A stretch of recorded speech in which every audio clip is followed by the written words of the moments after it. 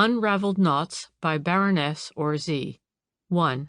The Mystery of the Khaki Tunic. Chapter 1.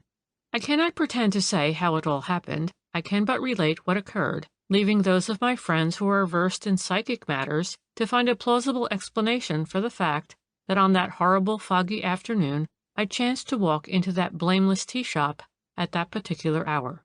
Now I had not been inside a tea shop for years, and I had practically ceased to think of the man in the corner, the weird, spook-like creature with the baggy trousers, the huge, horn-rimmed spectacles, and the thin, claw-like hands that went on fidgeting with a piece of string, tying it with nervy deliberation into innumerable and complicated knots. And yet, when I walked into that tea shop and saw him sitting in the corner by the fire, I was hardly conscious of surprise. But I did not think that he would recognize me. So I sat down at the next table to him, and when I thought that he was most intent on fidgeting with his piece of string, I stole surreptitious glances at him. The last 20 years seemed to have passed him by. He was just the same. His hair was of the same colorless, lank texture, and lay plastered across his bald, pointed cranium.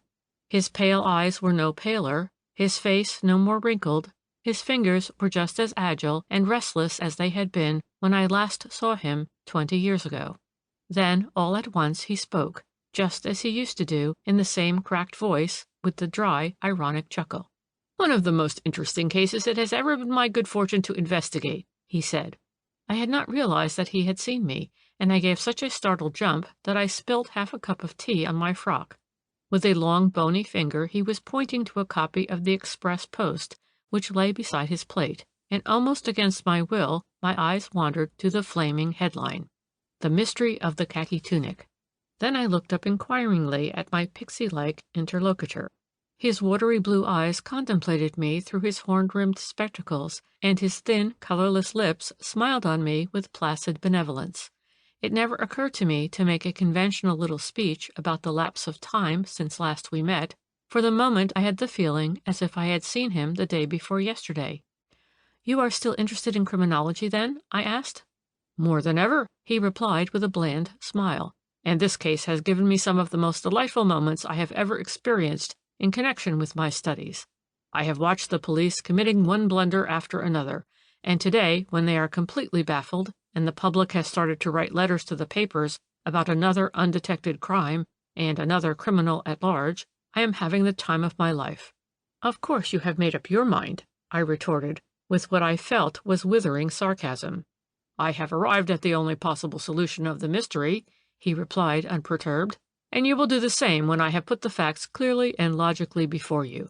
As for the police, let 'em flounder," he went on complacently. "For me it has been an exciting drama to watch from beginning to end. Every one of the characters in it stands out before me like a clear-cut cameo. There was Miss Mary Clark, a quiet, middle-aged woman who rented Hardacres from Lord Formere. She had taken the place soon after the armistice, and ran a poultry farm there on a small scale with the occasional assistance of her brother Arthur, an ex-officer in the East Gloucesters, a young man who had an excellent war record, but who seemed, like so many other young men of his kind, to have fallen into somewhat shiftless and lazy ways since the glorious peace. No doubt you know the geography of the place. The halfpenny papers have been full of maps and plans of Hardacres. It is rather a lonely house on the road between Langford and Barchester, about 3/4 of a mile from Mere village. Mere Court is another half-mile or so further on, the house hidden by clumps of stately trees, above which can be perceived the towers of Barchester Cathedral. Very little seems to have been known about Miss Clark in the neighborhood. She seemed to be fairly well-to-do, and undoubtedly a cut above the village folk, but equally obviously she did not belong to the county set, nor did she encourage visitors, not even the vicar. She seldom went to church, and neither went to parties nor ever asked anyone to tea. She did most of her shopping herself in Mere, and sold her poultry and eggs to Mr. Brooke, the local dealer, who served all the best houses for miles around. Every morning at 7 o'clock, a girl from the village named Emily Baker came in to do the housework at Hardacres, and left again after the midday dinner. Once a week regularly Miss Clark called at Mere Court, always on a Friday. She walked over in the afternoon, whatever the weather, brought a large basket of eggs with her, and was shown without ever being kept waiting straight into Lady Formere's sitting-room. The interview lasted about 10 minutes, sometimes more, and then she would be shown out again. Mind you, the funny creature went on glibly, and raising a long pointed finger to emphasize his words, no one seems to have thought that there was anything mysterious about Miss Clark. The fact that she kept herself to herself was not in itself a sign of anything odd about her. People, especially women, in outlying country districts often lead very self-centered, lonely lives. They arouse a certain amount of curiosity when they first arrive in the neighborhood, but after a while gossip dies out, if it is not fed, and the hermit's estrangements from village life is tacitly accepted. On the other hand, Miss Clark's brother Arthur was exceedingly gregarious. He was a crack tennis player and an excellent dancer, and these two accomplishments procured him the entree into the best houses in the county, houses which, before the war, when people were more fastidious in the choice of their guests, would no doubt have not been quite so freely opened to him. It was common gossip that Arthur was deeply in love with April St. Jude, Lord Formere's beautiful daughter by a previous marriage, but public opinion was unanimous in the assertion that there never could be any question of marriage between an extemporary gentleman without money or property of any kind and the society beauty who had been courted by some of the smartest and richest men in London. Nor did Arthur Clark enjoy the best of reputations in the neighborhood. He was over-fond of betting and loafing about the public houses of Barchester. People said that he might help his sister in the farm more than he did, seeing that he did not appear to have a sixpence of his own, and that she gave him bed and board. But as he was very good-looking and could make himself very agreeable if he chose, the women, at any rate, smiled at his misdeeds, and were content to call Arthur rather wild, but not really a bad boy. Then came the tragedy. On the 28th of December last, when Emily Baker came to work as usual, she was rather surprised not to see or hear Miss Clark moving about the place. As a rule, she was out in the yard by the time Emily arrived. The chickens would have had their hot mash, and the empty pans would have been left for Emily to wash up. But this morning, nothing. In the girl's own words, there was a creepy kind of lonely feeling about the house. She knew that Mr. Clark was not at home. The day before, the servants at Mere Court had their annual Christmas party, and Mr. Clark had been asked to help with the tree and to entertain the children. He had announced his intention of putting up afterwards at the Deanery Hotel for the night, a thing he was rather fond of doing whenever he was asked out to parties, and did not know what time he might be able to get away. Emily, when she arrived, had found the front door on the latch as usual. Therefore, she reflected, Miss Clark must have been downstairs and drawn the bolts. But where could she be now? Never, never would she have gone out before feeding her chickens. On such a cold morning, too. At this point, Emily gave up reflecting and proceeded to action. She went up to her mistress's room. It was empty, and the bed had not been slept in.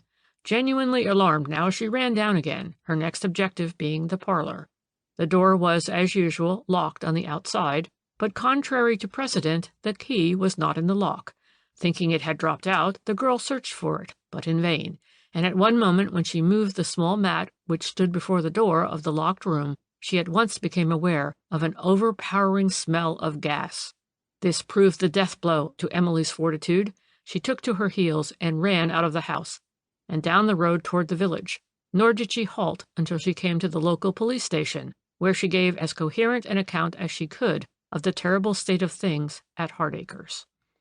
You will remember that when the police broke open the door of the parlor, the first thing they saw was the body of Miss Clark lying full length on the floor.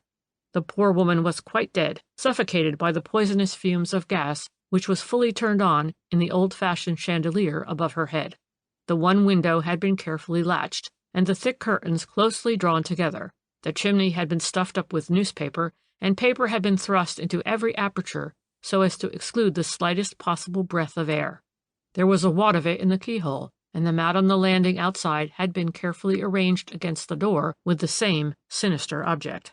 It was clearly a deliberate case of murder. The news spread like wildfire, and soon the entire neighborhood was gloating over a sensation the like of which had not come to its way for generations past. Chapter 2. The London evening papers got hold of the story for their noonday edition. The man in the corner went on after a slight pause. And I, with my passion for the enigmatical and the perplexing, made up my mind then and there to probe the mystery on my own account, because I knew well enough that this was just the sort of case which would send the county police blundering all over the wrong track. I arrived at Barchester on the Tuesday in time for the inquest, but nothing of much importance transpired that day. Medical evidence went to prove that the deceased had first been struck on the back of the head by some heavy instrument, a weighted stick or something of the sort, which had no doubt stunned her, but she actually died of gas poisoning, which she had inhaled in large quantities while she was half conscious. The medical officer went on to say that Miss Clark must have been dead 12 hours or more when he was called in by the police at about 8 o'clock in the morning. After this, a couple of neighbors testified to having seen Miss Clark at her front door at about 5:30 the previous evening. It was a very dark night, if you remember, and a thick Scotch mist was falling. When the neighbors went by, Miss Clark had apparently just introduced a visitor into her house. The gas was alight in the small hall, and they had vaguely perceived the outline of a man or woman, they could not swear which, in a huge coat, standing for a moment immediately behind Miss Clark. The neighbors also heard Miss Clark's voice speaking to her visitor, but what she said they could not distinguish. The weather was so atrocious that everyone who was abroad that night hurried along without taking much notice of what went on around. Evidence of a more or less formal character followed, and the inquest was then adjourned until the Friday, everyone going away with the feeling that sensational developments were already in the air. And the developments came tumbling in, thick and fast. To begin with, it appears that Arthur Clark, when first questioned by the police, had made a somewhat lame statement. "I was asked," he said, "to help with the servants' Christmas party at Mere Court. I walked over to Barchester at about 3 o'clock in the afternoon with my suitcase, as I was going to spend the night at the Deanery Hotel. I went on to Mere Court soon after 3:30 and stayed until past 7, after which I walked back to the Deanery, had some dinner, and went early to bed. I never knew that anything had happened to my sister until the police telephoned to me soon after 8 o'clock the next morning. And," he added, "that's all about it." But it certainly was not all about it, because several of the servants at Mere Court who were asked at what time Mr. Clark went away that night said that he must have gone very soon after 5 o'clock. They all finished their tea about that time, and then the gramophone was set going for dancing. They were quite sure that they had not seen Mr. Clark after that. On the other hand, Miss St. Jude said that the servants were mistaken. They were far too deeply engrossed in their own amusements to be at all reliable in their statements. As a matter of fact, Mr. Clark went away, as he said, at about 7 o'clock. She herself had danced with him most of the time, and said good night to him in the hall a few minutes after 7. Here was a neat little complication, do you see? A direct conflict of evidence at the very outset of this mysterious case. Can you wonder that amateur detectives already shrugged their shoulders and raised their eyebrows, declaring that the Honorable April St. Jude was obviously in love with Arthur Clark and was trying to shield him, well knowing that he had something to hide? Of course, the police themselves were very reticent, but even they could not stop people from gossiping. And gossip, I can assure you, had enough and to spare to feed on. At first, of course, the crime had seemed entirely motiveless. The deceased had not an enemy, or, as far as that goes, many acquaintances in the world. In the drawer of the desk in the parlor, the sum of £20 odd in notes and cash was found, and in a little box by the side of the money, poor Mary Clark's little bits of jewelry. But 24 hours later, no one could remain in doubt as to the assassin's purpose. You will remember that on the day following the adjourned inquest, there had arrived from the depths of Yorkshire an old sister of the deceased, a respectable spinster, to whom Arthur himself, it seems, had communicated the terrible news. She had come to Barchester for the funeral. This elder Miss Clark, Euphemia by name, though she could not say much that was informative, did at any rate throw light upon one dark passage in her sister's history. "For the past 4 years," she told the police, "my sister had an allowance of £4 a week from a member of the aristocracy. I did not know much about her affairs, but I do know that she had a packet of letters on which she set great store. What these letters were, I have not the slightest idea, nor do I know what Mary ultimately did with them. On one occasion, before she was actually settled at Hardacres, she met me in London and asked me to take care of this packet for her, and she told me then that they were very valuable.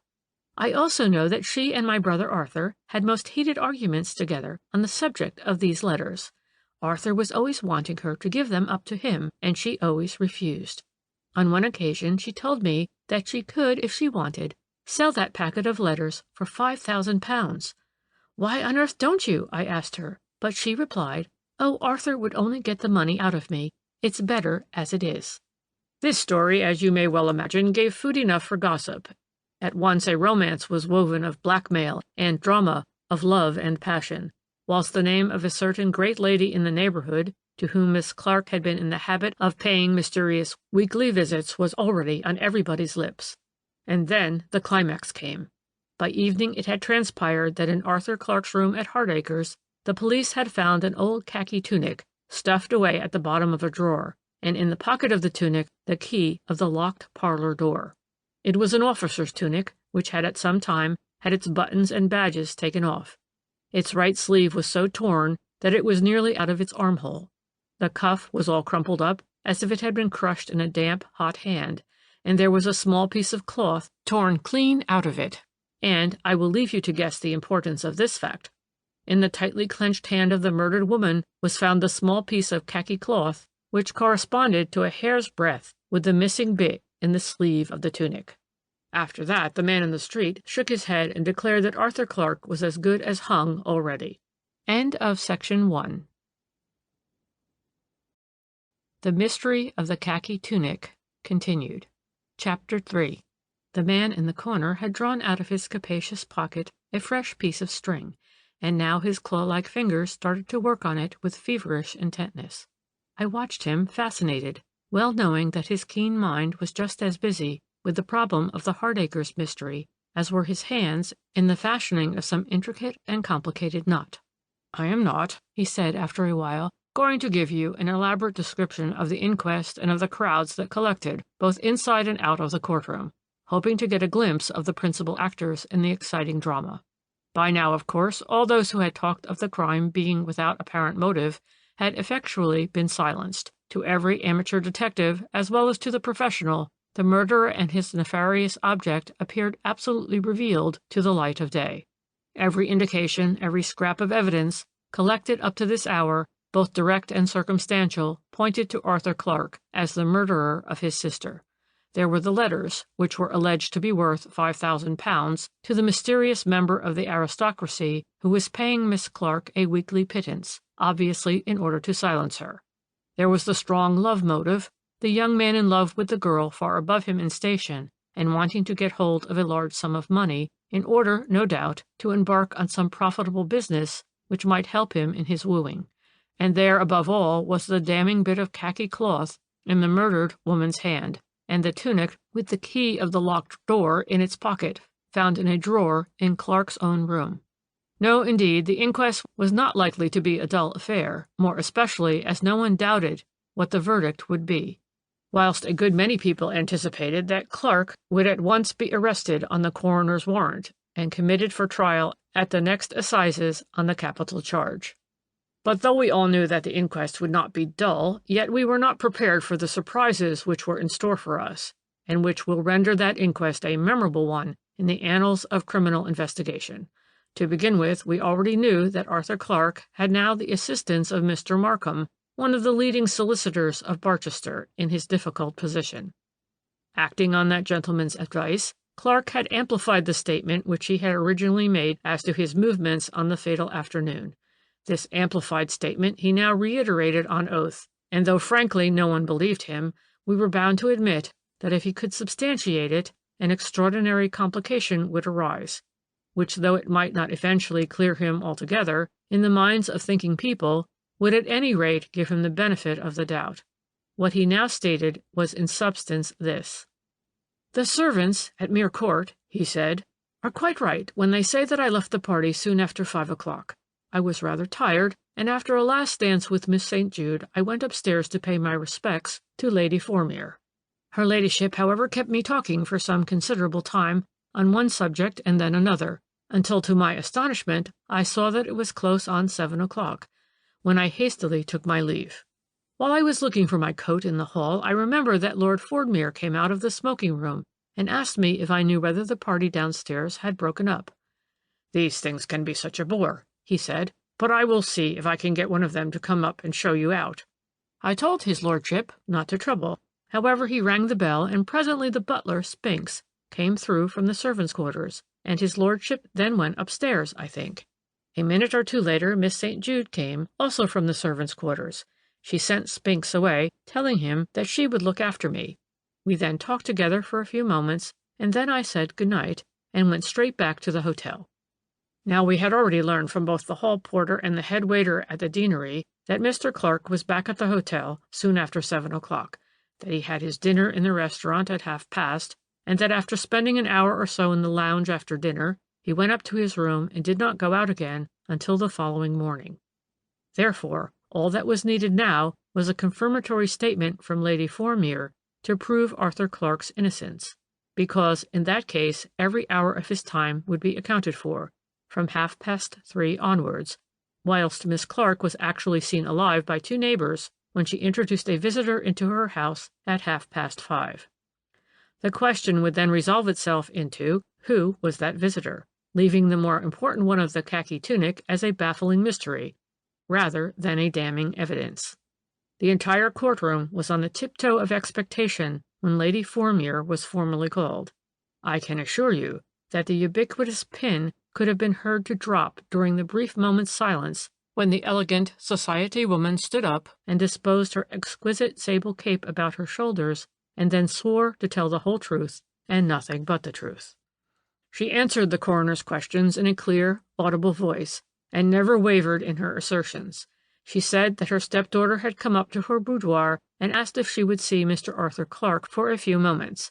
He had something very important to say to her.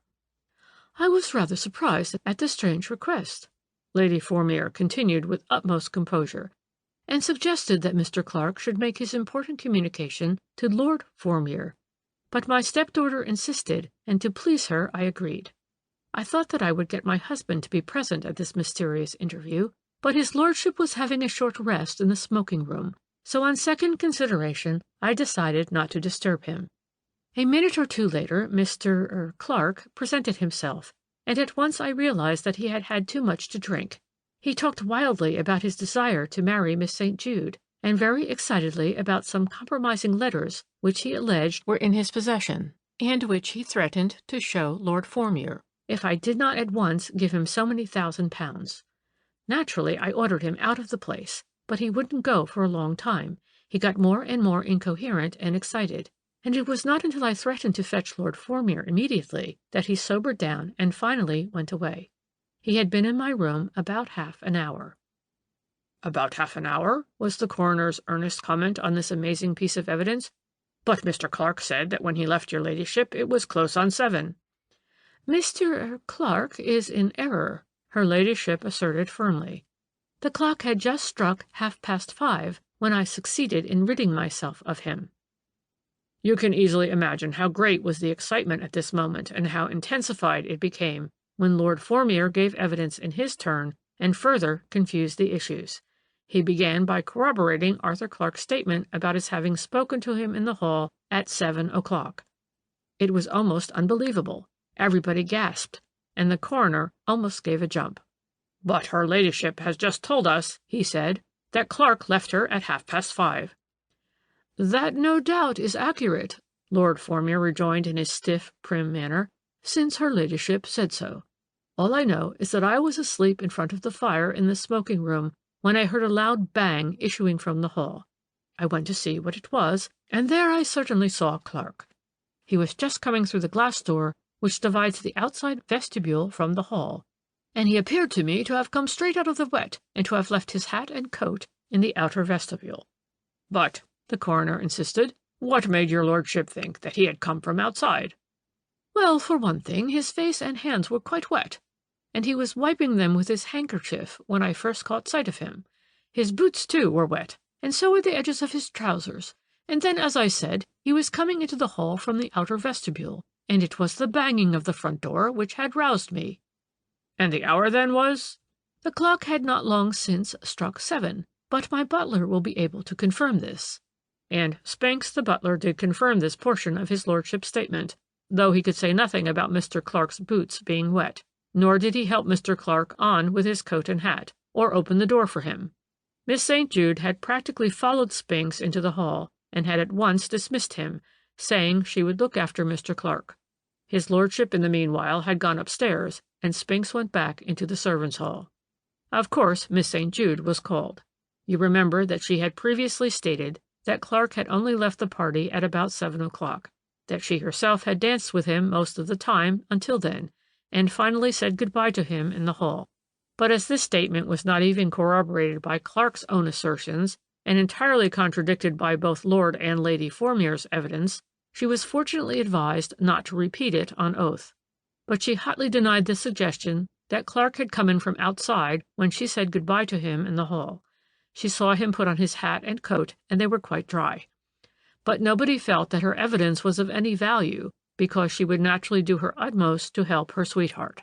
Finally, one of the most interesting moments in that memorable inquiry was reached when Lady Formere was recalled and asked to state what she knew of Miss Clark's antecedents. "Very little," she replied. "I only knew her in France when she worked under me in a hospital. I was very ill at one time, and she nursed me devotedly. Ever since that I helped her financially as much as I could." "You made her a weekly allowance?" her ladyship was asked. "Not exactly," she replied. "I just bought her eggs and poultry at a higher figure than she would get from anyone else." "Do you know anything about some letters that she thought were so valuable?" "Oh, yes," the lady replied with a kindly smile. "Mary had a collection of autograph letters which she had collected whilst she was nursing in France. Among them were some by Auguste and others by very distinguished personages. She had the idea that these were extraordinarily valuable."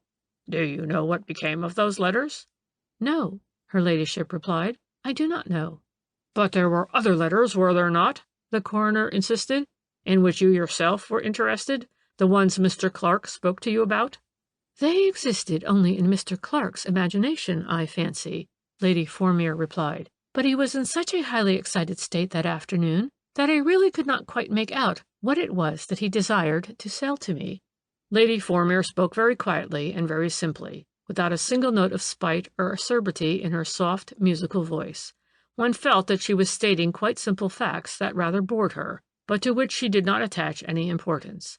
And later on Miss Euphemia Clark retold the story of the packet of letters and of the quarrels which the deceased and her brother had about them, and when the damning evidence of the khaki tunic stood out like an avenging nemesis pointing at the unfortunate young man, those in court who had imaginations positively saw, the hangman's rope tightening around his neck. Chapter 4. "And yet the verdict was one of wilful murder against some person or persons unknown," I said after a slight pause, waiting for the funny creature to take up his narrative again. "Yes," he replied. "Arthur Clark has been cleared of every suspicion. He left the court a free man.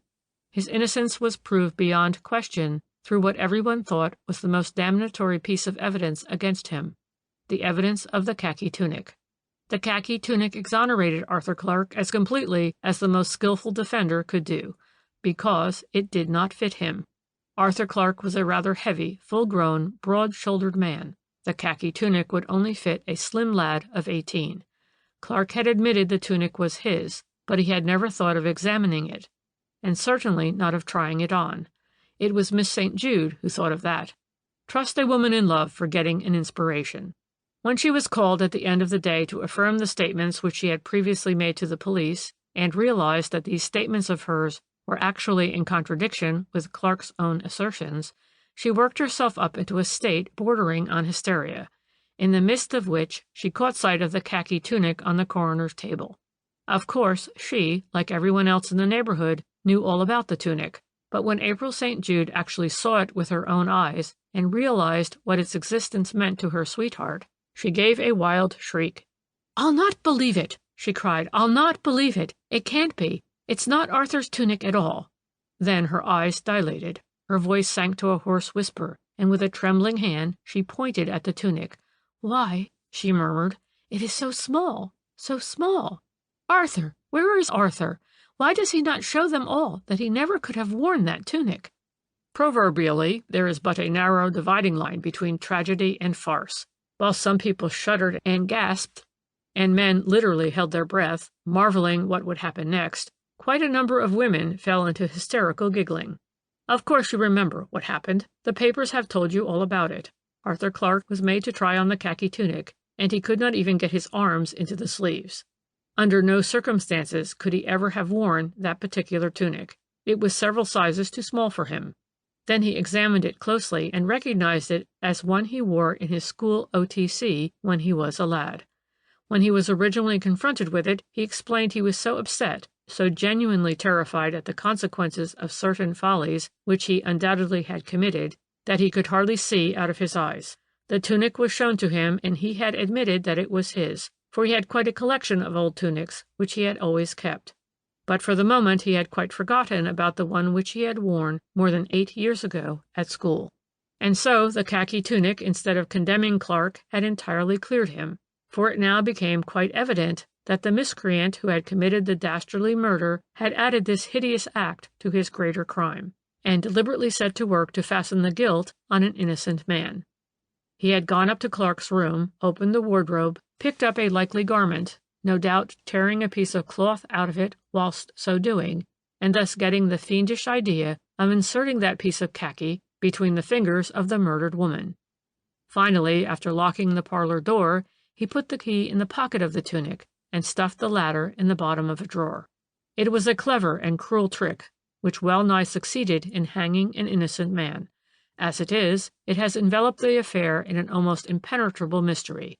I say almost, because I know who killed Miss Clark, even though the public has thrown out an erroneous conjecture.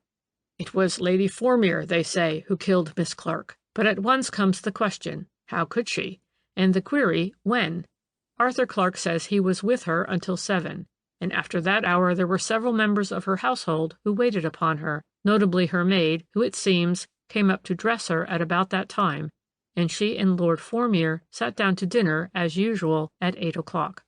That there had been 1 or 2 dark passages in Lady Formere's life prior to her marriage 4 years ago, and that Miss Clark was murdered for the sake of letters which were in some way connected with her ladyship, were the only actual undisputable facts in that mysterious case. That it was not Arthur Clark who killed his sister has been indubitably proved. That a great deal of evidence was contradictory everyone has admitted. And if the police does not act on certain suggestions which I have made to them, the Hardacres murder will remain a mystery to the public till the end of time. And what are these suggestions? I asked, without the slightest vestige of irony, for much against my will, the man's personality exercised a curious fascination over me. To keep an eye on Lord Formere, the funny creature replied with his dry chuckle, and see when and how he finally disposes of a wet coat, a dripping hat, and soaked boots, which he has succeeded in keeping concealed somewhere in the smoking room, away from the prying eyes even of his own valet. You mean? I asked with an involuntary gasp. Yes, he replied. I mean that it was Lord Formere who murdered Miss Clark, for the sake of those letters which apparently contained matter which was highly compromising to his wife. Everything to my mind points to him as the murderer. Whether he knew all along of the existence of the compromising letters, or whether he first knew of this through the conversation between her ladyship and Clark the day of the servants' party, it is impossible to say. Certain it is that he did overhear that conversation, and that he made up his mind to end the impossible situation then and there, and to put a stop once and for all to any further attempt at blackmail. It was easy enough for him on that day to pass in and out of the house unperceived. No doubt his primary object in going to Hardacres was to purchase the letters from Miss Clark. Money down, perhaps she proved obstinate, perhaps he merely thought that dead men tell no tales. This we shall never know. After the hideous deed, which must have revolted his otherwise fastidious senses, he must have become conscious of an overwhelming hatred for the man who had, as it were, pushed him into crime, and my belief is that the elaborate mise en scène of the khaki tunic, and the circumstantial lie that when he came out of the smoking room Arthur Clark had obviously just come in from outside, was invented not so much with the object of averting any suspicion from himself, as with the passionate desire to be revenged on Clark. Think it over, the man in the corner concluded as he stuffed his beloved bit of string into his capacious pocket. Time, opportunity, motive, all are in favor of my theory, so do not be surprised if the early editions of tomorrow's evening papers contain the final sensation in this interesting case. He was gone before I could say another word, and all that I saw of him was his spook-like figure disappearing through the swing door. There was no one now in the place, so a moment or two later, I too paid my bill and went away. Chapter 5. The man in the corner proved to be right in the end. At 11 o'clock the next morning, the street corners were full of newspaper placards with the flaring headlines, "Sudden Death of Lord Formere." It was reported that on the previous evening his lordship was examining a new automatic which he had just bought and explaining the mechanism to his valet. At one moment he actually made the remark, "It is all right, it isn't loaded." But apparently there was one cartridge left in one of the chambers. His lordship, it seems, was looking straight down the barrel, and his finger must accidentally have touched the trigger. Anyway, according to the valet's story, there was a sudden explosion, and Lord Formere fell shot right between the eyes. The verdict at the inquest was, of course, one of accidental death, the coroner and jury expressing the greatest possible sympathy with Lady Formere and Miss St. Jude. It was only subsequently that one or two facts came to light, which appeared obscure and unimportant to the man in the street, but which for me, in the light of my conversation with the man in the corner, bore earnest significance. It seems that an hour or two before the accident, the chief superintendent of police had called with two constables at Mere Court, and was closeted for a considerable time with Lord Formere in the smoking room. And Spinks, the butler, who subsequently let the three men out, noticed that one of the constables was carrying a coat and a hat, which Spinks knew were old ones belonging to his lordship. Then I knew that the funny creature in the loud check tweeds and baggy trousers had found the true solution of the Hardacres mystery. Oh, and you wish to know what was the sequel to the pretty love story between April St. Jude and Arthur Clark?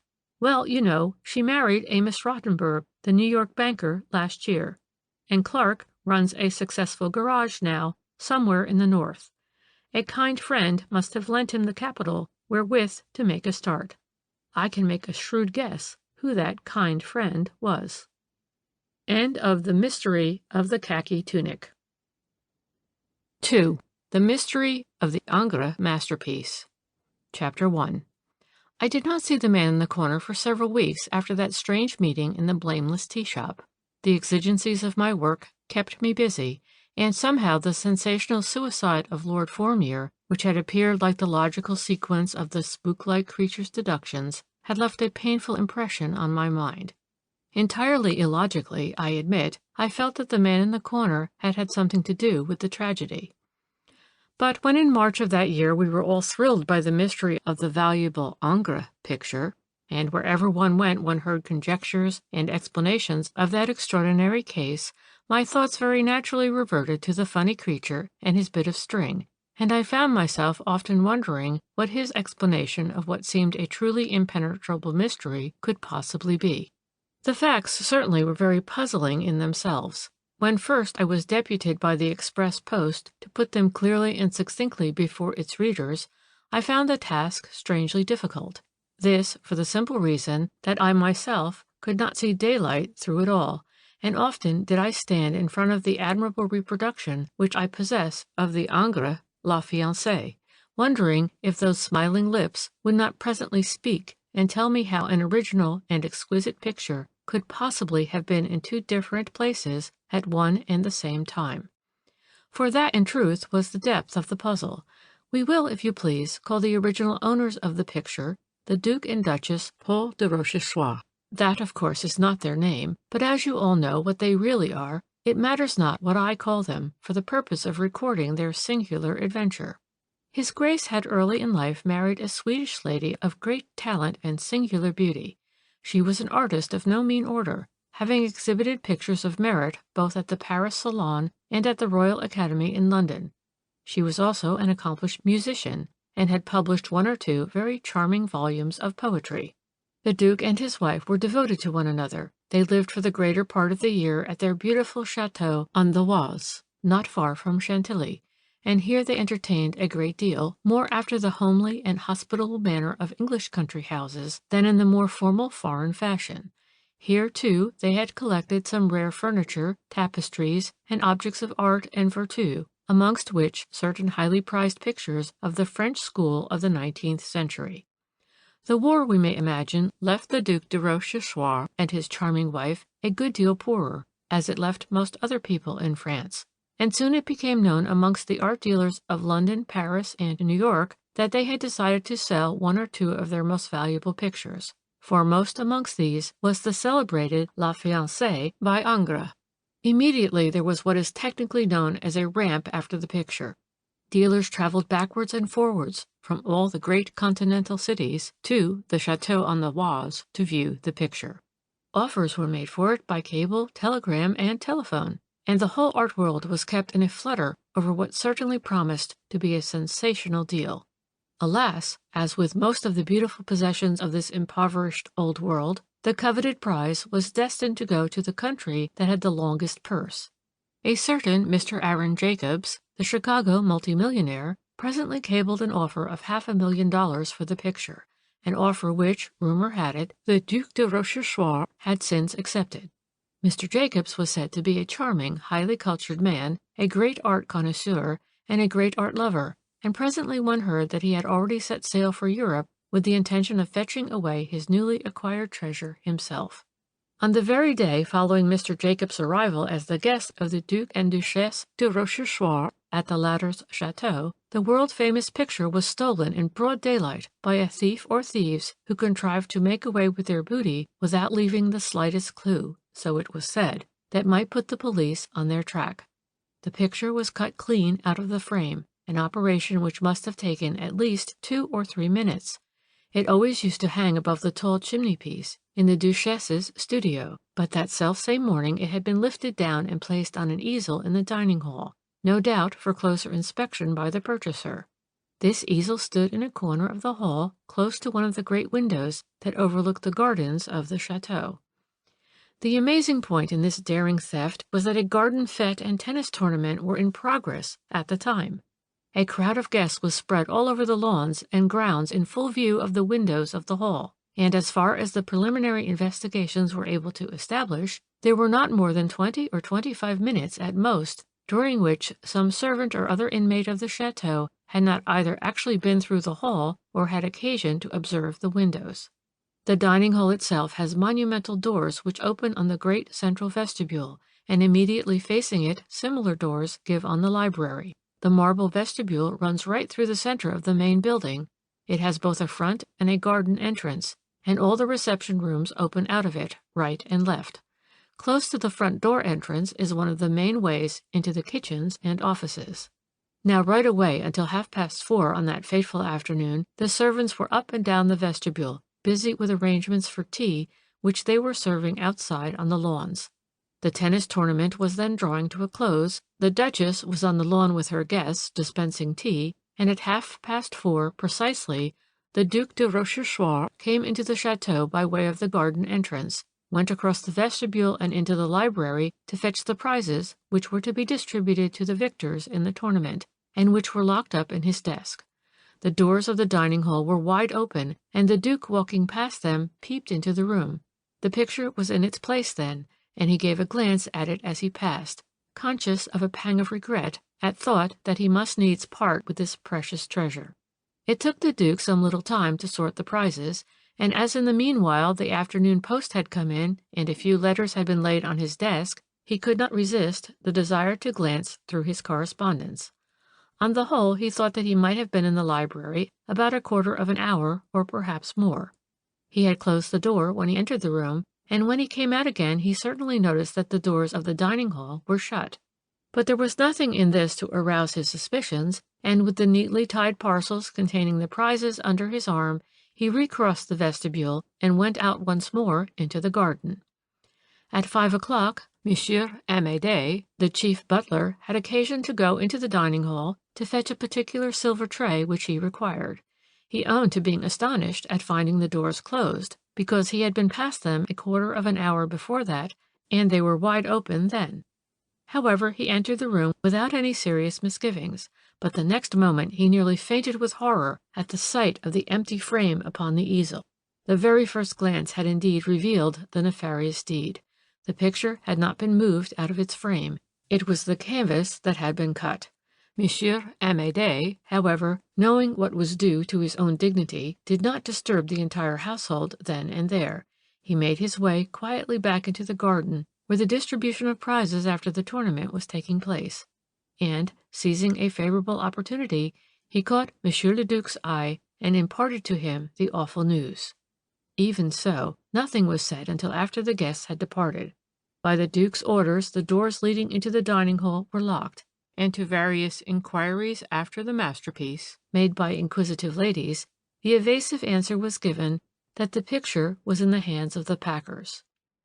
There remained the house party, which of course included Mr. Aaron Jacobs. There were also several ladies and gentlemen staying at the chateau, and before they all went up to their rooms to dress for dinner, they were told what had happened.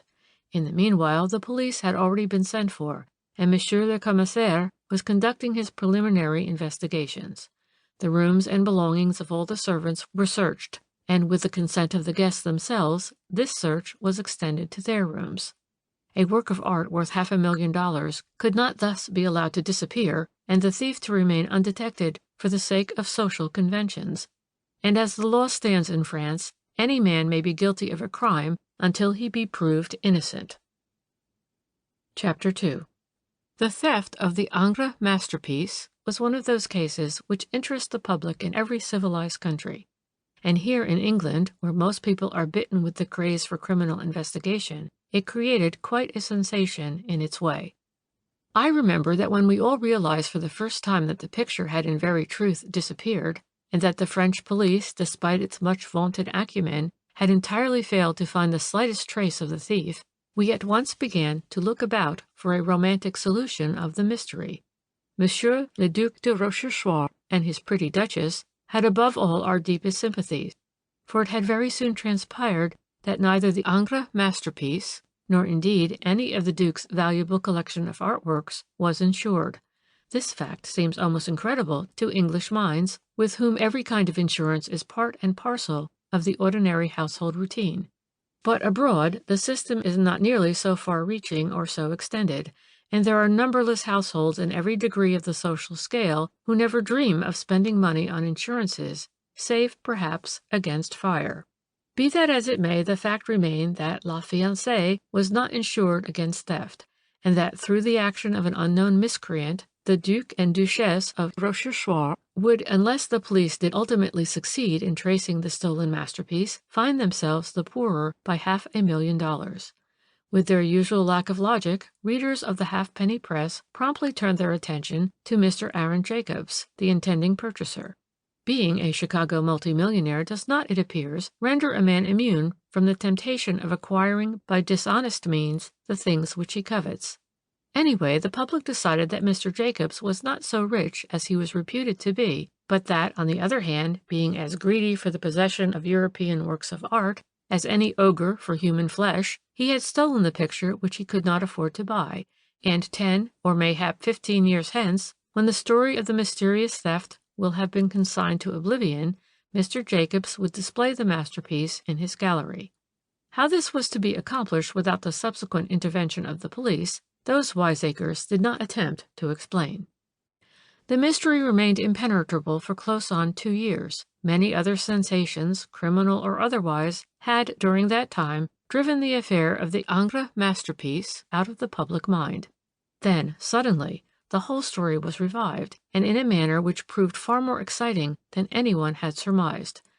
It was linked, though the European public did not know this, with the death in July 1919 of Charles B. Tupper, the head of one of the greatest cinematograph organizations in the States, a man who for the past few years had controlled over 2,000 theaters and had made millions in his day.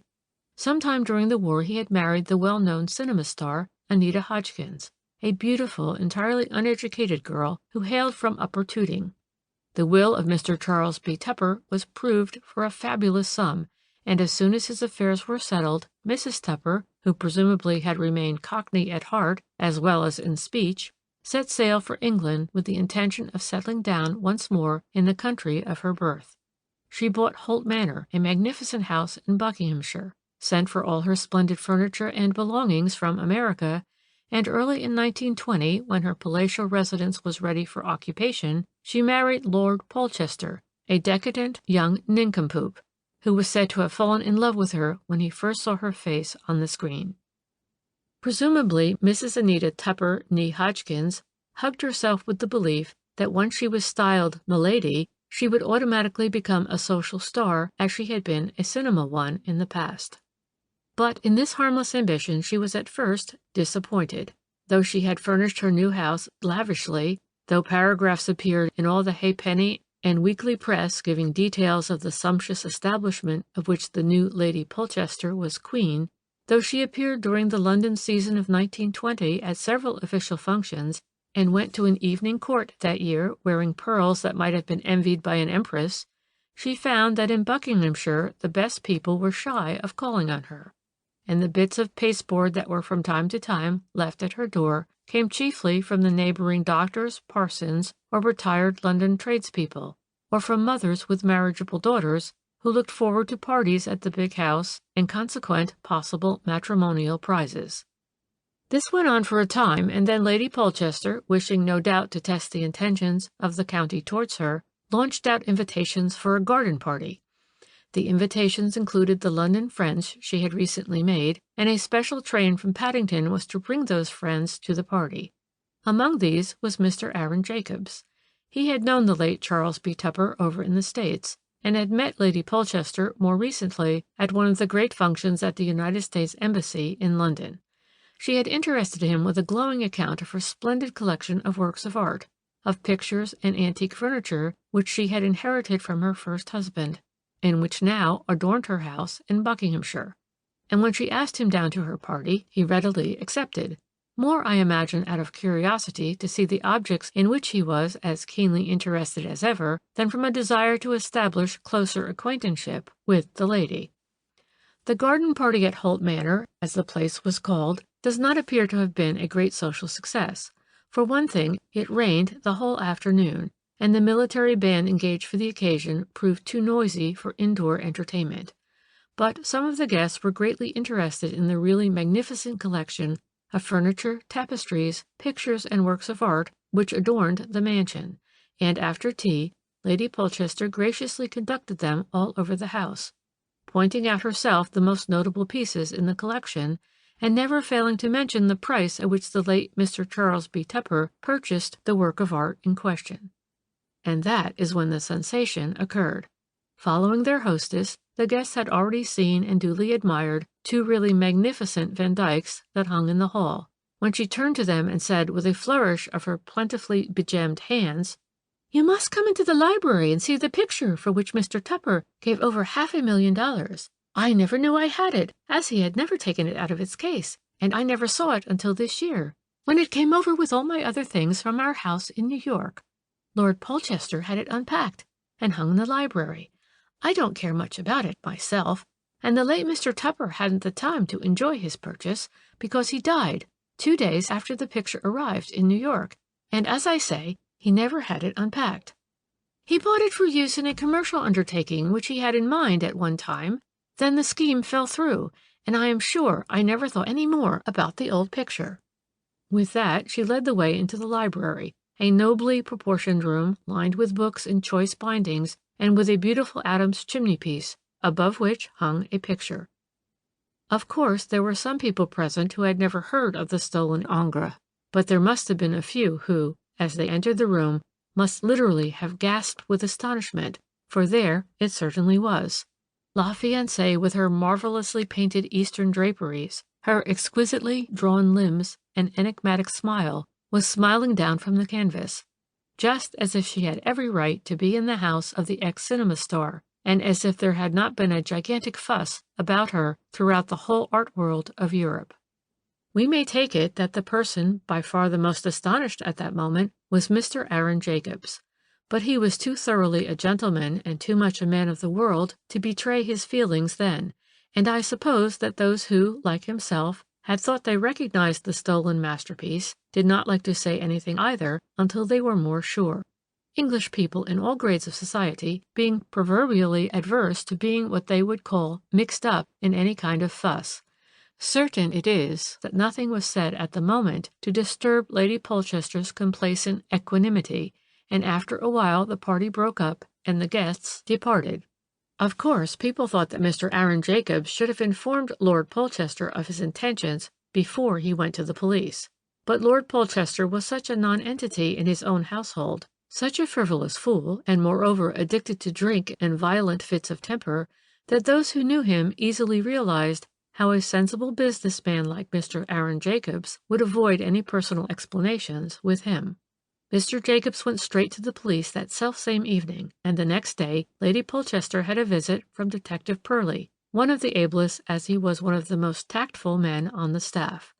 But indeed he had need of all his tact in face of the infuriated cinema star when that lady realized the object of his visit. "How dared they come and ask her such impertinent questions?" she stormed. "Did they imagine she had stolen a beastly picture which she would as soon throw on the dust heap as look at again? She who could buy up all the pictures in any gallery and not feel the pinch?" And so on and so on. The unfortunate Purley had a very unpleasant quarter of an hour, but after a while he succeeded in pacifying the irate lady and got her to listen calmly to what he had to say. He managed to make her understand that without casting the slightest aspersion upon her honorability or that of the late Charles B. Tupper, there was no getting away from the fact that the picture now hanging in the library of Holt Manor was the property of the Duc de Rochechouart, from whose house in France it was stolen over 2 years before. To be quite accurate, it was stolen on July 25th, 1919. "Then," retorted the lady, by no means convinced or mollified, "I can prove you all to be liars, for the late Mr. Charles B. Tupper bought the old thing long before that. He had been on the Continent in the spring of 1919 and landed in New York again on May 18th. He told me then he had made some interesting purchases in Europe. Amongst them there was a picture for which he had paid $500,000. I scolded him about it, as I thought he was throwing his money away on such stuff, but he said that he wanted to make use of the picture for some wonderful advertising scheme he had in his mind, so I said no more about it. But that is the picture you say was stolen from some duke or other in July, when I tell you that it had been shipped for New York a month at least before that." Perhaps at this point Detective Purley failed to conceal altogether a slight look of incredulity, for Lady Polchester turned on him once more like a fury. "So you still think I stole the dirty old picture, do you?" she cried, using further language that is quite unprintable. "And you think that I am such a ninny, and that I would give it up simply because you're trying to bully me? But I won't, so there. I can prove the truth of every word I say, and I don't care if I have to spend another $1,000,000 to put your old duke in prison for talking such rot about me." Once again Purley's tact had to come into play, and after a while he succeeded in soothing the lady's outraged feelings. With infinite patience he gradually got her to view the matter more calmly, and above all not to look upon him as an enemy, but as a friend whose one desire was to throw light upon what certainly seemed an extraordinary mystery. "Very well, then," she said after a while, "I'll tell you all I can. I don't know when the picture was shipped from Europe, but I do know that a case addressed to Mr. Charles B. Tupper and marked valuable picture with great care was delivered at our house in New York on July 18th. I can't mistake the date because Mr. Tupper was already very ill when the case arrived, and he died 2 days later, that is, on July 20th, 1919. That you can ascertain easily enough, can't you?" Lady Purley added tartly. Then, as Purley offered no comment, she went on more quietly. "That's all right, then. Now let me tell you that the case containing this picture was in my house 2 days before Mr. Tupper died, and that I never had it undone until a couple of months ago, here in this house. I had it shipped from New York, not along with all my things, but by itself, and there is the lawyer over there, Mr. George F. Topham, who can tell you all about the case. I was too upset, what with Mr. Tupper's illness and then his death, and the will and the whole bag of tricks to trouble much about it myself, but I told the lawyer that it contained a picture for which Mr. Tupper had paid $500,000, and it was put down for probate for that amount. The lawyer took charge of the old thing, and he can swear, and lots of people over in the States can swear, that the case was never undone, and the shipping company can swear that it never was touched whilst it was in their charge. They delivered it here, and their men opened the case for us and helped us to hang the picture. And now," concluded Lady Polchester, not because she had nothing more to say, but presumably because she was out of breath. "Now perhaps you'll tell me how a picture which was over in New York on the 18th of July can have been stolen from France on the 25th. And if you can't tell me that, then I'll trouble you to clear out of my house, for I've no use for nosy Parkers about the place." The unfortunate Pearlie had certainly, by all accounts, rather a rough time of it with the lady, nor could he arrive at any satisfactory arrangement with her. Needless to say that she absolutely refused to give up the picture unless she were forced to do so by law, and even then, she dared say, she could make it very unpleasant for some people. End of section 3. The Mystery of the Ingres Masterpiece continued. Chapter 3. The next event of any importance in this extraordinary case was the action brought by the Duc and Duchesse de Rochechouart here in England against Lady Polchester for illegal detention of their property. It very soon transpired that several witnesses had come over from the States in order to corroborate the lady's assertions with regard to her rightful ownership of the picture, and the public was once more on the tiptoe of expectation. The case came on for hearing in March and only lasted 2 days. The picture was in court and was identified first by the Duc and the Duchesse de Rochechouart, and then by 2 or 3 experts as the genuine work of Ingres, la fiancée, known throughout the entire art world as having been purchased by the Duc's grandfather from the artist himself in 1850, and having been in the possession of the family uninterruptedly ever since. The Duc himself had last seen it in his own chateau at 4:30 on the afternoon of July 25th, 1919. A well-known peculiarity about the masterpiece was that it had originally been painted on a somewhat larger canvas, and that the artist himself, at the request of the original purchaser, had it cut smaller and restrained on a smaller stretcher. This alteration was, of course, distinctly visible on the picture. The frame was new. It was immediately purchased by Lady Polchester recently. When the picture came into her possession, it was unframed. On that lady's behalf, on the other hand, there was a formidable array of witnesses, foremost amongst these being Mr. Anthony Kleeberger, who was the late Charles B. Tupper's secretary and manager. He was the first to throw some light on the original transaction whereby la fiancée first came into his employer's possession. "Mr. Tupper," he explained, "was the inventor of a new process of color photography which he desired to test and then to advertise all over the world by means of reproduction from some world-famous masterpiece, and when during the spring of 1919 I accompanied him to Europe, one of the objects which he had in mind was the purchase of a picture suitable for his purpose. It pretty soon was known all over the art world of the continent what we were after, and that Mr. Tupper was prepared to pay a big price for his choice. You would be surprised if I were to tell you of some of the offers we had in Vienna, in London, even in Rome.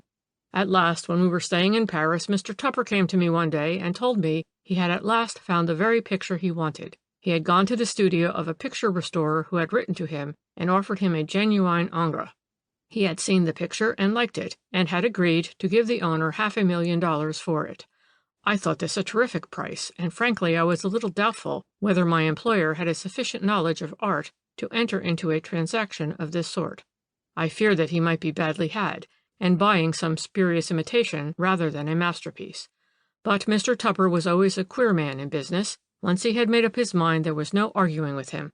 I liked the picture, was all that he ever said to me in response to some timid suggestion on my part that he should seek expert advice.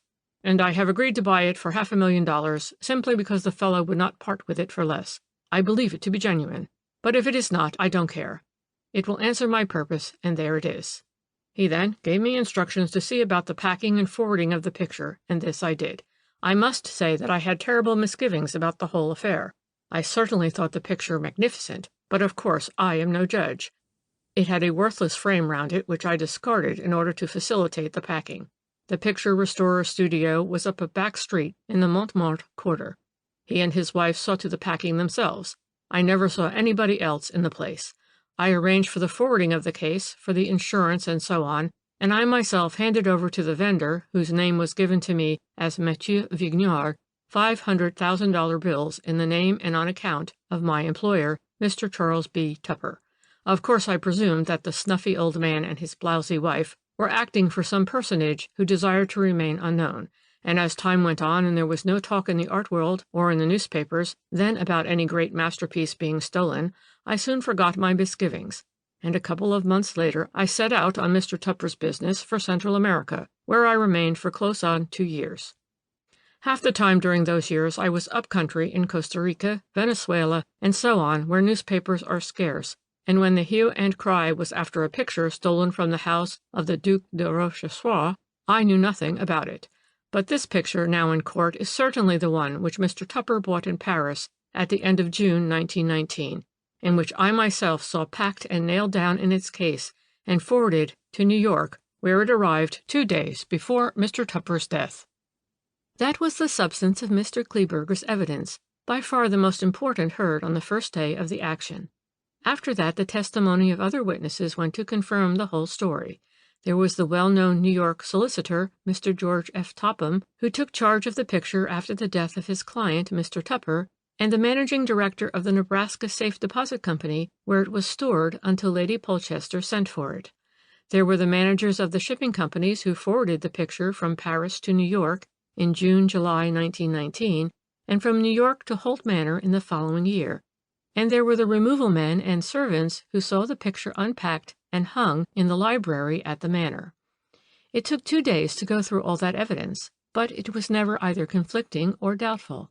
Yet the one supreme, mysterious contradiction remained, namely, that the picture now in court, the wonderful Ingres masterpiece, was bought by Mr. Tupper in Paris in June 1919, and then and there shipped over by him to New York, and that, nevertheless, it was stated never to have left the Duc de Rochechouart's possession from the day when his grandfather bought it more than 70 years ago until that memorable 25th of July, 1919, when it was stolen on the very day it was about to pass into the possession of Mr. Aaron Jacobs. One felt one's head reeling when one thought out this amazing puzzle, and the decision of the learned judge was awaited with palpitating curiosity. But after the second day of the action, just before it was adjourned, counsel on both sides were able to announce that their respective clients had come to an exceedingly satisfactory arrangement. All aspersions as to the honorability of the late Charles B. Tupper or of Lady Polchester would be publicly withdrawn, and a notice to that effect would appear in all the leading newspapers of London, Paris, and New York. And Lady Polchester would now remain in undisputed possession of the Ingres masterpiece, having paid its rightful owner, the Duc de Rochechouart, the sum of £120,000 for it. So both parties, we may take it, were completely satisfied. At one time it looked as if the unfortunate Duke would be done both out of his picture and out of the money, and another as if Lady Polchester would be so defrauded. But now all was well, and the learned judge declared himself pleased with the agreement. Not so the public, who were left to face a mystery which everyone felt would never now be cleared up. I, for one, felt completely at sea, so much so indeed that my thoughts instinctively flew to the curious creature in the blameless tea-shop, who I felt sure would have a theory of his own which would account for what was puzzling us all. And a day or two later I saw him weaving a fantastic design of knots in a piece of string. He knew that I wished to hear his explanation of the mystery of the Ingres masterpiece, but he kept me on tenterhooks for some time, wearing at my patience with his sharp, sarcastic comments. "Do you admit," he asked me at one time, with his exasperating chuckle, "that the Ingres masterpiece could have been in 2 places at one and the same time?" "No, of course," I replied. "I do not admit such nonsense." "Very well, then," he resumed. "What is the logical conclusion?" "That there were 2 pictures," I said coldly.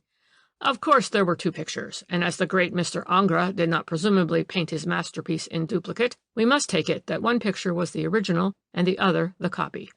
Now it was my turn to grow sarcastic, and I retorted dryly, "Having done that, we are no nearer a solution of the mystery than we were before."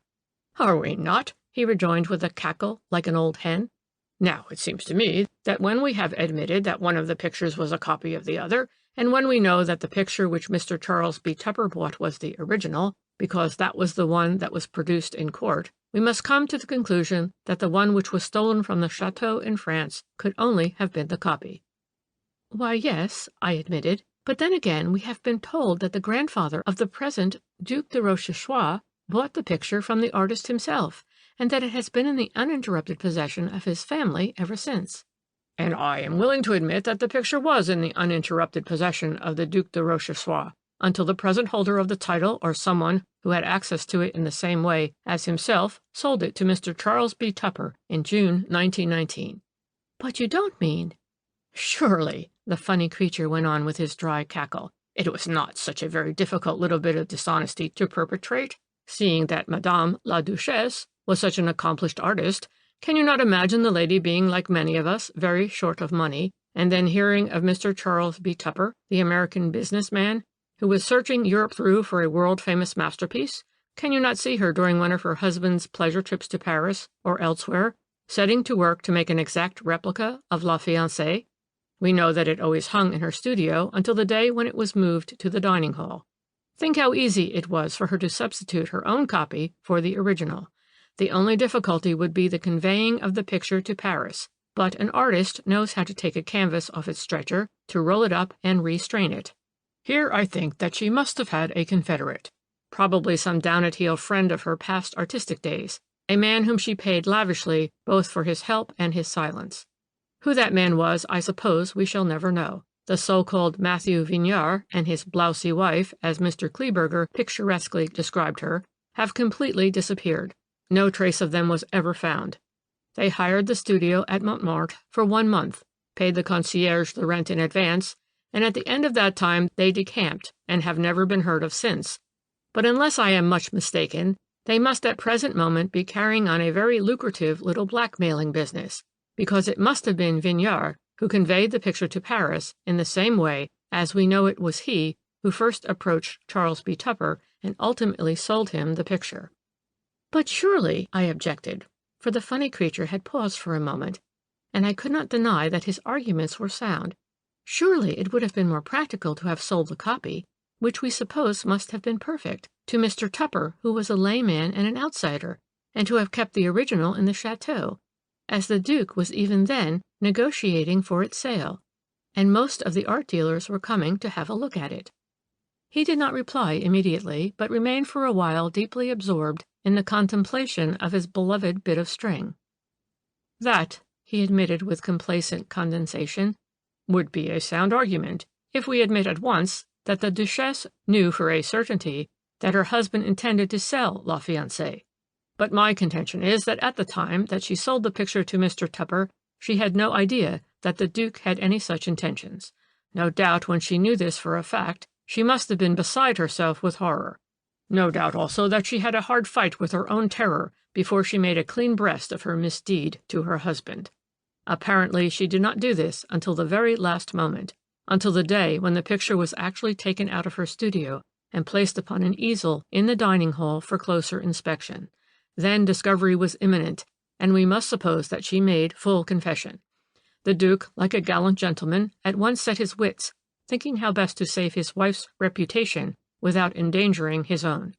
To have admitted to Mr. Aaron Jacobs and to the other experts and art dealers who had come to see the masterpiece that a Duc de Rochechouart was trying to sell a spurious imitation whilst already having disposed of the original was of course unthinkable. And thus the idea presented itself to their graces that the copy must be made to disappear effectually. A favorable circumstance for the success of this scheme was the garden fête, which was to take place that afternoon, when the house would be full of guests, of strangers, and of servants, when surveillance would be slack, and the comings and goings of the master of the house would easily pass unperceived. The Duke, in my opinion, chose the 1/4 of an hour when he was alone in the house to cut the picture out of its frame. He then hid the canvas sufficiently skillfully that it was never found. Probably he thought at the time that there the matter would end, but equally probably he never gave the future another thought. His own position was unassailable, seeing he was not insured against loss, and it was the present alone that mattered, the fact that a Duc de Rochechouart was trying to sell a spurious picture for $500,000.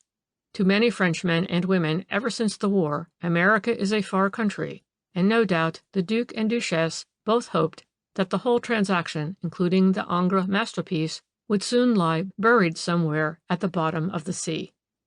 Fate and Lady Polchester proved too strong for them. They ordained that La Fiancée should be brought back to Europe, and that the whole of its exciting history be revived. But fate proved kind in the end, and I think that you will agree with me that two such daring and resourceful adventurers as their graces deserve the extra $500,000 which, thanks to Lady Polchester's generosity or ostentation, they got so unexpectedly. Soon afterwards you will remember that the Duc and Duchesse de Rochechouart sold their chateau on the Oise, together with the bulk of their collection of pictures and furniture. They now live in Sweden, I understand, where the Duchesse has many friends and relations, and where the law of libel will not trouble you much if you publish my deductions in your valuable magazine. Think it out, the man in the corner concluded glibly, and from every point of view, and you will see that there is not a single flaw in my argument. I have given you the only possible solution of the mystery of the Ingres masterpiece. You may be right, I murmured thoughtfully. I know I am, he answered dryly. End of section 4.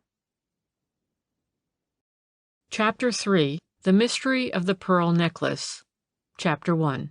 The man in the corner had a very curious theory about that mysterious affair of the pearl necklace, and though it all occurred a few years ago, I am tempted to put his deductions down on record, because, as far as I know, neither the police of this or any other country, nor the public, have ever found a satisfactory solution for what was undoubtedly a strange and mystifying adventure. I remembered the case quite well when first he spoke to me about it one afternoon in what had become my favorite tea haunt in Fleet Street. The only thing I was not quite certain of was the identity of the august personage to whom the pearl necklace was to be presented. I do know, of course, that she belonged to one of the reigning families of Europe, and that she had been an active and somewhat hot-headed and bitter opponent of the communist movement in her own country, in consequence of which both she and her exalted husband had been the object of more than one murderous attack by the other side. It was on the occasion of the august lady's most miraculous escape from a peculiarly well-planned and brutal assault that a number of ladies in England subscribed the sum of £15,000 for the purchase of an exquisite pearl necklace to be presented to her as a congratulatory gift. Rightly or wrongly, the donors of this princely gift feared that a certain well-known political organization on the continent would strive by every means in its power, fair or foul, to prevent this token of English goodwill from reaching the recipient. And also, as it chanced to happen, there had been during the past few months a large number of thefts of valuables on continental railways, and it became a question who should be entrusted by the committee of subscribers with the perilous task of taking the necklace over for presentation. The trouble being further enhanced by the fact that in those days the insurance companies barred 1 or 2 European countries from their comprehensive policies against theft and petty larceny, and that it was to one of those countries, thus barred, that the bearer of the £15,000 necklace would have to journey. Imagine the excitement, the anxiety, which reigned in the hearts of thousands of middle-class English women who had subscribed their mite towards the gift. Their committee sat behind closed doors discussing the claims of various volunteers who were ready to undertake the journey. These worthy folk were quite convinced that certain well-known leaders of anarchical organizations would be on the lookout for the booty and would have special facilities for the theft of it at the frontier during the course of those endless customs and passport formalities for which that particular country was ever famous. Finally, the committee's choice fell upon a certain Captain Arthur Saunders, nephew of Sir Montague Bowden, who was chairman of the Ladies' Committee. Captain Saunders had, it seemed, travelled abroad a great deal, and his wife was foreign, Swedish, so it was understood. It was thought that if he went abroad now in the company of his wife, the object of their journey might be thought to be a visit to Mrs. Saunders' relations, and the conveying of the pearl necklace to its destination might thus remain more or less a secret. The choice was approved by all of the subscribers, and it was decided that Captain and Mrs. Saunders should start by the 10 a.m. train for Paris on the 16th of March. Captain Saunders was to call the previous afternoon at a certain bank in Charing Cross where the necklace was deposited, and there receive it as an almost sacred trust from the hands of the manager.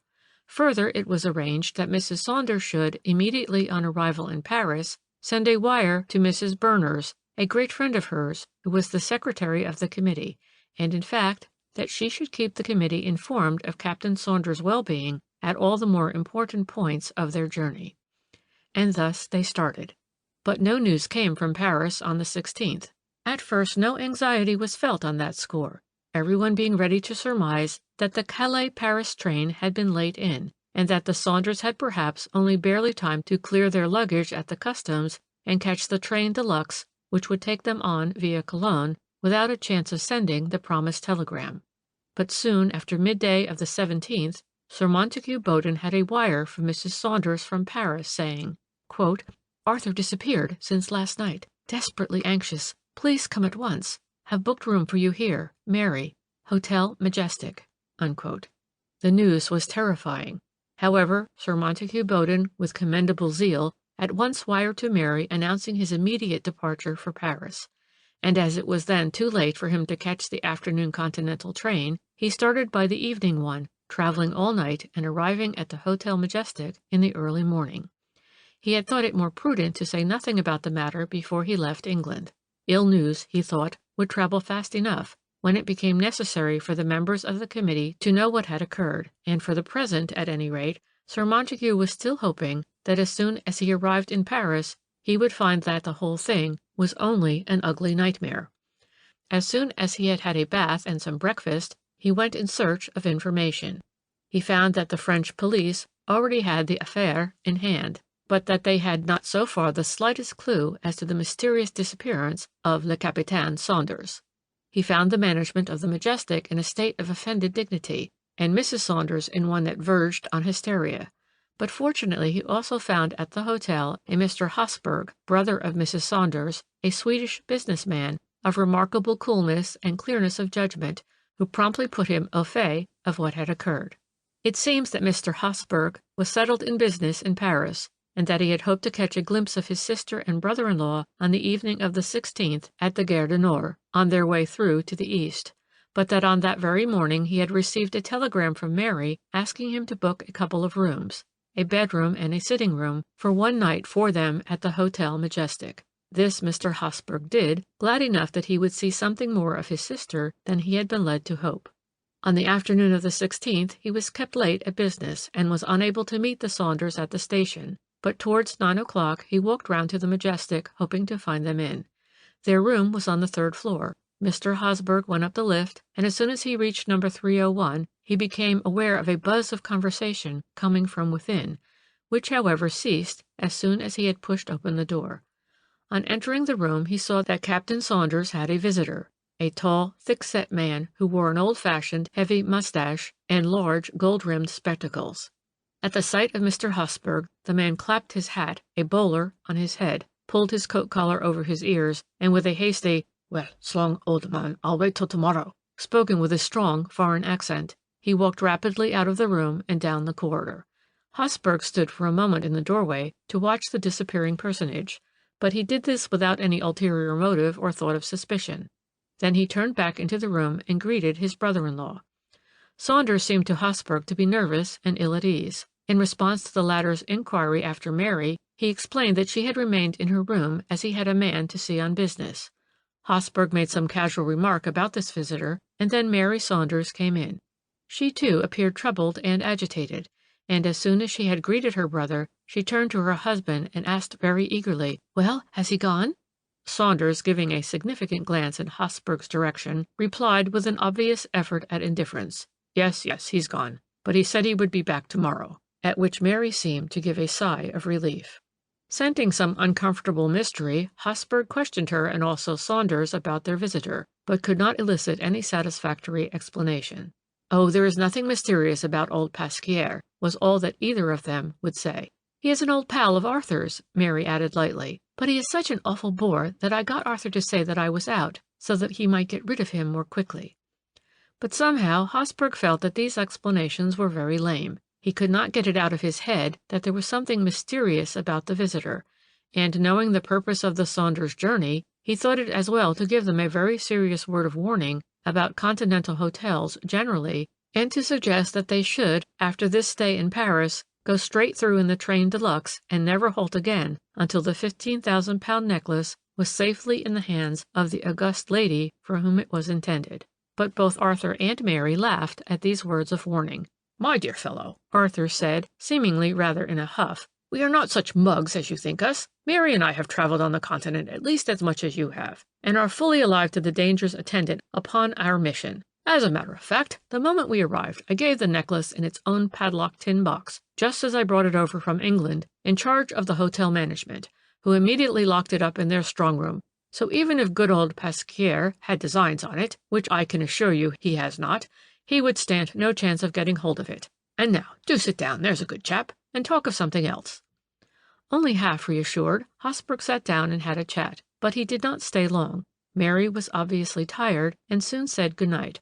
Arthur offered to accompany his brother-in-law to the latter's lodgings in the Rue de Monsigny. I would like to take a walk, he said, before going to bed. So the two men walked out together, and Hosbrook finally said good night to Arthur just outside his own lodgings. It was then close upon 10 o'clock. The little party had agreed to spend the next day together, as the train de luxe did not go until the evening, and Hosbrook had promised to take a holiday from business. Before going to bed, he attended to some urgent correspondence, and had just finished a letter when his telephone bell rang. To his horror, he heard his sister's voice, speaking in the greatest possible distress and anxiety. "Don't keep Arthur up so late, Herman," she said. "I am dog-tired, and can't go to sleep until he returns." "Arthur?" he replied. "But Arthur left me at my door 2 hours ago." "He has not returned," she insisted, "and I am getting anxious." "Of course you are, but he can't be long now. He must have turned into a café and forgot the time. Do ring me up as soon as he comes in." Unable to rest, however, and once more vaguely anxious, Hosbrook went hastily back to the Majestic. He found Mary nearly distracted with anxiety, and as he himself felt anything but reassured, he did not know how to comfort her. At one time he went down into the hall to ascertain whether anything was known in the hotel about Saunders' movements earlier in the evening, but at this hour of the night there was only the night porter and the watchman about, and they knew nothing of what had occurred before they came on duty.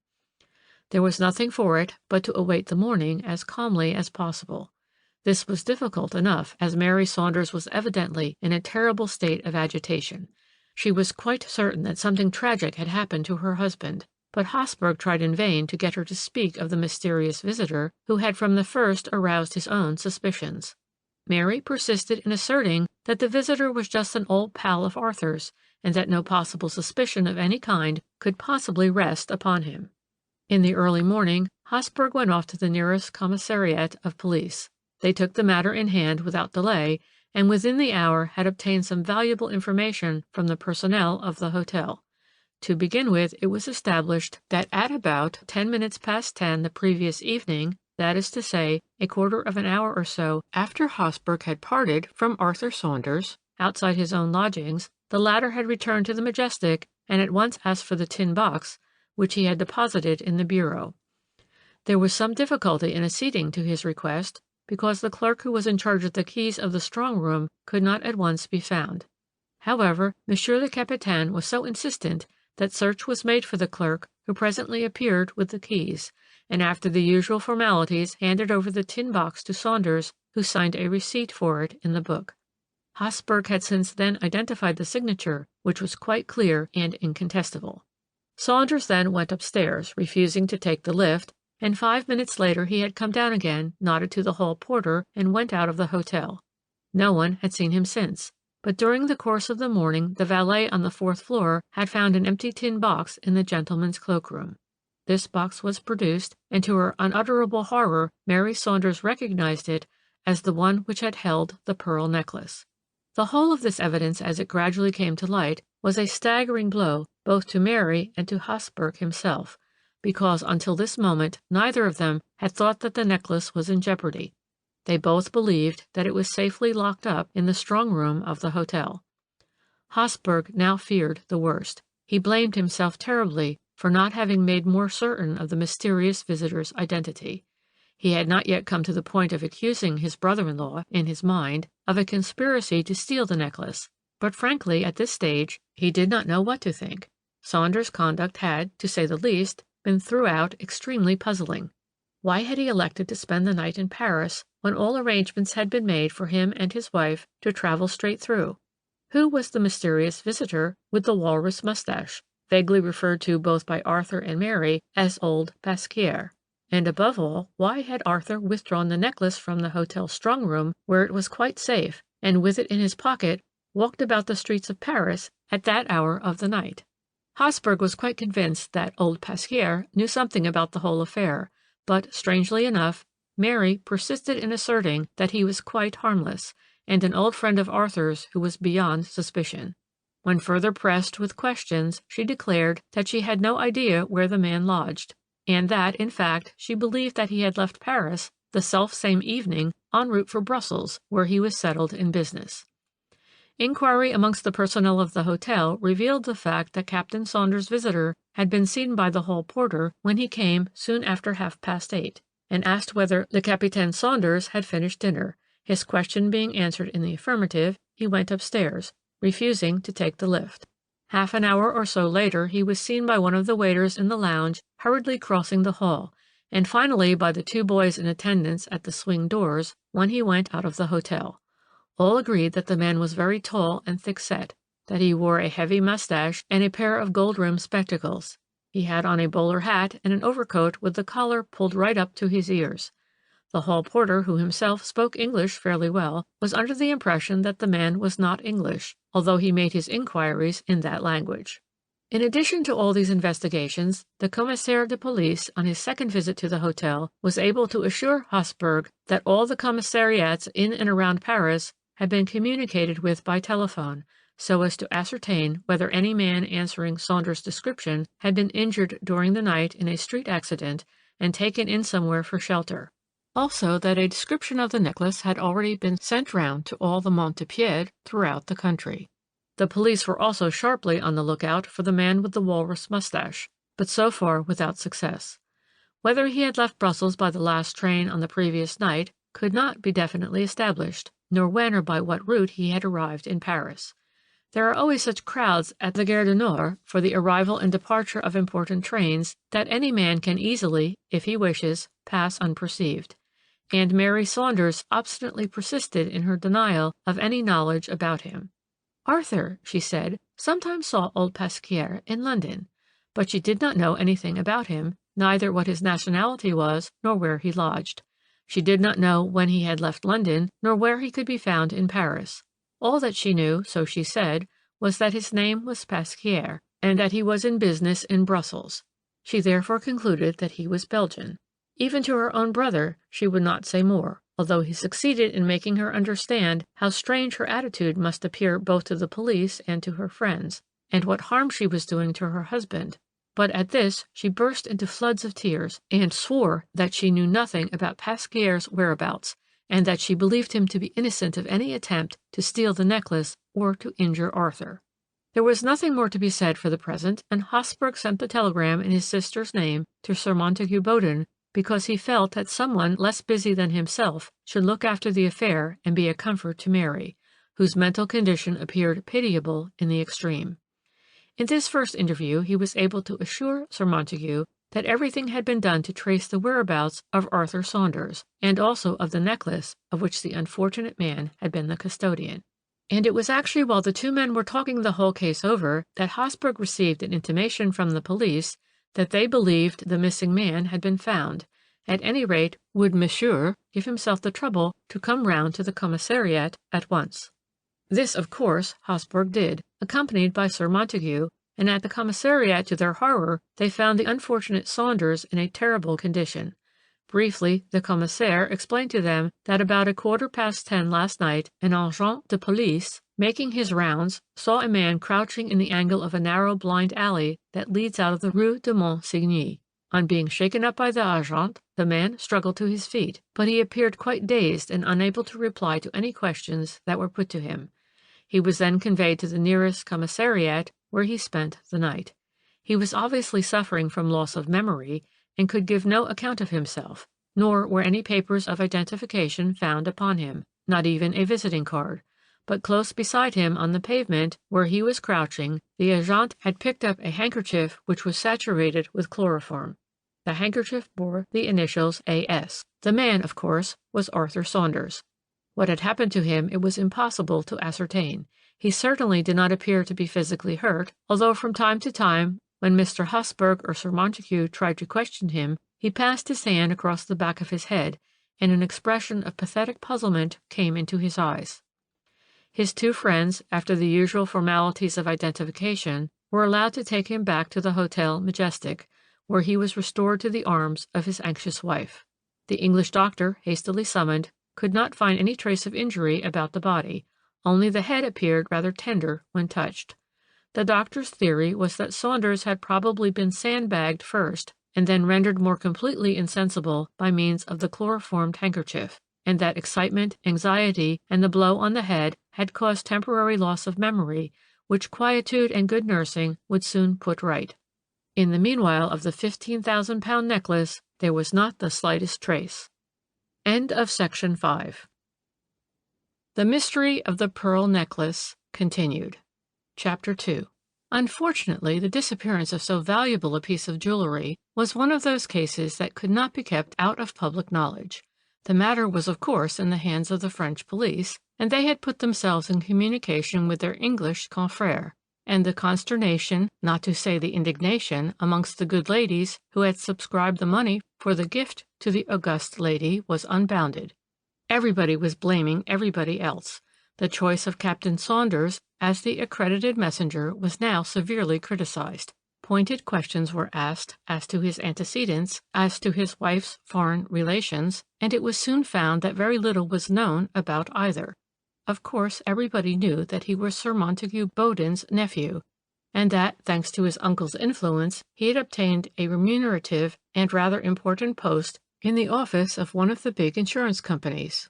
But what his career had been before that, no one knew. Some people said that he had fought in South Africa, and later on had been a correspondent for one of the great dailies during the Russo-Japanese War. Altogether, there seemed no doubt that he had been something of a rolling stone. Rather tardily, the committee was taken severely to task for having entrusted so important a mission to a man who was either a coward or a thief, or both. For at first no one doubted that Saunders had met a confederate in Paris and had handed over the necklace to him, whilst he himself enacted a farce of being waylaid, chloroformed, and robbed, and subsequently of losing his memory. But presently another version of the mystery was started by some amateur detective, and it found credence with quite a good many people.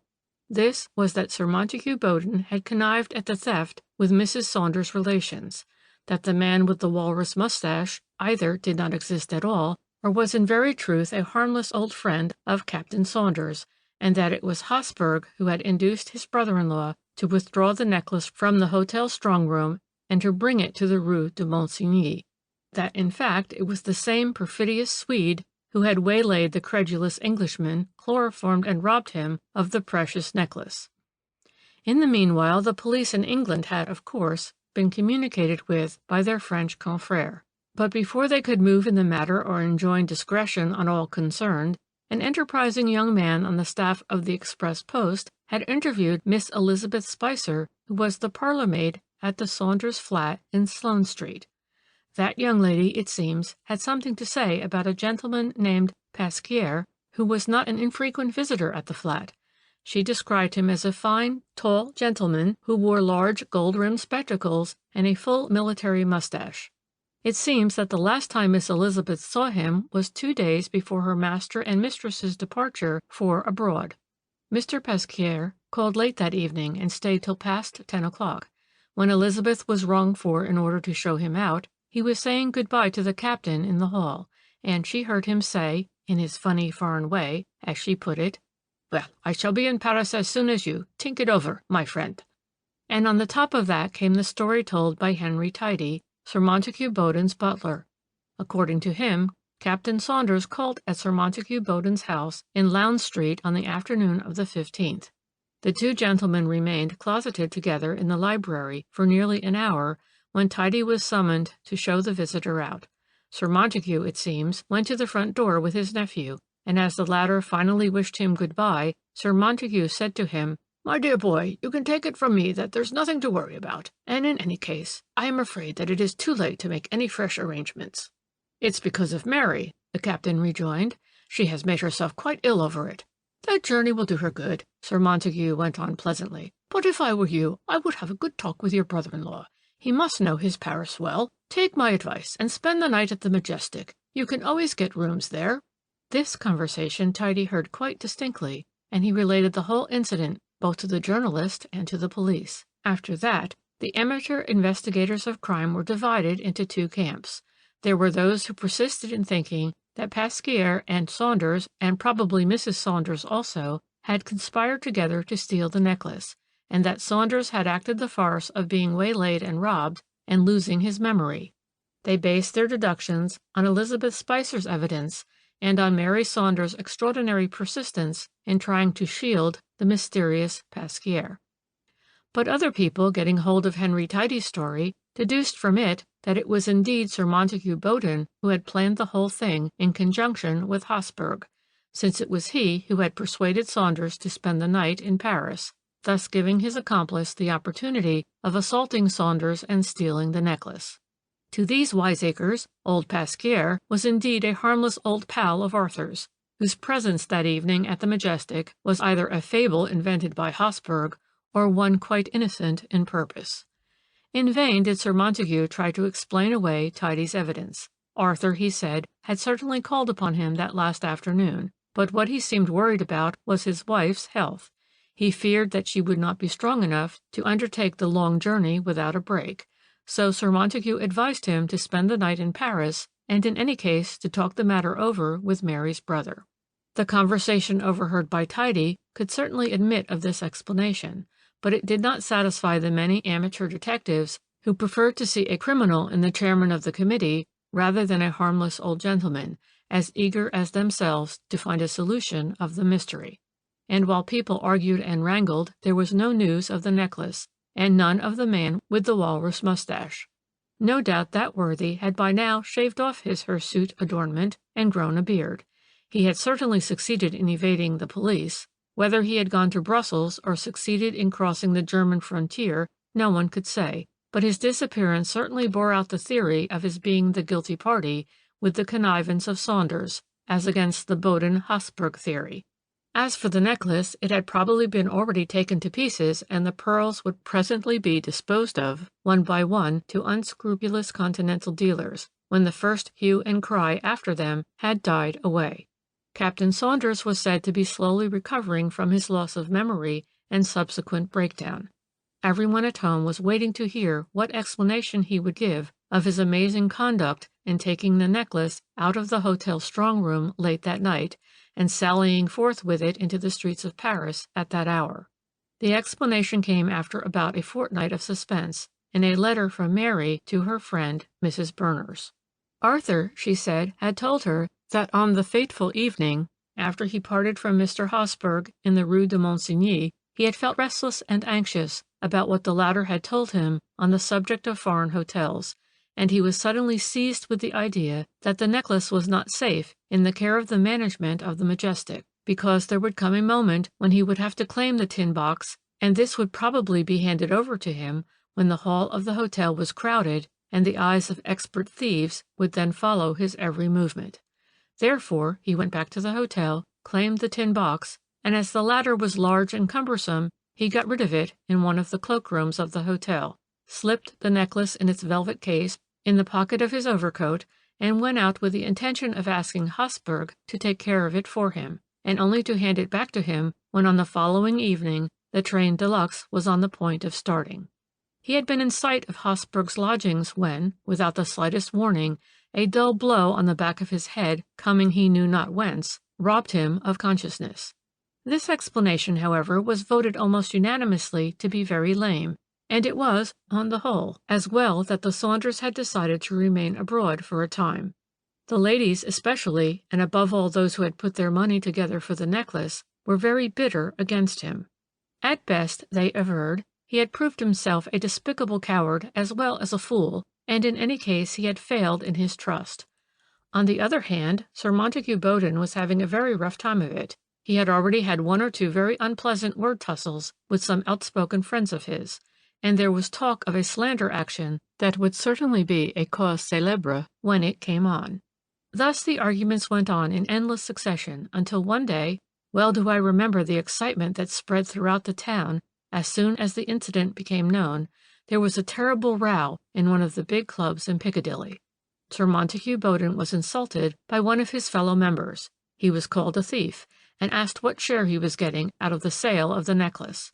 Of course, the man who spoke in this unwarrantable fashion was drunk at the time, but nevertheless it was a terrible position for Sir Montague, because as his opponent grew more and more abusive, and he himself more and more indignant, he realized that he had practically no friends who would stand by him in the dispute. Some of the members tried to stop the row, and others appeared indifferent, but no one sided with him, or returned abuse for abuse on his behalf. It was in the very midst of this most unedifying scene, one perhaps unparalleled in the annals of London club life, that a club servant entered the room and handed a telegram to Sir Montague Bowden. Even the most skeptical there, and those whose brains were almost fuddled with the wrangling and the noise, declared afterwards that a mysterious providence had ordained that the telegram should arrive at that precise moment. It had been sent to Sir Montague's private house in Lowndes Street. His secretary had opened it and sent it on to the club. As soon as Sir Montague had mastered its contents, he communicated them to the members of the club, and it seems that there never had been such excitement displayed in any assembly of sober Englishmen as was shown in that club-room on this momentous occasion. The telegram had come all the way from the other end of Europe, and had been sent by the august lady in whose hands the priceless necklace, about which there was so much bother in England and France, had just been safely placed. It ran thus: deeply touched by exquisite present just received through kind offices of Captain Saunders from English ladies. Kind thoughts and beautiful necklace equally precious. Kindly convey my grateful thanks to all subscribers. Having read out the telegram, Sir Montague Bowden demanded an apology from those who had impugned his honor, and I understand that he got an unqualified one. After that, male tongues were let loose. The wildest conjectures flew about as to the probable solution of what appeared a more curious mystery than ever. By evening the papers had got hold of the incident, and all those who were interested in the affair shook their heads and looked portentously wise. But the hero of the hour was certainly Captain Saunders. From having been voted either a knave or a fool or both, he was declared all at once to be possessed of all the qualities which had made England great: prudence, astuteness, and tenacity. However, as a matter of fact, nobody knew what had actually happened. The august lady had the necklace, and Captain Saunders was returning to England without a stain on his character. But as to how these two eminently satisfactory results had come about, not even the wiseacres could say. Captain and Mrs. Saunders arrived in England a few days later. Everyone was agog with curiosity, and the poor things had hardly stepped out of the train before they were besieged by newspaper men and pressed with questions. The next morning the Express Post and the Daily Thunderer came out with exclusive interviews with Captain Saunders, who had made no secret of the extraordinary adventure which had once more placed him in possession of the necklace. It seems that he and his wife, on coming out of the Magdalen Church on Easter Sunday, were hustled at the top of the steps by a man whose face they did not see, and who pushed past them very hastily and roughly. Arthur Saunders at once thought of his pockets and looked to see if his note-case had not disappeared. To his boundless astonishment, his hand came in contact with a long, hard parcel in the outside pocket of his overcoat, and this parcel proved to be the velvet case containing the missing necklace.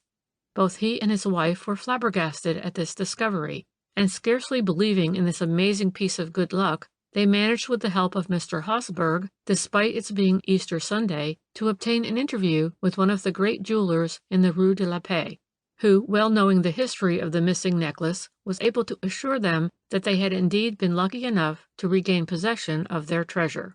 That same evening they left by the train de luxe, having been fortunate enough to secure seats.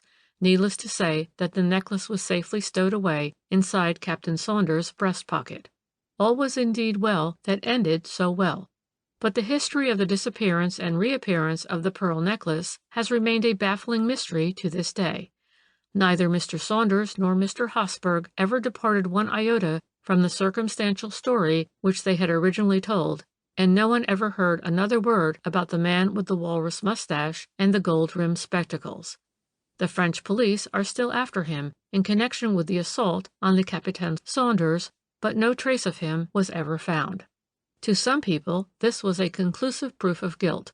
But then, having stolen the necklace, why should he have restored it? Though the pearls were very beautiful, and there were a great number of them beautifully matched, there was nothing abnormal about them either in size or color. There never could be any difficulty for an expert thief to dispose of them to continental dealers. The same argument would of course apply to Mr. Hosberg, whom some wiseacres still persisted in accusing. If he stole the necklace, why should he have restored it? Nothing could be easier than for a businessman who traveled a great deal on the continent to sell a parcel of pearls.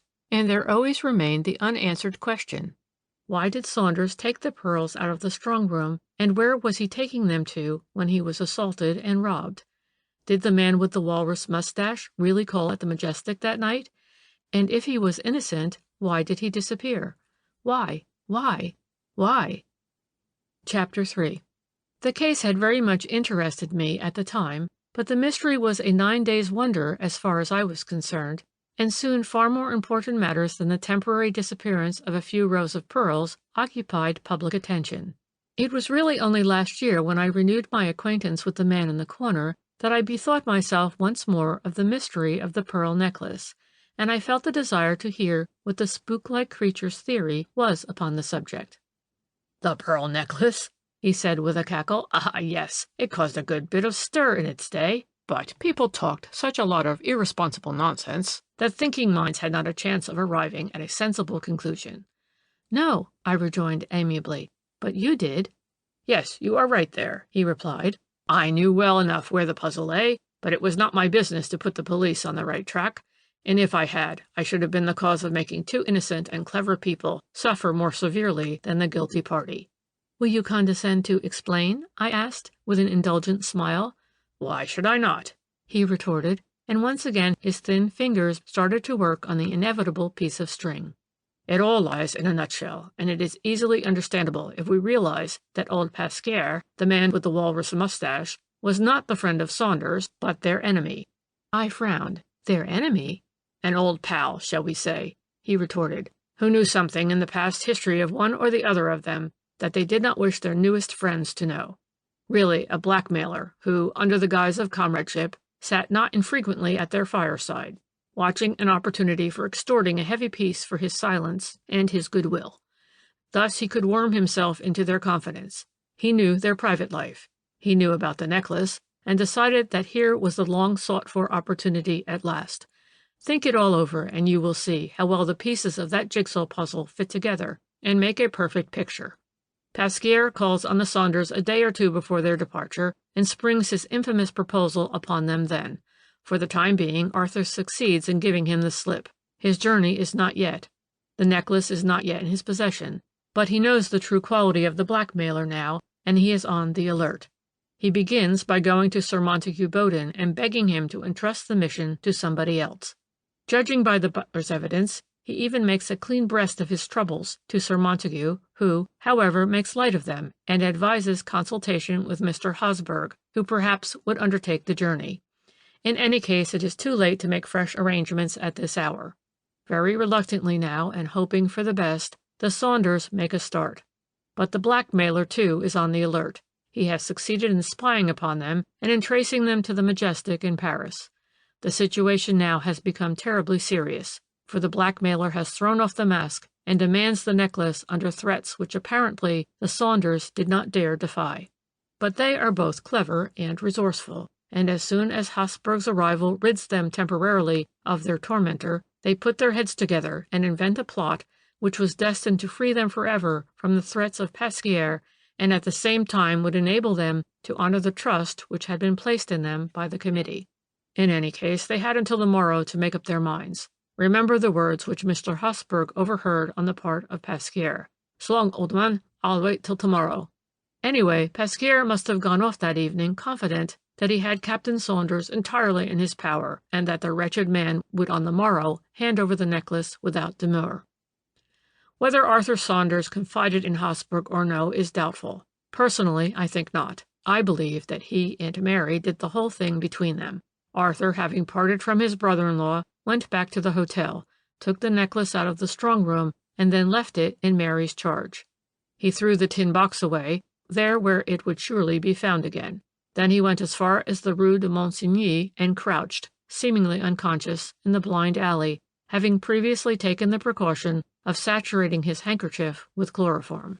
Thus the two clever conspirators cut the ground from under the blackmailer's feet, for the latter now had the police after him for an assault, which he might find very difficult to disprove, even if he cleared himself of the charge of having stolen the necklace.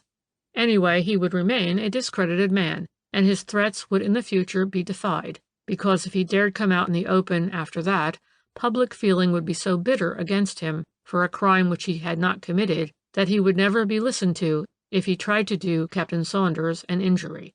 And it was with a view to keeping public indignation at boiling pitch against the supposed thief that the Saunders kept up the comedy for so long. To my mind, that was a very clever move. Then they came out with the story of the restoration of the necklace and became the heroes of the hour.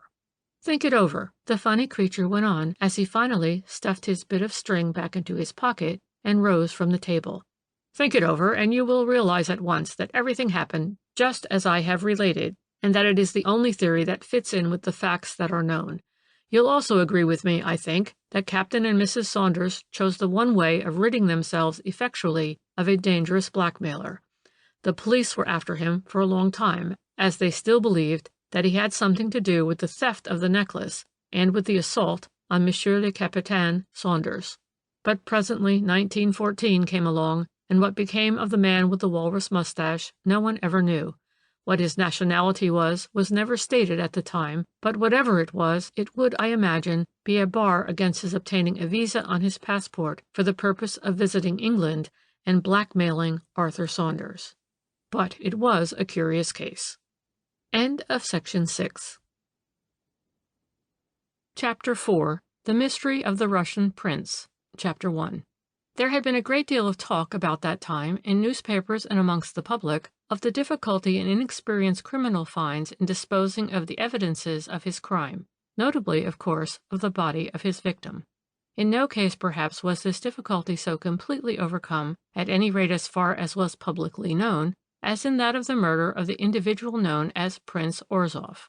I am thus qualifying his title because, as a matter of fact, the larger public never believed that he was a genuine prince, Russian or otherwise, and that even if he had not come by such a violent and tragic death, the Smithsons would never have seen either their £10,000 again or poor Louisa's aristocratic bridegroom. I had been thinking a great deal about this mysterious affair. Indeed, it had been discussed at most of the literary and journalistic clubs as a possible subject for a romance or drama, and it was with deliberate intent that I walked over to Fleet Street that afternoon in order to catch the man in the corner in his accustomed tea shop and get him to give me his views on the subject of the mystery that to this very day surrounds the murder of the Russian prince. "Let me just put the whole case before you," the funny creature began, as soon as I had led him to talk upon the subject. "As far as it was known to the general public, it all occurred in Folkestone, you remember, where the wedding of Louisa Smithson, the daughter of a late retired grocer, to a Russian prince whom she had met abroad, was the talk of the town. It was on a lovely day in May, and the wedding ceremony was to take place at Holy Trinity Church. The Smithsons, mother and daughter, especially since they had come into a fortune, were very well known in Folkestone, and there was a large crowd of relatives and friends inside the church and another out in the street to watch the arrival of guests and to see the bride. There were cameramen and newspapermen and hundreds of idlers and visitors, and the police had much ado to keep the crowd in order. Mrs. Smithson had already arrived looking gorgeous in what I understand is known as amethyst crêpe de chine, and there was a marvelous array of Bond Street gowns and gorgeous headgears, all of which kept the lookers-on fully occupied until the traditional quarter of an hour's grace usually accorded to the bride.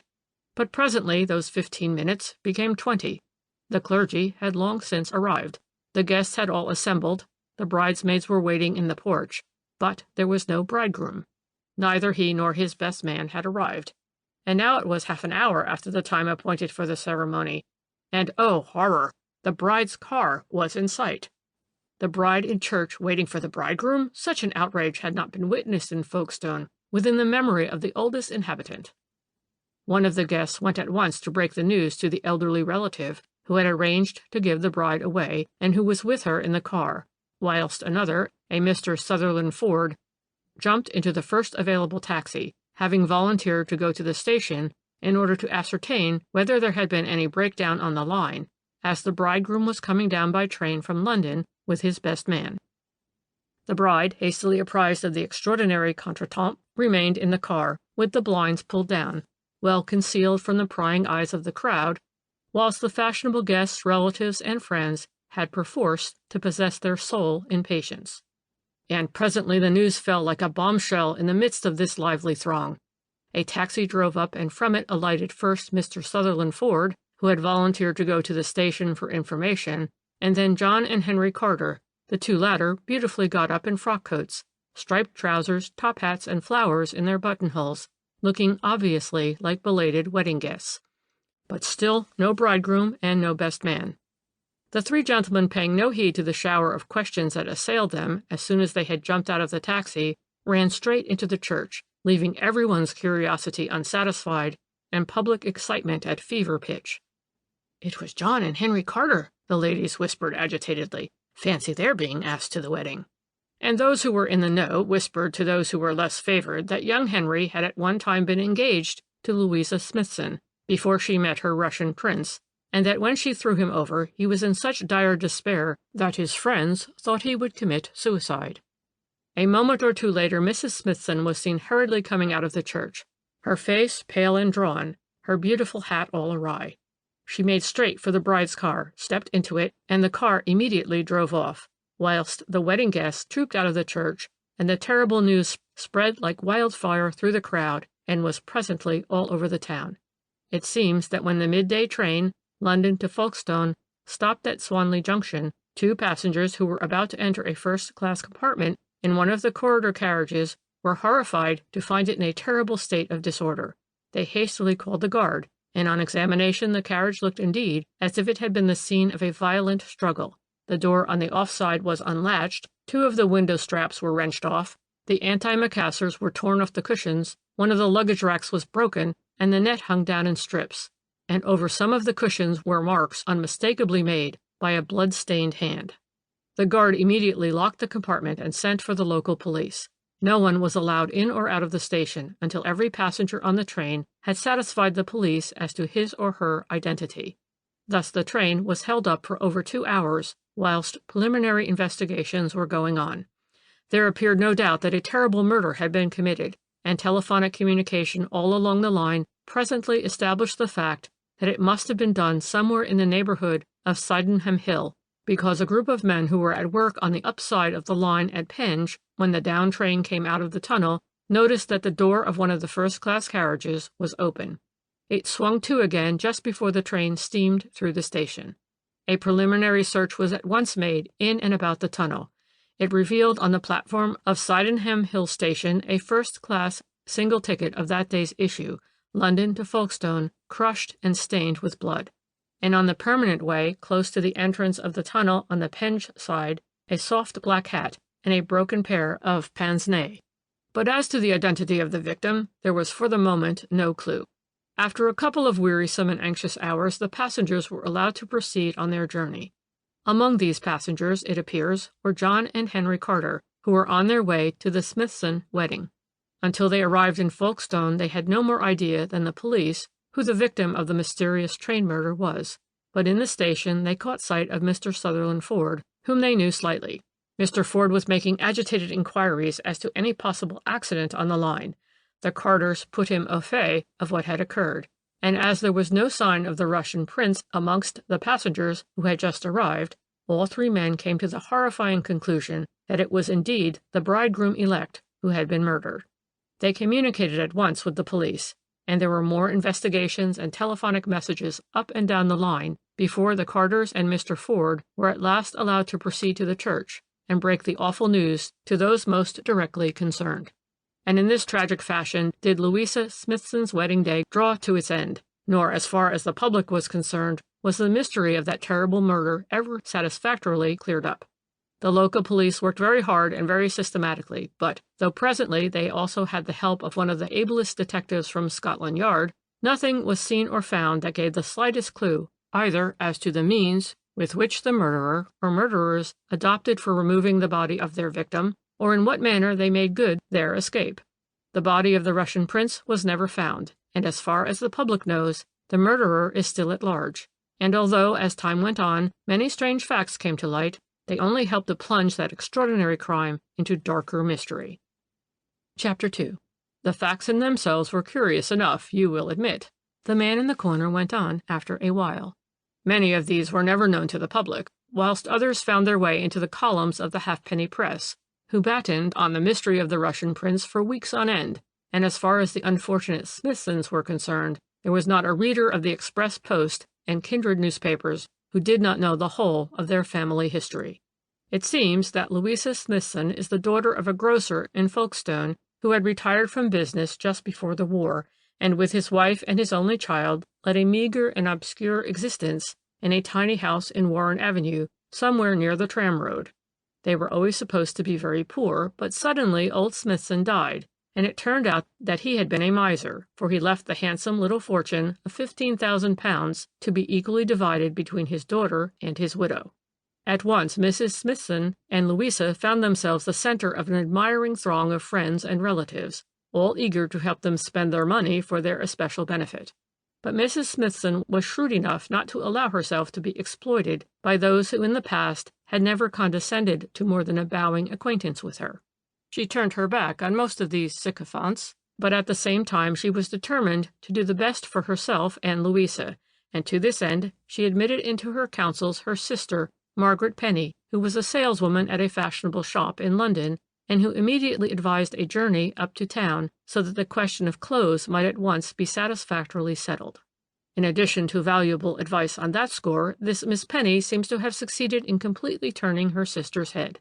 Certain it is that Mrs. Smithson left Folkestone a quiet, sensible, motherly woman, and that she returned, 6 weeks later, an arrogant, ill-mannered parvenue, who seemed to think that the possession of a few £1,000s entitled her to ride roughshod over the feelings and sentiments of those who had less money than herself. She began by taking a suite of rooms at the splendid hotel for herself, her daughter, and her maid. Then she sold her house in Warren Avenue, bought a car, and though she and Louisa were of course in deep mourning, they were to be seen everywhere in wonderful Bond Street dresses and marvelous feathered hats. Finally, they announced their intention of spending the coming winter on the Riviera, probably Monte Carlo. All this extravagant behavior made some people smile, others shrugged their shoulders and predicted disaster, but there was one who suffered acutely through this change in the fortune of the Smithsons. This was Henry Carter, a young clerk employed in an insurance office in London. He and his brother were Folkestone men, sons of a local tailor in a very small way of business, who had been one of old Smithson's rare friends. The elder Carter boy had long since cut his stick and was said to be earning a living in London by freelance journalism. The younger one, Henry, remained to help his father with the tailoring. He was a constant visitor in the little house in Warren Avenue and presently became engaged to Louisa. There could be no question of an immediate marriage, of course, as Henry had neither money nor prospects. However, presently old Carter died, the tailoring business was sold for a couple of £100, and Henry went up to London to join his brother and to seek his fortune. Presently he obtained a post in an insurance office, but his engagement to Louisa subsisted. The young people were known to be deeply in love with one another, and Henry spent most weekends and all his holidays in Folkestone in order to be near his girl. Then came the change in the fortune of the Smithsons and an immediate coolness in Louisa's manner toward young Henry. It was all very well in the past to be engaged to the son of a jobbing tailor, while one was poor oneself, and one had neither wit nor good looks. But now— In fact, already when they were in London, Mrs. Smithson had intimated to Henry Carter that his visits were none too welcome, and when he appealed to Louisa, she put him off with a few curt words. The young man was in despair, and indeed his brother actually feared at one time that he would commit suicide. It was soon after Christmas of that same year that the curtain was rung up on the first act of the mysterious tragedy which was destined to throw a blight forever after upon the life of Louisa Smithson. It began with the departure of herself and her mother for the Continent, where they intended to remain until the end of March. For the first few weeks their friends had no news of them, but presently Miss Margaret Penny, who had kept up a desultory correspondence with a pal of hers in Folkestone, started to give glowing accounts of the Smithsons' doings in Monte Carlo. They were staying at the Hôtel de Paris, paying 200 francs a day for their rooms alone. They were lunching and dining out every day of the week. They had been introduced to one or two of the august personages who usually grace the Riviera with their presence at this time of the year, and they had met a number of interesting people. According to Miss Penny's account, Louisa Smithson was being greatly admired, and in fact several titled gentlemen of various nationalities had professed themselves deeply enamored of her. All this Miss Penny recounted in her letters to her friends, with a wealth of detail and a marvelous profusion of adjectives. And finally, in one of her letters, there was mention of a certain Russian grandee, Prince Orsoff by name, who was paying Louisa marked attention. He also was staying at the Paris, appeared very wealthy, and was obviously of very high rank, for he never mixed with the crowd, which was more than usually brilliant this year in Monte Carlo. This exclusiveness on his part was all the more flattering to the Smithsons, and when he apprised them of his intention to spend the season in London, they had asked him to come and visit them in Folkestone, where Mrs. Smithson intended to take a house presently, and there to entertain lavishly during the summer. After this preliminary announcement from Miss Penny, Louisa herself wrote a letter to Henry Carter. It was quite a pleasant, chatty letter, telling him of their marvelous doings abroad and of her own social successes. It did not do more, however, than vaguely hint at the Russian prince, his distinguished appearance and obvious wealth. Nevertheless, it plunged the unfortunate young man into the utmost depths of despair, and according to his brother John's subsequent account, the latter had a terrible time with young Henry that winter. John himself was very busy with journalistic work, which kept him away sometimes for days and weeks on end from the little home in London which the two brothers had set up for themselves with the money derived from the sale of the tailoring business. And Henry's state of mind did at times seriously alarm his brother, for he would either threaten to do away with himself or vow that he would be even with that accursed foreigner. At the end of March, the Smithsons returned to England. During the interval, Mrs. Smithson had made all arrangements for taking the Towers, a magnificently furnished house facing the Leas at Folkestone, and here she and Louisa installed themselves preparatory to launching their invitations for the various tea and tennis parties, dinners, and dances which they proposed to give during the summer. One might really quite truthfully say that the eyes of all Folkestone were fixed upon the two ladies. Their Paris dresses, their hats, their jewelry was the chief subject of conversation at tea-tables, and of course everyone was talking about the Russian prince who, Mrs. Smithson had confided this to a bosom friend, was coming over to England for the express purpose of proposing to Louisa. There was quite a flutter of excitement on a memorable Friday afternoon when it was rumored that Henry Carter had come down for a week-end and had put up at a small hotel down by the harbor. Of course, he had come to see Louisa Smithson. Everyone knew that, and no doubt he wished to make a final appeal to her love for him, which could not be entirely dead yet. Within 24 hours, however, it was common gossip that young Henry had presented himself at the Towers and been refused admittance. The ladies were out, the butler said, and he did not know when they would be home. This was on the Saturday. On the Sunday, Henry walked about on the Leas all morning in hope of seeing Louisa or her mother, and as he failed to do so, he called again in the early part of the afternoon. He was told the ladies were resting. Later he came again, and the ladies had gone out, and on the Monday, as presumably business called him back to town, he left by the early morning train, without having seen his former fiancée. Indeed, people from that moment took it for granted that young Henry had formally been given his congé. Toward the middle of April, Prince Orsoff arrived in London. Within 2 days he telephoned to Mrs. Smithson to ask her when he might come to pay his respects. A day was fixed, and he came to the Towers to lunch. He came again, and at his third visit he formally proposed to Miss Louisa Smithson, and was accepted. The wedding was to take place almost immediately, and the very next day the exciting announcement had gone the round of the Smithsons' large circle of friends, not only in Folkestone, but also in London. The effect of the news appears to have been staggering as far as the unfortunate Henry Carter was concerned. In the picturesque language of Mrs. Hicks, the middle-aged charlady who did for the two brothers in their little house in Chelsea, "he carried on something awful." She even went so far as to say that she feared he might put his head in the gas oven, and that as Mr. John was away at the time, she took the precaution every day when she left to turn the gas off at the meter.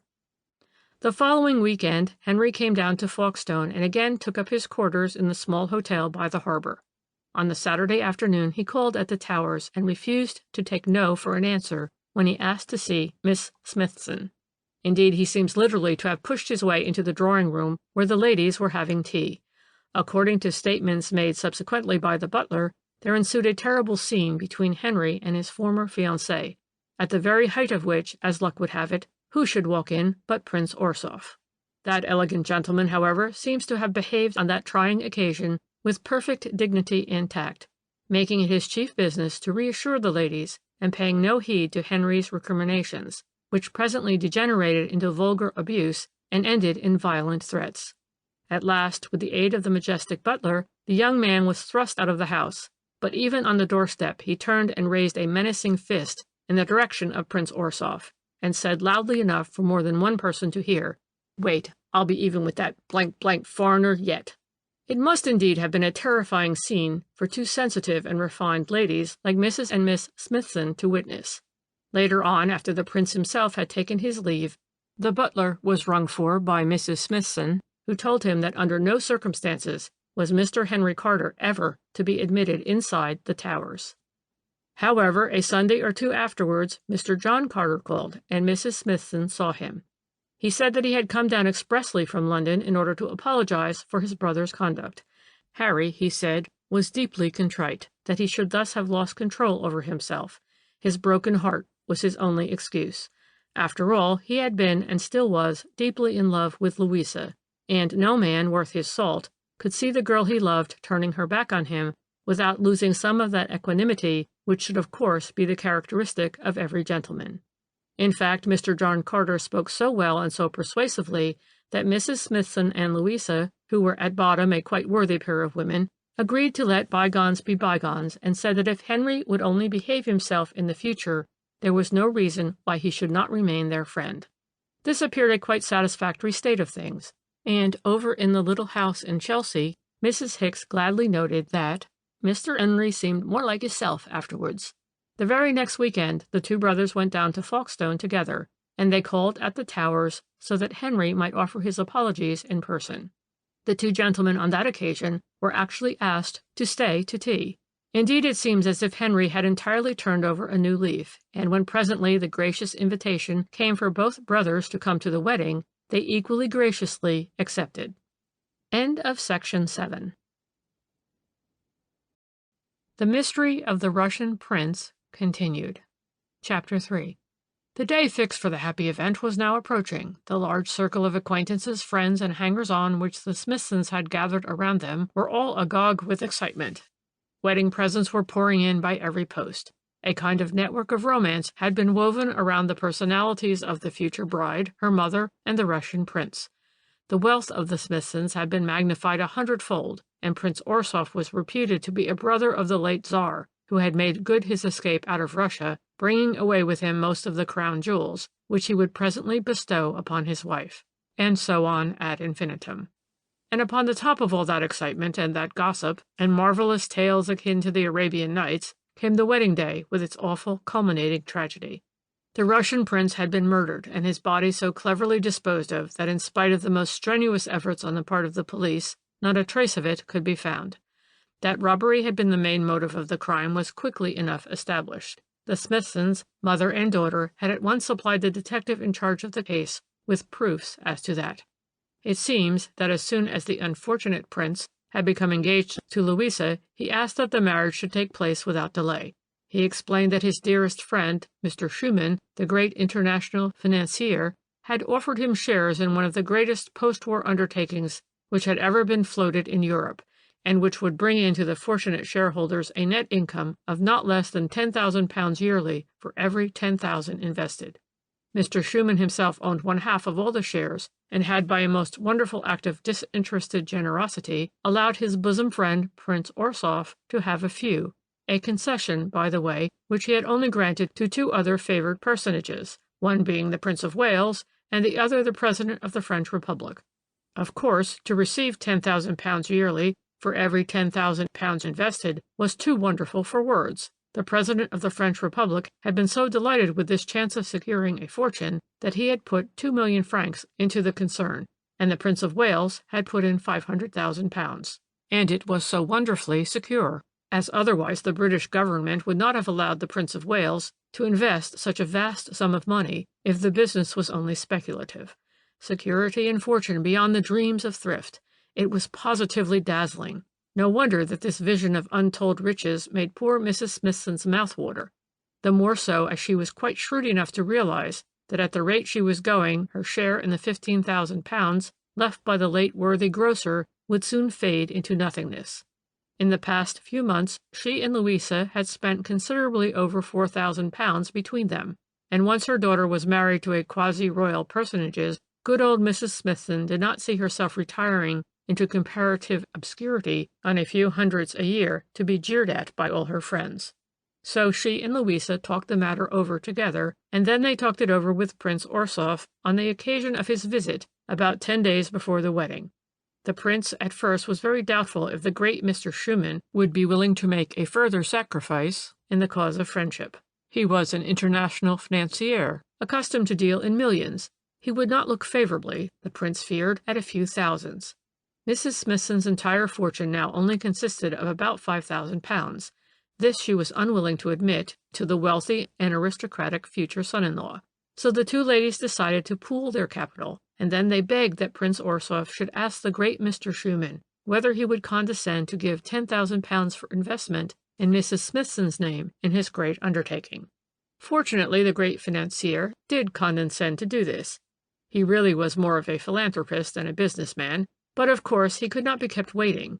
The money must reach him in Paris not later than May the 20th, which was the very day fixed for the wedding. It was all terribly difficult, and Mrs. Smithson was at first in despair, as she feared she could not arrange to sell out her securities in time, and the difficulties were increased 100-fold because, as Prince Orsoff explained to her, Mr. Schumann would even at the 11th hour refuse to allow her to participate in the huge fortune if he found that she had talked about the affair over in England. The business had to be kept a profound secret for international reasons. In fact, if any detail relating to the business and to Mr. Schumann's participation in it were to become known, the whole of Europe would once more be plunged into war. To make a long story short, Mrs. Smithson and Louisa sold out all their securities, amounting between them to £10,000. Then they went up to London, drew the money out of their bank, changed it themselves into French money so as to make it more convenient for Mr. Schumann, and handed the entire sum over to Prince Orsoff on the eve of the wedding. Of course, such fatuous imbecility would be unbelievable if it did not occur so frequently. Vain, silly women who have never moved outside their own restricted circle are always the ready prey of plausible rascals. Anyway, in this case the Smithsons returned to Folkestone the next day, perfectly happy and with never a thought of anything but contentment for the present and prosperity in the future. The wedding was to be the next day. The bridegroom-elect was coming down by the midday train with his best man, whom he vaguely described as secretary to the Russian embassy, and the bridal pair would start for Paris by the afternoon boat. All this the Smithsons related to the police inspector in charge of the case, and subsequently to the Scotland Yard detective, with a wealth of details and a profusion of lamentations, not unmixed with expletives directed against the unknown assassin and thief. For indeed there was no doubt in the minds of Louisa and her mother that the unfortunate prince, on whom the girl still lavished the wealth of her trustful love, had been murdered for the sake of the vast wealth which he had upon his person. It must have amounted to millions of francs, Mrs. Smithson declared, for he had the Prince of Wales' money upon him also, and probably that of the President of the French Republic, and at first she and Louisa fastened their suspicions upon the anonymous best man, the so-called secretary of the Russian embassy. Even when they were presently made to realize that there was no such thing as a Russian embassy in London these days, and that minute inquiries both at home and abroad regarding the identity of a Prince Orsoff led to no result whatever, they repudiated with scorn the suggestion put forth by the police that their beloved Russian prince was nothing more or less than a clever crook who had led them by the nose, and that in all probability he had not been murdered in the train, but had succeeded in jumping out of it and making good his escape across country. This the Smithson ladies would not admit for a moment, and with commendable logic they argued that if Prince Orsoff had been a crook and had intended to make away with their money, he could have done that easily enough without getting into a train at Victoria and jumping out of it at Sydenham Hill. Pressed with questions, however, the ladies were forced to admit that they knew absolutely nothing about Prince Orsoff. They had never been introduced to any of his relations, nor had they met any of his friends. They did not even know where he had been staying in London. He was in the habit of telephoning to Louisa every morning, and any arrangements for his visits down to the Towers or the ladies' trips up to town were made in that manner. As a matter of fact, Louisa and her future husband had not met more than a dozen times altogether, on some 5 or 6 occasions in Monte Carlo, and not more than 6 in England. It had been a case of love at first sight. The question of Mr. Schumann's vast undertaking was first discussed at the Towers.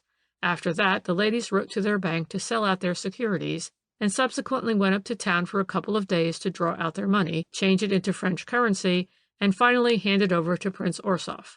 On that occasion he had met them at Victoria Station, and taken them to a quiet hotel in Kensington, where he had engaged a suite of rooms for them.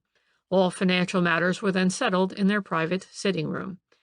In answer to inquiries at that hotel, 1 or 2 of the employees distinctly remembered the foreign-looking gentleman who had called on Mrs. and Miss Smithson, lunched with them in their sitting-room that day, and saw them into their cab when they went away the following afternoon.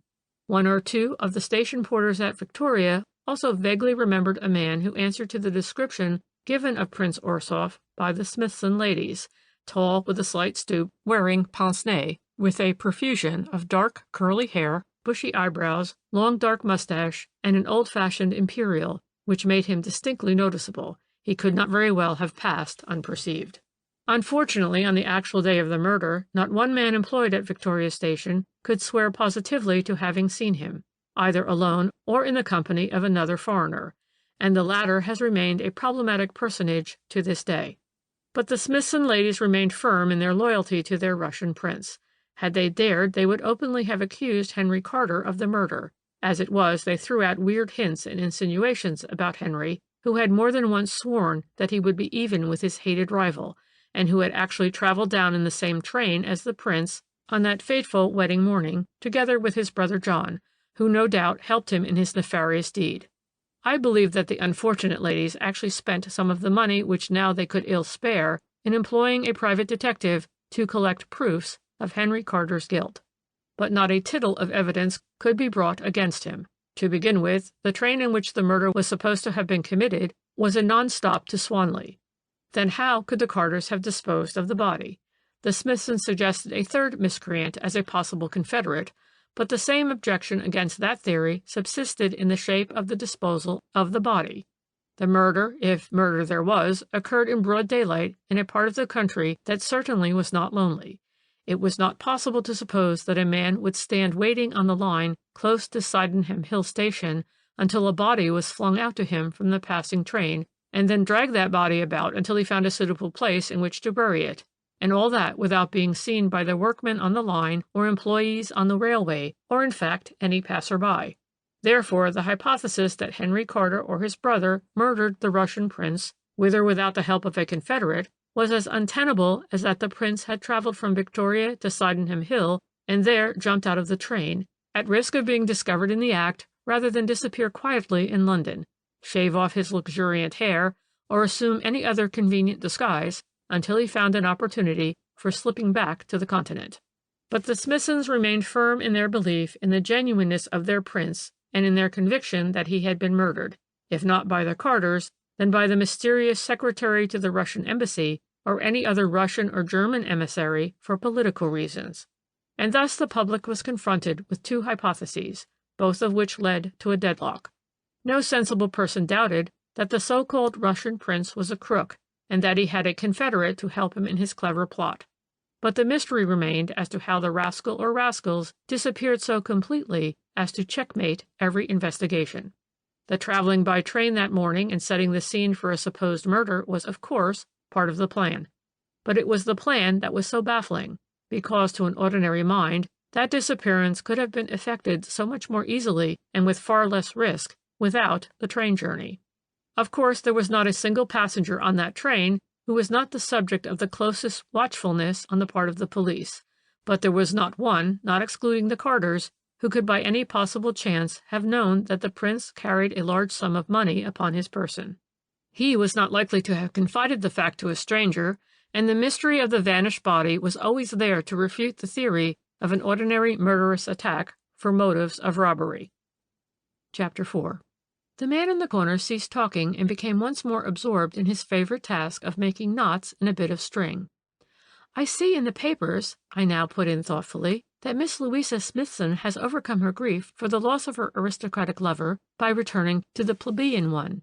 Yes, the funny creature replied dryly. She is marrying Henry Carter. Funny, isn't it? But women are queer fish. One moment she looked on the man as a murderer. Now, by marrying him, she actually proclaims her belief in his innocence. It certainly was abundantly proved, I rejoined, that Henry Carter could not possibly have murdered Prince Orsoff. It was also abundantly proved, he retorted, that no one murdered the so-called prince. You think, of course, that he was an ordinary impostor? I asked. An impostor, yes, he replied, but not an ordinary one. In fact, I take my hat off to as clever a pair of scamps as I have ever come across. A pair? Why, yes, it could not have been done alone. But the police— The police! The spook-like creature broke in with a sharp cackle. No more in this case than you give them credit for. They know well enough the solution of the puzzle which seems so baffling to the public, but they have not sufficient proof to effect an arrest. At one time they hoped that the scoundrels would presently make a false move and give themselves away, in which case they could be prosecuted for defrauding the Smithsons of £10,000. But this eventuality has become complicated through the masterstroke of genius which made Henry Carter marry Louisa Smithson. Henry Carter? I exclaimed. Then you do think the Carters had something to do with the case? They had everything to do with the case. In fact, they planned the whole thing in a masterly manner. But the Russian prince at Monte Carlo, I argued. Who was he? If he was a Confederate, where has he disappeared to? He is still engaged in the freelance journalism, the man in the corner replied dryly, and in his spare moments changes parcels of French currency back into English notes. You mean the brother? I ejaculated with a gasp. Of course I mean the brother, he retorted dryly. Who else could have been so efficient a collaborator in the plot? John Carter was comparatively his own master. He lived with Henry in the small house in Chelsea, waited on by a charwoman who came by the day. It was generally given out that his reporting work took him frequently and for lengthened stays out of London. The brothers, remember, had inherited a few hundreds from their father, while the Smithsons had inherited a few thousands. We must suppose that the idea of relieving the ladies of those thousands occurred to them as soon as they realized that Louisa, egged on by her mother, would cold-shoulder her fiancé. John Carter, mind you, must be a very clever man, else he could not have carried out all the details of the plot with so much sang-froid. We have been told, if you remember, that he had, early in life, cut his stick and gone to seek fortune in London. Therefore the Smithsons, who had never been out of Folkestone, did not know him intimately. His make-up as the prince must have been very good, and his histrionic powers not to be despised. His profession and life in London no doubt helped him in these matters. Then remember also that he took very good care not to be a great deal in the Smithsons' company. Even in Monte Carlo, he only let them see him less than half a dozen times, and as soon as he came to England, he hurried on the wedding as much as he could. Another fine stroke was Henry's apparent despair at being cut out of Louisa's affections, and his threats against his successful rival. It helped draw suspicion on himself, suspicion which the scoundrels took good care could easily be disproved. Then take a pair of vain, credulous, unintelligent women, and a smart rascal who knows how to flatter them, and you will see how easily the whole plot could be worked. Finally, when John Carter had obtained possession of the money, he and Henry arranged the supposed tragedy in the train, and the Russian prince's disappearance from the world as suddenly as he had entered it. I thought the matter over for a moment or two. The solution of the mystery certainly appealed to my dramatic sense. But, I said at last, one wonders why the Carters took the trouble to arrange a scene of a supposed murder in the train. They might quite well have been caught in the act, and in any case it was an additional unnecessary risk. John Carter might quite well have been content to shed his role of Russian prince without such an elaborate setting. Well, he admitted, in some ways you are right there, but it is always difficult to gauge accurately the mentality of a clever scoundrel. In this case, I don't suppose that the Carters had quite made up their minds about what they would do when they left London, but that the plan was in their heads is proved by the hat, pince-nez, and railway ticket which they took with them when they started, and which, if you remember, were found on the line. But it was probably only because the train was comparatively empty, and they had both time and opportunity in the non-stop train, that they decided to carry their clever comedy through. Then think what an immense advantage in their future plans would be the Smithsons' belief in the death of their prince. Probably Louisa would never have dreamed of marrying if she thought her aristocratic lover was an impostor and still alive.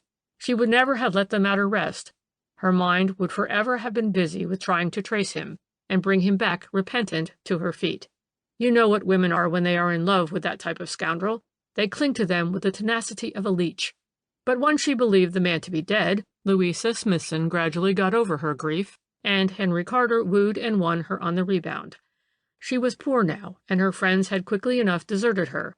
She was touched by the fidelity of her simple lover, and he thus consolidated his position and made the future secure.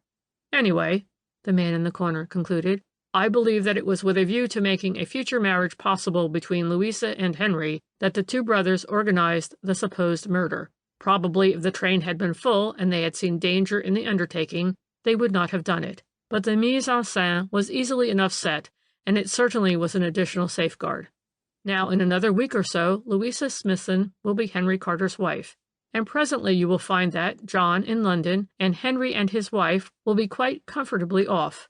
And after that, whatever suspicions Mrs. Smithson might have of the truth, her lips would have to remain sealed. She could not very well prosecute her only child's husband, and so the matter will always remain a mystery to the public.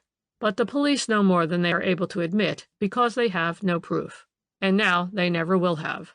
But as to the murder in the train, well, the murdered man never existed. End of The Mystery of the Russian Prince. 5. The Mysterious Tragedy in Bishop's Road. Chapter 1. The man in the corner was in a philosophizing mood that afternoon, and all the while that his thin, claw-like fingers fidgeted with the inevitable piece of string, he gave vent to various disjointed, always sententious remarks. Suddenly, he said, We know, of course, that the world has gone dancing mad. But I doubt if the fashionable craze has ever been responsible before for so dark a tragedy as the death of old Sarah Levison. What do you think? Well, I replied guardedly, for I knew that, whatever I might say, I should draw an avalanche of ironical remarks upon my innocent head. I never have known what to think, and all the accounts of that brutal murder as they appeared in the cheaper press only made obscurity all the more obscure. That was a wise and well-thought-out reply, the aggravating creature retorted with a dry chuckle, and a non-committal one at that. Obscurity is indeed obscure for those who won't take the trouble to think. I suppose it is all quite clear to you? I said, with what I meant to be withering sarcasm. As clear as the proverbial daylight, he replied, undaunted. You know how old Mrs. Levison came by her death? Of course I do. I will tell you if you like. By all means. But I am not prepared to be convinced, I said cautiously.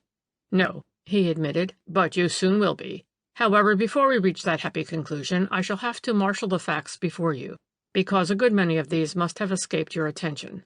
Shall I proceed? If you please. Well, then, do you remember all the personages in the drama? He began. I think so. There were, of course, young Aaron Levison and his wife Rebecca. The latter young, pretty, fond of pleasure, and above all of dancing, and he a few years older, but still in the prime of life, more of an athlete than a businessman, and yet tied to the shop in which he carried on the trade of pawnbrokering for his mother. The latter, an old Jewess, shrewd and dictatorial, was the owner of the business. Her son was not even her partner, only a well-paid clerk in her employ, and this fact we must suppose rankled in the mind of her smart daughter-in-law. At any rate, we know that there was no love lost between the two ladies, but the young couple and old Mrs. Levison and another unmarried son lived together in the substantial house over the shop in Bishop's Road. They had 3 servants, and we are told that they lived well, old Mrs. Levison bearing the bulk of the cost of housekeeping. The younger son, Reuben, seems to have been something of a bad egg. He held at one time a clerkship in a bank, but was dismissed for insobriety and laziness. Then, after the war, he was supposed to have bad health consequent on exposure in the trenches, and had not done a day's work since he was demobilized.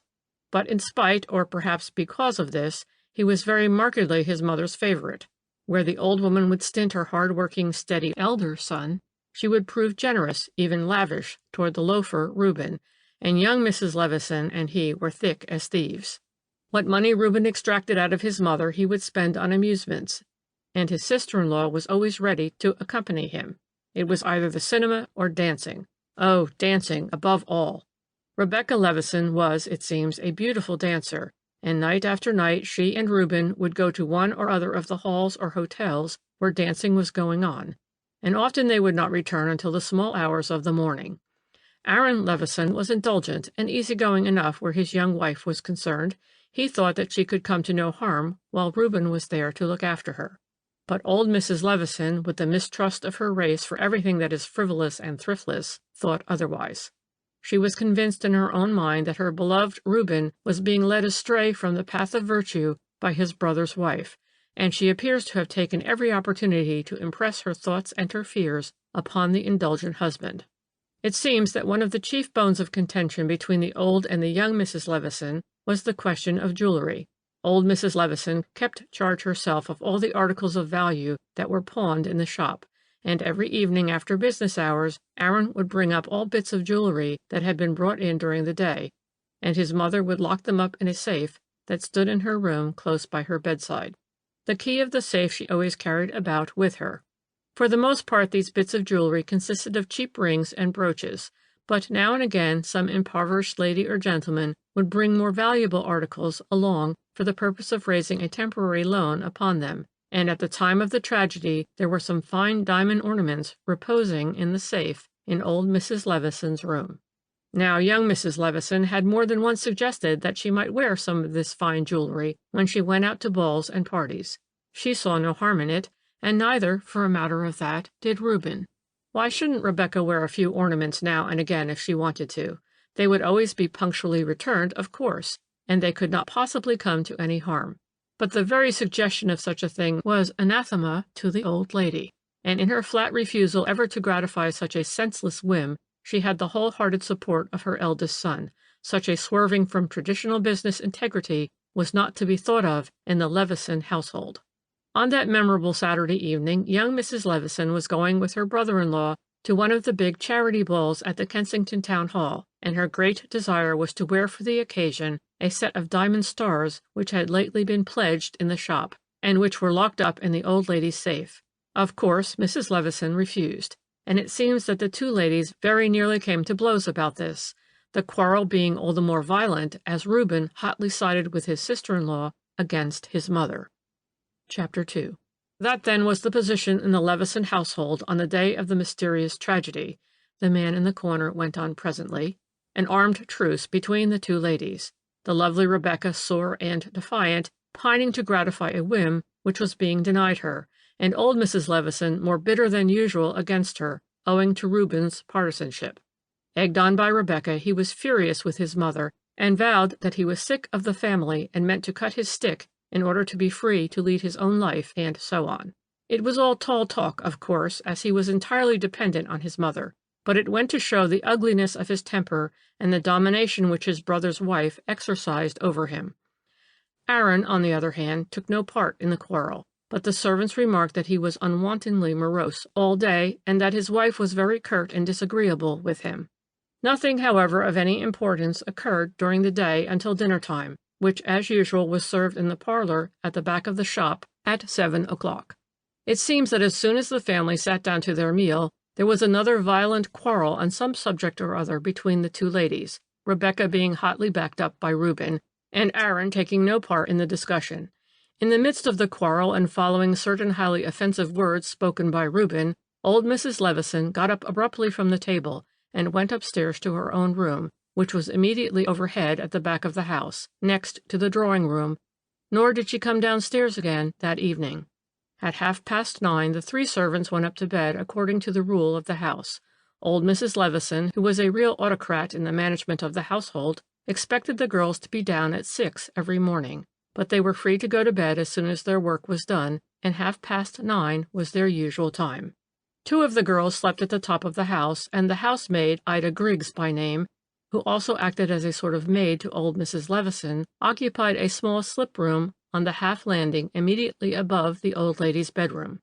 On the floor above this there was a large bedroom at the back, and a bathroom and dressing-room in front, all occupied by Mr. and Mrs. Aaron, and over that the two maids' room and one for Mr. Reuben, and a small spare room in which Mr. Aaron would sleep now and again when his wife was likely to be out late, and he did not want to get his night's rest broken by her homecoming, or if he himself was going to be late home on a holiday night after one of those country excursions on his bicycle of which he was immensely fond, and in which he indulged himself from time to time.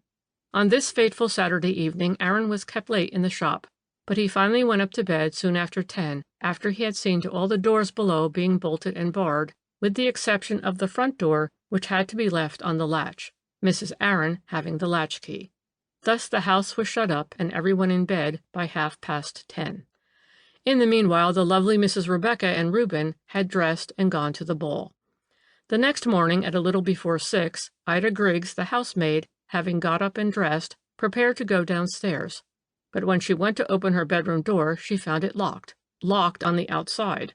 At first she thought that the other girls were playing her a silly trick, and presently, hearing the patter of their feet on the stairs, she pounded against the door with her fists. It took the others some time to understand what was amiss, but at last they did try the lock on the outside, and found that the key had been turned and that Ida was indeed locked in. They let her out and then consulted what had best be done, but for the moment it did not seem to strike any of the girls that this locking of a door from the outside had a sinister significance. Anyway, they all went down into the kitchen, and Ida prepared old Mrs. Levison's early cup of tea.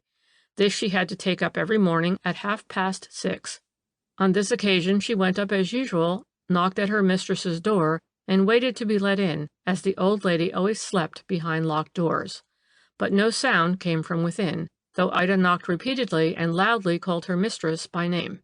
Soon she started screaming, and her screams brought the household together. The two girls came up from the kitchen, Mr. Aaron came down from the top floor brandishing a poker, and presently Mrs. Aaron opened her door and peeped out clad in a filmy and exquisite nightgown, her eyes still heavy with sleep, and her beautiful hair streaming down her back.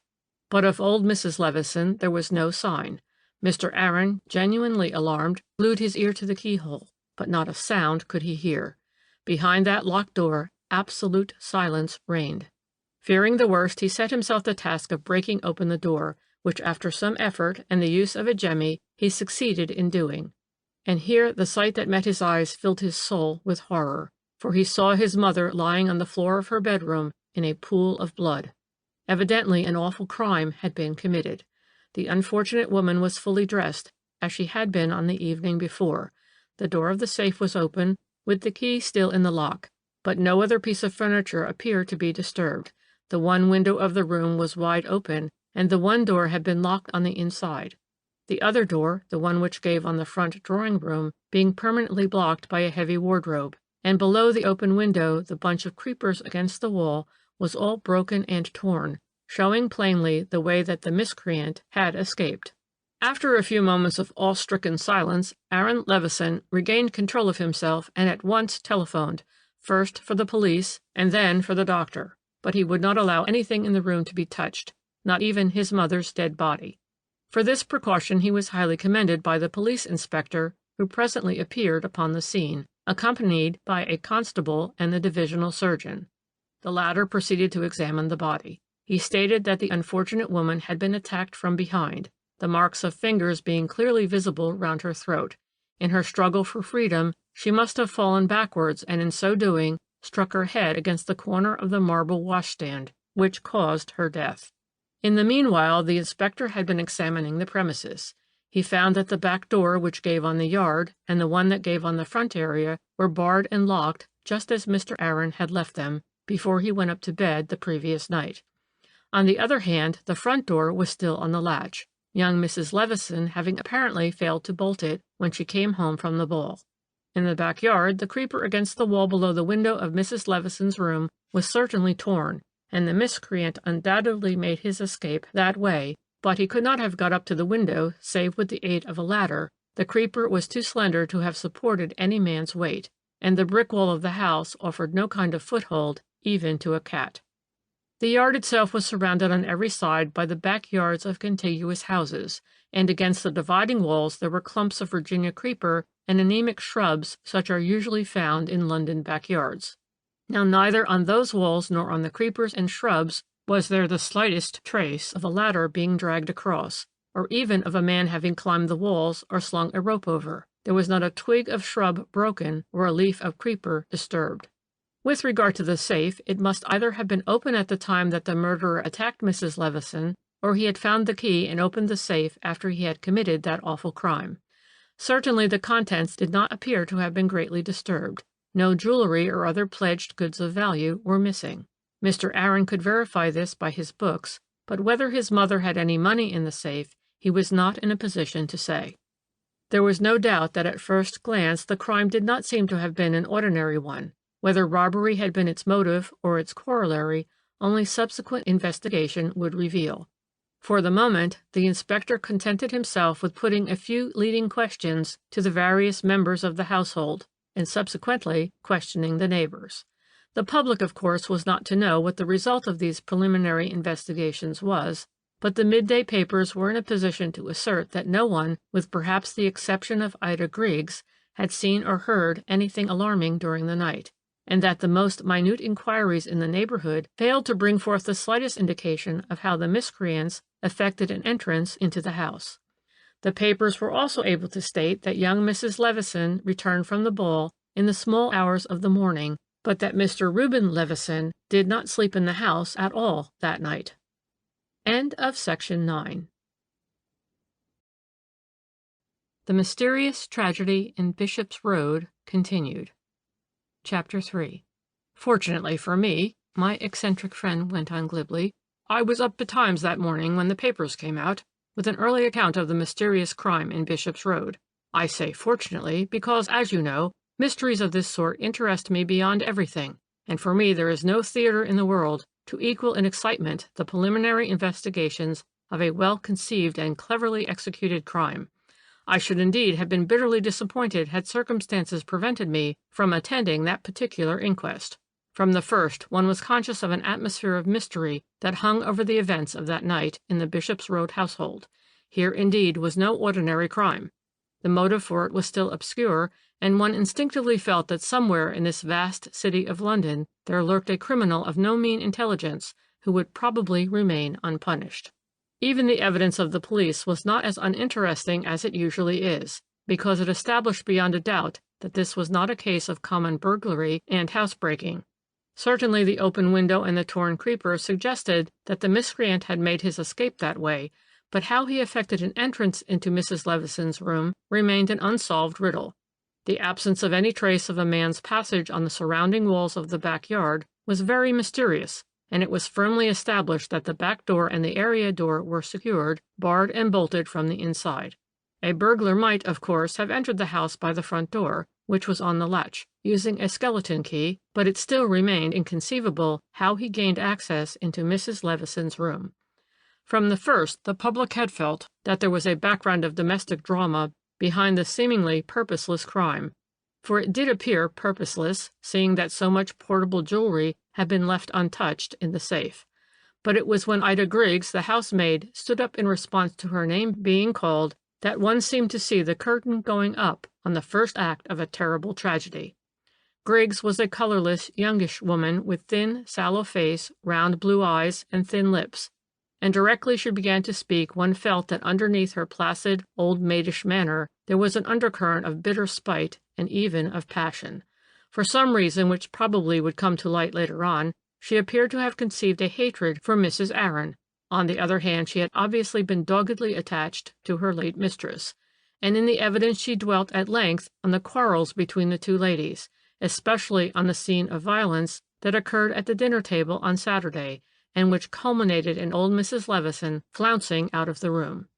Mrs. Levison was that upset, the girl went on, in answer to a question put to her by the coroner, that I thought she was going to be ill, and she says to me that women like Mrs. Aaron were worse than blank blank, as they would stick at nothing to get a new gown or a bit of jewelry. She always says to me— But at this point the coroner checked her flow of eloquence, as, of course, what the dead woman had said could not be admitted as evidence.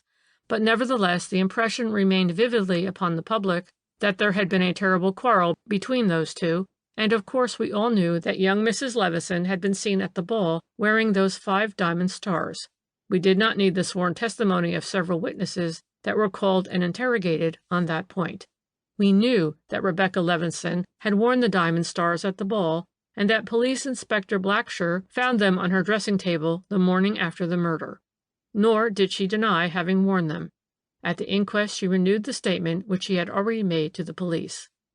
"My brother-in-law Reuben," she said, "was a great favorite with his mother, and when we were both of us ready dressed, he went into Mrs. Levison's room to say good night to her. He cajoled her into letting me wear the diamond stars that night.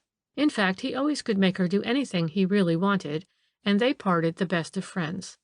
"At what time did you go to the ball, Mrs. Levison?" the coroner asked.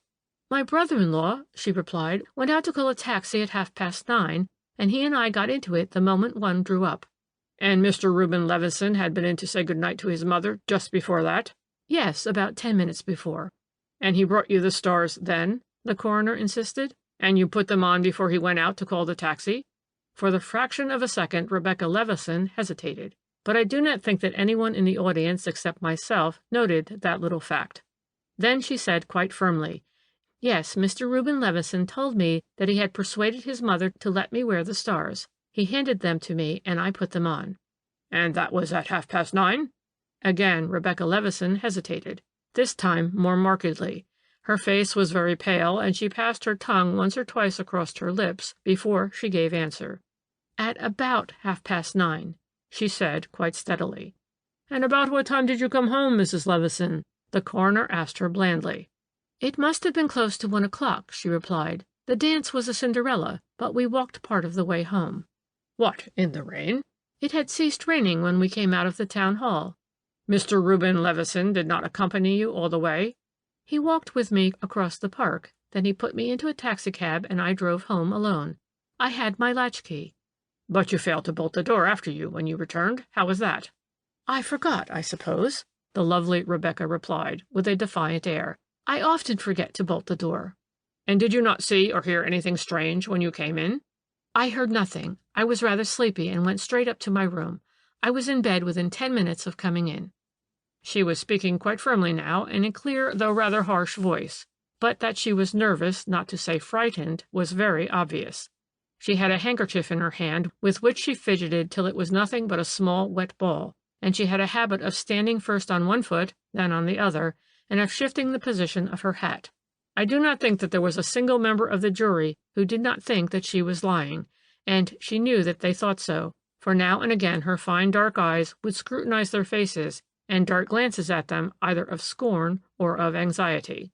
After a while she appeared very tired, and when pressed by the coroner over some trifling matters, she broke down and began to cry, after which she was allowed to stand down, and Mr. Reuben Levison was called. I must say that I took an instinctive dislike to him as he stood before the jury with a jaunty air of complete self-possession. He had a keen yet shifty eye, and sharp features very like a rodent. To me it appeared at once that he was reciting a lesson rather than giving independent evidence. He stated that he had been present at dinner during the bitter quarrel between his mother and sister-in-law, and his mother was certainly very angry at the moment. But later on he went upstairs to bid her good night. She cried a little and said a few hard things, but in the end she gave way to him as she always did. She opened the safe, got out the diamond stars, and gave them to him, making him promise to return them the very first thing in the morning. "I told her," Reuben went on glibly, "that I would not be home until the Monday morning. I would see Rebecca into a taxi after the ball, but I had the intention of spending a couple of nights and the intervening Sunday with a pal who had a flat at Haverstock Hill. I thought then that my mother would lock the stars up again. However, she was always a woman of her word. Once she had said a thing, she would stick to it. And so, as I say, she gave me the stars, and Mrs. Aaron wore them that night." "And you handed the stars to Mrs. Aaron at 9:30? The coroner asked the question with the same earnest emphasis which he had displayed when he put it to young Mrs. Levison. I saw Reuben's shifty eye flash across at her, and I know that she answered that flash with a slight drop of her eyelids, whereupon he replied as readily as she had done, "Yes, sir, it must have been about 9:30. And I assure you that every intelligent person in that room must have felt certain that Reuben was lying, just as Rebecca had done before him." The inquest was developing on dramatic lines, and the chief actors in the play had come to a point of cerebral excitement that was plainly visible on their pale, set faces, and there were beads of moisture around their tightly compressed lips which were not entirely attributable to the heat. Chapter 4. The man in the corner paused in his narrative. He drank half a glass of milk, smacked his lips, and for a few moments appeared intent on examining one of the complicated knots which he had made in his bit of string. Then, after a while, he resumed. The one member of the Levison family, he said, for whom everyone felt sorry, was the eldest son, Aaron. Like most men of his race, he had been very fond of his mother, not because of any affection she may have shown him, but just because she was his mother. He had worked hard for her all his life, and now through her death he found himself very much left out in the cold. It seems that by her will the old lady left all her savings, which it seems were considerable, and a certain share in the business, to Reuben, whilst to Aaron she only left the business nominally, with a great many charges on it in the way of pensions and charitable bequests, and whatever was due to Reuben. But here I am digressing, as the matter of the will was not touched upon until later on, but there is no doubt that Aaron felt from the first that it would be Reuben who would primarily benefit by their mother's death. Nevertheless, he did not speak bitterly about his brother, and nothing that he said could be construed into possible suspicion of Reuben. He looked just a big lump of good nature, splendidly built, with the shoulders and gait of an athlete, but with an expression of settled melancholy in his face and a dull, rather depressing voice. Seeing him there, gentle, almost apologetic, trying to explain away everything that might in any way cast a reflection upon his wife's conduct, one realized easily enough the man's position in the family, a kind of good-natured beast of burden, who would do all the work and never receive a thank you in return. He was not able to throw much light on the horrible tragedy. He, too, had been at the dinner table when the quarrel occurred, but directly after dinner he had been obliged to return to the shop, it being Saturday night, and business very brisk. He had only one assistant to help him, who left at 9 o'clock, after putting up the shutters, but he himself remained in the shop until 10 o'clock to put things away and make up the books. He heard the taxi being called, and his wife and brother going off to the ball. He was not quite sure as to when that was, but he dared say it was somewhere near 9:30. As nothing of special value had been pledged that day in the course of business, he had no occasion to go and speak with his mother before going up to bed, and on the whole he thought that, as she still might be rather sore and irritable, it would be best not to disturb her again. He did just knock at her door and called out, "Good night, mother," but hearing no reply, he thought she must already have been asleep. In answer to the coroner, Aaron Levinson further said that he had slept in the spare room at the top of the house for some time, as his wife was often very late coming home, and he did not like to have his night's rest broken. He had gone up to bed at 10 o'clock, and had neither seen nor heard anything in the house until 6 o'clock in the morning, when the screams of the maid down below had roused him from sleep, and made him jump out of bed in double-quick time. Although Aaron's evidence was more or less of a formal character, and he spoke very quietly, without any show either of swagger or of spite, one could not help feeling that the elements of drama and of mystery connected with this remarkable case were rather accentuated than diminished by what he said. Thus one was more or less prepared for those further developments which brought one's excitement and interest in the case to their highest point. Recalled and pressed by the coroner to try and memorize every event, however trifling, that occurred on that Saturday evening, Ida Griggs, the maid, said that, soon after she had dropped to sleep, she woke with the feeling that she had heard some kind of noise, but what it was she could not define. It might have been a bang or a thud or a scream. At the time she thought nothing of it. Whatever it was, while she lay awake for a few minutes afterwards, the house was absolutely still. But a moment or two later she certainly heard the window of Mrs. Levison's room being thrown open. "There did not seem to you anything strange in that?" the coroner asked her. "No, sir," she replied. "There was nothing funny in Mrs. Levison opening her window. I remember that it was raining rather heavily, for I heard the patter against the window panes, and Mrs. Levison may have wanted to look at the weather. I went to sleep directly after that, and thought no more about it." "And you don't know what it was that woke you in the first instance?" "No, sir, I don't," the girl replied. "And you did not happen to glance at the clock at the moment?" "No, sir," she said. "I did not switch on the light." But having disposed of that point, Ida Griggs had yet another to make, and one that proved more dramatic than anything that had gone before. "While I was clearing away the dinner things," she said, "Mr. Reuben and Mrs. Aaron were sitting talking in the parlor. At 8:30, Mrs. Aaron rang for me to take up her hot water as she was going to dress. I took up the water for her and also for Mrs. Levison, as I always did. I was going to help Mrs. Levison to undress, but she said she was not going to bed yet, as she had some accounts to go through. She kept me talking for a bit. Then while I was with her, there was a knock at the door, and I heard Mr. Reuben asking if he might come in and say good night.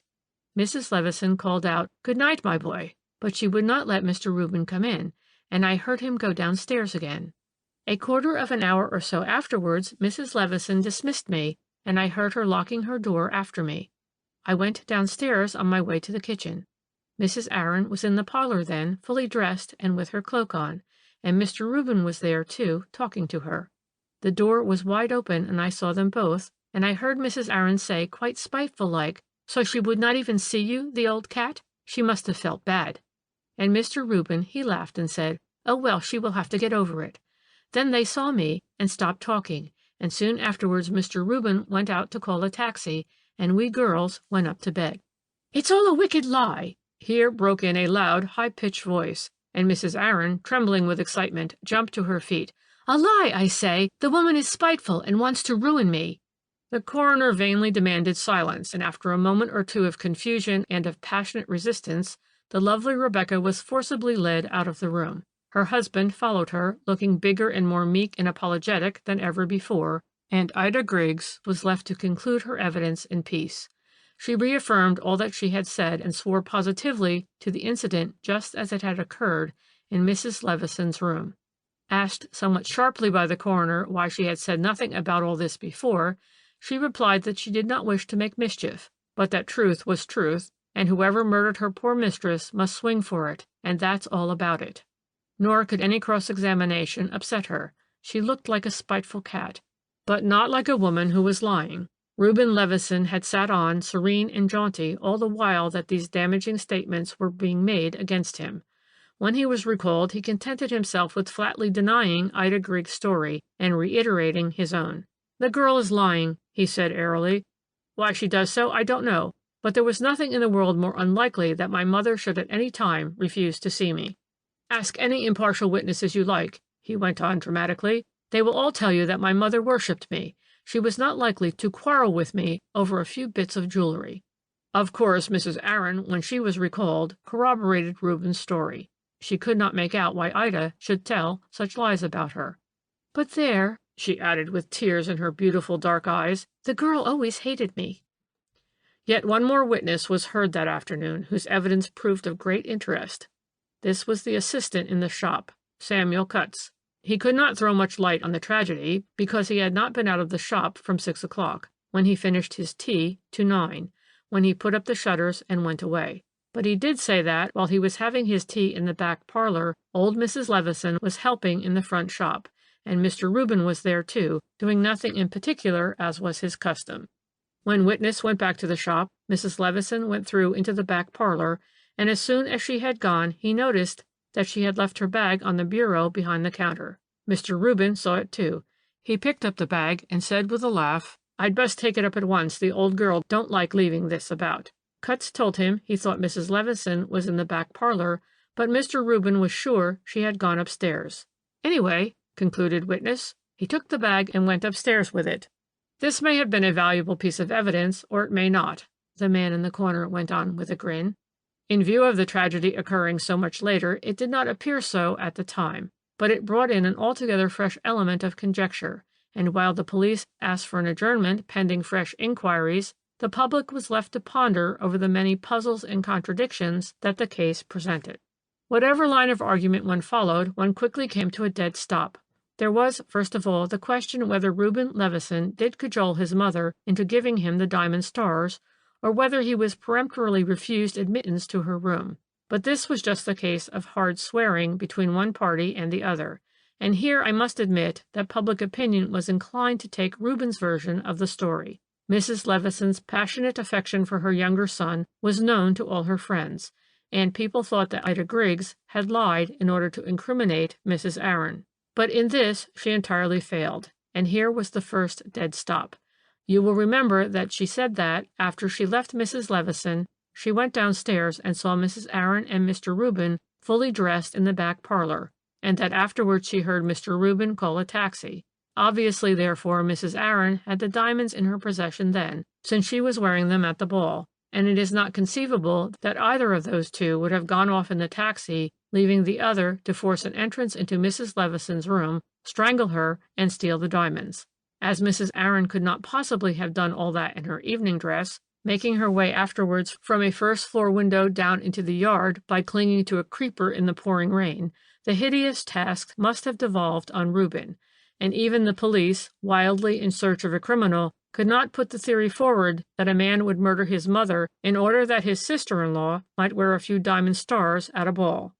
It was, in fact, the motive of the crime that seemed so utterly inadequate, and therefore public opinion fell back on the theory that Reuben had stolen the diamond stars just before dinner, after he had found his mother's handbag in the shop, and that the subsequent murder was the result of ordinary burglary, the miscreant having during the night entered Mrs. Levison's room by the window while she was asleep.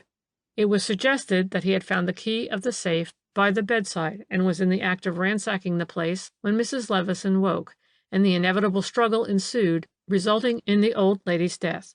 The chief argument, however, against this theory was the fact that the unfortunate woman was still dressed when she was attacked, and no one who knew her for the careful, thrifty woman she was could conceive that she would go fast asleep, leaving the safe door wide open.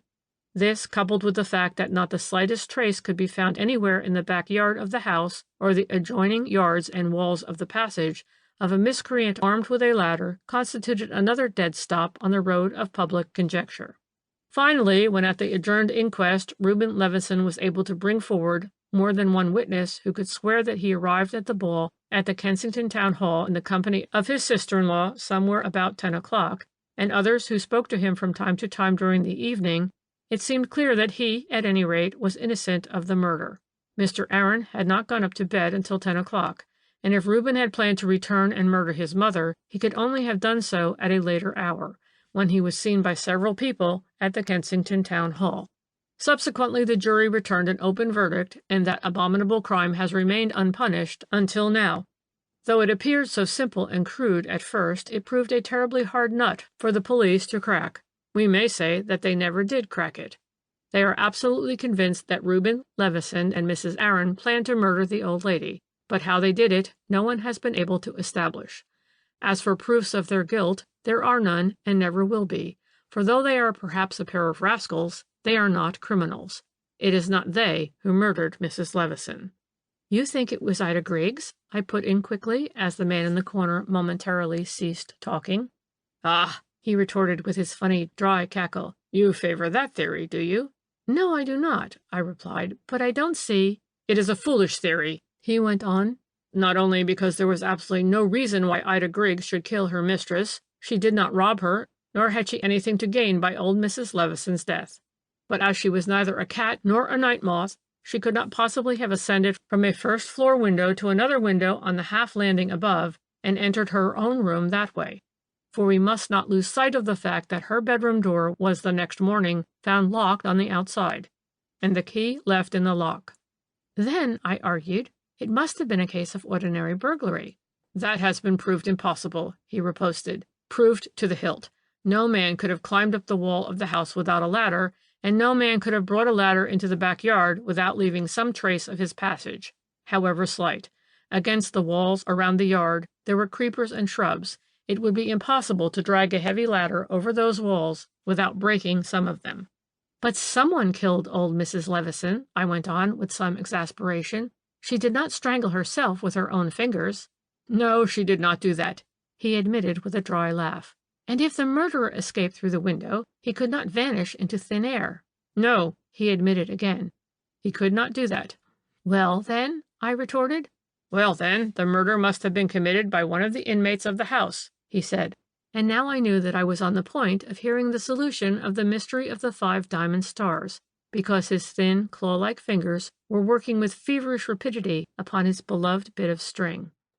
But neither Mrs. Aaron, I argued, nor Reuben Levison— Neither, he broke in decisively. We all know that. It was not conceivable that a woman could commit such a murder, nor that Reuben would kill his mother in order to gratify his sister-in-law's whim. That, of course, was nonsense. and every proof, both of time and circumstance, both of motive and opportunity, was entirely in their favor. No, we must look for a deeper motive for the hideous crime, a stronger determination, and above all a more powerful physique, an easier opportunity for carrying the plot through. Personally, I do not believe that there was a plot to murder. On the other hand, I do believe in the man who idolized his young wife and had witnessed a deadly quarrel between her and his mother, and I do believe in his going presently to the latter in order to try and soothe her anger against the woman he loved. "You mean," I gasped, incredulous and scornful, "that it was Aaron Levison?" "Of course I mean that," he replied placidly, "and if you think over all the circumstances of the case, you will readily agree with me. We know that Aaron Levison loved and admired his wife. We know that he was very athletic and altogether an outdoor man. Bear these two facts in mind, and let your thoughts follow the man after the terrible quarrel at the dinner table. For a while he is busy in the shop, probably brooding over his mother's anger and the unpleasant consequences it might have for the lovely Rebecca. But presently he goes upstairs, determined to speak with his mother, to plead with her. Dreading that Ida Griggs, with the habit of her kind, might sneak out of her room and perhaps glue her ear to the keyhole, he turns the key in the lock of the girl's bedroom door. He knows that the interview with his mother will be unpleasant, that hard words will be spoken against Rebecca, and these he does not wish Ida Griggs to hear. Then he knocks at his mother's door and asks admittance on the pretext that he has something of value to remit to her for keeping in her safe. She would have no reason to refuse. He goes in, talks to his mother. She does not mince her words. By now she knows that the diamond stars have been extracted from the safe, stolen by her beloved Reuben, for the adornment of the hated daughter-in-law. Can't you see those two arguing over the woman whom the man loves and whom the older woman hates? Can't you see the latter using words which outrage the husband's pride and rouses his wrath till it gets beyond his control? Can't you see him in an access of unreasoning passion, gripping his mother by the throat to smother the insults hurled at his wife? And can you see the old woman losing her balance and hitting her head against the corner of the marble washstand and falling, whilst the son gazes down, frantic and horror-struck, at what he has done? Then the instinct of self-preservation is roused. Oh, the man was cleverer than he was given credit for. He remembers with satisfaction locking Ida Griggs' door from the outside, and now to give the horrible accident the appearance of ordinary burglary. He locks his mother's door on the inside, switches out the light, then throws open the window. For a youngish man who is active and athletic, the drop from a first-floor window with the aid of a creeper on the wall presents but little difficulty, and when a man is faced with a deadly peril, minor dangers do not deter him. Fortunately, everything has occurred before he has bolted and barred the downstairs doors for the night. This, of course, greatly facilitates matters. He lets himself down through the window, jumps down into the yard, lets himself into the house through the back door, then closes up everything, and quietly goes upstairs to bed. There has not been much noise. Even his mother's fall was practically soundless, and, poor thing, she had not the time to scream. The only sound was the opening of the window. It certainly would not bring Ida Griggs out of her bed. Girls of her class are more likely to smother their heads under their bedclothes if any alarming noise is heard. And so the unfortunate man is able to sneak up to his room unseen and unheard. Whoever would dream of casting suspicion on him? He was never mixed up in any quarrel with his mother, and he had nothing much to gain by her death. At the inquest, everyone was sorry for him, but I could not repress a feeling of admiration for the coolness and cleverness with which he obliterated every trace of his crime. I imagined him carefully wiping his boots before he went upstairs, and brushing and folding up his clothes before he went to bed. Cannot you? A clever criminal, what? The whimsical creature concluded as he put his piece of string in the pocket of his funny tweed coat. Think of it. You will see that I am right. As you say, Mrs. Levison did not strangle herself, and a burglar from the outside could not have vanished into thin air. End of the mysterious tragedy in Bishop's Road. 6.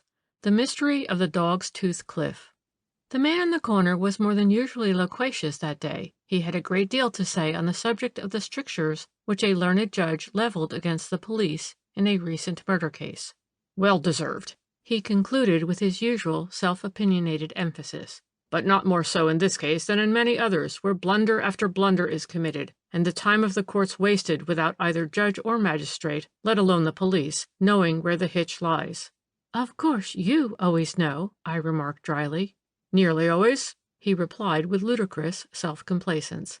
"Have I not proved to you over and over again that with a little reasonable common sense and a minimum of logic, there is no such thing as an impenetrable mystery in criminology? Criminology is an exact science to which certain rules of reasoning invariably apply. The trouble is that so few are masters of logic, and that fewer still know how to apply its rules. Now take the case of that poor girl, Janet Smith. We are likely to see some startling developments in it within the next 2 or 3 days. You'll see if we don't, and they will open the eyes of the police and public alike to what has been clear as daylight to me ever since the first day of the inquest." I hastened to assure the whimsical creature that, though I was acquainted with the main circumstances of the tragedy, I was very vague as to detail, and that nothing would give me greater pleasure than he should enlighten my mind on the subject, which he immediately proceeded to do. "You know Broxmouth, don't you?" he began after a while, "on the Wessex coast. It is a growing place, for the scenery is superb, and the air acts on jaded spirits like sparkling wine. The only drawback, that is, from an artistic point of view, to the place, is that hideous barrack-like building on the west cliff. It is a huge industrial school, recently erected, and endowed by the trustees of the Woodford bequest for the benefit of sons of temporary officers killed in the war, and is under the presidency of no less a personage than General Sir Arkwright Jones, who has a whole alphabet after his name. The building is certainly an eyesore, and before it came into being, Broxmouth was a real beauty spot. If you have ever been there, you will remember that fine walk along the edge of the cliffs, at the edge of which there is a wonderful view as far as the towers of Barchester Cathedral. It is called the Lovers' Walk, and is patronized by all the young people in the neighborhood. They find it romantic as well as exhilarating. The objective is usually Curtmoor, where there are 1 or 2 fine hotels for plutocrats in search of rural surroundings, and where humble folk like you and I and the aforesaid lovers can get an excellent cup of tea at the Wheatsheaf in the main village street. But it is a daylight walk, for the path is narrow, and in places the cliffs fall away, sheer and precipitous, to the water's edge, whilst loose bits of rock have an unpleasant way of giving way under one's feet. If you were to consult one of the Broxmouth gaffers on the advisability of taking a midnight walk to Curtmoor, he would most certainly shake his head and tell you to wait till the next day and take your walk in the morning. Accidents have happened there more than once, though Broxmouth holds its tongue about that. Rash pedestrians have lost their footing and tumbled down the side of the cliff before now, almost always with fatal results. And so, at first, when a couple of small boys, hunting for mussels at low tide in the early morning of May 5th last, saw the body of a woman lying inanimate upon the rocks at the foot of the cliffs, and reported their discovery to the police, everyone began by concluding that nothing but an accident had occurred, and went on to abuse the town council for not putting up along the more dangerous portions of the Lovers' Walk some sort of barrier as a protection to unwary pedestrians. Later on, when the body was identified as that of Miss Janet Smith, a well-known resident of Broxmouth, public indignation waxed high. The barrier along the edge of the Lovers' Walk became the burning question of the hour, but during the whole of that day the accident theory was never disputed. It was only towards evening that whispers of suicide began to circulate in and about Broxmouth, to be soon followed by the more ominous ones of murder. And by the next morning Broxmouth had the thrill of its life when it became known throughout the town that Captain Franklin Marston had been detained in connection with the finding of the body of Janet Smith, and that he would appear that day before the magistrate on a charge of murder. Properly to appreciate the significance of such an announcement, it would be necessary to be oneself a resident of Broxmouth, where the Woodford Institute, its affairs and its personnel are, as it were, the be-all and end-all of all the gossip in the neighborhood. To begin with, the deceased was head matron of the Institute, and the man now accused of the foul crime of having murdered her was its secretary. Moreover, the secretary and the pretty young matron were known to be very much in love with one another, and as a matter of fact, Broxmouth had of late been looking forward to a very interesting wedding. The idea of Captain Marston, who by the way was very good-looking, very smart, and a splendid tennis player, being accused of murdering his sweetheart, was in itself so preposterous, so impossible, that his numerous friends and many admirers were aghast and incredulous. "There is some villainous plot here somewhere," the ladies averred, and wanted to know what Major Gubbin's attitude was going to be under these tragic circumstances. Major Gubbins, if you remember, was headmaster of the school, and what's more, he, too, had been very much in love with Janet Smith. But it appeared that his friendship with Captain Marston had prompted him to stand aside as soon as he realized which way the girl's affections lay. Major Gubbins was not so popular as the captain. He was inclined to be offhand and disagreeable, so the ladies said, and moreover he did not play tennis, and with the sublime inconsequence of your charming sex, they seemed to connect these defects with the terrible accusation which was now weighing upon the Major's successful rival. The executive of the Institute consisted, in addition to the 3 persons I have named, of its president, General Sir Arkwood Jones, who, it seems, took little if any interest in the concern. It seems as if, by giving it the prestige of his name, he had done all that he intended for the furtherance of the Institute's welfare. Then there were the governors, a number of amiable local gentlemen and ladies, who played tennis all day and attended innumerable tea parties, and knew as much about administering a big concern as a terrier does of rabbit-rearing. In the midst of this official supineness, the murder of the young matron, followed immediately by the arrest of the secretary, had come as a bombshell, and now wise heads began to wag, and ominous murmurs became current that for some time past there had been something very wrong in the management of the Woodford Institute. Whilst at the call of various august personages, money was pouring in from the benevolent public, the commissariat was being conducted on parsimonious lines that were a positive scandal. The boys were shockingly underfed, and the staff of servants was constantly being changed because girls would not remain on what they called a starvation regime.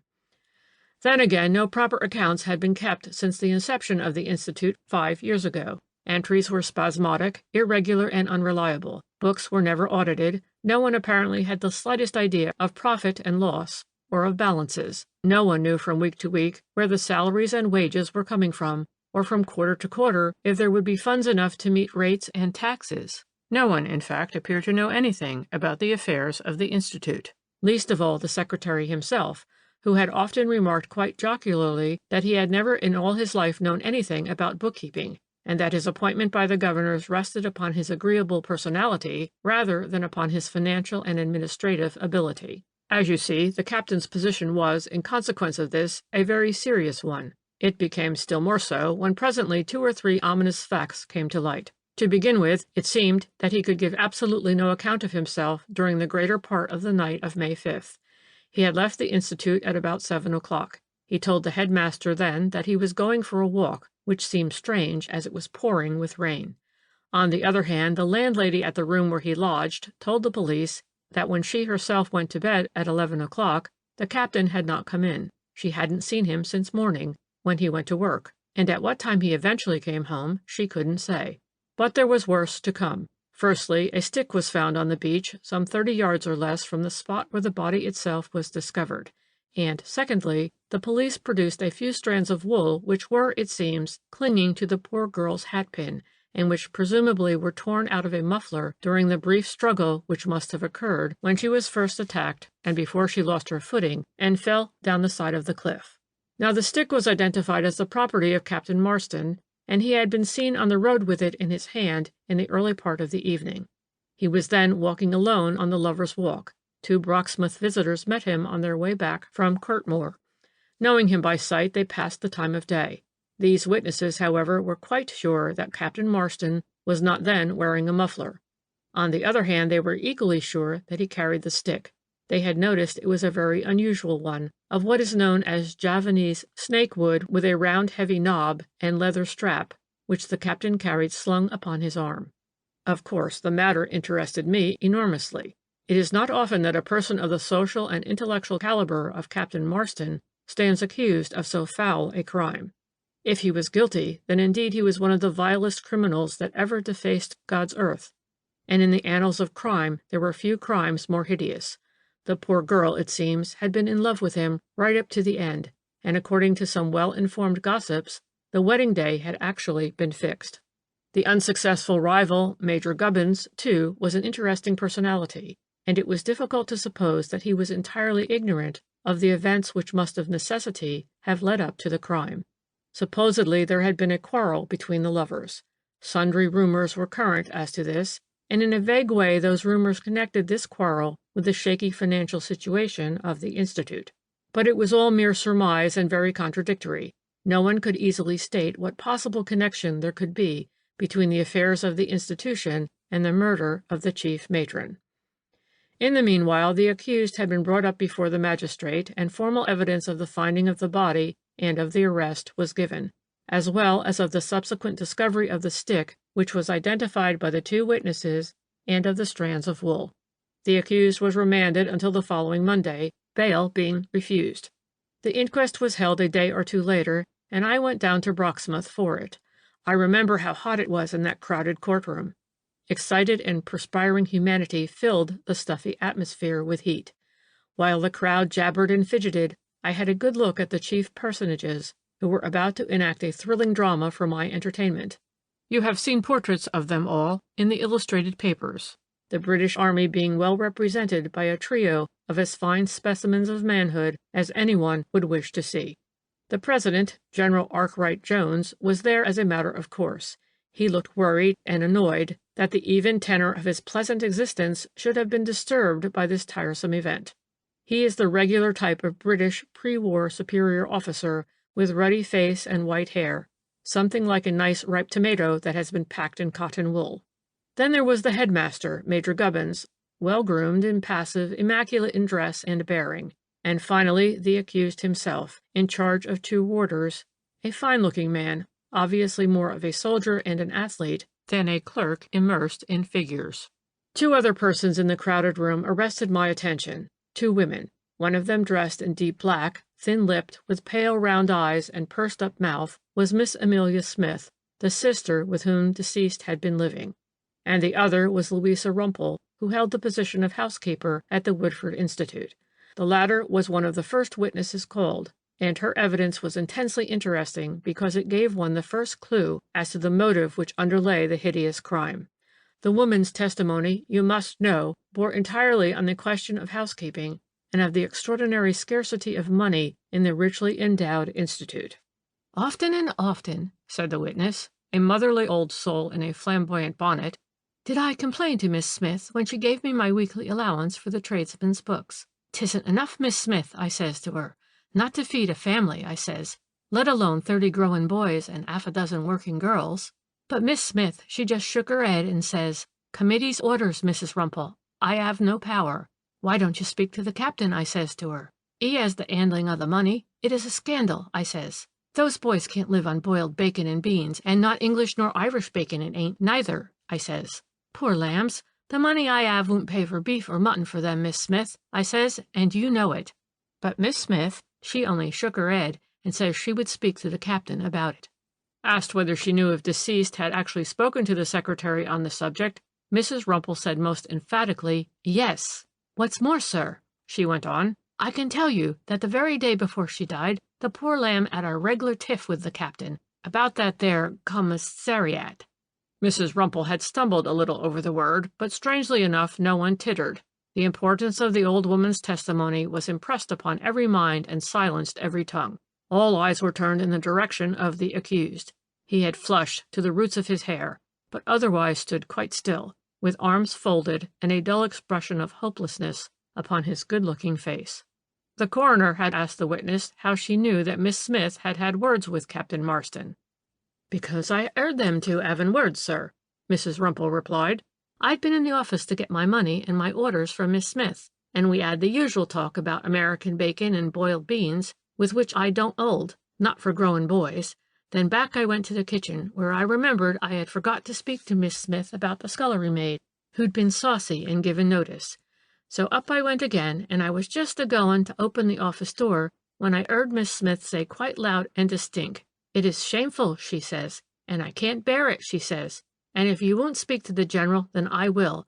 He is staying at the Queen's at Kirtmoor, I understand,' she says, 'and I'm going this very night to speak with him,' she says, 'as I can't spend another night,' she says, 'with this on my mind.'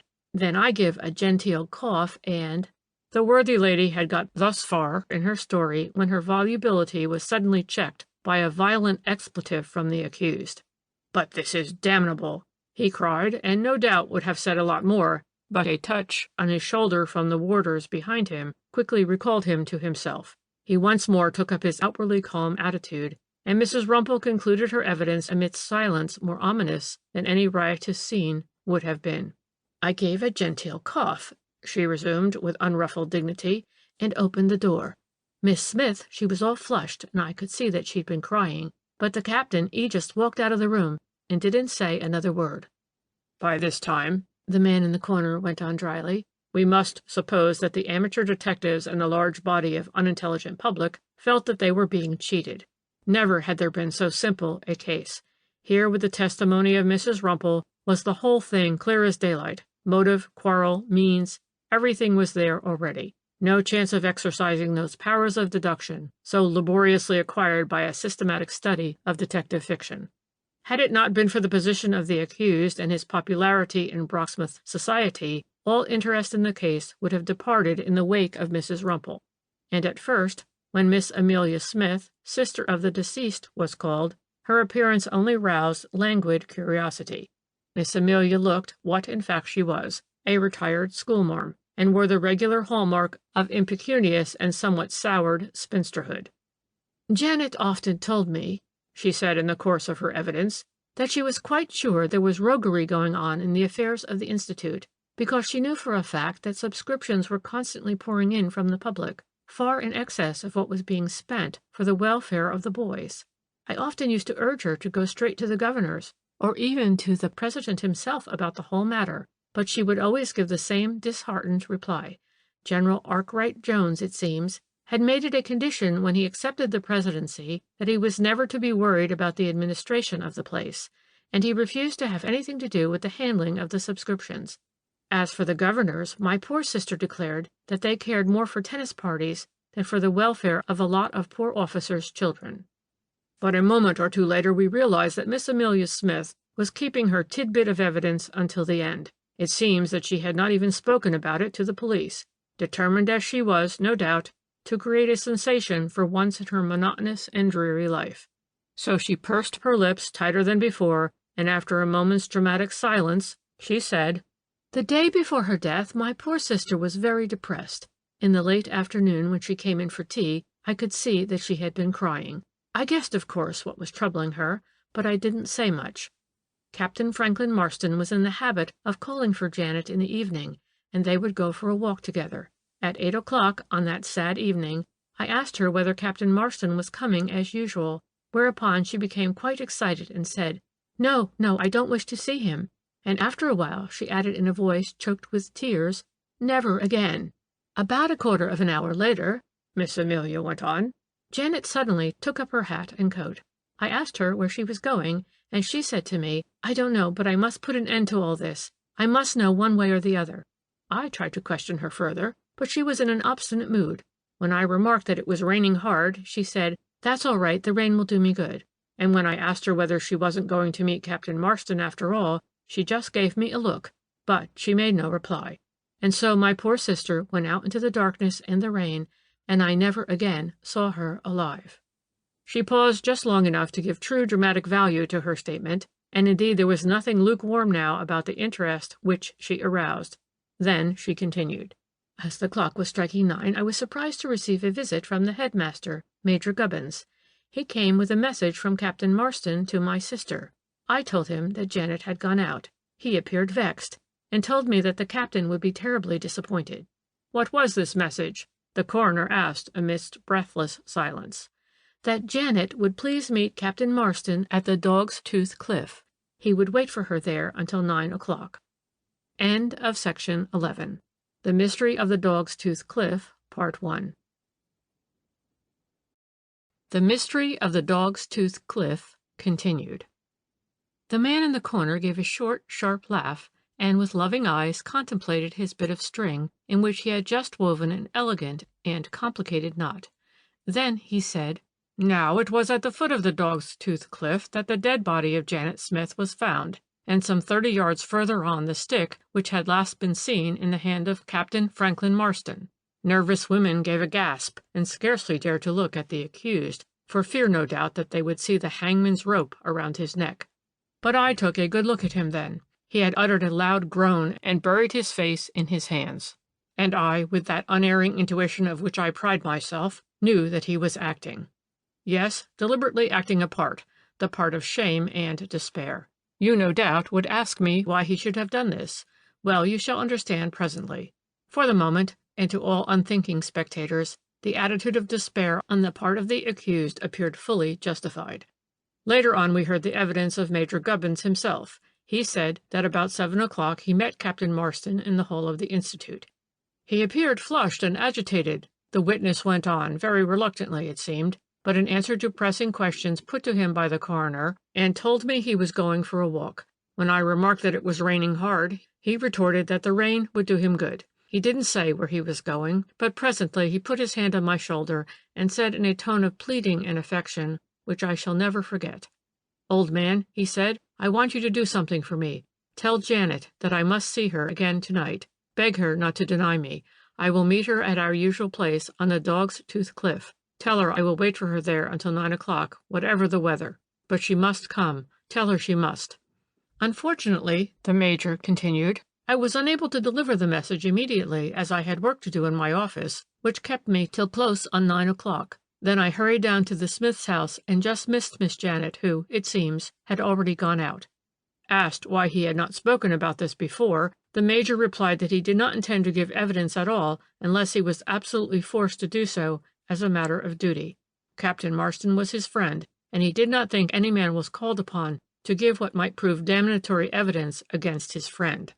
All of which sounded very nice and very loyal, until we learned that William Puryear, batman at the Institute, testified to having overheard violent words between the headmaster and the secretary at the very same hour when the latter was supposed to have made so pathetic an appeal to his friend to deliver a message on his behalf. Puryear swore that the two men were quarreling and quarreling bitterly. The words he overheard were, "You villain, you shall pay for this," but he was so upset and so frightened that he could not state positively which of the two gentlemen had spoken them, but he was inclined to think that it was Major Gubbins. And so the tangle grew, a tangled web that was dexterously being woven around the secretary of the Institute. The two Brocksmith visitors were recalled, and they once more swore positively to having met Captain Marston on the Lovers' Walk at about 8 o'clock of that fateful evening. They spoke to him, and they noticed the stick which he was carrying. They were on their way home from Kirtmoor, and they met the captain some 200 yards or so before they came to the Dog's Tooth Cliff. Of this they were both quite positive. The lady remembered coming to the cliff a few minutes later. She was nervous in the dark, and therefore the details of the incident impressed themselves upon her memory. Subsequently, when they were nearing home, they met a lady who might or might not have been the deceased. They did not know her by sight, and the person they met had her hat pulled down over her eyes, and the collar of her coat up to her ears. It was raining hard then, and they themselves were hurrying along and paid no attention to passers-by. We also heard that at about 9 o'clock, James Hoggs and his wife, who live in a cottage not very far from the Dog's Tooth Cliff, heard a terrifying scream. They were just going to bed and closing up for the night. Hoggs had the front door open at the moment and was looking at the weather. It was raining, but nevertheless he picked up his cap and ran out toward the cliff. A moment or two later he came up against a man whom he hailed. It was very dark, but he noticed that the man was engaged in wrapping a muffler round his neck. He asked him whether he had heard a scream, but the man said, "No, I've not," then hurried quickly out of sight. As Hoggs heard nothing more, or saw anything, he thought that perhaps after all he and his missus had been mistaken, so he turned back home and went to bed. "I think," the man in the corner continued thoughtfully, "that I have now put before you all the most salient points in the chain of evidence collected by the police against the accused. There were not many faulty links in the chain, you will admit. The motive for the hideous crime was clear enough, for there was the fraudulent secretary and the unfortunate girl who had suspected the defalcations and was threatening to go and denounce her lover either to the president of the Institute or to the governors. And the method was equally clear, the meeting in the dark and the rain on the lonely cliff, the muffler quickly thrown round the victim's mouth to smother her screams, the blow with the stick, the push over the edge of the cliff. The stick stood up as an incontestable piece of evidence.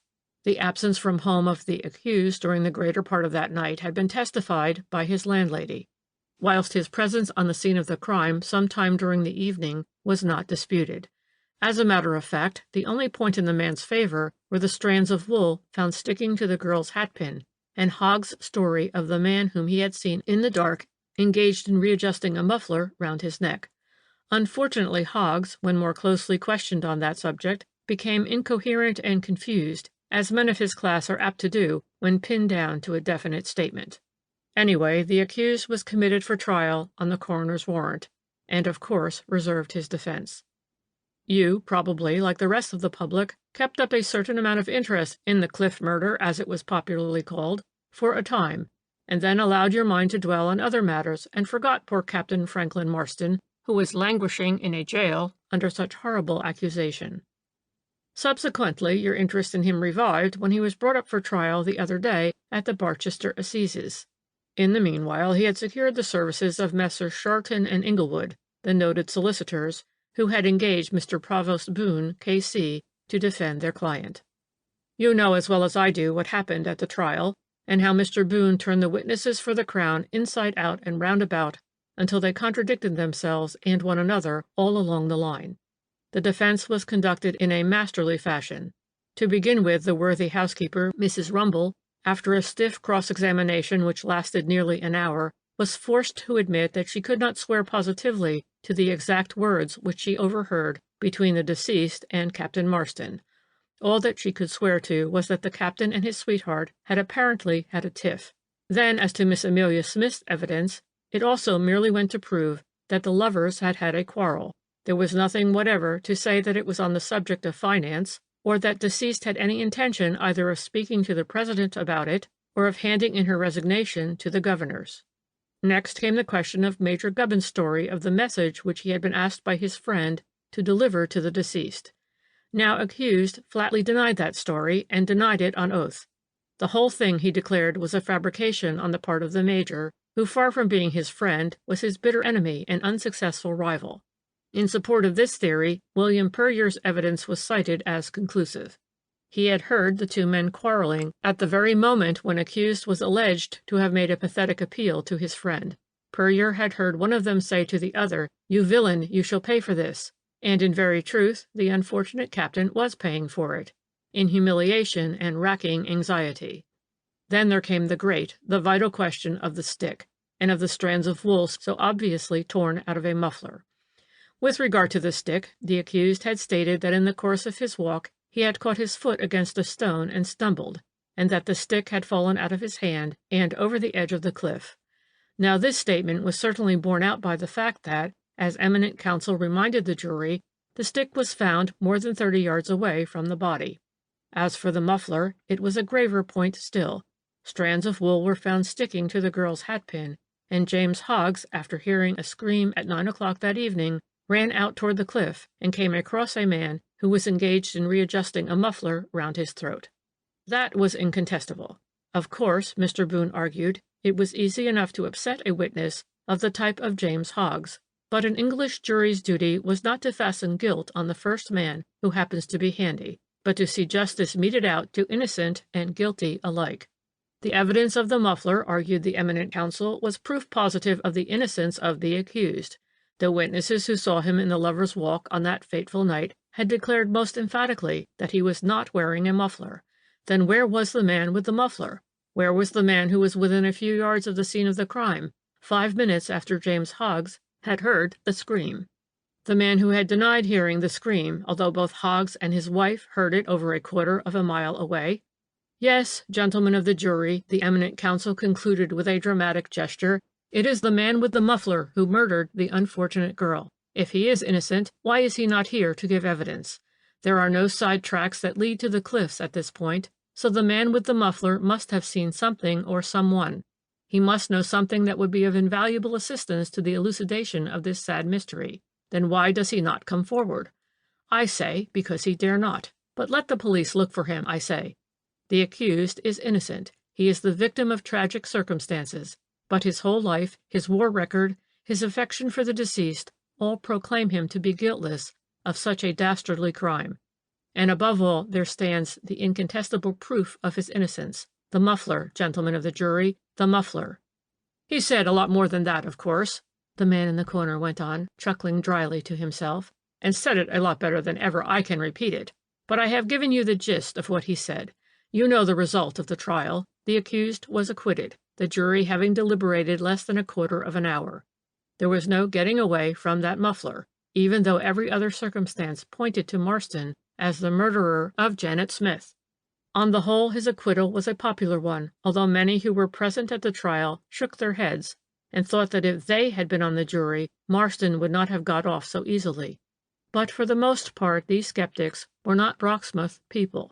In Brocksmouth the captain was personally liked, and the proclamation of his innocence was hailed with enthusiasm, and what's more, those same champions of the good-looking secretary, they were the women mostly, looked askance on the headmaster, who, they averred, had woven a Machiavellian net for trapping and removing from his path forever a hated and successful rival. The police have received a perfect deluge of anonymous communications suggesting that Major Gubbins was identical with the mysterious man with the muffler, but of course such a suggestion is perfectly absurd, since at the very hour when James Hoggs heard the scream, and a very few minutes before he met the man with the muffler, Major Gubbins was paying his belated visit to Miss Amelia Smith, and delivering the alleged message. Even those ladies who disliked the headmaster most cordially had to admit that he could not very well have been in two places at the same time. The Dog's Tooth Cliff is a good half-hour's walk from Miss Smith's house to the Lovers' Walk itself, and is not accessible to cyclists or motors. And thus, to all intents and purposes, the Cliff murder has remained a mystery, but it won't be one for long. Have I not told you that you may expect important developments within the next few days? And I am seldom wrong. Already in this evening's paper you will have read that the entire executive of the Woodford Institute has placed its resignation in the hands of the governors, that several august personages have withdrawn their names from the list of patrons, and that though the president has been implored not to withdraw his name, he has proved adamant on the subject, and even refused to recommend successors to the headmaster, the secretary, or the matron. In fact, he has seemingly washed his hands of the whole concern. But surely, I now broke in, seeing that the man in the corner threatened to put away his piece of string, and to leave me without the usual epilogue to his interesting narrative, surely General Sir Arkwright Jones cannot be blamed for the scandal which undoubtedly has dimmed the fortunes of the Woodford Institute. Cannot be blamed? The man in the corner retorted sarcastically. Cannot be blamed for entering into a conspiracy with his secretary and his headmaster to defraud the Institute, and then to silence forever the one voice that might have been raised in accusation against him? Sir Arkwright Jones! I exclaimed incredulously, for indeed the idea appeared to me preposterous then, as the General's name was almost a household word before the catastrophe. Impossible! Impossible? He reiterated. Why? He murdered Janet Smith. Of that you will be as convinced within the next few days as I am at this hour. That the three men were in collusion, I have not the shadow of doubt. Marston only made love to Janet Smith in order to secure her silence. But in this he failed, and the girl boldly accused him of roguery as soon as she found him out. It would be inconceivable to suppose that, being the bright, intelligent girl that she admittedly was, she could remain forever in ignorance of the defalcations in the books. She must, and did, tax her lover of irregularities. She must have, and indeed did, threaten to put the whole thing before the governors. So much for the lovers' quarrel overheard by Mrs. Rumble. I believe that the fate of the poor girl was decided on then and there by two of the scoundrels. It only remained to consult with their other accomplice as to the best means for carrying their hideous project through. Janet had announced her determination to go to Kirtmoor that self-same evening. The only question was, which of those three miscreants would meet her in the darkness and solitude of the Lovers' Walk. But in order at the outset to throw dust in the eyes of the public and the police, and not appear to be in any way associated with one another, Marston and Gubbins made pretense of a violent quarrel, which Puryear overheard. Then Gubbins, in order to make sure that the poor girl would carry out her intention of going over to Kirtmoor that evening, went to her house with the supposed message from Marston, and incidentally secured thereby his own alibi. This made him safe. Marston, in the meanwhile, went to arrange matters with Arkwright Jones. His position was of course more difficult than that of Gubbins. If there was to be murder, and my belief is that the scoundrels had been resolved on murder for some time before, the first suspicion would inevitably fall on the secretary who had kept the books and who had had the handling of the money. The miscreants had some sort of vague plan in their heads. Of this there can be no doubt. They were only procrastinating, hoping against hope that chance would continue to favor them. But now the hour had come. The danger was imminent. Within the next 24 hours, Janet Smith, being promised no redress on the part of the president, would place the whole matter before the governors, unless she was effectually made to hold her tongue. We can easily suppose that Marston would be clever enough to arrange to meet Arkwright Jones without arousing suspicion. We do know that soon after he finally quarreled with Janet Smith, he walked over to Curtmore. The 2 witnesses who spoke with him stated that they met him whilst they themselves were walking to Broxmouth. It was then just past 8 o'clock. Arkwright Jones had either dined at his hotel or not. We do not know, for it never struck the police to inquire at once how the popular general had spent his time on that fateful evening. You know what those sort of unconventional seaside places are. People spend most of their time out of doors, and there would be nothing strange, let alone suspicious, in any visitor going out for an hour after dinner, even if it rained. Then surely you can in your mind see those 2 scoundrels putting their villainous heads together, and as suspicion of any foul play would of necessity at once fall on Marston, Jones decided to take the hideous onus on himself. He went to the Dog's Tooth Cliff to meet Janet Smith himself, and borrowed Marston's stick to aid him in his abominable deed. He was clever enough, however, to throw it over the edge of the cliff some distance away from the scene of his crime. We do not know, of course, whether the poor girl recognized him, or whether he just fell on her in the dark. She only gave one scream before she fell. They were clever scoundrels, we must admit, but chance favored them too, especially in one thing. She favored them when she prompted Arkwright Jones to put a muffler round his throat. This one fact, as you know, saved Marston's neck from the gallows. But for the strands of wool in the girl's hat-pin and Hogg's brief view of a man manipulating a muffler, nothing but Jones's own confession could have saved his accomplice. Whether he would have confessed remains a riddle which no one will ever solve. But as to the whole so-called mystery, I saw daylight through it the moment I realized that Marston's despair and humiliation during the inquest was a pretense. If he feigned despair, it was because he desired, temporarily, to be the victim of circumstantial evidence.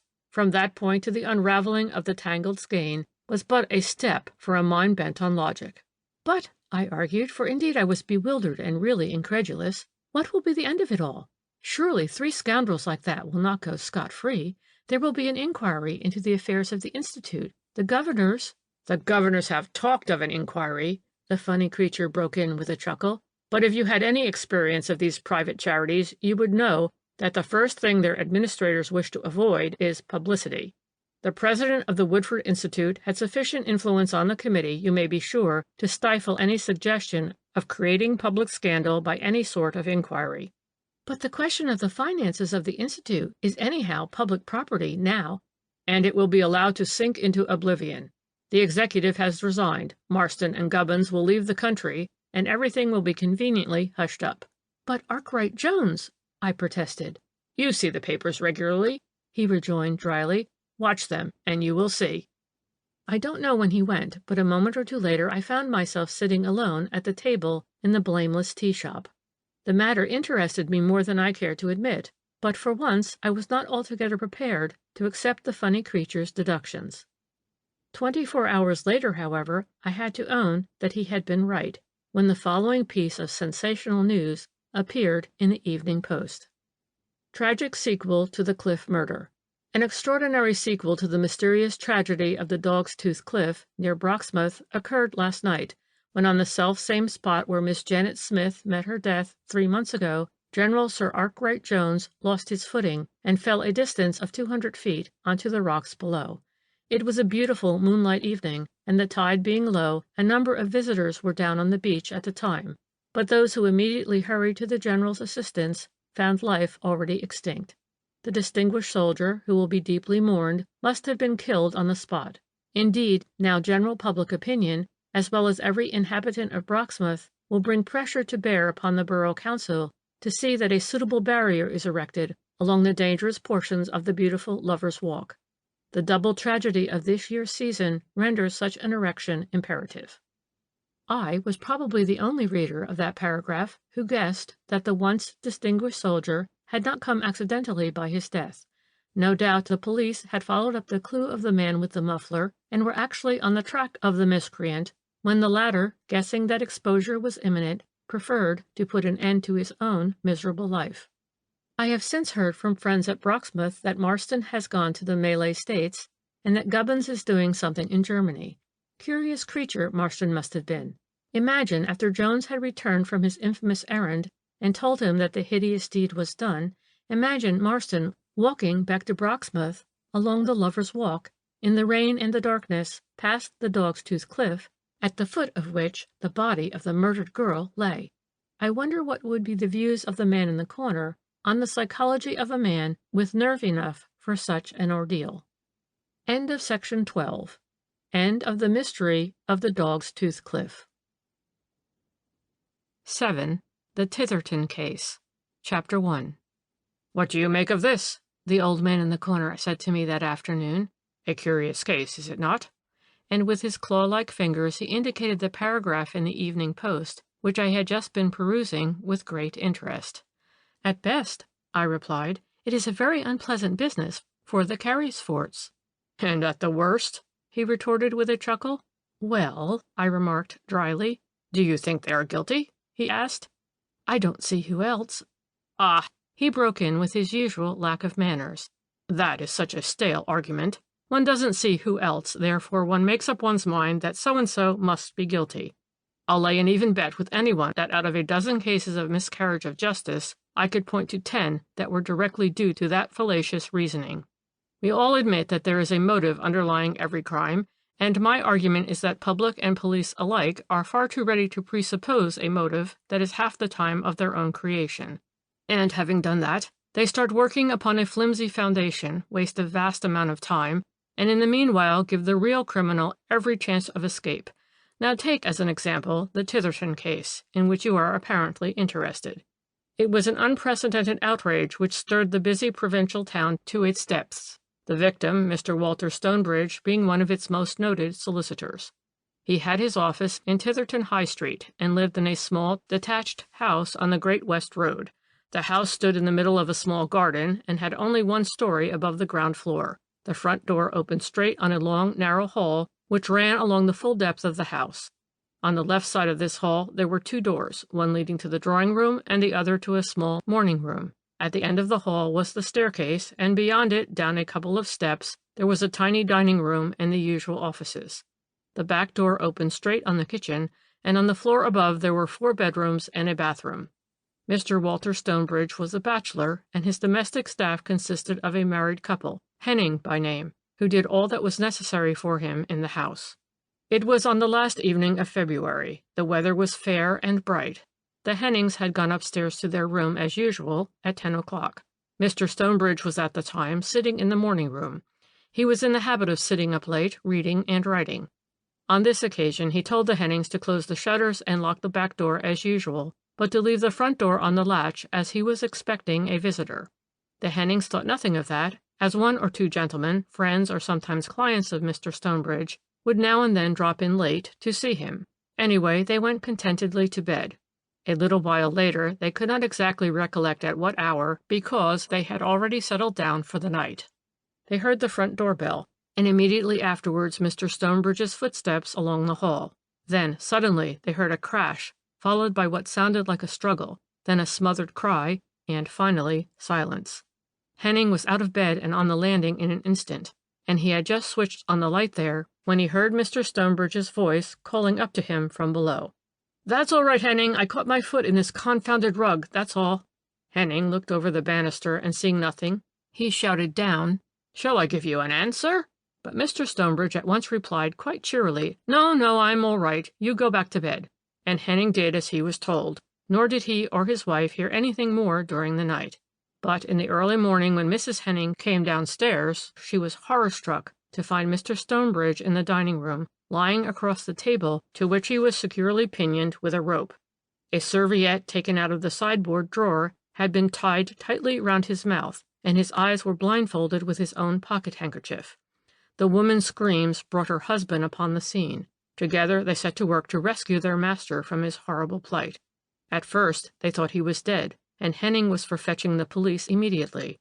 But his wife declared that Mr. Stonebridge was just unconscious, and she started to apply certain household restoratives, and made Henning force some brandy through Mr. Stonebridge's lips. Presently the poor man opened his eyes and gave one or two other signs of returning consciousness, but he was still very queer and shaky. The Hennings then carried him upstairs, undressed him, and put him to bed, and then Henning ran for the doctor. Well, it was days, or in fact weeks, before Mr. Stonebridge had sufficiently recovered to give a coherent statement of what happened to him on that fateful night, and which was just as much to the point what had happened the previous day. The doctor had prescribed complete rest in the interim. The patient had suffered from concussion and I know not what, and those events had got so mixed up in his brain that to try and disentangle them was such an effort that every time he attempted it, it nearly sent him into a brain fever. But in the meanwhile his friends had been busy, notably Mr. Stonebridge's head clerk, Mr. Medburn, who was giving the police no rest. There was, even without the evidence of the principal witness concerned, plenty of facts to go on to make out a case against the perpetrator of such a dastardly outrage. That robbery had been the main motive of the assault was easily enough established. A small fire and burglar-proof safe which stood in a corner of the morning room had been opened and ransacked. When examined, it was found to contain only a few trinkets which had probably a sentimental value, but were otherwise worthless. The key of the safe, one of a bunch, was still in the lock, which went to prove either that Mr. Stonebridge had the safe open when he was attacked, or what was more likely, considering the solicitor's well-known careful habits, that the assailant had ransacked his victim's pockets after he had knocked him down. A pocketbook, torn and containing only a few unimportant papers, lay on the ground. There had been a fire in the room at the time of the outrage, and careful analysis of the ashes found in the hearth revealed the presence of a quantity of burnt paper. But robbery being established as the motive of the outrage did not greatly help matters, because while Mr. Stonebridge remained in such a helpless condition, it was impossible to ascertain what booty his assailant had carried away. Soon, however, the first ray of light was thrown upon what seemed until this hour an impenetrable mystery. It appears that Mr. Medburn was looking after the business in High Street during his employer's absence, and one morning, it was on the Monday following the night of the outrage, he had a visit from a client who sent in his name as Felix Schapp. The head clerk knew something about this client, who had recently come over to England from somewhere abroad in order to make good his claim to certain royalties on what is known as the Schapp Fulettes, a kind of cheap fuel which was launched some time before the war by Sir Alfred Carysfort, Baronet, of Titherton Grange, and out of which that gentleman made an immense fortune, and incidentally got his title thereby. This man Schapp, a Dutchman by birth, was, it appears, the original inventor and patentee of these fulettes, and Mr. Carysfort, as he was then, had met him out in the Dutch East Indies, and had bought the invention from him for a certain sum down, and then exploited it in England first, and afterwards all over the world at immense profit. Sir Alfred Carysfort died about a year ago, leaving a fortune of over £1 million sterling, and was succeeded in the title and in the managing directorship of the business by his eldest son David, a married man with a large family. The business had long since been turned into a private limited liability company, the bulk of the shares being held by the managing director. The fact that the patent rights of the Schapp fulettes had been sold by the inventor to the late Alfred Carysfort had never been in dispute. It further appeared that Felix Schapp had at one time been a very promising mining engineer, but that in consequence of incurable intemperate habits, he had gradually drifted down the social scale. He lost one good appointment after another until he was just an underpaid clerk in the office of an engineer in Batavia, whose representative in England was Mr. Alfred Carysfort. The latter was on a visit to the head office in Batavia some 12 years ago when he met Schapp, who was then on his beam ends. He had recently been sacked by his employers for intemperance, and was on the fair way of becoming one of those hopeless human derelicts who usually end their days either on the gallows or in a convict prison. But at the back of Schapp's fuddled mind there had lingered throughout his downward career the remembrance of a certain invention which he had once patented, and which he had always declared would one day bring him an immense fortune. But though he had spent quite a good deal of money in keeping up his patent rights, he had never had the pluck and perseverance to exploit or even to perfect his invention. Alfred Carysfort, on the other hand, was brilliantly clever. He was ambitious, probably none too scrupulous, and at once he saw the immense possibilities, if properly worked, of Schapp's rough invention, and he set to work to obtain the man's confidence, and, presumably, by exercising certain persuasion and pressure, he got the wastrel to make over to him in exchange for a few £100 the entire patent rights in the Feuillettes. The transaction was, as far as that goes, perfectly straightforward and above board. It was embodied in a contract drawn up by an English solicitor, who was the British consul in Batavia at the time, nor was it, taking everything into consideration, an unfair one. Shap would never have done anything with his invention, and a clean, wholesome, and entirely practical fuel would probably have been thus lost to the world. But there remains the fact that Alfred Carysfort died a dozen years later, worth more than £1,000,000, every penny of which he had made out of an invention for which he had originally paid less than £500. Mr. Medbourne had been put in possession of these facts some weeks previously, when Mr. Felix Shap had first presented himself at the private house of Mr. Stonebridge. He came armed with a letter of introduction from a relative of Mr. Stonebridge's, whom he had met out in Java, and he was accompanied by a friend, an American named Julian Lloyd, who was piloting him about the place and acting as his interpreter and secretary, as he himself had never been in England and spoke English very indifferently. His passport and papers of identification were perfectly in order. He appeared before Mr. Stonebridge as a man still on the right side of 60, who certainly bore traces on his prematurely wrinkled face and in his tired, lustreless eyes of a life spent in dissipation rather than in work, but otherwise he bore himself well, was well dressed, and apparently plentifully supplied with money. The story that he told Mr. Stonebridge, through the intermediary of his friend, Julian Lloyd, was a very curious one. According to his version of various transactions which took place between himself and the late Sir Alfred Carysfort, the latter had, some time after the signing of the original contract, made him a definite promise in writing that should the proceeds in the business of the Shap Feuillettes exceed £10,000 in any 1 year, he, Sir Alfred, would pay the original inventor out of his own pocket a sum equivalent to 20% out of all such profits over and above the £10,000, with a minimum of £200. Mr. Shap had brought over with him all the correspondence relating to this promise, and moreover he adduced as proof positive that Sir Alfred had looked on that promise as binding, and had at first loyally abided by it, the fact that until 1916 he had paid to Mr. Felix Shap the sum of £200 every year. These sums had been paid half-yearly through Sir Alfred's bankers, and acknowledgments were duly sent by Shap direct to the bank, all of which could of course be easily verified. But in the year 1916 these payments suddenly ceased. Mr. Shap wrote repeatedly to Sir Alfred, but never received any reply. At first he thought that there were certain difficulties in the way owing to the European war, so after a while he ceased writing. But presently there came the armistice. Mr. Shap wrote again and again, but was again met by the same obstinate silence. In the meanwhile he had come to the end of his resources. He had spent all that he had ever saved, but nevertheless he was determined that as soon as he could scrape up a sufficiency of money, he would go to England in order to establish his rights.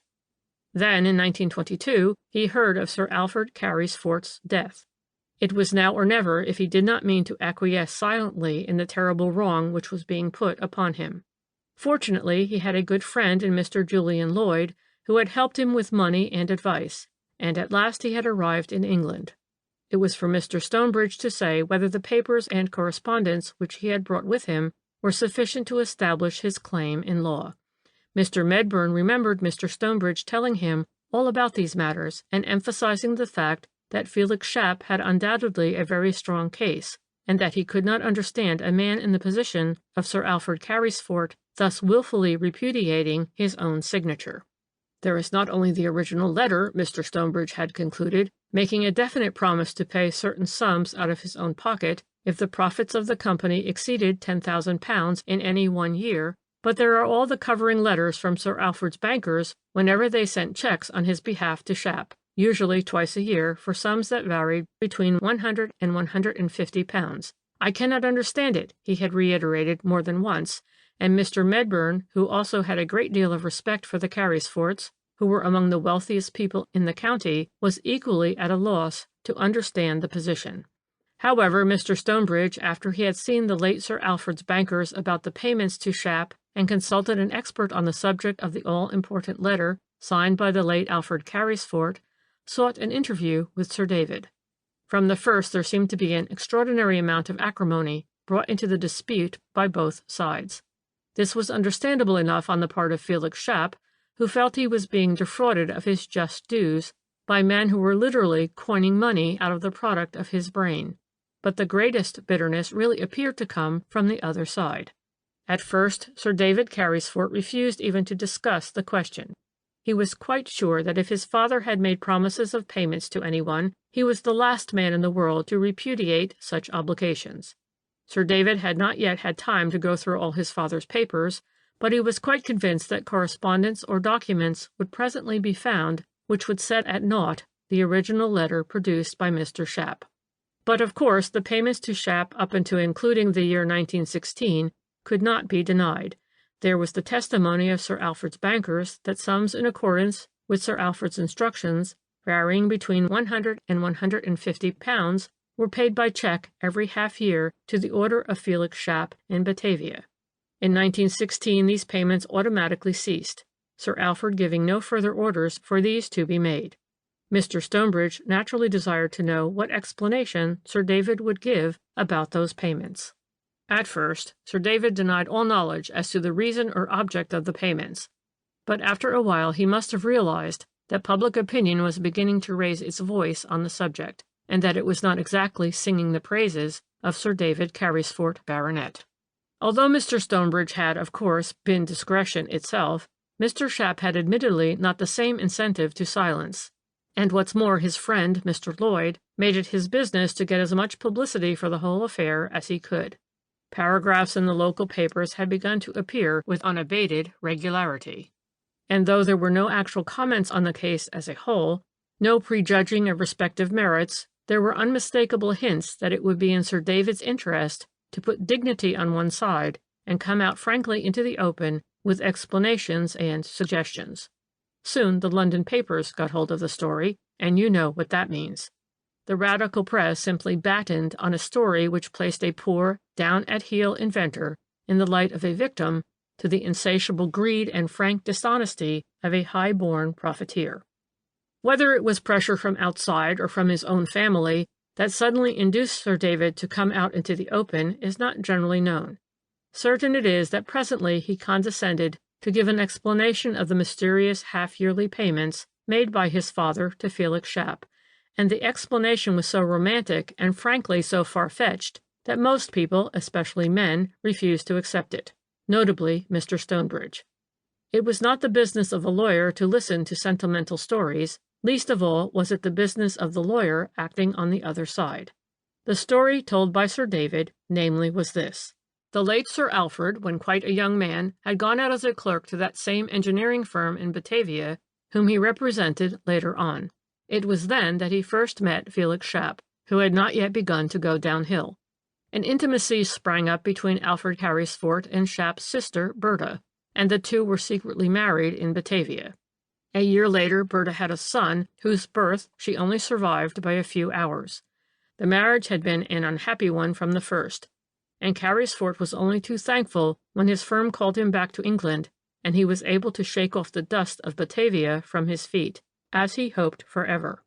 He never spoke of his marriage, nor did he ever recognize or have anything to do with his son. By some pecuniary arrangement entered into with Felix Schapp, the latter undertook to provide for and look after the boy, to give him his own name, and never to trouble his brother-in-law about him again. A deed poll was, Sir David believed, duly executed, and the boy assumed the name of Alfred Schapp. Some years later there occurred the transaction over the Schapp feuillettes. Alfred Carysfort had come to Batavia on business. He had met Felix Schapp again, who by this time had become a hopeless wastrel.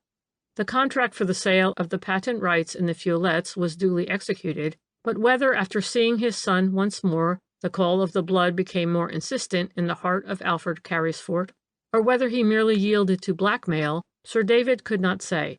Certain it is that after a while, when the profits of the Schapp Feuillettes Company became substantial, Sir Alfred took to sending over a couple of £100 every year to Schapp for the benefit of young Alfred. When the war broke out, young Alfred joined the Australian Expeditionary Force and was killed in Gallipoli in August 1915. As soon as Sir Alfred had definite news of the boy's death, he naturally stopped all further payments to Shap. The story, as you see, sounded plausible enough, and if it proved to be untrue, it would reflect great credit on Sir David's gift of imagination. Felix Shap, as was only to be expected, denied it from beginning to end. The whole thing, he declared, was an impudent falsehood, based on a semblance of truth. It was quite true that he had adopted and for years had cared for his sister's son, who was subsequently killed in Gallipoli. It was also true that Alfred Carysfort had years ago paid some attention to his sister Berta, but there was never any question of marriage between them, young Carysfort deeming himself far too grand and well-born to marry the daughter of an obscure East Indian trader. Berta had subsequently married a man of mixed blood who deserted her and went off somewhere to Argentina or Honduras. Shap did not know where. At any rate, he was never heard of again. In proof of his version of the romantic story, Felix Shap actually had a copy of his sister's marriage certificate, as well as one or two letters written at different times to his sister Berta by her rascally husband. He had indeed plenty of proofs for his assertions, but when Mr. Stonebridge asked for confirmation of Sir David's story, the latter appeared either unprepared or unwilling to produce any, whereupon Mr. Stonebridge, on behalf of his client, entered an action for the recovery of certain royalties due to him on the sales of the Shap Fulettes, the amount to be presently agreed on after examination of the audited accounts. Thus matters stood when on that Wednesday night in February last Mr. Stonebridge was found gagged and unconscious, the victim of a murderous and inexplicable assault. And on the Saturday following, Mr. Felix Shap, accompanied by his friend Mr. Lloyd, called on Mr. Medburn at the office in High Street. They had read in the papers certain details which had filled Shap with apprehension. They had read that the safe in the morning room in Mr. Stonebridge's house had been obviously ransacked, and that the analysis of the ashes in the grate had revealed the presence of a large quantity of burnt paper. "My friend Mr. Shap would like you to put his mind at rest, Mr. Medburn," Mr. Lloyd said in an anxious, agitated tone of voice, "that the papers relating to this case, which he entrusted to Mr. Stonebridge, are safely locked up in the safe at this office." Unfortunately, the head clerk was not able to satisfy Mr. Shap on that point. Mr. Stonebridge had never brought the papers to the office, nor had Mr. Medburn ever seen them. His impression was, he regretted to say, that Mr. Stonebridge had, for the time being, kept all papers relating to this particular case at his private house, just as he had always seen Mr. Shap there, rather than at the office. Of course, Mr. Medburn hastened to assure his visitor Mr. Stonebridge may have kept the documents in some other secure place. Mr. Medburn couldn't say, not having access to all his employer's papers, and in any case he would make a comprehensive search for the missing documents, and if nothing was found he would at once inform the police. An evening or two later the papers came out with flaring headlines. "Amazing developments in the Titherton outrage, missing documents, sensational turn in the Shap Fulettes case," and so on. The head clerk had made an exhaustive search amongst his employer's papers, but not a trace could he find of any documents relative to Mr. Shap's case. One and all had disappeared. The original letter from Alfred Carysfort promising to pay an extra 20% on the profits of the Shap Fulette Company under certain conditions, the letters from the scoundrel who had been Berta's husband, together with the copy of Berta's marriage certificate, everything was gone. Every proof of the truth of the story which Felix Shap had come all this way to tell. End of section 13. The Titherton Case, Part 1. The Titherton Case, continued. Chapter 2. The next exciting incident, the man in the corner continued glibly, in this remarkably mysterious case, was the news that Mr. Alan Carysfort, eldest son of Sir David Carysfort, Baronet, had been detained in connection with the assault upon Mr. Stonebridge and the disappearance of certain papers, the property of Mr. Felix Shap of Batavia. Young Alan Carysfort, who was a subaltern in a cavalry regiment, had come home from India recently, and as a matter of fact he had arrived at the Grange, the family seat just outside Titherton, the very evening of the outrage. Acting upon certain information received, the police had detained him. He was to be brought before the magistrates on the following day, and in the meanwhile it was generally understood that some highly sensational evidence had been collected by the police. It has been asserted that Sir David Carysfort and his family were the last to realize how very strong public opinion had been against them ever since Shap's story and the loss of the documents had become generally known. Though there had been no hint of it in the press, the public loudly declared that the Carysforts must have had something to do with the outrage. Seek him whom the crime benefits being a most excellent adage. But imagine the sensation when Alan Carysfort, the eldest son of Sir David Carysfort, Baronet, was arrested. Need I say that the following day, when the young man was brought before the magistrates, the court was crowded.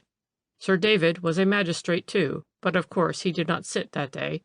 To see his eldest son arraigned before his brother Beeks must have been a bitter pill for his pride to swallow. We had the usual formal evidence of arrest, the medical evidence, and so on, after which we quickly plunged into exciting business. Mr. Stonebridge, we were soon told, had made a statement. He was not yet strong enough to appear in person, but he had made a statement. So at last the public was to be initiated into the mysteries that surrounded the inexplicable assault. After my servants had gone to bed, Mr. Stonebridge had stated, I sat a while reading in the morning room. I was expecting the visit of Mr. Shap, as we had talked over the possibility of a quiet chat at my house that evening on the subject of his affairs. He and Mr. Lloyd, who were both of them very fond of the cinema, were in the habit of dropping in after the show on their way home. At about 11:15, I am sure it was not later, there was a ring at the front doorbell, and I went to open the door. No sooner had I done this than a shawl or muffler of some sort was thrown over my face, and I was made to lose my balance by the thrust of a foot between my two shins. I came down backwards with a crash. The whole thing occurred in fewer seconds than it takes to describe. The next moment I had the sensation of cold steel against my temple.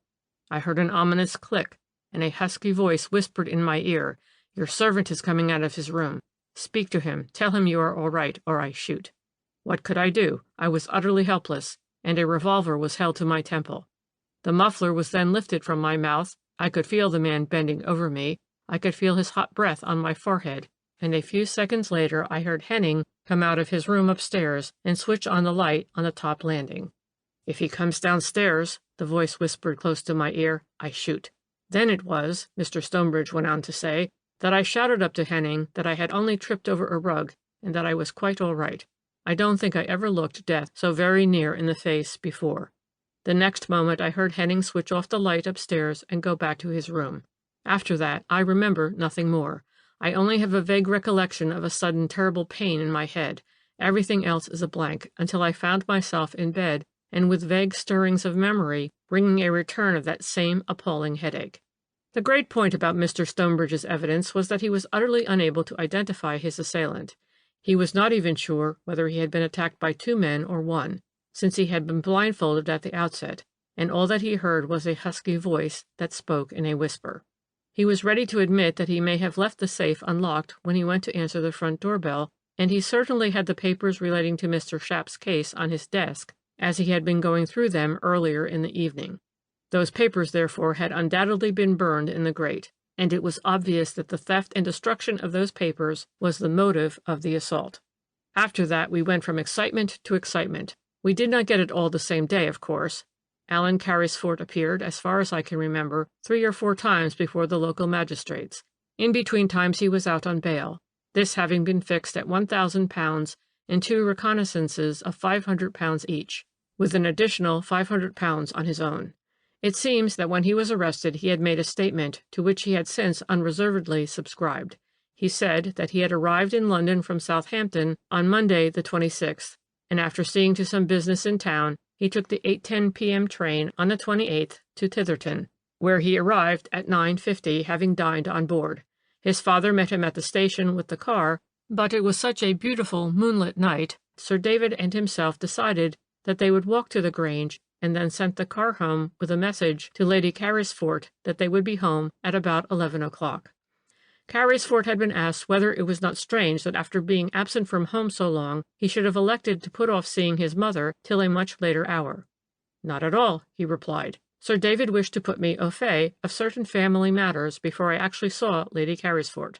These matters," he added emphatically in reply to questions put to him by the magistrate, "had nothing whatever to do with financial business, least of all were they in any relation to Mr. Shap and his affairs. Sir David and I," he went on calmly, walked about for a while, and then Sir David remembered that he wished to see a friend at the country club. He went in there, but I preferred to take another turn out of doors, as I had not had a taste of English country air for nearly 2 years. Asked how long he had walked about Titherton waiting for Sir David, Carysfort thought about half an hour, and when questioned as to the direction he had taken, he said he really couldn't remember. The police, of course, had adduced certain witnesses whose testimony would justify the course they had taken in arresting a gentleman in the position of Mr. Alan Carysfort. There was, first of all, Felix Schapp himself and his friend Julian Lloyd.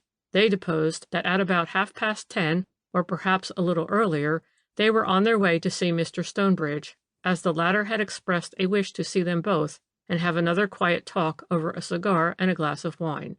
Schapp and Lloyd had been to the PPP Cinema in High Street, and they left just before the end to go to Mr. Stonebridge's house.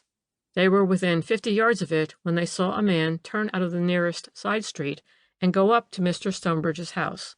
The man went through the garden gate and up to the front door. Schapp and Lloyd saw him in the act of ringing the bell. It was then somewhere between 10:30 and 10:45. Mr. Stonebridge was so very much in the habit of seeing friends, and even those clients with whom he was intimate late in the evenings, that Mr. Schapp and Mr. Lloyd didn't think anything of the incident, but at the same time they made up their minds to postpone their own visit to Mr. Stonebridge until they could be quite sure of seeing him alone. So they turned then and there and went straight back to the Black Swan, where they lodged. I may add that with commendable reserve, both these witnesses refused to identify Alan Carysfort with Mr. Stonebridge's visitor on that memorable Wednesday evening. The man they saw had an overcoat and wore a Glengarry cap. More they could not say, as they had not seen his face clearly. On the other hand, the hall porter at the country club, another witness for the Treasury, had no cause for such reserve. He said that on the evening of February 28th, Sir David Carysfort came to the club a little before 10:30. Mr. Allen was with him then, but he didn't come in. The hall porter heard him say to Sir David, "Very well, then, I'll pick you up here in about half an hour." And Sir David rejoined, "Yes, don't be late." Mr. Allen did return to the club at about 11 o'clock, and the two gentlemen then went off together. The hall porter remembered the incident on that date quite distinctly, because he recollected being much surprised at seeing Mr. Alan Carysfort, who he thought was still abroad. After that, there was another remand, Alan Carysfort's solicitor having asked and obtained an adjournment for a week. But by this time, as you may imagine, not only the county, but London society, too, were absolutely horror-struck. To think that a man in the position of the Carysforts should have stooped to such an act, not only of violence, but of improbity, was indeed staggering. Nor did public opinion swerve from this attitude one hair's breadth, even though at the next hearing all the proofs which the police had adduced against the accused were absolutely confuted. Fortunately for Carysfort, his solicitors had been successful in finding two witnesses, Miriam Page and Arthur Ormley, who had seen Mr. Alan Carysfort, whom they knew by sight, strolling by the river at 10:45. They, like the hall porter at the country club, remembered the circumstance very clearly because they did not know that Mr. Allen was home from abroad, and were astonished to see him there. The point of the evidence of three witnesses was that the river where they had seen Alan Carysfort strolling at 10:45 is at the diametrically opposite end of the town to where lies the Great West Road. Now the hall porter had seen Alan Carysfort outside the country club at 10:30 and again at 11.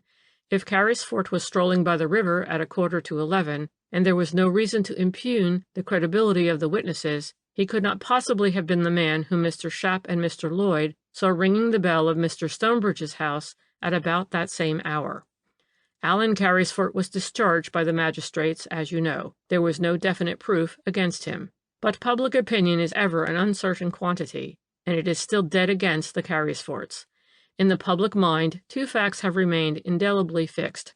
Firstly, that the Carysforts had everything to gain by the destruction of Felix Schapp's papers, and secondly, that there was nobody else who could possibly have benefited by it. Since then, also, Mr. Stonebridge has made a declaration that nothing was stolen out of his safe and pocketbook except the papers and letters belonging to Felix Schapp. So what would you? Although Alan Carysfort was discharged by the magistrates, really because there was no tangible evidence against him, he did not leave the court without a stain on his character. The stain was there, and there it is to this day. It will take the Carrisforts years to live the scandal down. Though some friends have remained loyal, there are always the enemies, the envious, the uncharitable, and they insist that the two witnesses, the only two, mind you, whose evidence did clear Alan Carrisfort of suspicion, had been bought, and should not be believed, while others simply declare that Sir David and his son employed some ruffian to do the dirty work for them. He gave a dry cackle and contemplated me through his huge horn-rimmed spectacles. "And you are of that opinion, too, I imagine," he said. "Well, it seems the only likely explanation," I replied guardedly. "Surely you don't suppose," he retorted, "that a businessman like David Carrisfort would place himself so entirely in the hands of a ruffian that he would forever after be the victim of blackmail? Why, it would have been cheaper to buy off Felix Schapp." "But," I rejoined, "I don't see who else had any interest in doing away with those documents." "I'll tell you," he rejoined dryly, "Felix Schapp himself." "What do you mean?" I queried, with as much lofty scorn as I could command. "I mean," he replied, "that all Felix Schapp's documents were forgeries." "Forgeries!" I exclaimed. "Yes, spurious, false affidavits, forgeries the lot of 'em. My belief is that Stonebridge began to suspect this himself, and I think he has had a narrow escape of being murdered outright by those two rascals. As it is, they have destroyed every proof of their villainy, and old Stonebridge, I imagine, is content to let things remain as they are, rather than admit publicly that he was completely taken in by two very plausible rogues." "But," I urged, "what about the handwriting expert?" The funny creature laughed aloud. "Yes," he said, "what about the expert? If there had been two, they would have disagreed. And mind you, at a distance of 12 years, a signature would be difficult of absolute identification. Everyone's handwriting undergoes certain modifications in the course of years." "Experts," he reiterated. "Bah!" "But," I went on impatiently, "I don't see the object of the whole scheme." "The object was blackmail," the whimsical creature retorted, "and it succeeded admirably. Already we read that Messrs. Schapp and Lloyd are staying at expensive hotels in London, that they have granted interviews to pressmen and written articles for halfpenny newspapers. We shall hear of them as cinema stars presently. They have had the most gorgeous, the most paying publicity, and presently Sir David Carrisfort will have had enough of them and will put a few more hundreds in their pockets just to be rid of them. That was the object of the whole scheme, my dear young lady, and see how well it was carried out. Of course, the fuddle-headed Dutchman never thought of it. I imagine that the whole scheme originated in the fertile brain of Mr. Julian Lloyd, and it was thoroughly well thought out from the manufacture of the documents and letters down to the assault on the silly old country attorney. And, mind you, the rascals originally went to a silly country attorney. They would have been afraid to go to a London lawyer, lest he be too sharp for them. The only mistake they made were the letters purported to be written to Berta Schapp by the husband who is supposed to have disappeared, and the copy of Berta's marriage certificate. It is those letters that gave me the clue to the whole thing. Old Stonebridge was too dull to have seen through those letters. If they were genuine, why should Felix Schapp have brought them over to England? They had nothing whatever to do with any contract about the Schapp feuillettes. If they were genuine, how could he guess that he would have to disprove a story of a secret marriage and of a young Alfred being the son of Sir Alfred Carrisfort? By wanting to prove too much, he, to my mind, gave himself away, and one can but marvel that neither lawyers nor police saw through the roguery. Of course, the moment one understands that one set of papers was spurious, it is easily concluded that all the others were forgeries. And the late Sir Alfred Carrisfort, anxious only to obliterate every vestige of that early marriage of his, unwittingly played into the hands of those two scoundrels by destroying all the correspondence that he had ever had with Schapp. Think it over. You will see that I am right. Look at this paragraph again in the Evening Post. Does it not bear out what I say? The paragraph in the evening paper to which the man in the corner was pointing read as follows. Among the passengers on the Dutch liner Stad Rotterdam is Mr. Felix Schapp, the hero of a recent celebrated case. He is returning to Batavia, having, through a misadventure which has remained an impenetrable mystery to this day, been deprived of all the proofs that would have established his claim to a substantial share of the profits in the Schapp Feuillettes Company. Fortunately, Mr. Schapp had enlisted many sympathies in England, that his friends had no difficulty in collecting a considerable sum of money which was presented to him on his departure in the form of a purse and as a compensation for the ill luck which has attended him since he set foot in this country. Mr. Shapp will now be able to take abroad with him the assurance that British public opinion is always on the side of the victims of an adverse and unmerited fate. Yes, the funny creature concluded with a cackle, until the victims are found out to be rogues, Mr. Felix Shapp and his friend Mr. Julian Lloyd will be found out some day. The next moment he had gone with that rapidity which was so characteristic of him, and I might have thought that he was just a spook who had come to visit me whilst I dozed over my cup of tea, only that on the table by the side of an empty glass was a piece of string adorned with a series of complicated knots. End of the Titherton Case. Section 14 of Unravelled Knots.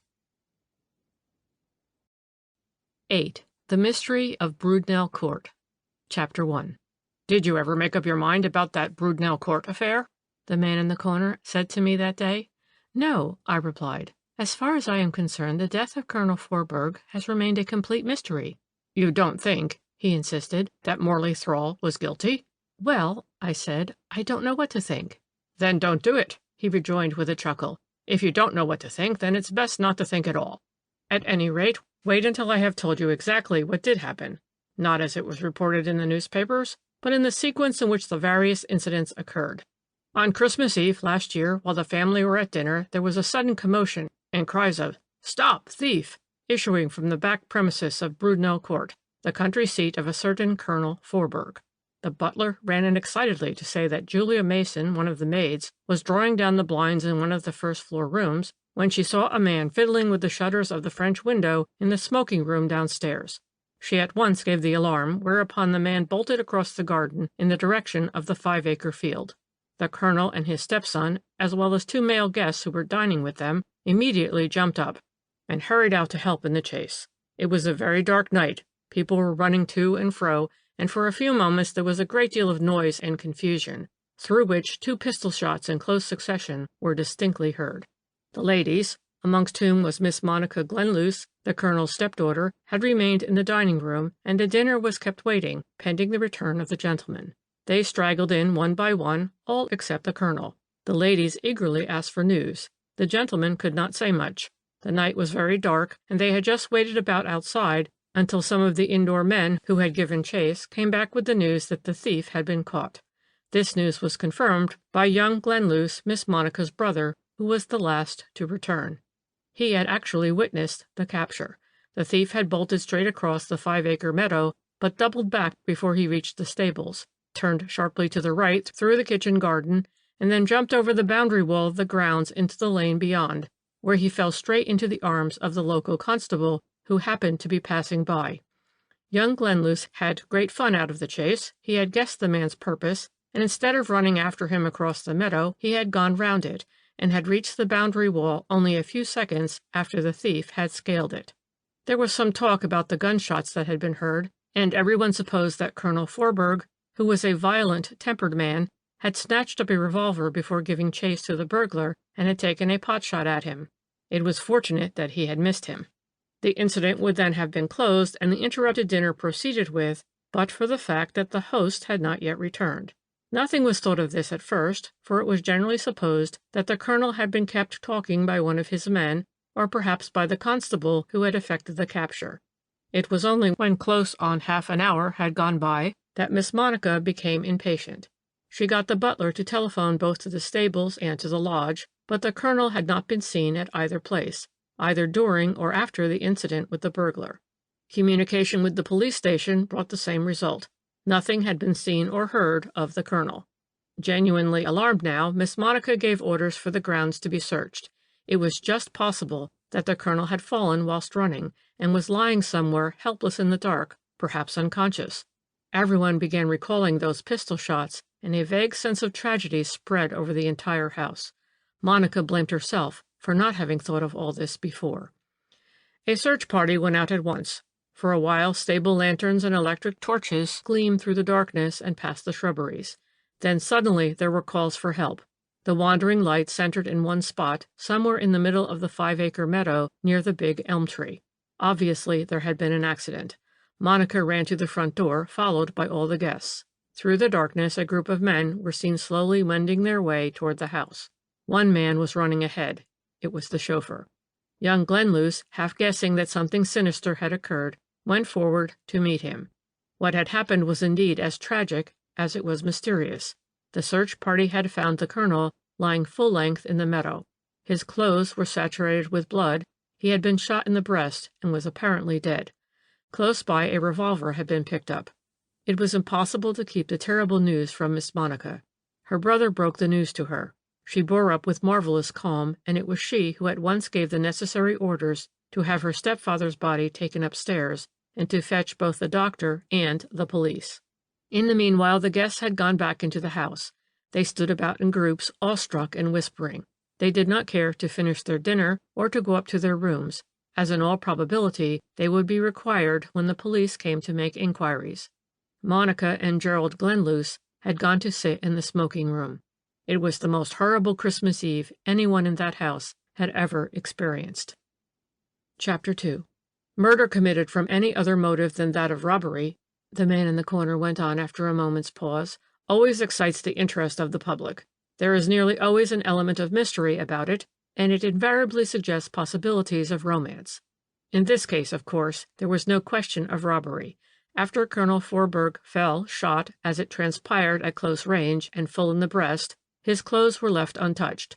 There was loose silver in his trouser pocket, a few treasury notes in his letter case, and he was wearing a gold watch and chain and a fine pearl stud. The motive of the crime was therefore enmity or revenge. And here the police were at once confronted with a great difficulty. Not, mind you, the difficulty of finding a man who hated the colonel sufficiently to kill him, but that of choosing among his many enemies one who was most likely to have committed such a terrible crime. He was the best-hated man in the county. Known as Remount Forberg, he was generally supposed to have made his fortune in some shady transactions connected with the Remount Department of the War Office during the Boer War, more than 20 years ago. His first wife was said to have died of a broken heart, and he had no children of his own. Some 10 years ago he had married a widow with 2 young children. She had a considerable fortune of her own, and when she died she left it in trust for her children, but she directed that her husband should be the sole guardian of Monica and Gerald until they came of age. Moreover, she left him the interest on the whole of the capital amount for as long as they were in his house and unmarried. After his death, the money would revert unconditionally to them. Of course it was a foolish, one might say a criminal will, and one obviously made under the influence of her husband. One can only suppose that the poor woman had died without knowing anything of Remount Forberg's character. Since her death, his violent temper and insufferable arrogance had alienated from the children every friend they ever had. Only some chance acquaintances ever came anywhere near Broodnell Court now. Naturally, everyone said that the colonel's behavior was part of a scheme for keeping suitors away from his stepdaughter Monica, who was a very beautiful girl. As for Gerald Glenluce, Monica's younger brother, he had been sadly disfigured when he was a schoolboy through a fall against a sharp object that had broken his nose and somewhat mysteriously deprived him of the sight of one eye. Those who had suffered most from Colonel Forberg's violent tempers declared that the boy's face had been smashed in by a blow from a stick, and that the stick had been wielded by his stepfather. Be that as it may, Gerald Glenluce had remained, in consequence of the disfigurement, a shy, retiring, silent boy who neither played games nor rode to hounds and had no idea how to handle a gun. But he was essentially the colonel's favorite. Where Forberg was harsh and dictatorial with everyone else, he would always unbend to Gerald, and was almost gentle and affectionate toward him. Perhaps an occasional twinge of remorse had something to do with that soft side of his disagreeable character. Certainly that softness did not extend to Monica. He made the girl's life almost unbearable with his violence, which amounted almost to brutality. The girl hated him openly and said so. Her one desire was to get away from Broodnell Court by any possible means. But owing to her mother's foolish will, she had no money of her own, and the few friends she had were not sufficiently rich or sufficiently disinterested to give her a home away from her stepfather, nor would the colonel, for the matter of that, have given his consent to her living away from him. As for marriage, it was a difficult question. Young men fought shy of any family connection with Remount Forberg. The latter's nickname was bad enough, but there were rumors of secrets more unavowable still in the past history of the colonel. Certain it is that though Monica excited admiration wherever she went, and though one or two of her admirers did go to the length of openly courting her, The courtship never matured into an actual engagement. Something or other always occurred to cool off the ardor of the wooers. Suddenly they would either go on a big game-shooting expedition, or on a tour round the world, or merely find that country air did not suit them. There would perhaps be a scene of fond farewell, but Monica would always understand that the farewell was a definite one, and as she was an intelligent as well as a fascinating girl, she put two and two together, and observed that these farewell scenes were invariably preceded by a long interview behind closed doors between her stepfather and her admirer of the moment. Small wonder, then, that she hated the Colonel. She hated him as much as she loved her brother. A great affection had, especially of late, developed between these two. It was a love born of an affinity of trouble and sense of injustice. On Gerald's part there was also an element of protection toward the beautiful sister. The fact that he was so avowedly the spoilt son of his irascible stepfather enabled him many a time to stand between Monica and the Colonel's unbridled temper. Latterly, however, some brightness and romance had been introduced into the drab existence of Monica Glenluce by the discreet courtship of her latest admirer, Mr. Morley Thrall. Mr. Thrall was a wealthy man, not too young and of independent position, who presumably did not care whether county society would cut him or no in consequence of his marriage with the stepdaughter of Remount Forburg. Subsequent events showed that he had observed the greatest discretion while he was courting Monica. No one knew that there was an understanding between him and the girl, least of all the Colonel. Mr. Morley Thrall came, not too frequently, to Broodnell Court. While there he appeared to devote most of his attention to his host and to Gerald, and to take little, if any, notice of Monica. She had probably given him a hint of rocks ahead, and he had succeeded in avoiding the momentous interview with the Colonel which Monica had learned to look on with dread. Mr. Morley Thrall had been asked to stay at Broodnell Court for Christmas, the other guests being a Major Rawstone with his wife and daughter Rachel. They were all at dinner on that memorable Christmas Eve when the tragedy occurred, and all the men hurried out of the dining room in the wake of their host when first the burglary alarm was given. Chapter 3. Thus did matters stand at Broodnell Court when, directly after the holidays, Jim Peyton, a groom recently in the employ of Colonel Forburg, was brought before the magistrates, charged with the murder of his former master. There was a pretty stiff case against him, too. It seems that he had lately been dismissed by Colonel Forburg for drunkenness, and that before dismissing him the Colonel had given him a thrashing, which apparently was well deserved, because while he was drunk he very nearly set fire to the stables, and an awful disaster was only averted by the timely arrival of the Colonel himself upon the scene. Be that as it may, the man went away swearing vengeance. Subsequently he took out a summons for assault against Colonel Forburg, and only got charges of 1 shilling. This had occurred a week before Christmas.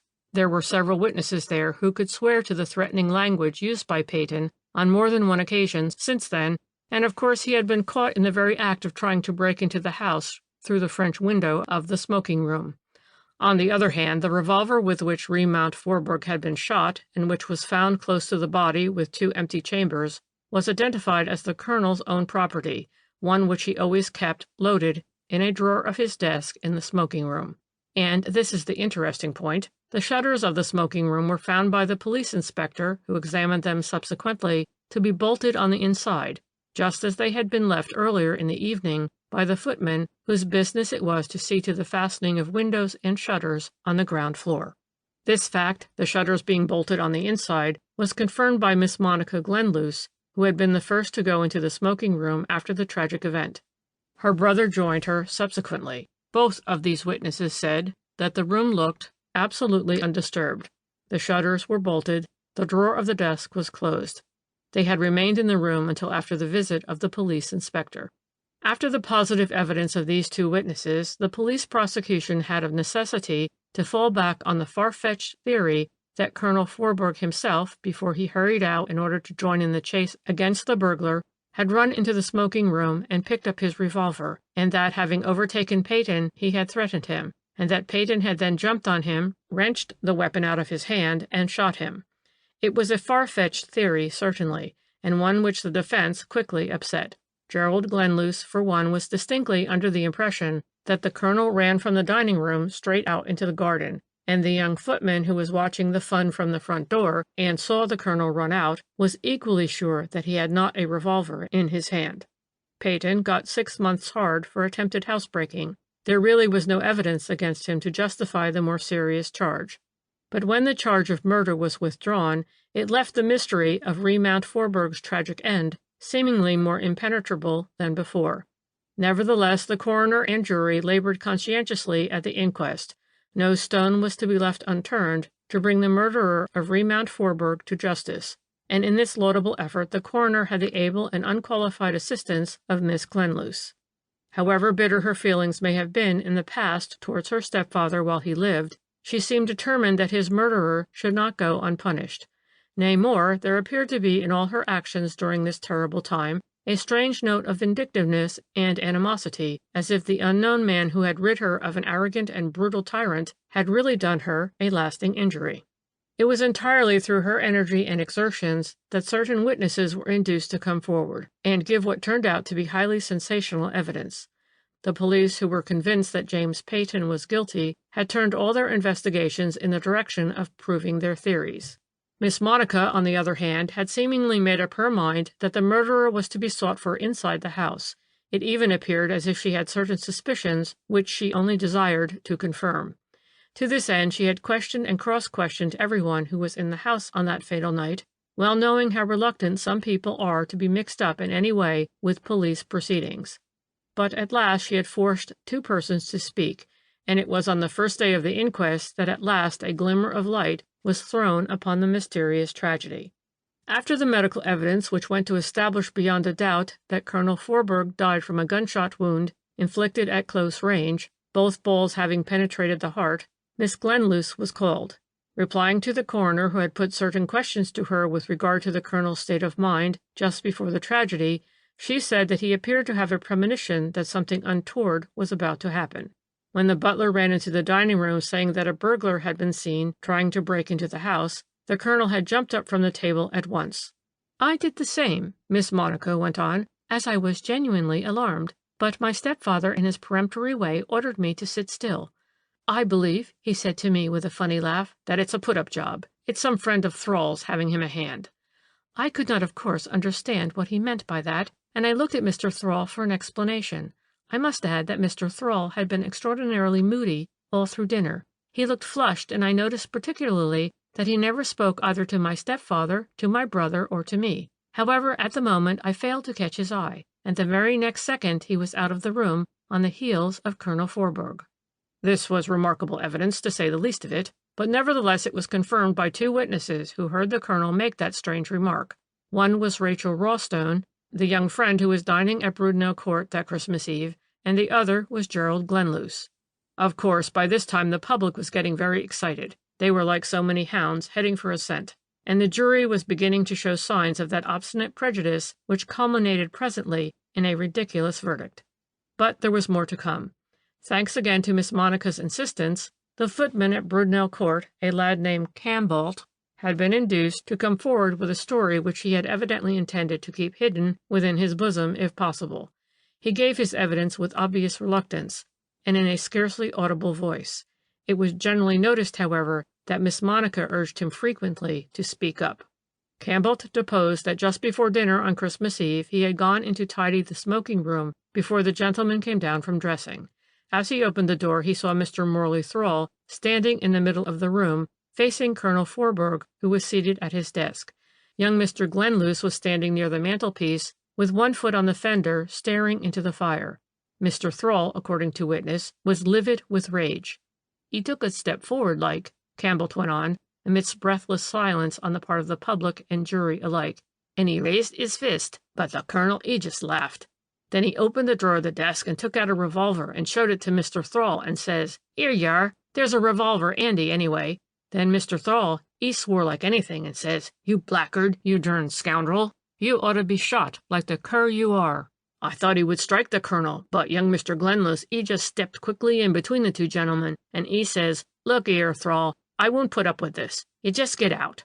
Then one of the gentlemen seed me, and Mr. Thrall, he walked out of the room." "And what happened after he had gone?" the coroner asked. "Oh," the witness replied, The colonel, he threw the revolver back into the drawer and laughed, sarcastic-like. Then he held out his hand to Mr. Gerald and says, 'Thanks, my boy. You did help me to get rid of that ruffian.' After that," Campbell concluded, "I got on with my work, and the gentleman took no notice of me." This witness was very much pressed with questions as to what happened later on when the burglary alarm was given, and the gentlemen all hurried out of the house. Campbell was in the hall at the time, and he made straight for the front door to see some of the fun. He said that the colonel was out first, and the other three gentlemen, Mr. Gerald, Mr. Rawstone, and Mr. Morley Thrall, went out after him. Mr. Thrall was the last to go outside. He ran across the garden in the direction of the 5-acre field. Major Rawstone remained somewhere near the house, but it was a very dark night, and he, Campbell, soon lost sight of the gentleman. Presently, however, Mr. Thrall came back toward the house. It was a few minutes after the shots had been fired, and witness heard Mr. Thrall say to Major Rawstone, "I suppose it's that fool Forberg potting away at the burglar. He'll get himself into trouble if he doesn't look out." Soon after that, Mr. Gerald came running back with the news that the burglar had fallen into the arms of a passing constable, and Campbell then returned to his duties in the dining room. "As you see," the man in the corner went on glibly, "this witness's evidence was certainly sensational. The jury, which was composed of farm laborers with the local butcher as foreman, had by now fully made up its silly mind that Mr. Morley Thrall had taken the opportunity of sneaking into the smoking room, snatching up the revolver, and shooting Remount Forberg, whom he hated, because the colonel was opposing his marriage with Miss Monica. It was all as clear as daylight to those dunderheads, and from that moment they simply would not listen to any more evidence. They had made up their minds, they were ready with their verdict, and it was manslaughter against Morley Thrall. Not murder, you see. The dolts, who had all of them suffered from Remount Forberg's arrogance and violent temper, would not admit that killing such vermin was a capital crime. What I am telling you would be unbelievable if it were not a positive fact. It is no use quoting British justice and dilating on the absolute fairness of trial by jury. A coroner's inquest, fortunately, is not a trial. The verdict of a coroner's jury, such as the one which sat on the Brudnell Court affair, though it may have very unpleasant consequences for an innocent person, cannot have fatal results. In this case it cast a stigma on a gentleman of high position and repute, and the following day Mr. Morley Thrall, himself Justice of the Peace, was brought up before his brother magistrates on an ignominious charge. End of section 15. The Mystery of Brudnell Court, Part 1. The Mystery of Brudnell Court, continued. Chapter 4. "It is not often," the man in the corner resumed after a while, "that so serious a charge is preferred against a gentleman of Mr. Morley Thrall's social position, and I am afraid that the best of us are snobbish enough to be more interested in a gentleman criminal than in an ordinary Bill Sikes. I happened to be present at that magisterial inquiry when Mr. Morley Thrall, J.P., was brought in between two warders, looking quite calm and self-possessed. Every one of us there noticed that when first he came in, and in fact throughout the trying inquiry, his eyes sought to meet those of Miss Glenluce, who sat at the solicitor's table, but whenever she chanced to look his way, she quickly averted her gaze again, and turned her head away with a contemptuous shrug. Gerald Glenluce, on the other hand, made pathetic efforts at showing sympathy with the accused, but he was of such unprepossessing appearance, and was so shy and awkward, that it was small wonder Morley Thrall took little if any notice of him. Very soon we got going. I must tell you first of all that the whole point of the evidence rested upon a question of time. If the accused took the revolver out of the desk in the smoking room, when did he do it?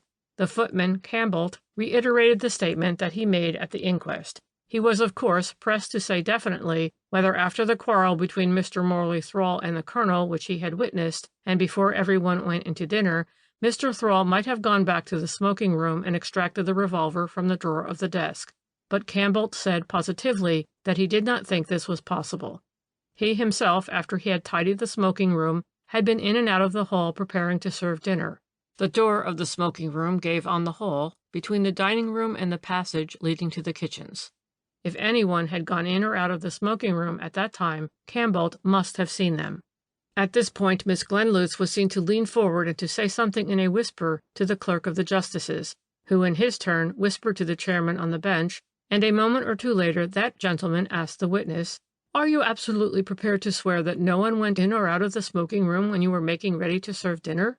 Then, as the young man seemed to hesitate, the magistrate added more emphatically, "Think now, while you were busy with your usual avocations, there would have been nothing extraordinary in one of the gentlemen going in or out of the smoking room at that hour. Do you really believe, and you are prepared to swear, that such a very ordinary incident would have impressed itself indelibly upon your mind?" Thus pressed and admonished, Campbell retrenched himself with a vague, "No, sir, I shouldn't like to swear one way or the other," whereat Miss Monica threw a defiant look at the accused, who, however, did not so much as wink an eyelid in response. Presently, when that lady herself was called, no one could fail to notice that she, like the coroner's jury the previous day, had absolutely made up her mind that Morley Thrall was guilty, otherwise her attitude of open hostility toward him would have been quite inexplicable. She dwelt at full length on the fact that Mr. Thrall had paid her marked attention for months, and that he had asked her to marry him. She had given him her consent, and between them they had decided to keep their engagement a secret, until after she, Monica, had attained her 21st birthday, when she would be free to marry whom she chose.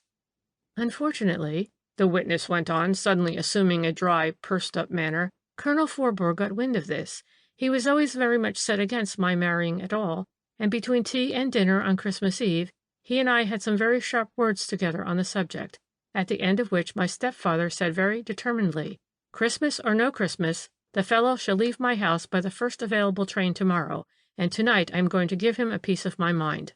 Just for a moment after Miss Glenluce had finished speaking, the accused seemed to depart from his attitude of dignity and reserve, and an indignant "Oh!" quickly repressed, escaped his lips. The public by this time was dead against him. They are just like sheep, as you know, and the verdict of the coroner's jury had prejudiced them from the start, and the police, aided by Miss Glenluce, had certainly built up a formidable case against the unfortunate man. Everyone felt that the motive for the crime was fully established already. Remount Forbourg had had a violent quarrel with Morley Thrall, then had turned him out of the house, and the latter, furious at being separated from the girl he loved, had killed the man who stood in his way. I should be talking until tomorrow morning were I to give you in detail all the evidence that was adduced in support of the prosecution. The accused listened to it all with perfect calm. He stood with arms folded, his eyes fixed on nothing. The "O" of indignation did not again cross his lips, nor did he look once at Miss Monica Glenluce. I can assure you that at one moment that day things were looking very black against him. Fortunately for him, however, he had a very clever lawyer to defend him in the person of his distinguished cousin, Sir Evelyn Thrall.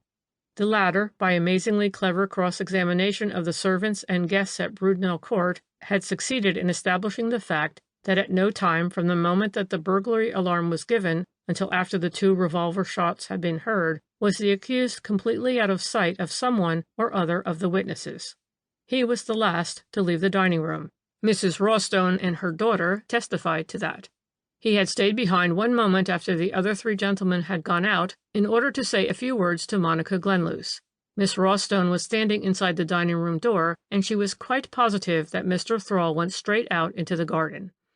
On the other hand, Major Rawstone saw him in the forecourt coming away from the 5-acre meadow only a very few moments after the shots were fired, and gave it absolutely as his opinion that it would have been impossible for the accused to have fired those shots. This is where the question of time came in. When a man who bears a spotless reputation, Major Rawstone argued, finds that he has killed a fellow creature, he would necessarily pause a moment, horror-struck with what he has done. Whether the deed was premeditated or involuntary, he would at least try and ascertain if life was really extinct. It is inconceivable that any man, save an habitual and therefore callous criminal, would just throw down his weapon and with absolute calm, hands in pocket, and without a tremor in his voice, make a casual remark to a friend. Now I saw Mr. Morley Thrall perhaps 2 minutes after the shots were fired. In that time he could not have walked from the center of the field to the forecourt where I was standing, and he had not been running, as his voice was absolutely clear, and he came walking towards me with his hands in his pockets. As was only to be expected, Sir Evelyn Thrall made the most of Major Rawstone's evidence, and I may say that it was chiefly on the strength of it that the charge of murder against the accused was withdrawn, even though the clerk to the magistrates, perpetually egged on by Miss Glenluce, did his best to upset Major Rawstone. When the lady found that this could not be done, She tried to switch back to the idea that accused had abstracted the revolver out of the smoking room before dinner and immediately after his quarrel with Colonel Forberg. The footman Campbell's evidence on this point had been somewhat discounted by his refusing to state positively that no one could have gone into the smoking room at that time without his seeing them.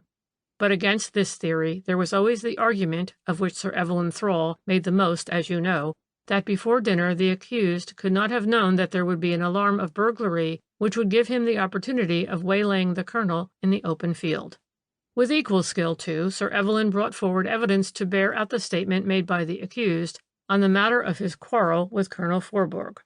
"Just before dinner," Mr. Thrall stated, "Colonel Forberg told me he had something to say to me in private. I followed him into the smoking room, and there he gave me certain information with regard to his past life, and also with regard to Miss Glenluce's parentage, which made it absolutely impossible for me, in spite of the deep regard which I have for that lady, to offer her marriage.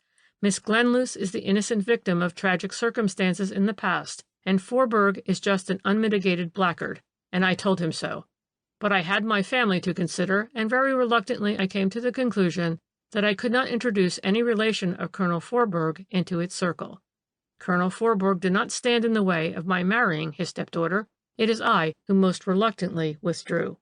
Whilst the accused was cross-examined upon this statement, and he gave his answers in firm, dignified tones, Miss Monica never took her eyes off him, and surely if looks could kill, Mr. Morley Thrall would not at that moment have escaped with his life. So full of deadly hatred and contempt was her gaze. The accused had signed a much fuller statement than the one he had made in open court. It contained a detailed account of his interview with Colonel Forberg, and of the circumstances which finally induced him to give up all thoughts of asking Miss Glenluce to be his wife. These facts were not made public at the time for the sake of Miss Monica and of the unfortunate Gerald, but it seems that the transactions which had earned for the colonel the sobriquet of Remount Forberg were so disreputable and so dishonest that not only was he cashiered from the army, but he served a term of imprisonment for treason, fraud, and embezzlement. He had no right to be styled colonel any longer, and quite recently had been threatened with prosecution if he persisted in making further use of his army rank. But this was not all the trouble. It seems that in his career of improbity he had been associated with a man named Nosdell, a man of Dutch extraction whom he had known in South Africa. This man was subsequently hanged for a particularly brutal murder, and it was his widow who was Remount Forberg's second wife, and the mother of Monica and of Gerald, who had been given the fancy name of Glenluce. Obviously, a man in Mr. Morley Thrall's position could not marry into such a family, and it appears that whenever there was a question of a suitor for Monica, Remount Forberg would tell the aspirant the whole story of his own shady past, and above all, that of Monica's father. Sir Evelyn Thrall had been clever enough to discover one or two gentlemen who had had the same experience as his cousin Morley. They, too, just before their courtship came to a head, had had a momentous interview with Remount Forberg, who found this means of choking off any further desire for matrimony on the part of a man who had family connections to consider. But it was very obvious that Mr. Morley Thrall had no motive for killing Remount Forberg. He would have left Broodnell Court that very evening, he said, only that young Glenluce had begged him, for Monica's sake, not to make a scene. Anyway, he was leaving the house the next day, and had no intention of ever darkening its doors again. Poor Monica Glenluce, or Nosdell, ignorant of the hideous cloud that hung over her entire life, ignorant, too, of what had passed between her stepfather and Mr. Morley Thrall, felt nothing but hatred and contempt for the man whose love, she believed, had proved as unstable as that of any of her other admirers. For charity's sake, one must suppose that she really thought him guilty at first, and hoped that when the clouds had rolled by, he would return to her more ardent than before. Presumably he found means to make her understand that all was irrevocably at an end between them, as far as he was concerned, whereupon her regard for him turned to bitterness and desire for revenge.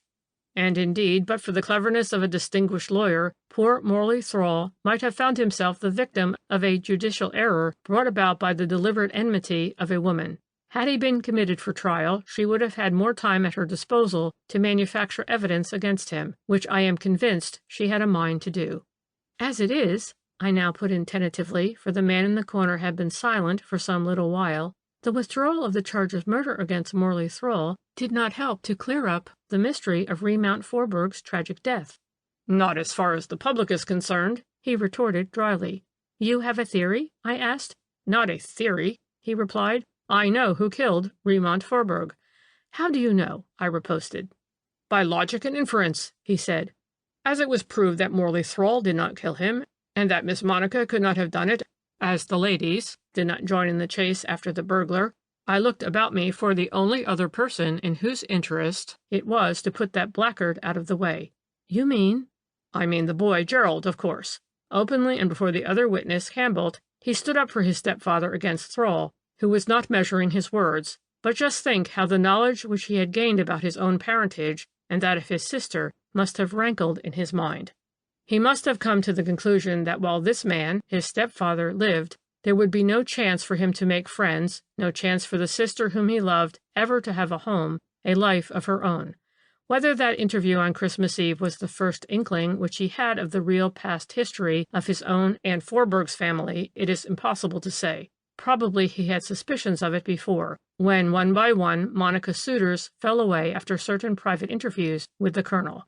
Morley Thrall must have been a last hope, and that too was dashed to the ground by the same infamous means. I am not prepared to say that the boy got hold of the revolver that night with the deliberate intention of killing his stepfather at the earliest opportunity. He may have run into the smoking room to snatch up the weapon, only with a view to using it against the burglar. Certain it is that he overtook Remount Forburg in the 5-acre field, and that he shot him then and there. Remember that the night was very dark, and that there was a great deal of running about and of confusion. The boy was young enough and nimble enough after he had thrown down the revolver to run across the field and then to go back to the house by a roundabout way. It is easy enough in a case like that to cover one's tracks, and of course no one suspected anything at the time. Even the sound of firing created but little astonishment. It was so very much on the cards that the colonel would use a revolver without the slightest hesitation against a man who had been trying to break into his house. It was just the sort of revenge that a man of Gerald's temperament, disfigured, shy, silent, and self-absorbed, would seek against one whom he considered the font of all his wrongs. But, I objected, how could young Glenluce run into the smoking room, pick up the revolver out of a drawer, and run back through the hall with servants and guests standing about? Someone would be sure to see him. No one saw him, the funny creature retorted, for he did it at the moment of the greatest confusion. The butler had run in with the news of the burglary, the colonel jumped up and ran out through the hall, the guests had not yet made up their minds what to do. In moments like this there are always just a few seconds of pandemonium, quite sufficient for a boy like Gerald to make a dash for the smoking room. But after that? After that, he took the revolver out of the drawer and ran out through the French window. But the shutters were found to be bolted on the inside, I argued, when they were subsequently examined by the police inspector. So they were, he admitted. Miss Monica had already been in there with young Gerald. They had seen to the shutters. Then you think Monica knew? I asked. Of course she did. Then her desire to prove Morley Thrall guilty was partly hatred of him and partly the desire to shield her brother, the funny creature concluded as he collected his traps, his bit of string, and his huge umbrella. Think it over. You will see that I am right. I am sorry for those two, aren't you? But they are selling Broodnell Court, I understand, and their mother's fortune has become theirs absolutely. They will go abroad together, make a home for themselves, and one day, perhaps, everything will be forgotten, and a new era of happiness will arise for the innocent, now that the guilty has been so signally punished. But it was an interesting case. Don't you agree with me? End of section 16. End of The Mystery of Broodnell Court. 9. The Mystery of the White Carnation. Chapter 1. I suppose that it is a form of snobbishness, the man in the corner began abruptly. I gave such a jump that I nearly upset the contents of a cup of boiling tea which I was conveying to my mouth. As it was, I scalded my tongue and nearly choked. What is? I queried with a frown, for I was really vexed with the creature. I had no idea he was there at all. But he only smiled and concluded his speech, quite unperturbed. That creates additional interest in a crime when it concerns people of wealth or rank. Snobbishness, I rejoined. Of course it's snobbishness. And when the little suburban madam has finished reading about Lady Stick-in-the-Mud's reception at Claridge's, she likes to turn to Lord Tom Noodle's prospective sojourn in jail. You were thinking of the disappearance of the Australian millionaire? He asked blandly. I don't know that I was, I retorted. But of course you were. How could any journalist worthy of the name fail to be interested in that intricate case? I suppose you have your theory, as usual? It is not a theory, The creature replied with that fatuous smile of his, which always irritated me. it is a certainty. Then, as he became silent, absorbed in the contemplation of a wonderfully complicated knot in his beloved bit of string, I said with gracious condescension, "You may talk about it if you like." He did like, fortunately for me, because frankly I could not see daylight in that maze of intrigue, adventure, and possibly crime, which was described by the press as the mystery of the white carnation. The events were interesting from the outset, he began after a while, whilst I settled down to listen.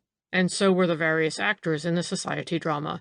Chief amongst these was, of course, Captain Shillington, an Australian ex-officer, commonly reputed to be a millionaire, who with his mother and sister rented Mexfield House in Somerset Street, Mayfair, the summer before last.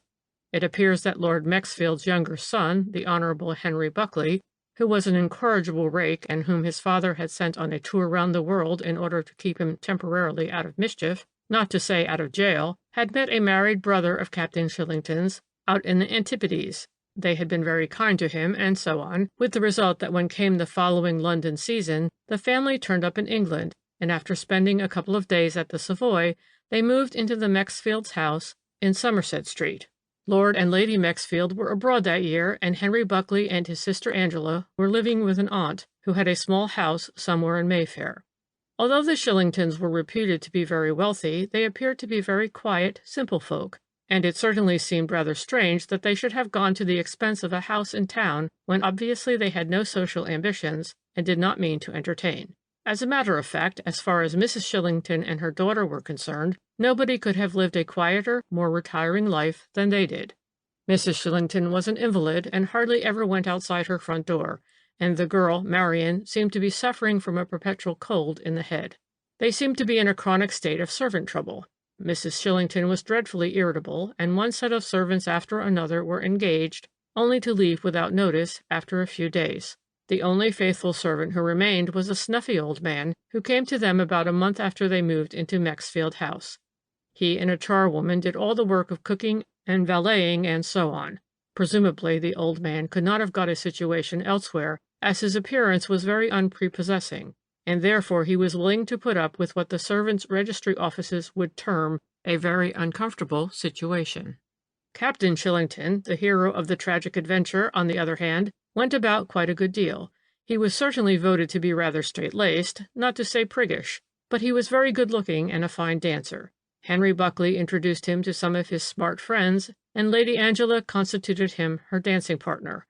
This partnership soon developed into warmer friendship, and presently it was given out that Lady Angela Buckley, only daughter of the Earl and Countess of Mexfield, was engaged to Captain Denver Shillington, the Australian millionaire. Lady Angela confided to her friends that her fiancé was the owner of immense estates in Western Australia, on a portion of which rich deposits of gold had lately been discovered. He certainly had plenty of money to spend, and on one occasion he actually paid Henry Buckley's gambling debts to the tune of £200 or £300. On the whole, society pronounced the match a suitable one. Lady Angela Buckley was no longer in her first youth, whilst her brother, to whom she was really devoted, would be all the better for a somewhat puritanical, straight-laced, and above all, wealthy brother-in-law. Chapter 2. That, then, was the position, the old man in the corner continued after a while, and the date of Lady Angela Buckley's marriage to Captain Denver Shillington had been actually fixed when the public was startled one afternoon, towards the end of the summer, by the sensational news in all the evening papers. Mysterious disappearance of a millionaire. This highly colored description applied, as it turned out, to Captain Shillington, the fiancé of Lady Angela Buckley. It seems that during the course of that same morning, a young lady, apparently in deep distress and suffering from a streaming cold in the head, had called at Scotland Yard. She gave her name and address as Marian Shillington of Mexfield House, Somerset Street, Mayfair, and stated that she and her mother were in the greatest possible anxiety owing to the disappearance of her brother, Captain Denver Shillington. They had last seen him on the previous Friday evening at about 9 o'clock, when he left home in order to pick up his fiancée, Lady Angela Buckley, whom he was escorting that night to a reception in Grosvenor Square. He was wearing full evening dress and a soft hat, Miss Shillington couldn't say whether he had any money in his pockets. She thought that probably he was carrying a gold cigarette case, which Lady Angela had given him, but, as a matter of fact, he never wore any jewelry. No one in the house had heard him come in again that night, and his bed had not been slept in. Questioned by the police, Miss Shillington explained that neither she nor her mother felt any alarm at first, because there had been some talk of Captain Shillington going away with his fiancée to stay with friends over the weekend somewhere near Newmarket. It was only this morning, Wednesday, that Mrs. Shillington first began to worry when there was still no sign or letter from him. "My brother is a very good son," Miss Shillington continued, explaining to the police, "and always very considerate to Mother. It was so unlike him to leave us without news all this while, and not to let us know when to expect him home. So I rang up Lady Angela Buckley, who is his fiancée, to see if I could get news through her, as I could see Mother was beginning to get anxious. Mr. Henry Buckley, Lady Angela's brother, answered the phone. I asked after his sister, and he told me that she was staying on in the country a day or two longer. He himself had come back to town the previous night. I then asked him quite casually if he knew whether Denver, that's my brother, would be returning with Angela, and his answer to me was, 'Denver? Why, I haven't seen him since Friday, and I can tell you he is in for a row with Angela. She was furious with him that he never wrote once to her while she was away.' I was so upset that I hung up the receiver and just sat there, wondering what to do next. But Mr. Buckley rang up a moment or two later and asked quite cheerily if there was anything wrong. 'Good old Squaretoes,' he said, meaning my brother, whom he always used to chaff by calling him Squaretoes. 'Don't tell me he has gone off on a spree without letting you know. I say, that's too bad of him, though. But I shouldn't be anxious if I were you. Boys, you know, Miss Shillington, will be boys, and I like old Squaretoes all the better for it.' Miss Shillington," the man in the corner went on, "was, as usual, suffering from a streaming cold, and between spluttering and crying she had reduced 2 or 3 handkerchiefs to wet balls. At best she is no beauty, and with a red nose and streaming eyes she presented a most pitiable spectacle. 'I made Mr. Buckley assure me once more,' she said, 'that he had seen nothing of Denver since Friday. That night he and Lady Angela and Denver were at a reception in Grosvenor Square. They all left about the same time. Angela and Denver went presumably straight home.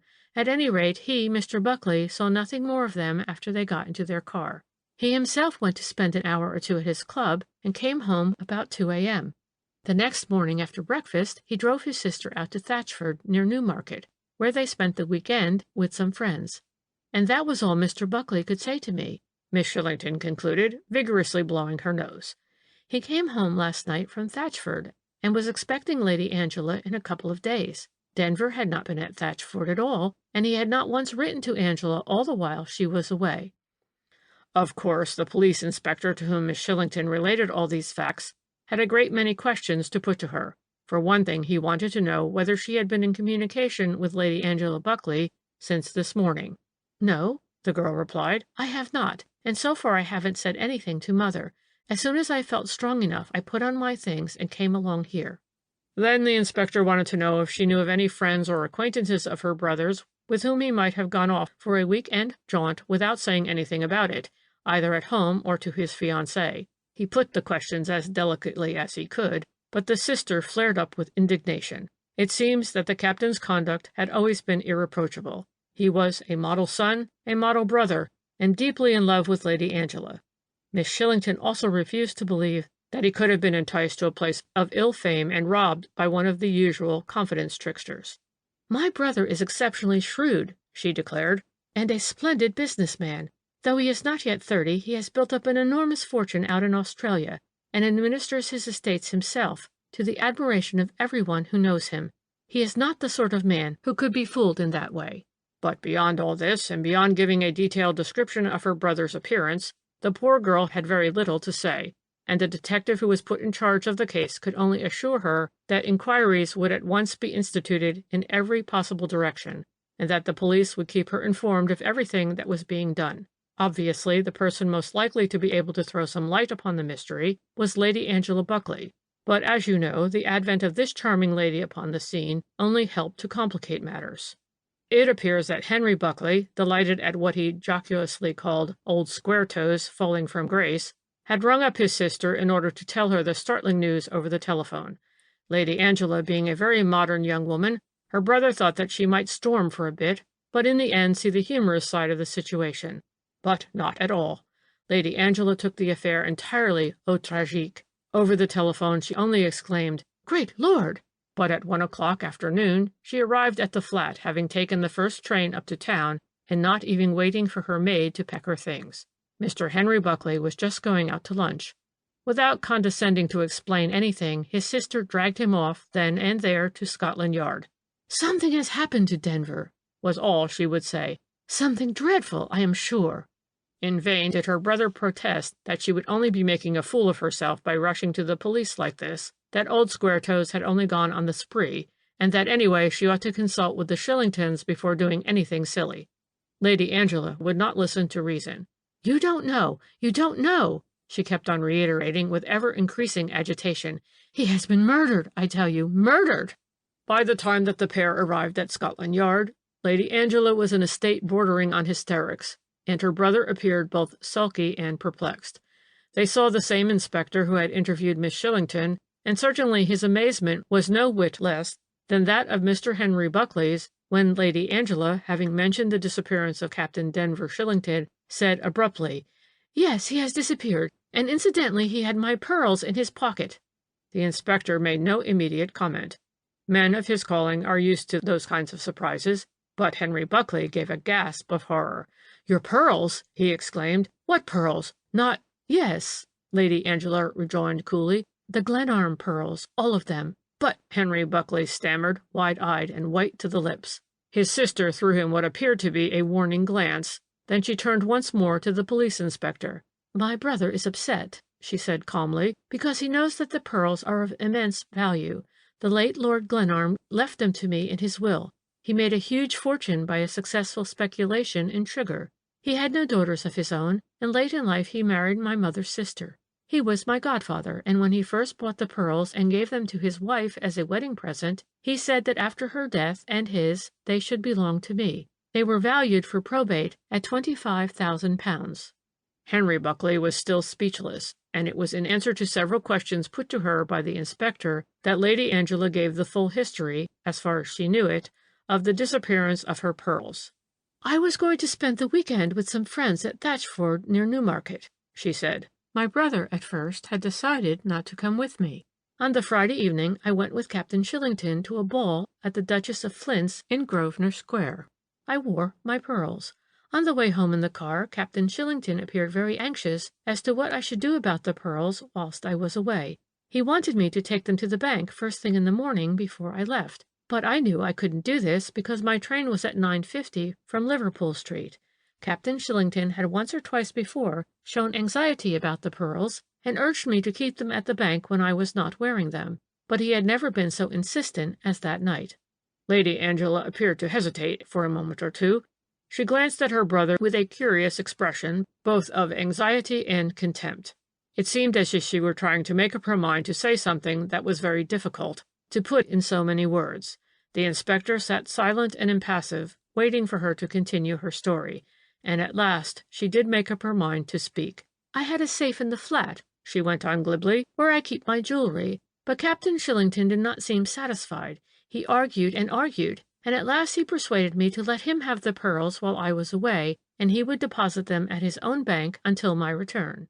Presumably at this point the lady caught an expression on the face of the inspector which displeased her, for she added with becoming dignity, "I am engaged to be married to Captain Denver Shillington." "My God!" Henry Buckley exclaimed at this point, and with a groan he buried his face in his hands.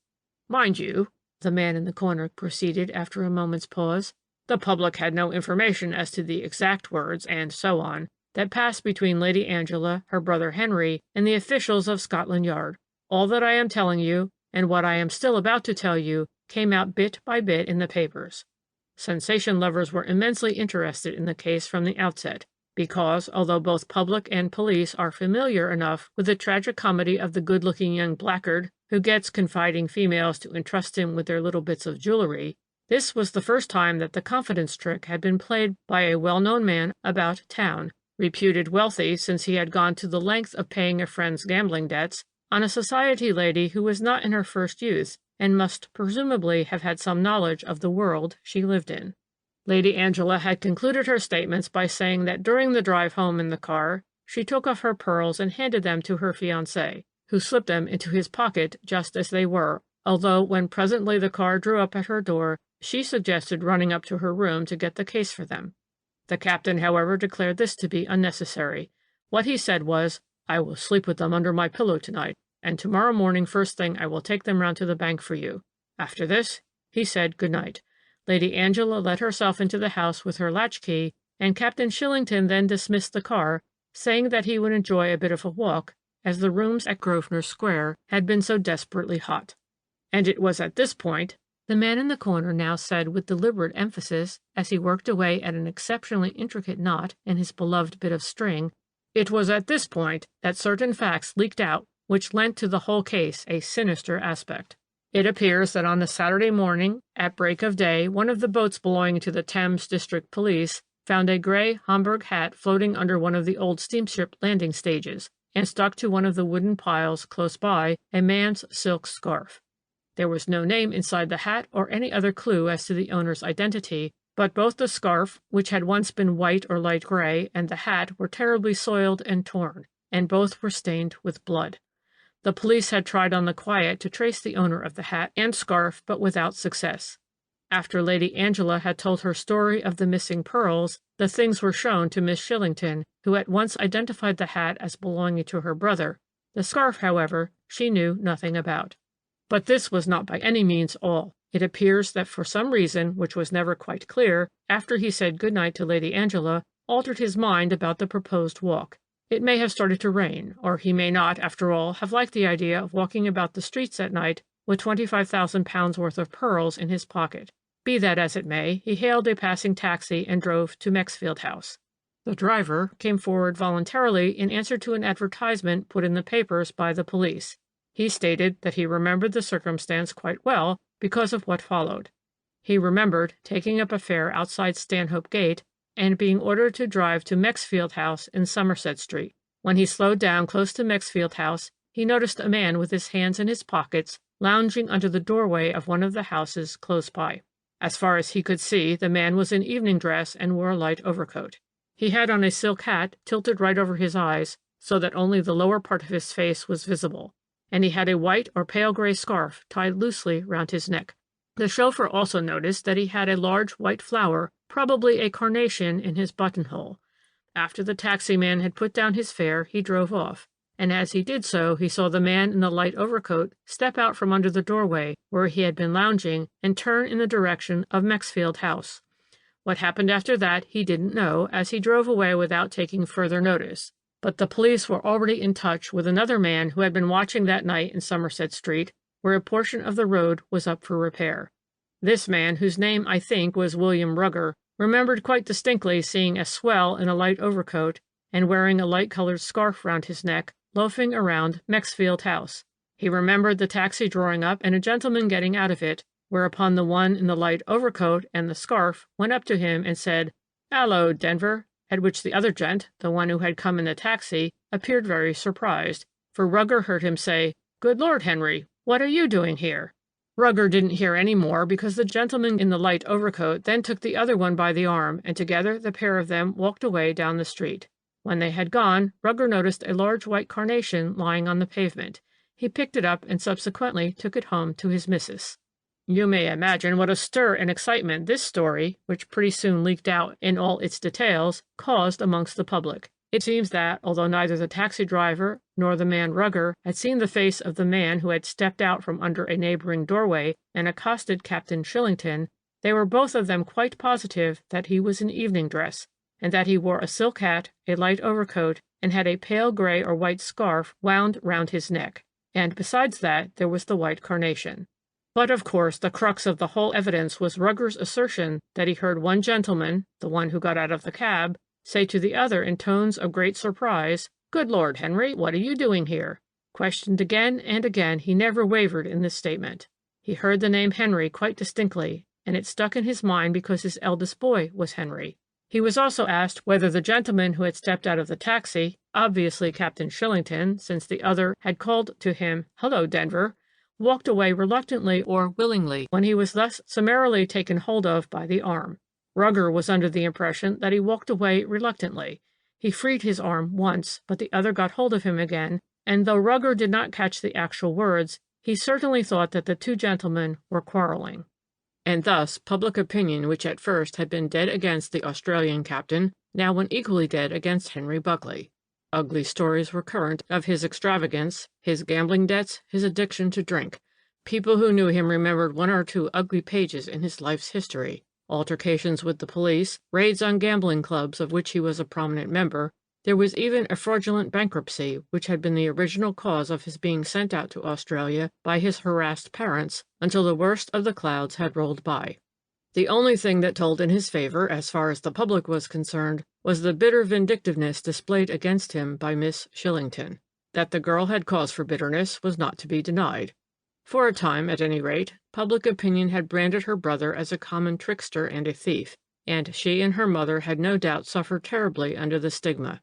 In consequence of this, Mrs. Shillington's health, always in a precarious state, had completely broken down, and the old lady had taken to her bed, not suffering from any particular disease, but just from debility of mind and body, obstinately refusing to see a doctor, declaring that nothing would cure her except the return of her son.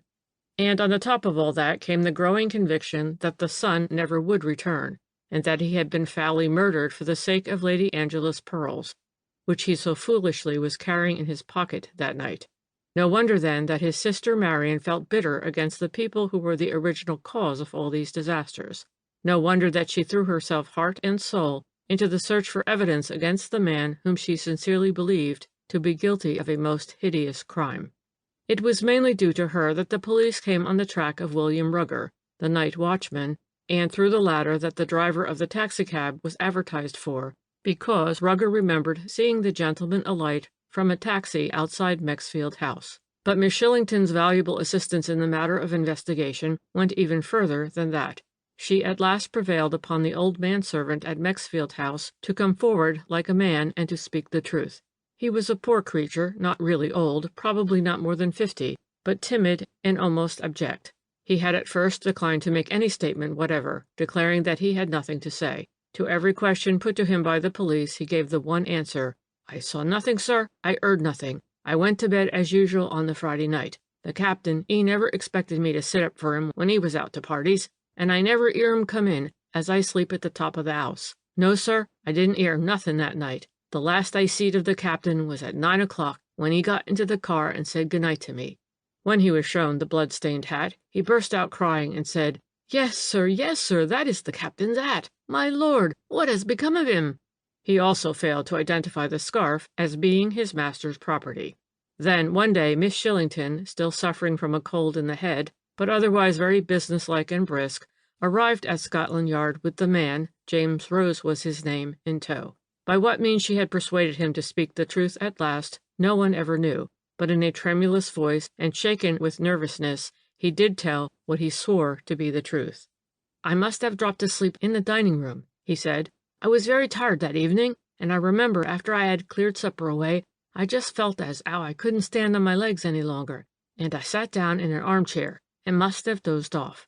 What woke me was the front door-bell, which rings in the hall as well as in the basement. I looked at the clock. It was past midnight. Captain forgot his key, that's what I thought. Lucky I hadn't gone to bed, or I should never have heard him. Funny, his forgetting his key, I thought. Never done such a thing before, I thought, and went to open the door for him. But it wasn't the captain," Rose went on, his voice getting more and more husky, as no doubt he realized the deadly importance of what he was about to say. "No, it wasn't the captain," he reiterated, and shook his head in a doleful manner. "Who was it?" the inspector demanded. "The young gentleman who sometimes came to the house," Rose repeated under his breath. "Mr. 'Enery Buckley it was, sir. Yes, Mr. 'Enery. That's who it was." "And what did he say?" Rose was asked. "He asked if the captain was in, and I said no, not as I knew, but I would go and see. So I went up to the captain's room and saw he wasn't there, not yet, and I told Mr. 'Enery so when I came down again." "Then what happened?" "Mr. 'Enery, he told me that he wouldn't wait, and that I was to tell the captain he had called, and that he would call again in 'arf an hour. I said that I was going to bed, and I wouldn't probably see the captain. He might be ever so late. Then Mr. 'Enery, he just said, 'Very good,' and 'Never mind,' and 'Good night, Rose,' he said, and then I let him out." "Well, and what happened after that?" "I don't know, sir," the old man concluded. "I went to bed, and I never seed the captain again, nor yet Mr. Enery, not from that day to this, sir. No, not again, sir." And Rose once more shook his head in the same doleful manner.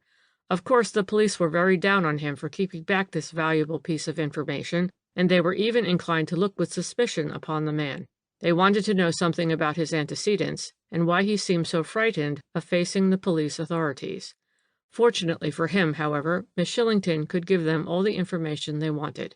She said that James Rose had been for years in the service of a Mrs. O'Shea, who was a great friend of Mrs. Shillington's. When Mrs. O'Shea died, she left him £100, but the poor thing had never been very strong, and he was nothing to look at. He couldn't get another place, and the £100 vanished bit by bit. About a month ago, Mrs. Shillington, who was requiring a manservant, advertised for one in the Daily Mail.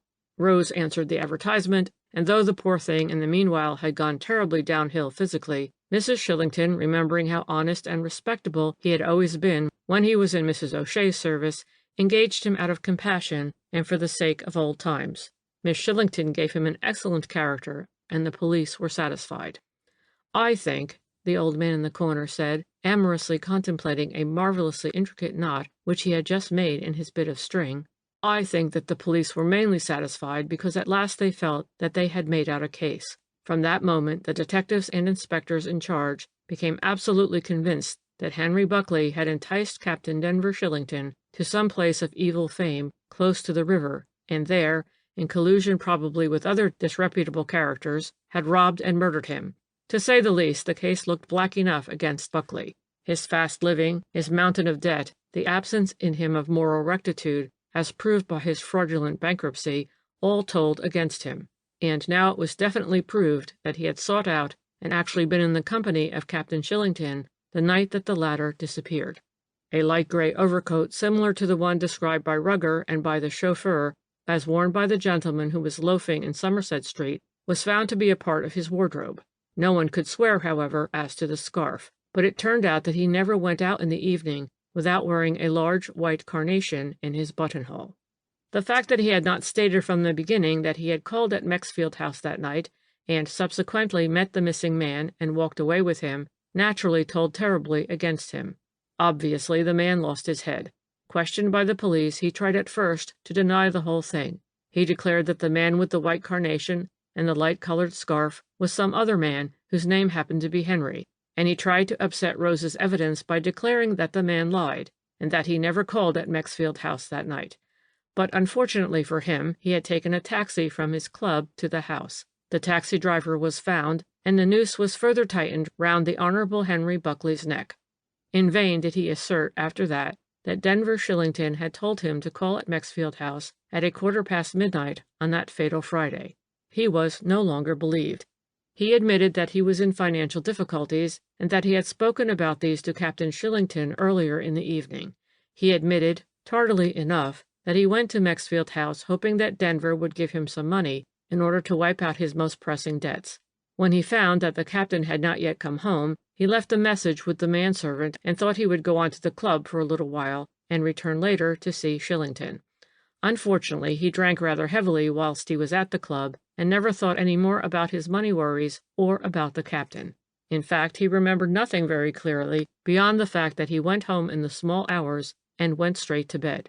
He then went on to say that he woke up the next morning with a splitting headache. It was pouring with rain, and London was looking particularly beastly, as he picturesquely termed it. He recollected that his sister Angela had planned to go down with old Squaretoes to some friends near Newmarket for the week-end. He too had been asked, but had declined the invitation. But now he began to wish he hadn't. While he was out of town, money-lenders couldn't dun him, and a breath of country air would certainly do him good. And he was just cogitating over these matters at 8 a.m. on that Saturday morning when his sister Angela came into his room. "She told me," he went on, "that old Squaretoes was unable to accompany her to these friends in Cambridgeshire, and she didn't want to go alone, and would I hire a car and drive her down. She offered to pay for the car, and as the scheme happened to suit me, I agreed. We drove down to Tatchford, and on the Tuesday I had an unpleasant reminder from one of my creditors and thought that I must get back to see what old Squaretoes would do for me. I got home that same evening, and the next morning early Miss Shillington rang me up and told me over the phone that they had heard nothing of Captain Shillington since the previous Friday, and that they were getting anxious. And that's all I know," he concluded. "I swear that I never set eyes on Shillington after he drove off from the Duchess of Flint's with my sister in his car.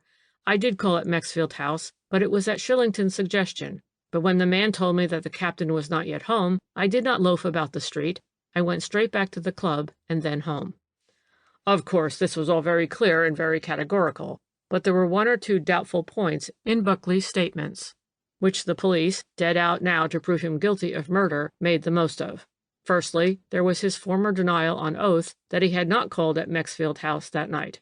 It was only when he was confronted with the testimony of the taxicab driver that he made the admission. The employees at his club, which, by the way, was in Hanover Square, had seen him come in at about 11:30. He went out again 20 minutes later, and the hall porter saw him hail a taxicab. He was once more in the club at 12:30, and it is a significant fact that two of the younger members chaffed him subsequently because he had not the usual white carnation in his buttonhole. Then again, it was more than strange that on the Friday he was so worried about his debts that he went in the middle of the night to his friend's house in order to try and borrow money from him, and yet when, according to his own statements, he never even saw his friend, off he went the very next morning to the country, stayed away 4 days, and on his return did not make any attempt, seemingly, to see the captain or to ask him for money. Thirdly, it was equally inconceivable that Captain Shillington should have appointed to see Buckley at that hour of the night, however pressed the latter might have been for money. Why should he? The next morning would have done just as well, whether he meant to help him or whether he did not. And according to the testimony of the night watchman, William Rugger, when he was accosted by Buckley, he exclaimed in tones of great surprise, "Good Lord, Henry, what are you doing here?" These are not words which a man would say to a friend whom he had appointed to meet at this very hour. However, this portion of the taxi driver's and Rugger's testimony Buckley still strenuously denied. He could not deny the other. He had called at Mexfield House, and reluctantly admitted that it had been nothing but blue funk that had prompted him at first to hold his tongue about that, and then to deny the fact altogether. But above all, there was yet another fact, which to the police was more conclusive, more damning than any other, and that was that on the Wednesday morning the Honorable Henry Buckley had called at Messrs. Foster and Turnbull, the well-known pawnbrokers of Oxford Street, and had pledged a pair of diamond earrings and a couple of valuable bracelets there, for which he received £350. Here again, if Buckley had volunteered this statement, all might have been well, but it was the pawnbrokers who gave information to the police. It turned out that the earrings and the 2 bracelets were the property of his sister, Lady Angela. Buckley declared that she had given them to him, and she, very nobly, did her best to corroborate this statement of his, but it had become impossible to believe a word he said. Lady Angela's valiant efforts on his behalf were thought to be unconvincing, and as a matter of fact, the public has never known from that day to this whether Henry Buckley stole his sister's jewelry or whether she gave them to him voluntarily. End of section 17. The Mystery of the White Carnation, Part 1. The Mystery of the White Carnation, continued. Chapter 3. Mind you, there can be no question but that the police acted very injudiciously when they actually preferred a charge of murder against Henry Buckley. There were 2 such damning flaws in the chain of evidence that had been collected against him that the man ought never to have been arrested. Even the magistrate was of that opinion. As you know, if there is the slightest doubt about such a serious charge, the magistrates will always commit a man for trial and let a jury of 12 men pronounce on the final issue rather than decide such grave matters on their own. But in this case there was really no proofs. There were deductions. The accused was a young blackguard, a moral coward and a liar. There was the blood-stained scarf, the hat and the white carnation. There was the testimony of the taxi driver and the night watchman that Henry Buckley had been in the company of Captain Shillington that night, but there was no proof that he had murdered his friend and stolen the pearls. To begin with, if there had been a murder, where was it committed, and what became of Captain Shillington's body?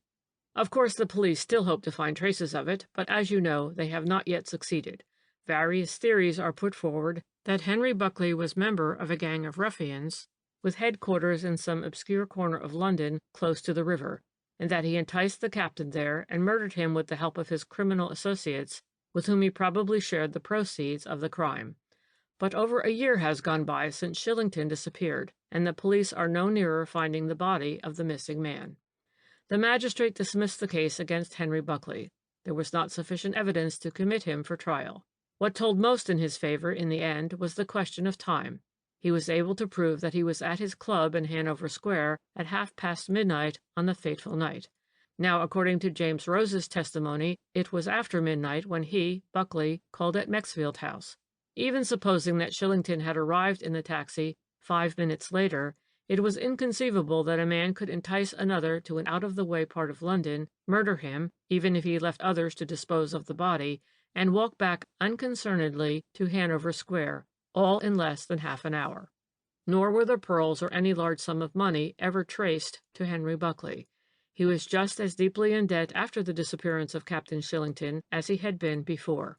Now he has gone on another tour round the world, and the Shillingtons, mother and daughter, have given up all hopes of ever seeing the gallant captain, who was such a model son, again.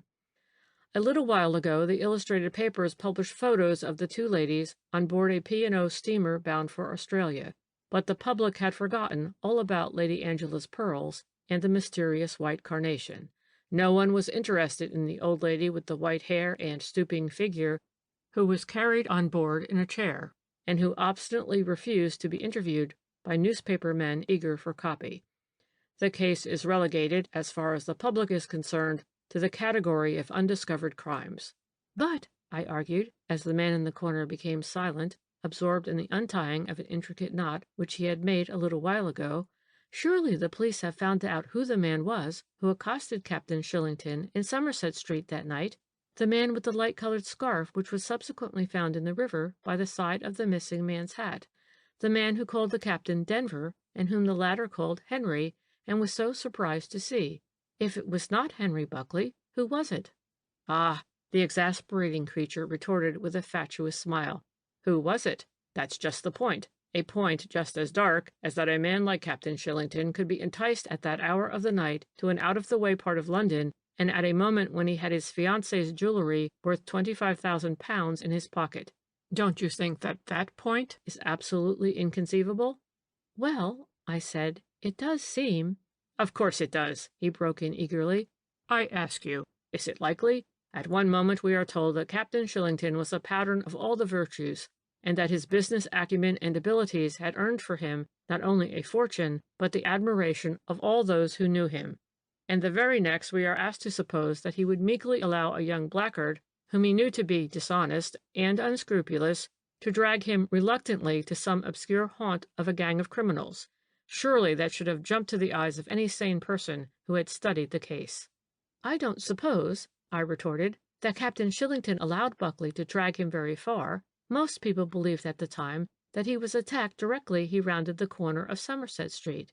There are 1 or 2 entrances to Mews just about there.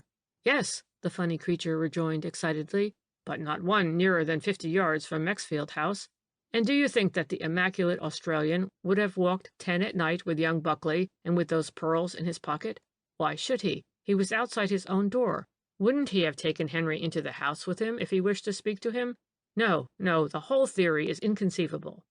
But Captain Shillington disappeared, I argued, and so did the pearls, and his hat was found floating in the river, torn and blood-stained. You cannot deny that. I certainly cannot deny, he replied, that a blood-stained hat will float on the water if it is thrown, say, from a convenient bridge. But the scarf? I retorted. A scarf will obey the same laws of nature as a hat. But surely you are not going to tell me— What? That the whole thing was a confidence trick after all? I am certain that it was. A clever one, I'll admit, and even I was puzzled at the time. I couldn't think who Henry could possibly be. It wasn't young Buckley, that was obvious. The alibi was conclusive as to that. The miscreants who had planned to throw dust in the eyes of the police by trying to fasten a hideous crime on that unfortunate young Buckley set their stage rather too elaborately when they devised the trick about the scarf. By identifying the murderer with the wearer of the scarf, they saved Buckley from the gallows. Without it, there might have remained some doubt in the mind of some of the jury. But of course it raised a tremendous puzzle. Who was the Henry of Somerset Street? And was it not a curious coincidence that he should be wearing an overcoat similar to the one habitually worn by Henry Buckley, and a white carnation which many friends would at once associate with that unfortunate young man? From the examination of the puzzle to its solution was but a step. I came at once to the conclusion that here was no coincidence, but a deliberate attempt to impersonate Henry Buckley, the man most likely in the eyes of the public to waylay, rob, and even murder a man whom he knew to be in possession of valuable jewelry. Such a deliberate attempt, therefore, argued that Captain Shillington himself must have been in it. "Good Lord, Henry, what in the world are you doing here?" was obviously intended for any passerby to hear, in the same way that the white carnation was intended for any chance passerby to pick up. Having established the mise en scène, the two scoundrels walked off, having previously provided themselves with a blood-stained hat, which presently Miss Shillington would identify as the property of her brother. "Miss Shillington?" I broke in eagerly. "Then you think that the whole Australian family was in the conspiracy? And what about the man Rose?" "The whole family," he rejoined, "only consisted of two, man and wife, most likely." "But the man Rose?" I insisted. "An excellent part, alternately played with remarkable skill by the captain and his female accomplice." "Do reconstruct the whole thing for me," I pleaded. "I own that I am bewildered." And from my bag I extracted a brand new piece of string, which I handed to him with an engaging smile. Nothing could have pleased the fatuous creature more. With long, claw-like fingers twiddling the string, he began leisurely. "Nothing could be more simple. Captain Shillington takes leave of his fiancée, having the pearls in his pocket. It is then about 11:30. Henry Buckley has gone to his club, Shillington having appointed to see him at Mexfield House soon after midnight. There is therefore plenty of time. Shillington, hurried home, changes his personality into that of James Rose, as he often has done before, and subsequently interviews Henry Buckley on the doorstep. You can see that, can't you?"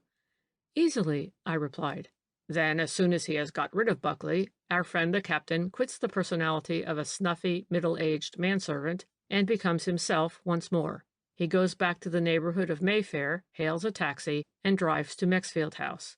But in the meanwhile the female confederate, we'll call her Miss Shillington for convenience sake, in male attire and evening dress, wearing a light overcoat, a light-colored scarf, and a white carnation in her buttonhole, lounges under a doorway in Somerset Street, waiting to play her part.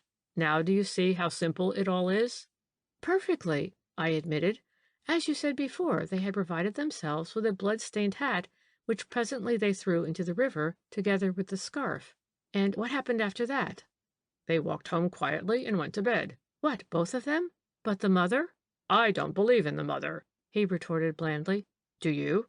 "I thought—" "She takes to her bed. She never sees a doctor. She and her daughter never see anyone. They have no friends, no servants, save the man Rose. Put two and two together, my dear," the funny old man concluded, as he slipped the piece of string in his pocket.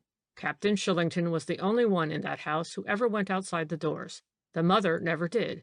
No one ever saw her. The daughter had a perpetual cold in the head.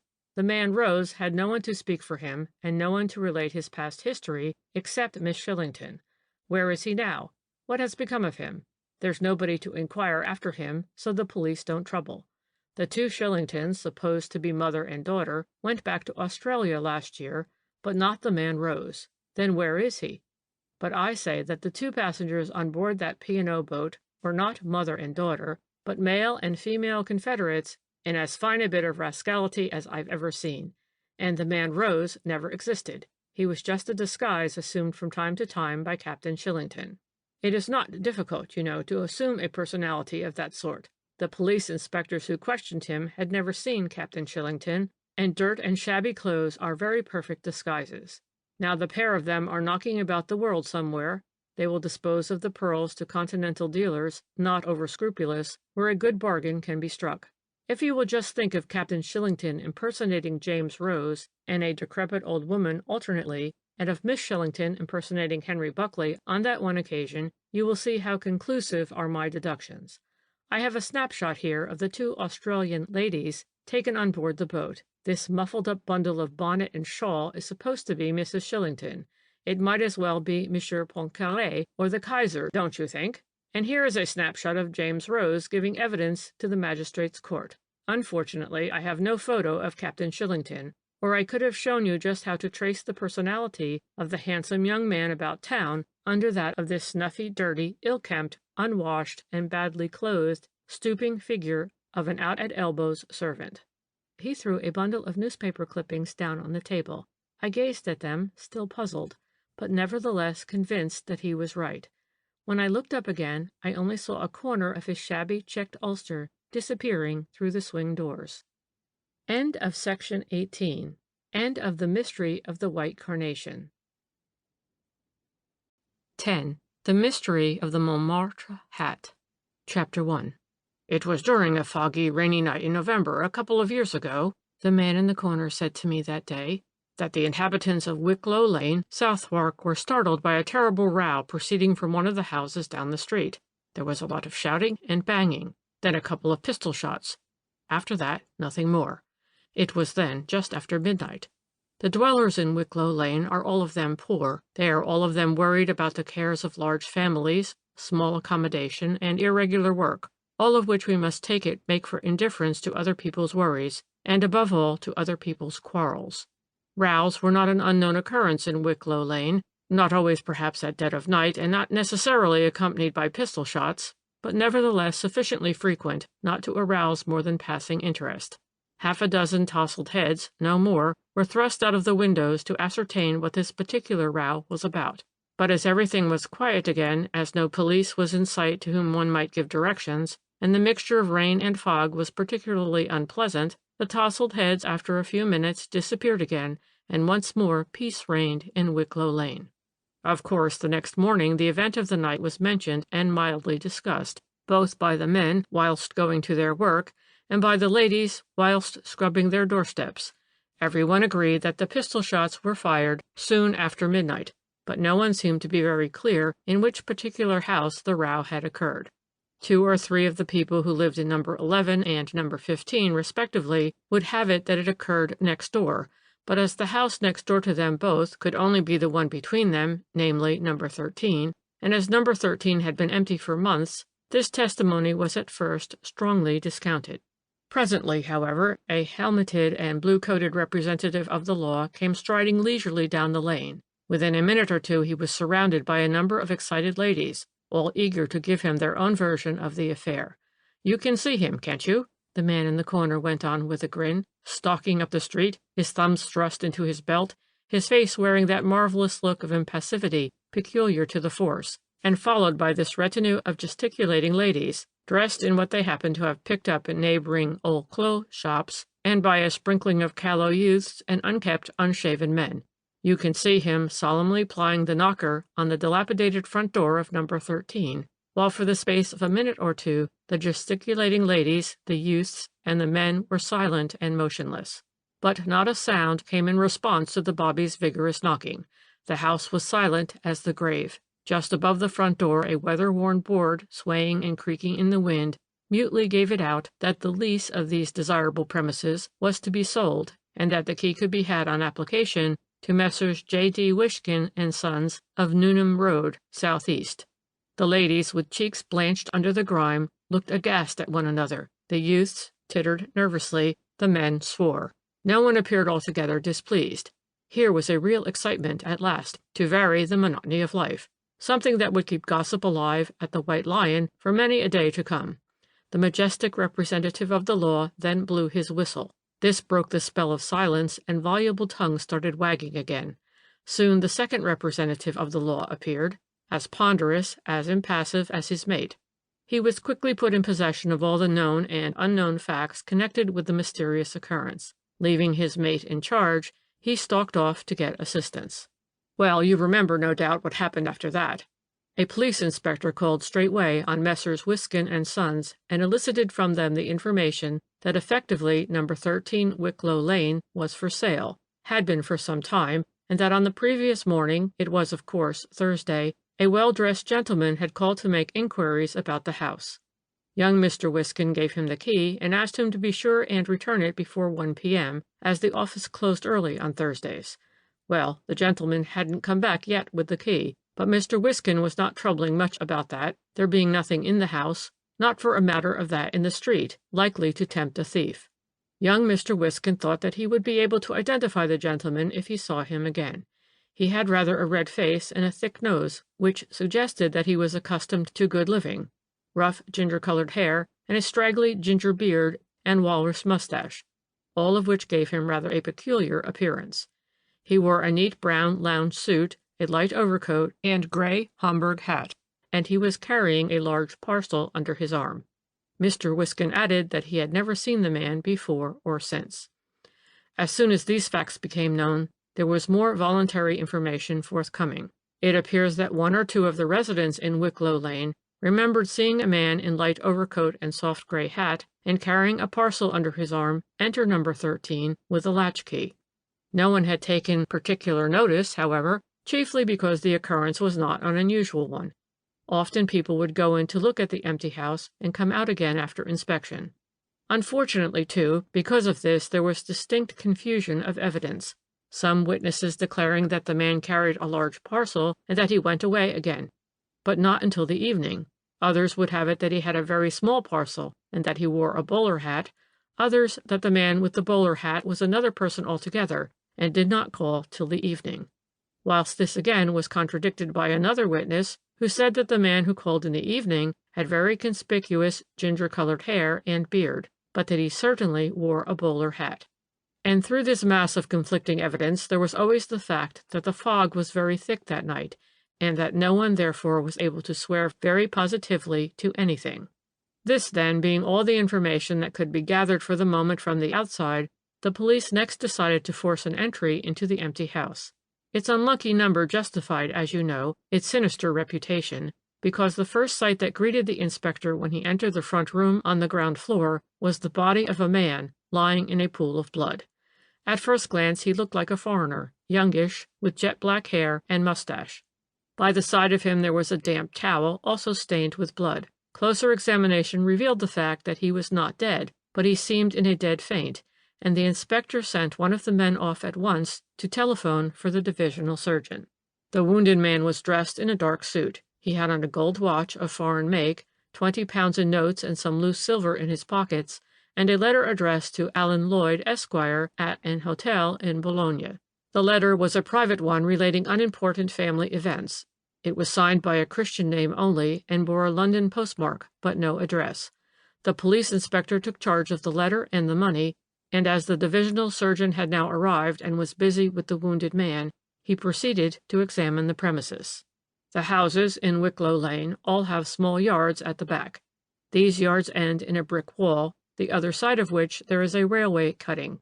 It was obvious that number 13 had been untenanted for some time. The dust of ages lay over the window and door frames, over broken mantelpieces and dilapidated stoves. There was not a stick of anything anywhere. Even the rubbish in the basement, such as is found in every empty house, residue left over by the last tenant, had been picked over until there was nothing left but dust and a few empty bottles. The front room in which the wounded man lay revealed very little.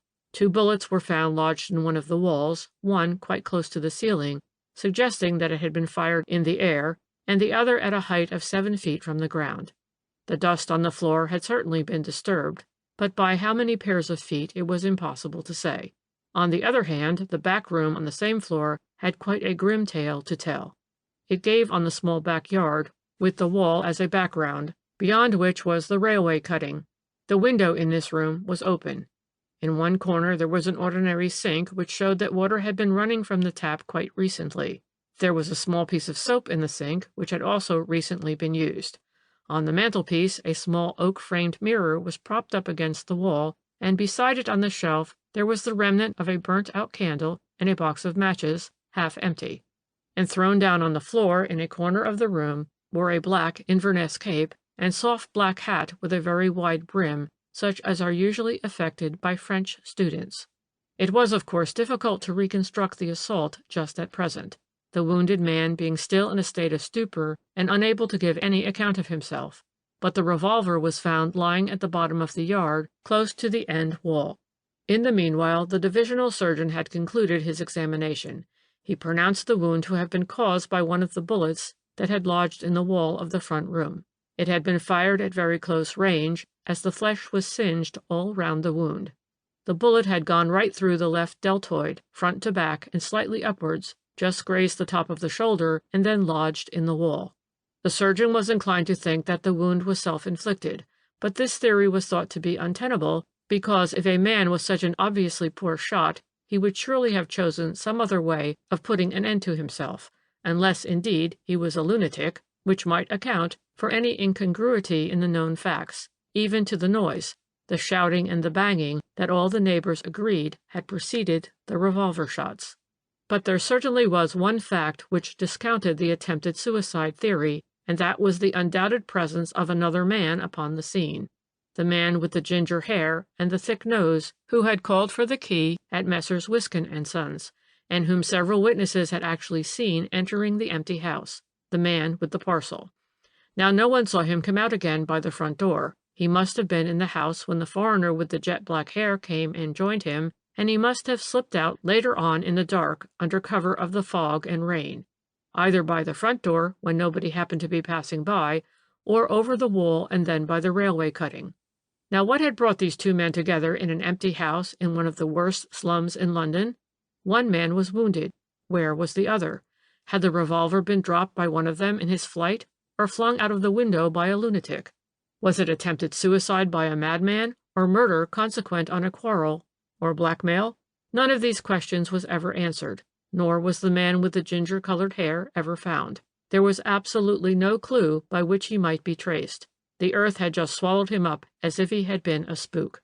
Nor was the identity of the wounded man ever satisfactorily established. Who he was, where he came from, who were his associates, and what were his antecedents, he never revealed. He was detained in hospital for a time, as he certainly was suffering from loss of memory. But presently they had to let him go. He had money, and he was otherwise perfectly sane. But to every question put to him he only answered, "I don't know, I can't remember." He spoke English without the slightest trace of foreign accent. All that was foreign about him was his jet-black hair and beard. Nor was the history of the revolver ever traced to its source. Where was it bought? To whom was it sold? And by whom? Nobody ever knew. "But where did the man go after he left the hospital?" I now asked, seeing that the funny creature looked like curling himself up in his corner and going to sleep. "Surely he was kept under observation when they let him out." "Of course he was," he replied glibly, "and for some time after that." "Then where did he go?" I reiterated impatiently, "when he was discharged from the hospital?" "He asked the way to the nearest public library and went straight there. He looked down the columns of the Morning Post, scribbled a few addresses on a scrap of paper, then he took a taxi and drove to one of the private hotels in Mexborough Gate, where he engaged a room, paying a fortnight's board and lodging in advance. Here he lived for some considerable time. He was always plentifully supplied with money. He bought himself clothes and linen, but where he got the money from was never discovered. For a time he was watched both by the police and by amateur detectives eager for copy, but nothing was ever discovered that would clear up the mystery. From time to time, letters came for him at the hotel in Mexborough Gate. They were addressed to Allen Lloyd, Esquire, which may or may not have been a taken-up name. Presumably these letters contained remittances in cash. They were never traced to their source. Anyway, he always paid his weekly bills at the hotel, but he never spoke to anyone in the place, nor, as far as could be ascertained, did he ever meet anyone or enter any house except the one he lodged in. Then, one fine day, he left the hotel, never to return. He went out one afternoon, and nothing has been seen or heard of him from that day to this. The mysterious Mr. Allen Lloyd has disappeared in the whirlpool of London, leaving no trace of his identity. He had paid his bill at the hotel that very day. He left no debts and just a very few personal belongings behind. To all intents and purposes, the matter was relegated in the public mind to the category of unsolved and unsolvable mysteries. End of section 18. The Mystery of the Montmartre Hat, Part 1. The Mystery of the Montmartre Hat continued. Chapter 2. The man in the corner had paused. From the capacious pocket of his tweed ulster he now extracted a thick piece of string, his claw-like fingers set to work. The problem which the police and public had never been able to solve had, I had no doubt, presented few difficulties to his agile brain. "Tell me," I suggested. He went on working away for a little while at an intricate knot. Then he said, "If you want to know more, you will have to listen to what will seem to you an irrelevant story." I professed my willingness to listen to anything he might choose to tell me. "Very well, then," he said. "Let me take your mind back to that same winter 2 years ago. Do you remember the extraordinary theft of a valuable collection of gems, the property of Sir James Narford?" "I do." "Do you know who Sir James Narford was?" "I would prefer you to tell me," I replied. "Sir James Narford," the funny creature went on glibly, "was a young gentleman who had been employed during the war in one of the government departments. He was the only son of his father, who was an impoverished Irish baronet. Soon after the armistice, Sir James went to South America to visit some relations. He must have made a very favorable impression on one of these, an eccentric old cousin, who died a few months later and left to his English relative a marvelous collection of pearls and other gems. Some of these were of priceless value, and as is the way with anything that is out of the common, all sorts of stories grew around the romantic legacy. The great worth and marvelous beauty of the gems were told and retold, with many embellishments, no doubt, in the English papers. It was asserted that the Brazilian government had valued them for probate at £1,000,000 sterling, that there were diamonds, some still uncut, that would make the Koh-i-Noor or the Orloff look like small bits of glass, and so on. I dare say you can remember some of the legends that gathered around Sir James Narford's gems. By the time the lucky owner of the fabulous treasure, who had gone out again to Brazil in order to fetch away his jewels, had returned to England, he was the object of universal interest, and he and his gems were photographed and paragraphed all over the place. But as I told you, the recipient of this princely legacy had always been a poor man. We may take it that the payment of legacy duty on £40,000 worth of gems had impoverished him still further. Busybodies, of course, tried to persuade him to sell the gems. He had numberless letters from diamond and pearl merchants asking for permission to see them with a view to purchase, but, naturally enough, he didn't want to do anything in a hurry. He deposited his treasure at the bank and then thought things over. He didn't want to sell, for he was inordinately proud of his new possession and of the notoriety which it had conferred upon him. It was even rumored that he had received more than one hint from fair lips that if he proposed marriage, the owner of such beautiful jewels would be certain of acceptance. I don't know who first suggested the idea to Sir James Narford that he should exhibit the gems for the benefit of disabled soldiers and sailors. It was a splendid idea. 2s. 6d. was to be charged for admission, and after deducting expenses of rent and attendance, the profits were to go to that very laudable able charity. Suitable premises were secured in Sackville Street. These consisted of a shop with a large plate-glass front and a small room at the back. The entrance was through a front door and passage which were common to the rest of the house, and there were 2 doors in the passage, one of which gave into the shop and the other into the back room. Sir James spent a little money in getting up the place in modern style, and he had some cases made for the display of the gems. The door which gave from the passage into the shop was condemned, and a very heavy piece of furniture placed against it. The back room was only to be used as an office and anteroom with communicating doors leading into the shop. In the daytime, the gems were displayed in glass cases ranged right and left of the shop.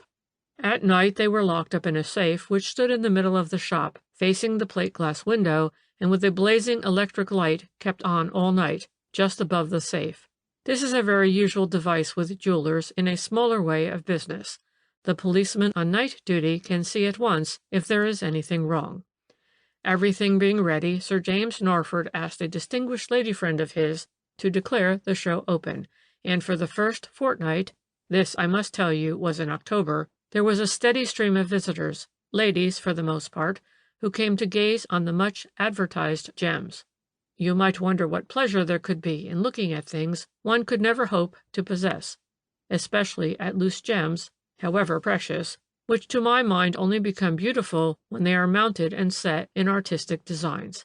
However, I do not profess to understand feminine mentality. All I know is that Sir James Narford declared himself on more than one occasion satisfied with the result of his little venture. True that after the first fortnight the attendance at the show fell off considerably, and a few people did wonder why Sir James should continue to keep it open for so long. Those who had been most curious to see the gems of fabulous value had flocked in the first few days, After that there was only a very thin sprinkling of people up from the country, or foreigners who paid their 2s. 6d. admission for the sight. But be that as it may, the jewels were certainly getting an additional amount of advertisement, and when presently the owner would put them up for sale, as no doubt he intended to do, they would fetch a higher figure in consequence.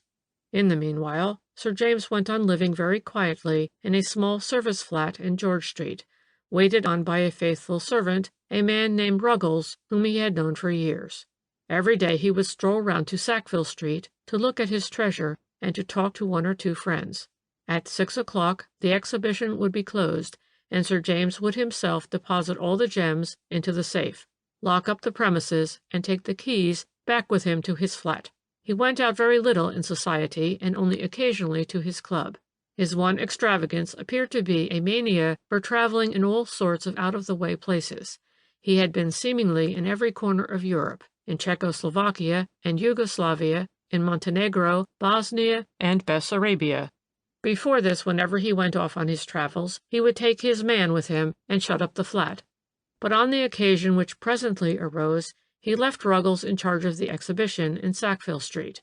This was early in November, about a fortnight after the opening of the exhibition, and when Sir James had gone it was Ruggles who, every night at 6 o'clock, put the gems away in the safe and locked up the premises. He then made a point of going for a brisk walk and returned to the flat at about 7:30, had his supper, read his paper, and then went to bed at about 10 o'clock with the keys of the safe and of the Sackville Street premises under his pillow. One of the staff in the flats at George Street always got his supper ready for him, some cold meat, bread and cheese, and half a pint of beer, which the lift boy invariably fetched for him from the Crown and Sceptre round the corner. He prepared his own breakfast in the morning, and his other meals he took in Sackville Street. They were sent in from one of the cheaper restaurants in Piccadilly. Every morning the charwoman who cleaned the steps outside the block of flats in George Street would see Ruggles come out of the house and walk away in the direction of Sackville Street. Even on Sundays he would stroll round as far as the shop to see that everything was all right. It was on a snowy morning in January that the charwoman failed to see Ruggles at his accustomed time. As the quiet neighborhood did not as a rule lend itself much to gossip, the present opportunity was not to be missed. The charwoman, on meeting with the lift boy, imparted to him the priceless news that Mr. Ruggles must either be ill or had gone and overslept himself.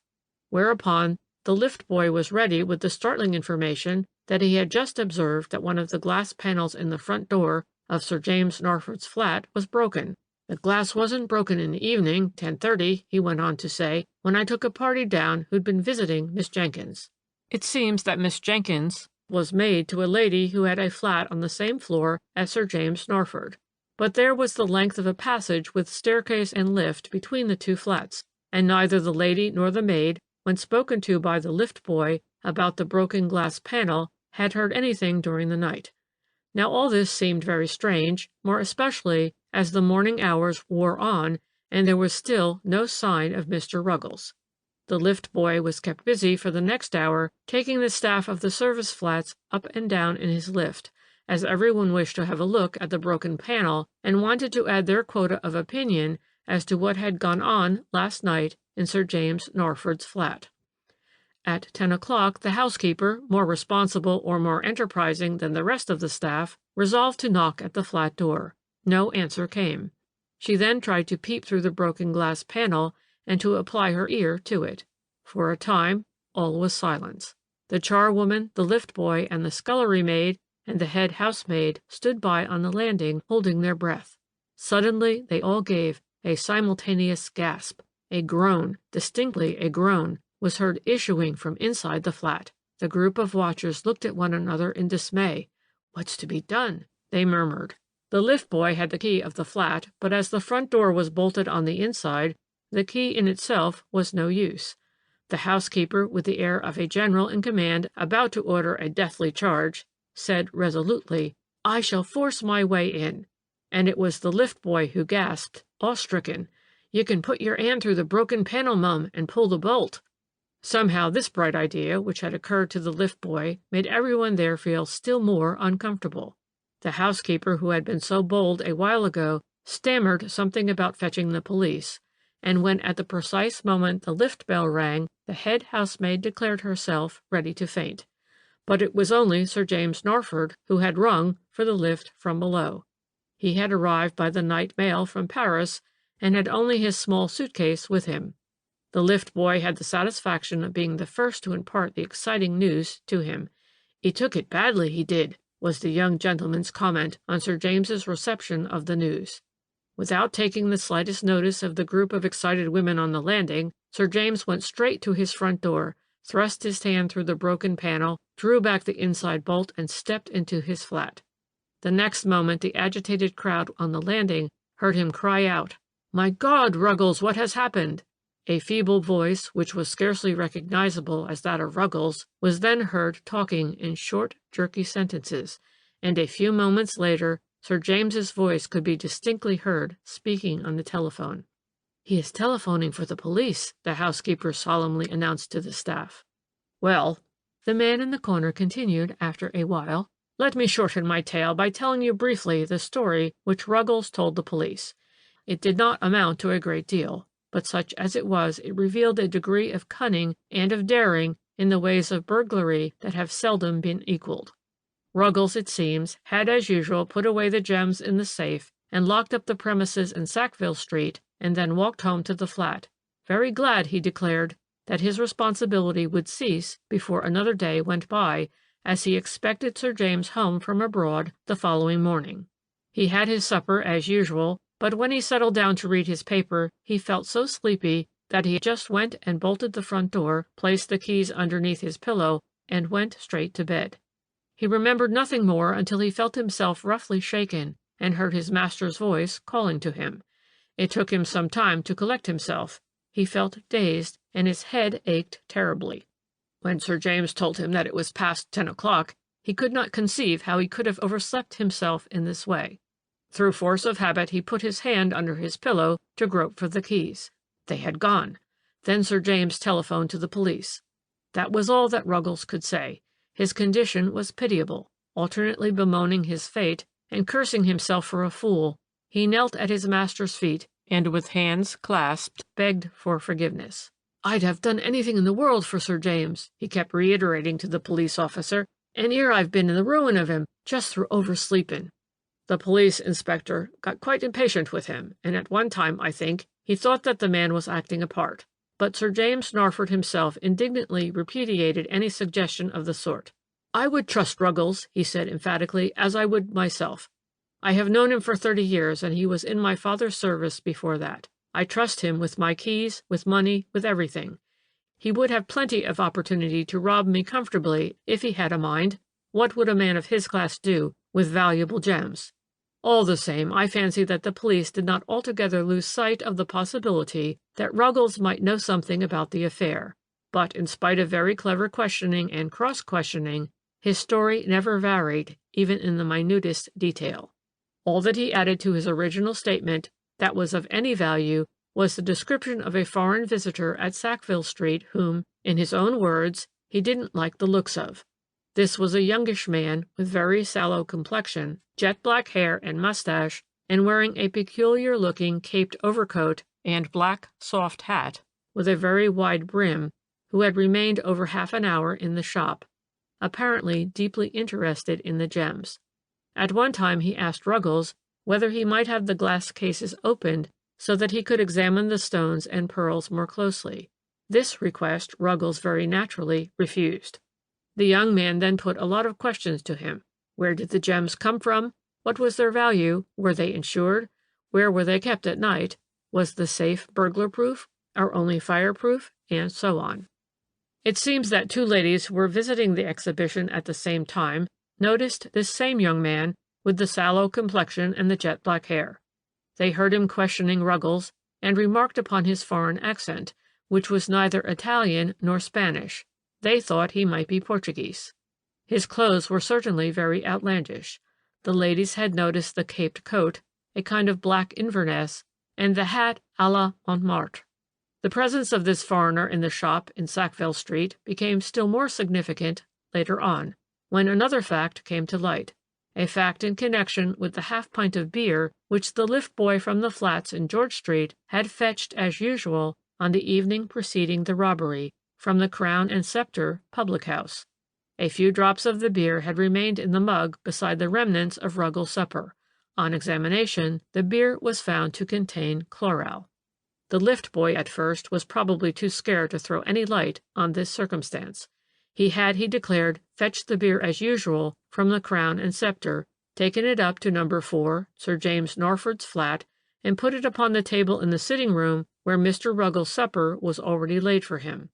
After repeated questions from the police inspector, however, he recollected that on his way from the public-house to the flats, a gentleman accosted him and asked him the way to Regent Street. The boy, holding the mug of beer in one hand, pointed out the way with the other, and probably turned his head in the same direction as he did so. He couldn't say for certain. The gentleman seemed stupid, and didn't understand the directions all at once. The boy had to repeat them again and again, and altogether was in conversation with the gentleman quite a while. It was dark at the time, but he did see that the gentleman wore a funny sort of coat and a funny hat, and as the boy picturesquely put it, he spoke queer-like as if he were a Frenchman. To a lift boy, presumably every foreigner is a Frenchman, if he be not a German, and though the lad's description of the coat and hat only amounted to his calling them funny, there seemed little doubt but that the man who visited the shop in Sackville Street and the one who accosted the lift boy in George Street were one and the same. There was also little doubt but that he poured the drug into the mug of beer while the boy's head was turned away. And, finally, all doubts were set at rest when the funny coat and hat were discovered tied up in a bundle in the area of an empty house 2 doors higher up the street. Unfortunately, although these few facts were definitely established, all traces of the man himself vanished after that. How he got into the block of flats could not be ascertained. He might have slipped in after the lift boy while the latter went upstairs with the beer and concealed himself somewhere in the basement. It was impossible to say. The street door was kept open as usual until 11 o'clock, and until that hour the boy was in attendance at the lift. He had been up and down several times, taking up residents or their visitors. And while he ran to fetch the beer, one of the maids saw to the lift if the bell rang. At 11 o'clock every evening the street door was closed, but not bolted. It was provided with a Yale lock, and every resident had one key in case they came in late. The lift was not worked after that hour, but there was a light kept on every landing. These lights the housemaid switched off the first thing every morning when she did the stairs, and as a matter of fact she remembered that on the memorable morning the light on the top-floor landing, which is the landing outside Sir James Norford's flat, was already switched off when she went to do it. And those are all the facts, the man in the corner went on slowly, while he paused in his work of fashioning intricate knots in his beloved bit of string. All the facts that were ever known in connection with the theft of Sir James Norford's gems. Of course, as you may well suppose, not only the official but also the public mind at once flew to the mysterious personage originally found wounded in an empty house in Wicklow Lane. There could be no shadow of doubt that this man and the one who visited the shop in Sackville Street, who accosted the lift boy, drugged Ruggles' beer, and robbed him of his keys, were one and the same. There was the black-caped coat, the Montmartre hat, the jet-black hair, and the foreign look. True, the wounded man of Wicklow Lane spoke English without any foreign accent, but the latter could easily be assumed. Indeed, it all seemed plain sailing, and as soon as the word went round about the robbery in Sackville Street, and the description was given of the foreign-looking individual with the jet-black hair, the police thought they had a perfectly clear case. A clear case, yes, the funny creature went on with a grin, but not an easy one, because when the police called at the hotel in Mexborough Square, they learned that the mysterious Mr. Allen Lloyd had been gone 3 days. Having paid his bill, he had walked out of the house one dark afternoon and not been seen or heard of since. He went off carrying a paper parcel which no doubt contained the few belongings he had bought of late. Of course he was the thief, and a marvelously cunning one. Just think what it meant. It meant, first of all, immense presence of mind and daring to accost the lift boy and engage him in conversation whilst pouring a drug into a mug of beer. Then it meant sneaking into the block of flats in George Street, breaking the glass panel of a door, entering the flat, stealing the keys, sneaking out of the building again, going round to Sackville Street, watching until the police on duty had passed by, entering the house, opening the safe, collecting the gems, all in full view of the street, mind you, or else in absolute darkness, then relocking the safe and again watching for the opportunity to sneak out of the house until the man on duty was out of sight. Clever? I should think it would have been clever. If it had ever been done. How do you mean, if it had ever been done? I ejaculated with some impatience. Whoever the thief was, and I suppose that you have your theory, he must have done all those things. Oh, no, he did not, the funny creature asserted emphatically. He merely put all the gems away in his own pocket after the exhibition was closed for the night, instead of locking them up in the safe. Then you think it was Ruggles? I exclaimed. In conjunction with his master. Sir James Narford? But why? For the sake of the insurance money. But man alive, I ejaculated. That was the tragedy of the whole thing. I remember reading about it at the time. I suppose that it was either out of meanness or because he had so little ready money, but Sir James Narford had only insured his treasure for £20,000, whereas the jewels were not worth a penny more than that, the man in the corner broke in with his bland smile. The public may have been bamboozled with tales of fabulous value. Nowadays people talk as glibly of millions as the past generation did of thousands. But insurance companies don't usually listen to fairy tales. But even so, I argued, the jewels must have been worth more than the insurance after all the advertisement they got. Why shouldn't Sir James have sold them rather than take the risk of stealing them? But, my dear young lady, he retorted, can't you see that the jewels can still be sold and that they will be abroad presently, one by one? £20,000 insurance money is good, but you double the amount and it is better. But what about the wounded man in Wicklow Lane? I asked. A red herring across the trail, he replied with a smile. Only with this difference, that it was dragged across before the hounds were on the scent.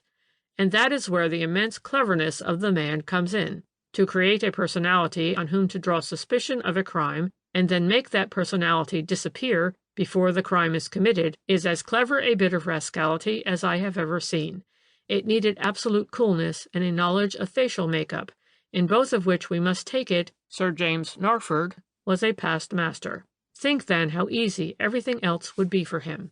Just let me reconstruct the whole thing for you from beginning to end, that is, from the moment when Sir James Narford first conceived the idea of doubling the value of his gems, and took his man Ruggles as partner in that fine piece of rascality.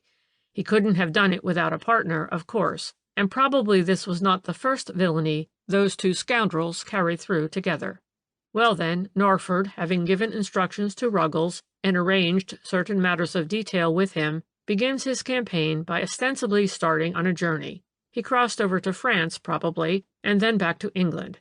It is easy enough for a man to disappear in crowded trains or railway stations if there was no one on his track, easy enough for him to stay in one hotel after another, in any big town if he chooses hotels whose proprietors have reason to dread the police and will not volunteer information if any of their visitors are wanted.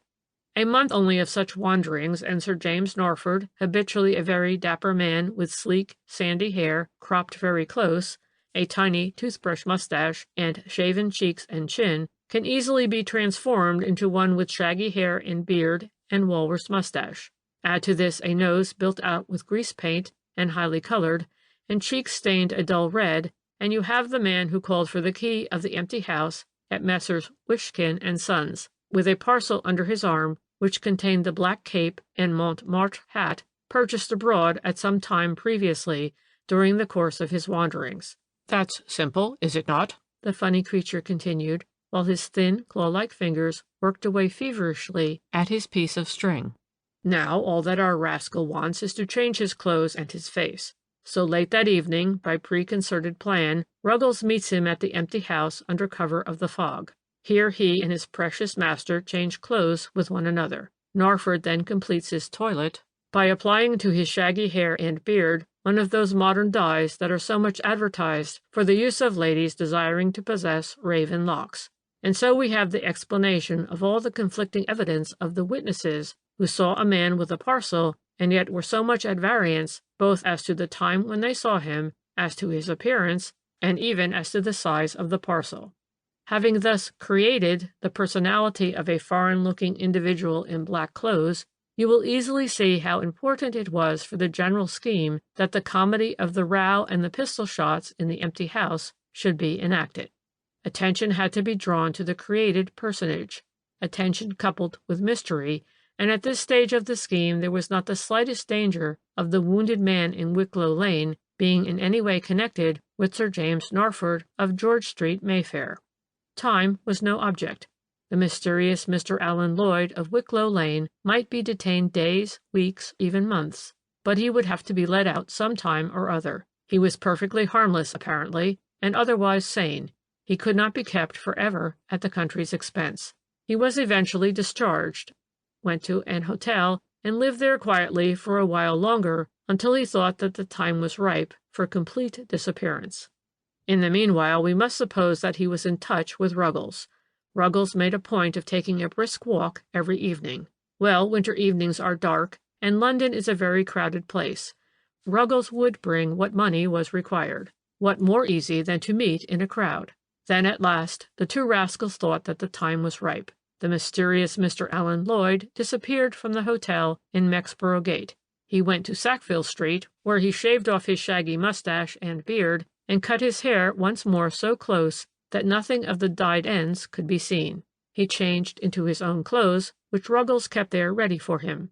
Then he slipped round to Victoria Station and crossed over to France, only in order to return to England openly this time as Sir James Norford, and just in time to find Ruggles just aroused from a drugged sleep, and the whole flat seething with excitement. But it was he who, in the black cape and Montmartre hat, visited the shop in Sackville Street. It was Ruggles who the following night spoke to the lift boy, even while Norford was procuring for himself a perfect alibi by crossing over quite openly from France. Ruggles' task was, of course, much easier. All he had to do was to put the gems in his pocket, and these Norford took over from him in the morning at the flat before he telephoned for the police. To put on the black cape and hat and to accost the lift boy was easy enough on a dark, snowy night in January. And now all the excitement has died down. The whole thing was so cleverly planned that the real rascal was never suspected. Ruggles may have been, but nothing could really be brought up against him. The gems haven't been found, and to all appearances he has not benefited by the robbery. He is just the faithful, trusted servant of his master. Sir James Norford has got his money from the insurance company, and since then has left for abroad. By the way, the man in the corner concluded, as he gathered up his precious bit of string and slipped it in the pocket of his ulster, I heard recently that he has bought some property in Argentina and has settled down there permanently with his friend Ruggles. I think he was wise to do that, and if you care to publish my version of that mysterious affair, you are at liberty to do so. I don't think that our friend would sue you for defamation of character, and anyway, I'll undertake to pay damages if the case comes into court. End of section 20. End of The Mystery of the Montmartre Hat. 11. The Miser of Maida Vale. Chapter 1. One of the most puzzling cases I ever remember watching, the man in the corner said to me that day, was the one known to the public as that of the Miser of Maida Vale. It presented certain altogether novel features, and for once I was willing to admit that, though the police had a very hard nut to crack in the elucidation of the mystery, and in the end failed to find a solution, they were at one time very near putting their finger on the key of the puzzle. If they had only possessed some of that instinct for true facts, with which nature did so kindly endow me, there is no doubt that they would have brought that clever criminal to book. I wish it were in my power to convey something of that air of ludicrous complacency with which he said this. I could almost hear him purring to himself, like a lean, shabby old cat. He had his inevitable bit of string in his hand, and had been in rapturous contemplation of a series of knots which he had been fashioning until the moment when I sat down beside him and he began to speak. But as soon as he embarked upon his beloved topic, he turned his rapturous contemplation on himself.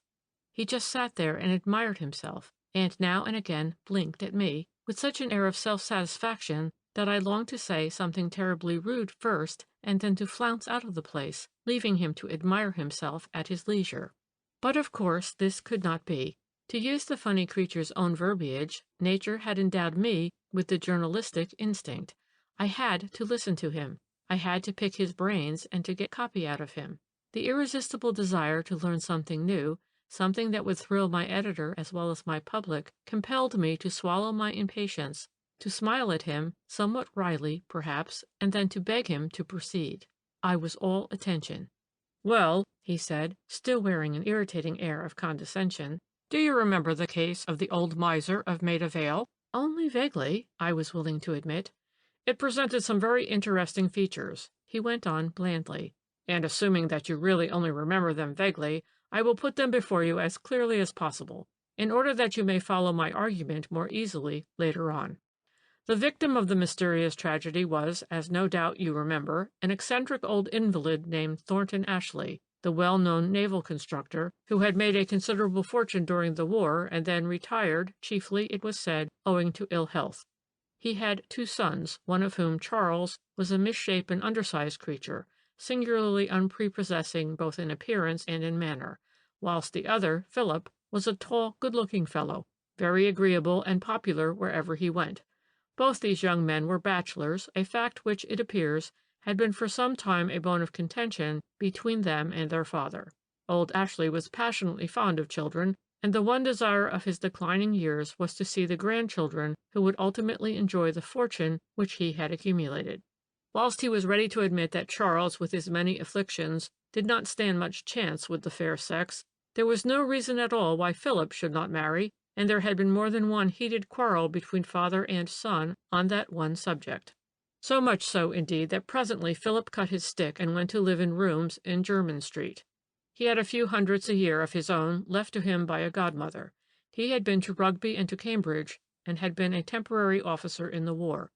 Pending his obtaining some kind of job, he settled down to live the life of a smart young bachelor in town, whilst his brother Charles was left to look after the old man, who became more and more eccentric as his health gradually broke up. He sold his fine house in Hyde Park Gardens, his motor, and the bulk of his furniture, and moved into a cheap flat in Maida Vale, where he promptly took to his bed, which he never left again. His eccentricities became more and more pronounced, and his temper more and more irascible. He took a violent dislike to strangers, refused to see anybody except his sons and 2 old friends, Mr. Oldwall, the well-known solicitor, and Dr. Fanshawe Bigg, who visited him from time to time, and whose orders he obstinately refused to obey. Worst of all, as far as the unfortunate Charles was concerned, he became desperately mean, denying himself, and incidentally his son, every luxury, subsisting on the barest necessities, and keeping no servant to wait on him except a daily char. Soon his miserliness degenerated into a regular mania. "Charles and I are saving money for the grandchildren you are going to give me one day," he would say with a chuckle whenever Philip tried to reason with him on the subject of this self-denying ordinance. "When you have an establishment of your own, you can invite us to come and live with you. There will be plenty then for housekeeping, I promise you." At which the handsome Philip would laugh and shrug his shoulders and go back to his comfortable rooms in Jermyn Street. But no one knew what Charles thought about it all. To an outsider his case must always have appeared singularly pathetic. He had no money of his own, and his delicate health had made it impossible for him to take up any profession. He could not cut his stick like his brother Philip had done, but truth to tell, he did not appear to wish to do so. Perhaps it was real fondness for his father that made him seem contented with his lot. Certain it is that as time went on he became a regular slave to the old man, waiting on him hand and foot, more hard-worked than the daily char, who put on her bonnet and walked out of the flat every day at 6 o'clock, when her work was done, and who had all her Sundays to herself. All the relaxation that Charles ever had were alternate weekends, when his brother Philip would come over and spend Saturday to Monday in the flat, taking charge of the invalid. On those occasions Charles would get on an old bicycle, and with just a few shillings in his pocket, which he had saved during the past fortnight out of the meagre housekeeping allowance which he handled, he would go off for the day somewhere into the country, nobody ever knew where. Then on Monday morning he would return to the flat in Maida Vale, ready to take up his slave's yoke, to all appearances with a light heart. "Charles Ashley is wise," the gossiping acquaintances would say. "He sticks to the old miser. Thornton Ashley can't live forever, and Oldwall says that he is worth close on $250,000. Philip, on the other hand, could have had no illusion with regard to his father's testamentary intentions. The bone of contention, Philip's celibacy, was still there, making bad blood between father and son.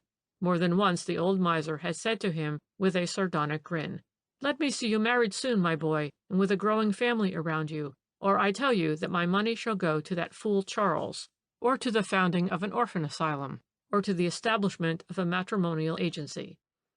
Mr. Oldwall, the solicitor, a very old friend of the Ashleys, and who had seen the two boys grow up, threw out as broad a hint to Philip on that same subject as professional honor allowed.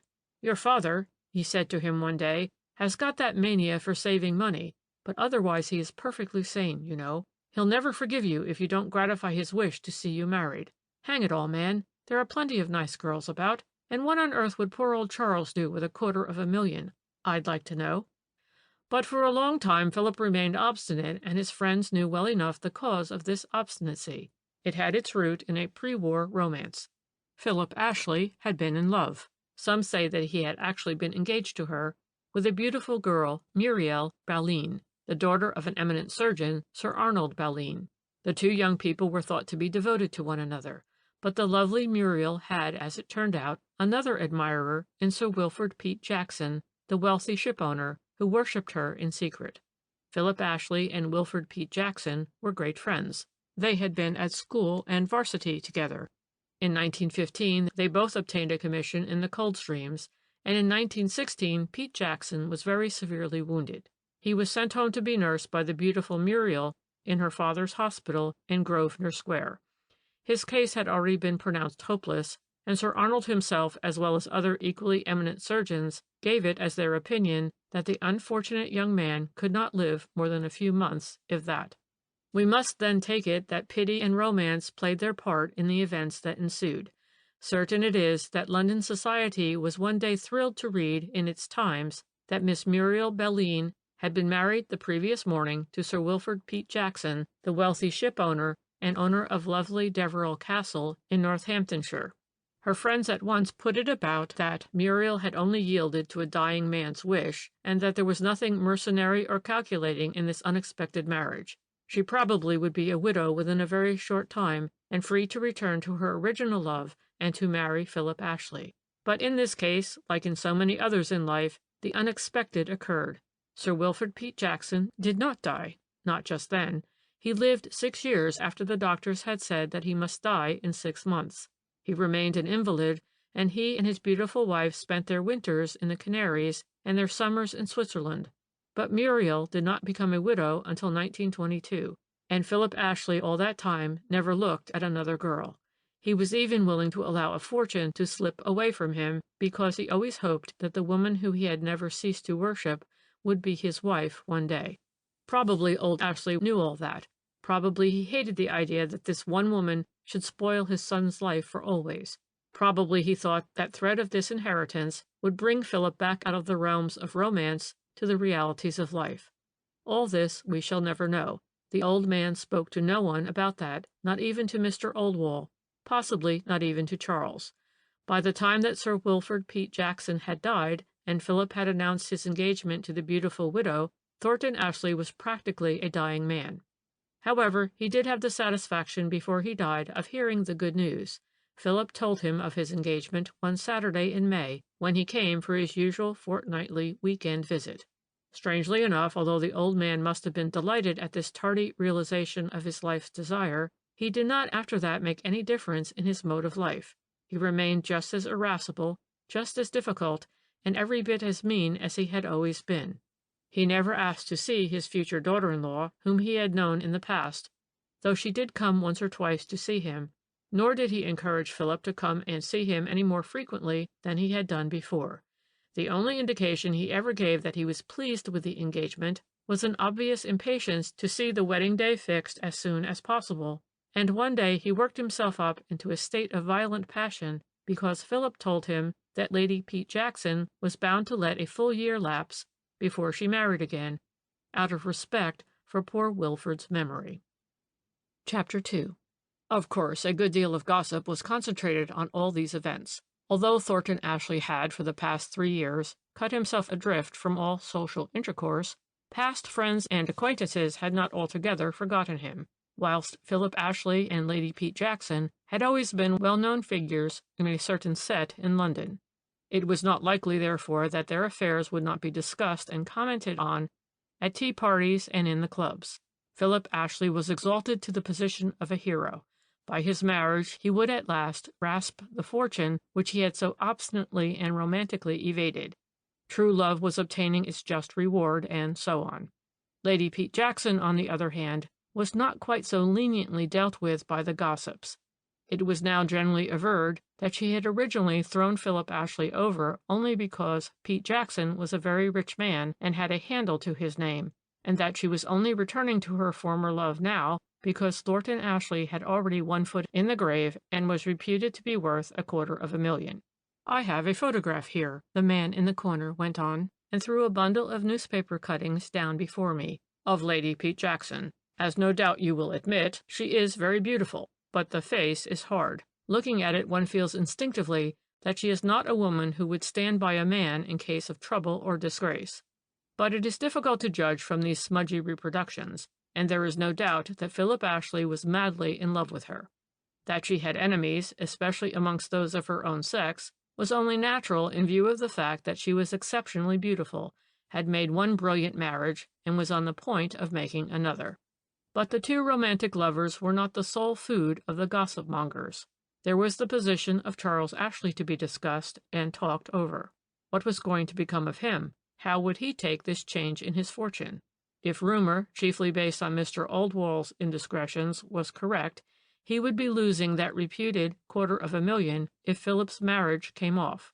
But in this case, gossip had to rest satisfied with conjectures. No one ever saw Charles, and Philip, when questioned about him, had apparently very little to say.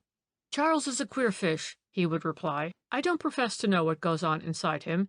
He seems delighted at the prospect of my marriage, but he doesn't say much. He is very shy and very sensitive about his deformity, and he won't see anyone now, not even Muriel." And thus the stage was set, the funny creature continued with a fatuous grin, "for the mysterious tragedy which has puzzled the public and the police as much as the friends of the chief actors in the drama. It was set for the scene of Philip Ashley's marriage to Muriel, Lady Pete Jackson, which was to take place very quietly at St. Saviour's, Warwick Road, early in the following year. On August 27th, old Thornton Ashley died. That is to say, he was found dead in his bed by his son Charles, who had returned that morning from his fortnightly week-end holiday. The cause of death was not in question at first, though Dr. Fanshawe Bigg was out of town at the moment. His locum tenens knew all about the case, and had seen the invalid on the Thursday preceding his death. In accordance with the amazing laws of this country, he gave the necessary certificate without taking a last look at the dead man, and Thornton Ashley would no doubt have been buried then and there, without either fuss or ceremony, but for the amazing events which thereupon followed one another in quick succession.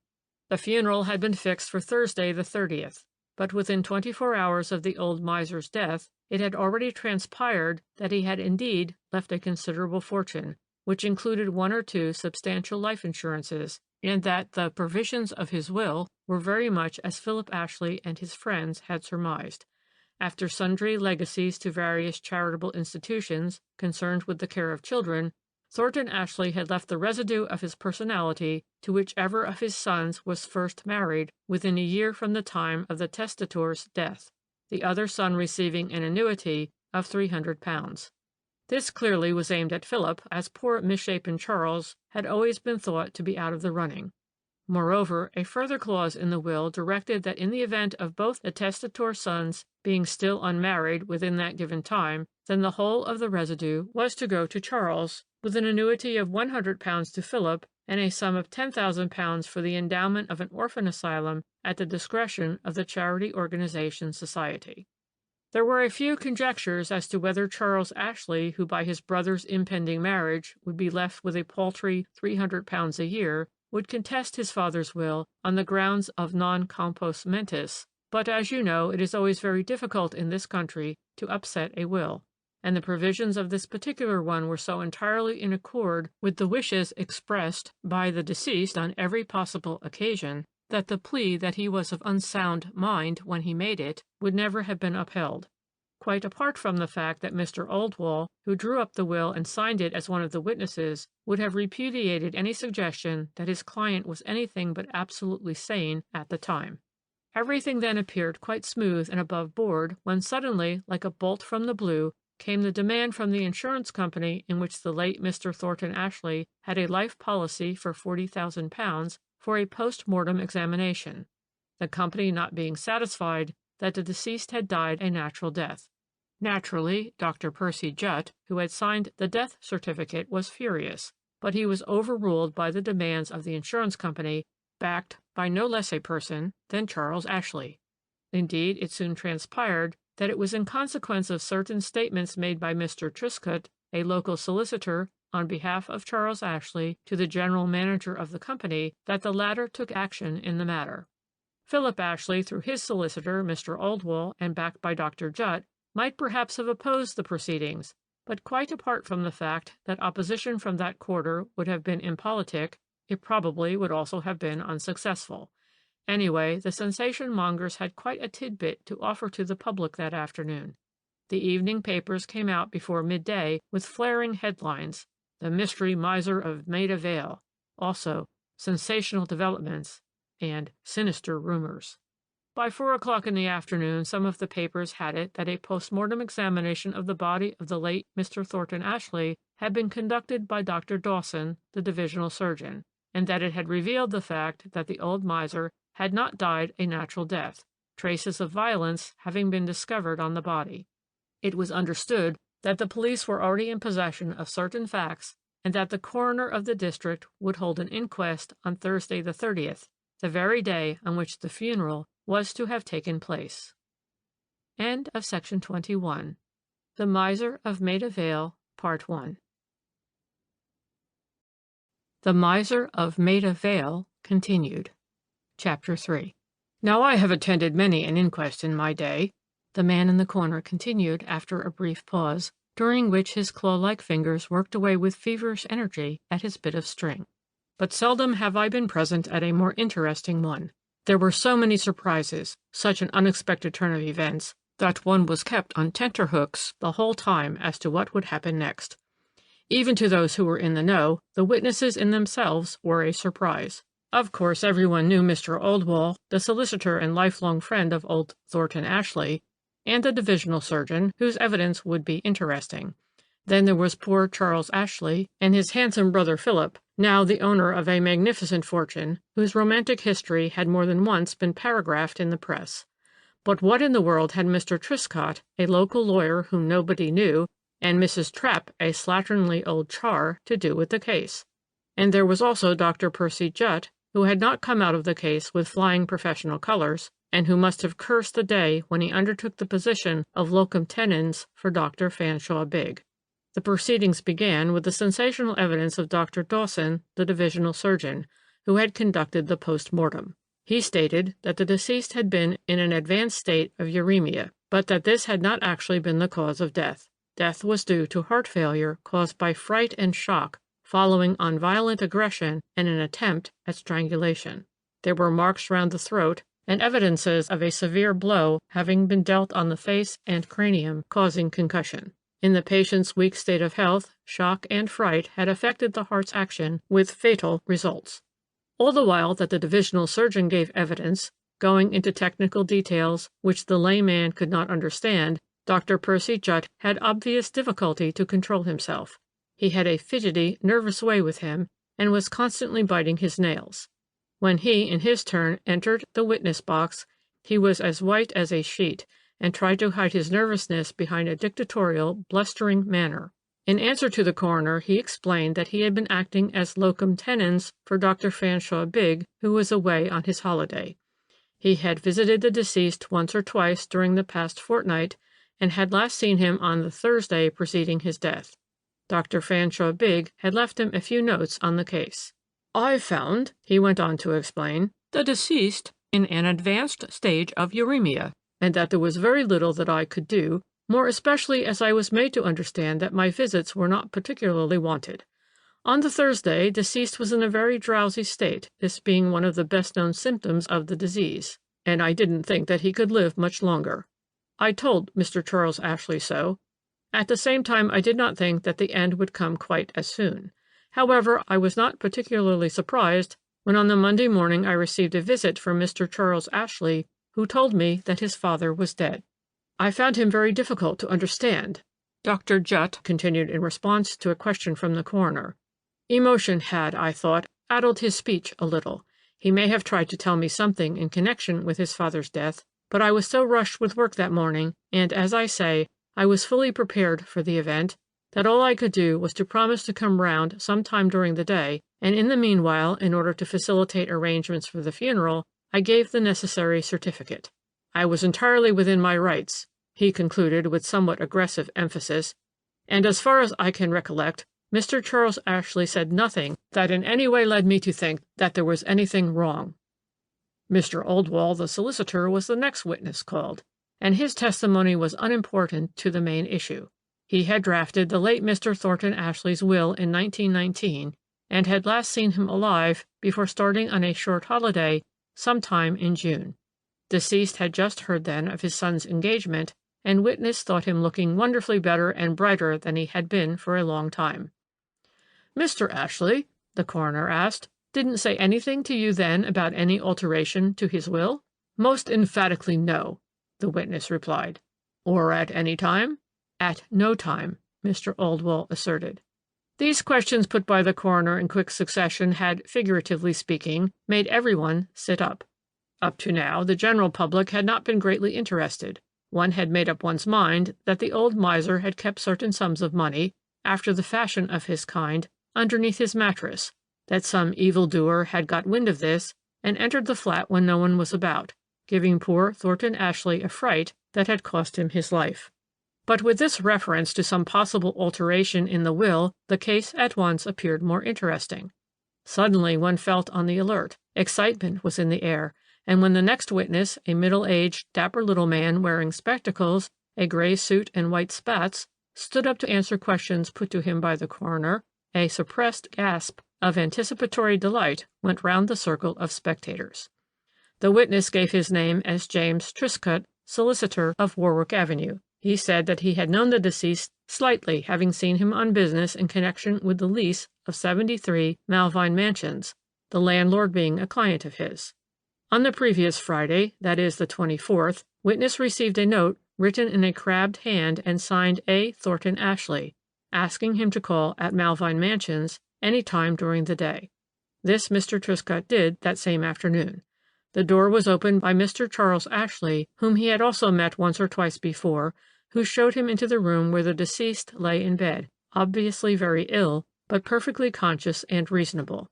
After some preliminary talk, the witness went on, the deceased explained to me that he was troubled in his mind about a will which he had made some 4 years previously, and which had struck him of late as being both harsh and unjust. He desired to make a new will, revoking the previous one. I naturally told him that I was entirely at his service, and he then dictated his wishes to me. I made notes and promised to have the will ready for his signature by Monday. The thought of this delay annoyed him considerably, and he pressed me hard to have everything ready for him by the next day. Unfortunately, I couldn't do that. I was obliged to go off into the country that evening on business for another client, and couldn't possibly be back before midday Saturday, when my clerk and typist would both be gone. All I could do was to promise faithfully to call again on Monday at 11 o'clock with the will quite ready for signature. I said I would bring my clerk with me, who could then sign as a witness. I quite saw the urgency of the business, Mr. Truscott went on in his brisk, rather consequential way, as the poor old gentleman certainly looked very ill. Before I left, he asked me to let him at least have a copy of my notes before I went away this evening. This I was able to promise him. I got my clerk to copy the notes and to take them round to the flat later on in the day. I can assure you, the man in the corner said, that while that dapper little man was talking, you might have heard the proverbial pin drop amongst the public. You see, this was the first that anyone had ever heard of any alteration in old Ashley's will, and Mr. Truscott's evidence opened up a vista of exciting situations that was positively dazzling. When he ceased speaking, you might almost have heard the sensation mongers licking their chops like a lot of cats after a first bite at a succulent meal. Glances were exchanged, but not a word spoken, and presently a sigh of eagerness went round when the coroner put the question which everyone had been anticipating. "Have you got the notes, Mr. Truscott, which you took from the late Mr. Thornton Ashley's dictation?" At which suggestion Mr. Oldwall jumped up, objecting that such evidence was inadmissible. There was some legal argument between him and the coroner, during which Mr. Truscott, still standing in the witness box, beamed at his colleague and at the public generally through his spectacles. In the end, the jury decided the point by insisting on having the notes read out to them. Briefly, by the provisions of the new will, which was destined never to be signed, the miser left his entire fortune, with the exception of the same trifling legacies and of an annuity of £1,000 a year to Philip, to his son Charles absolutely, in grateful recognition for years of unflagging devotion to an eccentric and crabbed invalid. Mr. Truscott explained that on the Monday morning he had the document quite ready by 11 o'clock, and that he walked round with it to Malvine Mansions, accompanied by his clerk. Great was his distress when he was met at the door by Charles Ashley, who told him that old Mr. Thornton Ashley was dead. That was the substance of Mr. Truscott's evidence, and I can assure you that even I was surprised at the turn which the events had taken. You know what the sensation mongers are. Within an hour of the completion of Mr. Truscott's evidence, it was all over London that Mr. Philip Ashley had murdered his father in order to prevent his signing a will that would deprive him, Philip, of a fortune. That is the way of the world, the funny creature added with a cynical smile. Philip's popularity went down like a sail when the wind suddenly drops, and in a moment public sympathy was all on the side of Charles, who had been done out of a fortune by a grasping and unscrupulous brother. But there was more to come. The next witness called was Mrs. Truscott, the wife of the dapper little solicitor, and her presence here in connection with the death of old Thornton Ashley seemed as surprising at first as that of her husband had been. She looked a hard, rather common, but capable woman, and after she had replied to the coroner's preliminary questions, she plunged into her story in a quiet, self-assured manner. She began by explaining that she was a trained nurse, but had given up her profession since her marriage. Now and again, however, either in an emergency or to oblige a friend, she had taken care of a patient. "On Friday evening last," she continued, "Mr. Truscott, who was just going off into the country on business, said to me that he had a client in the neighborhood who was very ill and about whom, for certain reasons, he felt rather anxious. He went on to say that he was chiefly sorry for the son, a delicate man, who was sadly deformed. Would I, like a good Samaritan, go and look after the sick man during the week-end? It seems that the doctor had ordered absolute rest, and Mr. Truscott feared that there might be some trouble with another son because, as a matter of fact, the old man had decided to alter his will. I knew nothing about Mr. Thornton Ashley's family affairs," the witness said in reply to a question put to her by the coroner, and calmly ignoring the sensation which her statement was causing, "beyond what I have just told you that Mr. Truscott said to me, but I agreed to go to Malvine Mansions and see if I could be of any use. I arrived at the flat on Friday evening and saw at once what the invalid was suffering from. I had nursed cases of uremia before, and I could see that the poor old man had not many more days to live. Still, I did not think that the end was imminent. Mr. Charles Ashley, who had welcomed me most effusively, looked to need careful nursing almost as much as his father did. He told me that he had not slept for 3 nights, so I just packed him off to bed and spent the night in an armchair in the patient's room. The next morning Mr. Philip Ashley arrived, and I was told of the arrangement whereby Mr. Charles got a week-end holiday once a fortnight. I welcomed the idea for his sake, and as he seemed very anxious about his father, and remembering what my husband had told me, I promised that I would stay on in the flat until his return on the Monday. Thus only was I able to persuade him to go off on his much-needed holiday. Directly he had gone, however, I thought it my duty to explain to Mr. Philip Ashley that really his father was very ill. He was only conscious intermittently, and that in such cases the only thing that could be done was to keep the patient absolutely quiet. It was the only way, I added, to prolong life and to ensure a painless and peaceful death. Mr. Philip Ashley, the witness continued, appeared more annoyed than distressed when I told him this, and asked me by whose authority I was here, keeping him out of his father's room, and so on.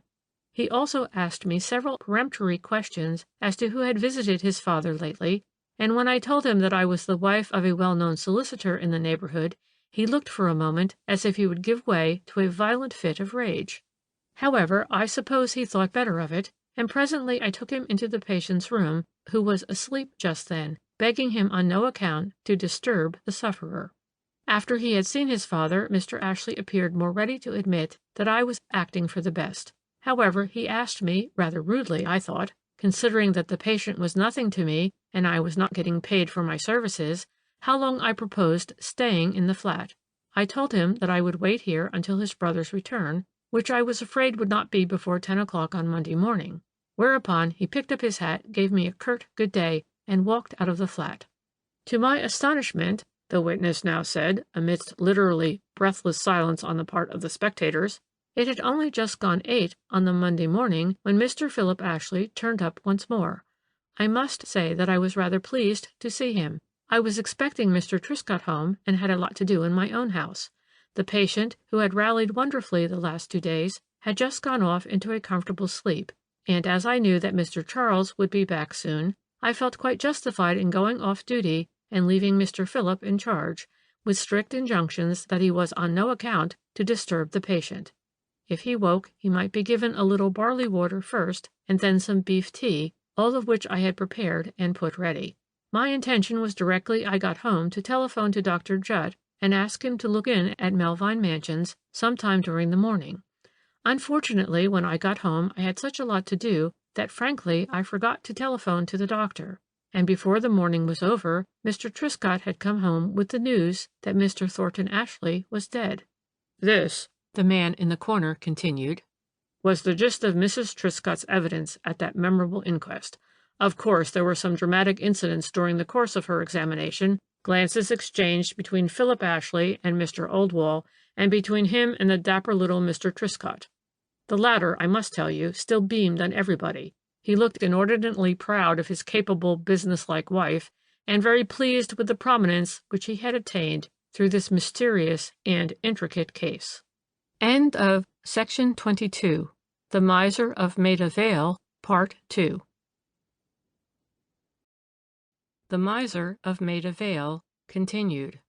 Chapter 4. The luncheon interval gave us all a respite from the tension that had kept our nerves strung up all morning. I don't think that Philip Ashley, for one, ate much lunch that day.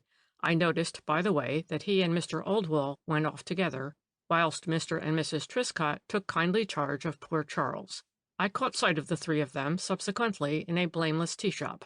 Charles was indeed a pathetic picture to look upon. He looked the sort of man who lives on his nerves, with no flesh on his poor, misshapen bones, and a hungry, craving expression in his eyes, as in those of an underfed dog.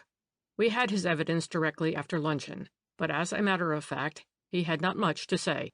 He had last seen his father alive on the Saturday morning when he went off on his fortnightly week-end holiday. He had cycled to Dorking and spent his time there at the Running Footman, as he had often done before. He was well known in the place. On Monday morning he made an early start and got to Melvine Mansions soon after 10, and let himself into the flat with his latchkey.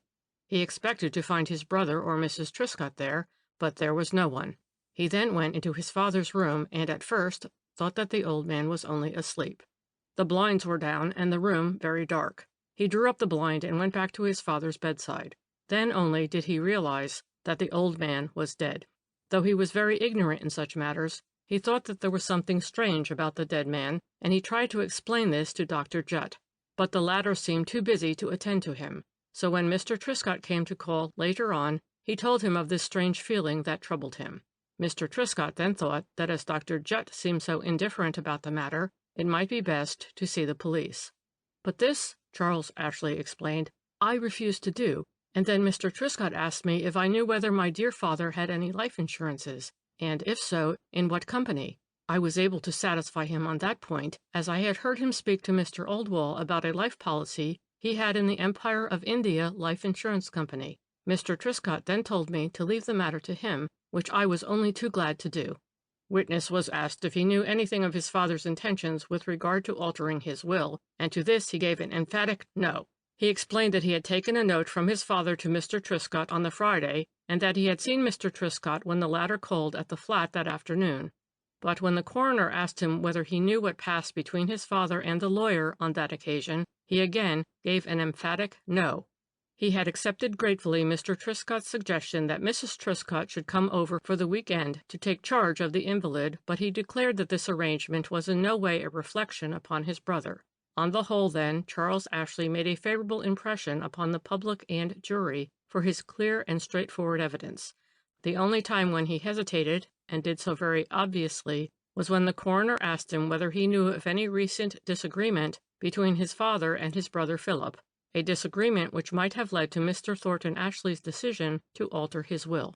Charles Ashley did hesitate at this point, and though he was hard-pressed by the coroner, he only gave ambiguous replies, and when he had completed his evidence, he left one under the impression that he might have said something if he would, and that but for his many afflictions the coroner would probably have pressed him much harder.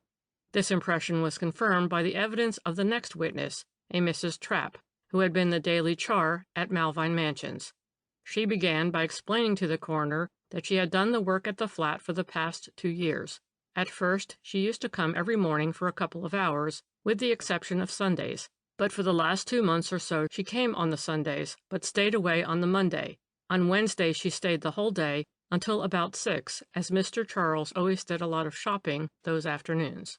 Asked whether she remembered what happened at the flat on the Wednesday preceding Mr. Thornton Ashley's death, she said that she did remember quite well. Mr. Philip Ashley called.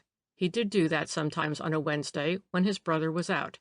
He stayed about an hour, and in Mrs. Trapp's picturesque language, he and his father carried on awful.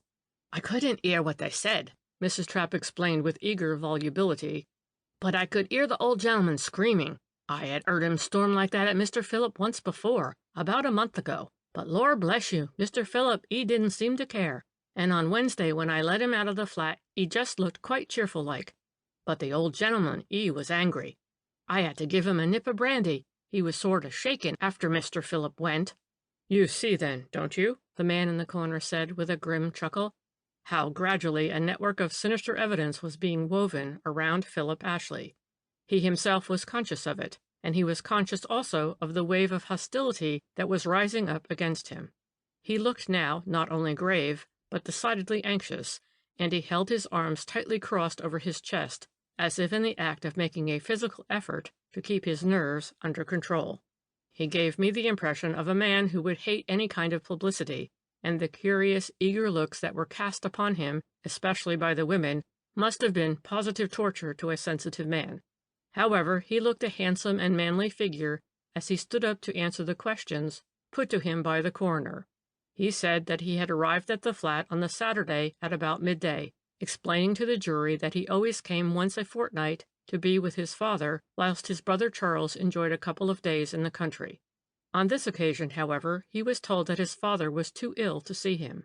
Charles, however, went off on his bicycle as usual, but contrary to precedent, a lady had apparently been left in charge of the invalid. Witness understood that this was Mrs. Truscott, the wife of a neighbor who had kindly volunteered to stay over the week-end. She was an experienced nurse, and would know what to do in case the patient required anything. For the moment he was asleep, and must not be disturbed. "I naturally felt very vexed," the witness continued, "at being kept out of my father's room, and I may have spoken rather sharply at the moment, but I flatly deny that I was rude to Mrs. Truscott, or that I was in a violent rage. I did get a glimpse of my father as he lay in bed, and I must say that I did not think that he looked any worse than he had been all along. However, I was not going to argue the point.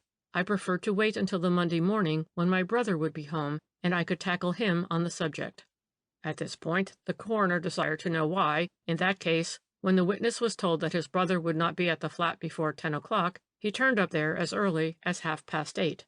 "Because," the witness replied, "I was naturally rather anxious to know how things were, and because I hoped to get a day on the river with a friend, and to make an early start if possible.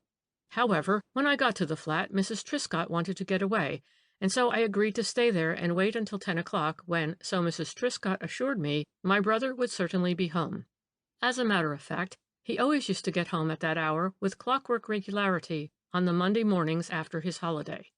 My father was asleep, and Mrs. Truscott left me instructions what to do in case he required anything. At 9:30 he woke. I heard him stirring, and I went into his room and gave him some barley water and sat with him for a little while. He seemed quite cheerful and good-tempered, and honestly, I did not think that he was any worse than he had been for weeks. Just before 10 o'clock he dropped off to sleep again. I knew that my brother would be in within the next half hour, and as this would not be the first time that my father was left alone in the flat, I did not think that I should be doing anything wrong by leaving him. I went back to my chambers and was busy making arrangements for the day when I had a telephone message from my brother that our father was dead.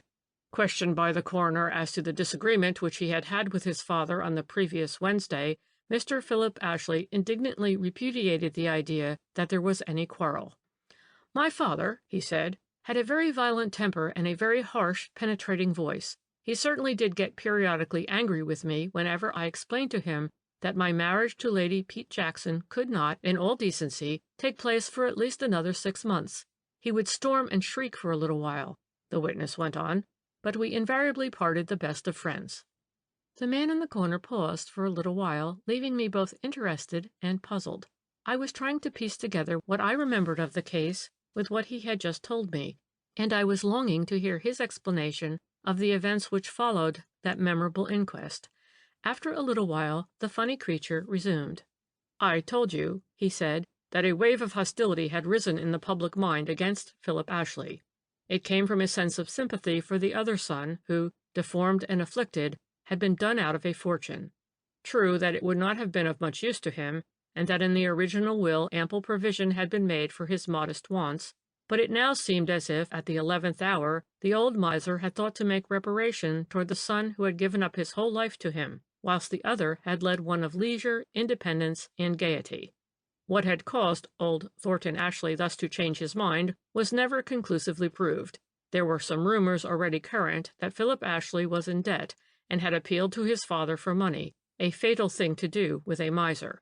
But this also was never actually proved. The only persons who could have enlightened the jury on the subject were Philip Ashley himself and his brother Charles, but each of them, for reasons of his own, chose to remain silent. And now you will no doubt recall the fact that finally determined the jury to bring in their sensational verdict, in consequence of which Philip Ashley was arrested on the coroner's warrant on a charge of attempted murder. It seemed horrible, ununderstandable, unbelievable, but nevertheless a jury of 12 men did arrive at that momentous decision, after deliberation lasting less than half an hour. What I believe weighed with them in the end was the fact that the assistant who came with the divisional surgeon to conduct the post-mortem found underneath the bed of the deceased a walking stick with a rather heavy knob, and the crumpled and torn copy of the notes for the new will which Mr. Truscott had prepared. Philip Ashley, when confronted with the stick, admitted that it was his. He had missed it on the Saturday when he was leaving the flat, as he was under the impression that he had brought one with him. However, he did not want to spend any more time looking for it, as he was obviously so very much in the way. Now both the charwoman and Mrs. Truscott swore that the patient's room had been cleaned and tidied on the Sunday, and there was no sign of a walking stick in the room then. Chapter 5. "And so," the man in the corner went on, with a cynical shrug of his lean shoulders, "Philip Ashley went through the terrible ordeal of being hauled up before the magistrate on the charge of having attempted to murder his father, an old man with one foot in the grave. He pleaded not guilty and reserved his defense. The whole of the evidence was gone through all over again, of course, but nothing new had transpired. The case was universally thought to look very black against the accused, and no one was surprised when he was eventually committed for trial. Public feeling remained distinctly hostile to him. It was a crime so horrible and so unique, you would have thought that no one would have believed that a well-known, well-educated man could possibly have been guilty of it. Probably, if the event had occurred before the war, public opinion would have repudiated the possibility.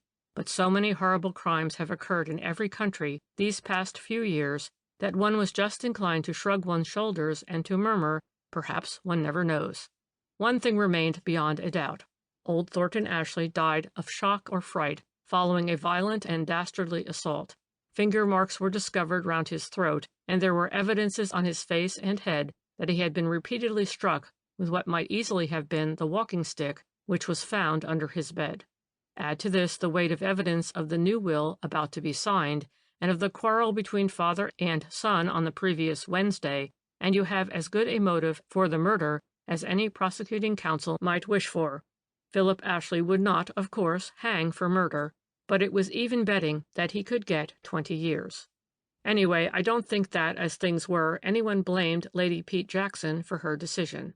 A week before Philip Ashley's trial came on, she announced her engagement to Lord Francis Fermor, son of the Marquis of Ettridge, whom she subsequently married. But Philip Ashley was acquitted. You remember that? He was acquitted because Sir Arthur Inglewood was his counsel, and Sir Arthur is the finest criminal lawyer we possess, and because the evidence against him was entirely circumstantial. It was demolished by his counsel with masterly skill. Whatever might be said on the subject of motive, there was nothing whatever to prove that the accused knew anything of his father's intentions with regard to a new will, and there was only a charwoman's word to say that he had quarreled with his father on that memorable Wednesday. On the other hand, there was Mr. Oldwall and Dr. Fanshawe Bigg, old friends of the deceased, both swearing positively that Thornton Ashley had a peculiarly shrill and loud voice, that he would often get into passions about nothing at all, when he would scream and storm and yet mean nothing by it. The only evidence of any tangible value was the walking stick, but even that was not enough to blast a man's life with such a monstrous suspicion. Philip Ashley was acquitted, but there were not many people who followed that case closely who believed him altogether innocent at the time. What Lady Pete Jackson thought about it no one knows. It was for her sake that the unfortunate man threw up the chances of a fortune, and when it came within his grasp, it still seemed destined to evade him in the end. In losing the woman for whom he had been prepared to make so many sacrifices, poor Philip lost the fortune a second time, because as he was not married within the prescribed time limit, it was Charles who inherited under the terms of the original will. But I think you will agree with me that any sensitive man is well out of a union with a hard and mercenary woman. And now there has been another revolution in the wheel of fate. Charles Ashley died the other day in a nursing home of heart failure following an operation. He died intestate, and his brother is his sole heir. Funny, isn't it, that Philip Ashley should get his father's fortune in the end? But fate does have a way sometimes of dealing out compensations after she has knocked a man about beyond his deserts. Philip Ashley is a rich man now, and there is a rumor, I am told, current in the society papers, that Lady Frances Fermor has filed a petition for divorce, and that the proceedings will be undefended. But can you imagine any man marrying such a woman after all that she made him suffer? Then, as the funny creature paused and appeared entirely engrossed in the fashioning of complicated knots in his beloved bit of string, I felt that it was my turn to keep the ball rolling. Then you, for one, I said, are quite convinced that Philip Ashley did not know that his father intended to make a new will, and did not try to murder him? Aren't you? He retorted. Well, I rejoined, somewhat lamely, someone did assault the old miser, didn't they? If it was not Philip Ashley, then it must have been just an ordinary burglar who thought that the old man had some money hidden away under his mattress. Can't you theorize more intelligently than that? The tiresome creature asked, in his very rude and cynical manner. I would gladly have slapped his face, only I did want to know. Your own theory, I retorted, choosing to ignore his impertinence. Seek him first whom the crime benefits. Well, and whom did that particular crime benefit the most? Philip Ashley, of course, I replied. But you said yourself. Philip Ashley did not benefit by the crime, the old scarecrow broke in with a dry cackle. No, but for the fact that a merciful providence removed Charles Ashley so very unexpectedly out of this wicked world, Philip would still be living on a few hundreds a year, most of which he would owe to the munificence of his brother. That, I argued, was only because that Pete Jackson woman threw him over. Otherwise— And why did she throw him over? Because old Thornton Ashley died under mysterious circumstances, and Philip Ashley was under a cloud because of it. Anyone could have foreseen that that particular woman would throw him over the very moment that suspicion fell upon him. But Charles? I began. Exactly, he broke in excitedly. It was Charles who benefited by the crime. It was he who inherited the fortune. But by the new will he would have inherited anyhow. Then why in the world— You surely don't believe in that new will, do you? The way in which I marshaled the facts before you ought to have paved the way for more intelligent reasoning." "But Mr. Truscott," I argued. "Ah, yes," he said. "Mr. Truscott, exactly. The whole thing could only be done in partnership, I admit. But does not everything point to a partnership in what to my mind is one of the ugliest crimes in our records? You ought to be able to follow the workings of Charles Ashley's mind, a mind as tortuous as the body that held it. Let me put the facts once more briefly before you. While Philip obstinately remained a bachelor, all was well. Charles stuck to the old miser, carefully watching over his interests lest they become jeopardized. But presently Lady Pete Jackson became a widow, and Philip gaily announced his engagement. From that hour, Charles, of course, must have seen the fortune on which he had already counted slipping away irretrievably from his grasp. Can you not see in your mind's eye that queer, misshapen creature setting his crooked brain to devise a way out of the difficulty? Can you not see the plan taking shape gradually, forming itself slowly into a resolve to stop his brother's marriage at all costs? But how? Philip, passionately in love with Muriel Pete Jackson, having won her after years of waiting, was not likely to give her up. No, but she might give him up. She had done it once for the sake of ambition. She might do it again well, Charles Ashley, obscure, poor, misshapen, was not likely to find a rival who would supplant his handsome brother in any woman's affections. Certainly not. But there remained the other possibility, the possibility that Philip, poor, or better still disgraced, might cease to be a prize in the matrimonial market.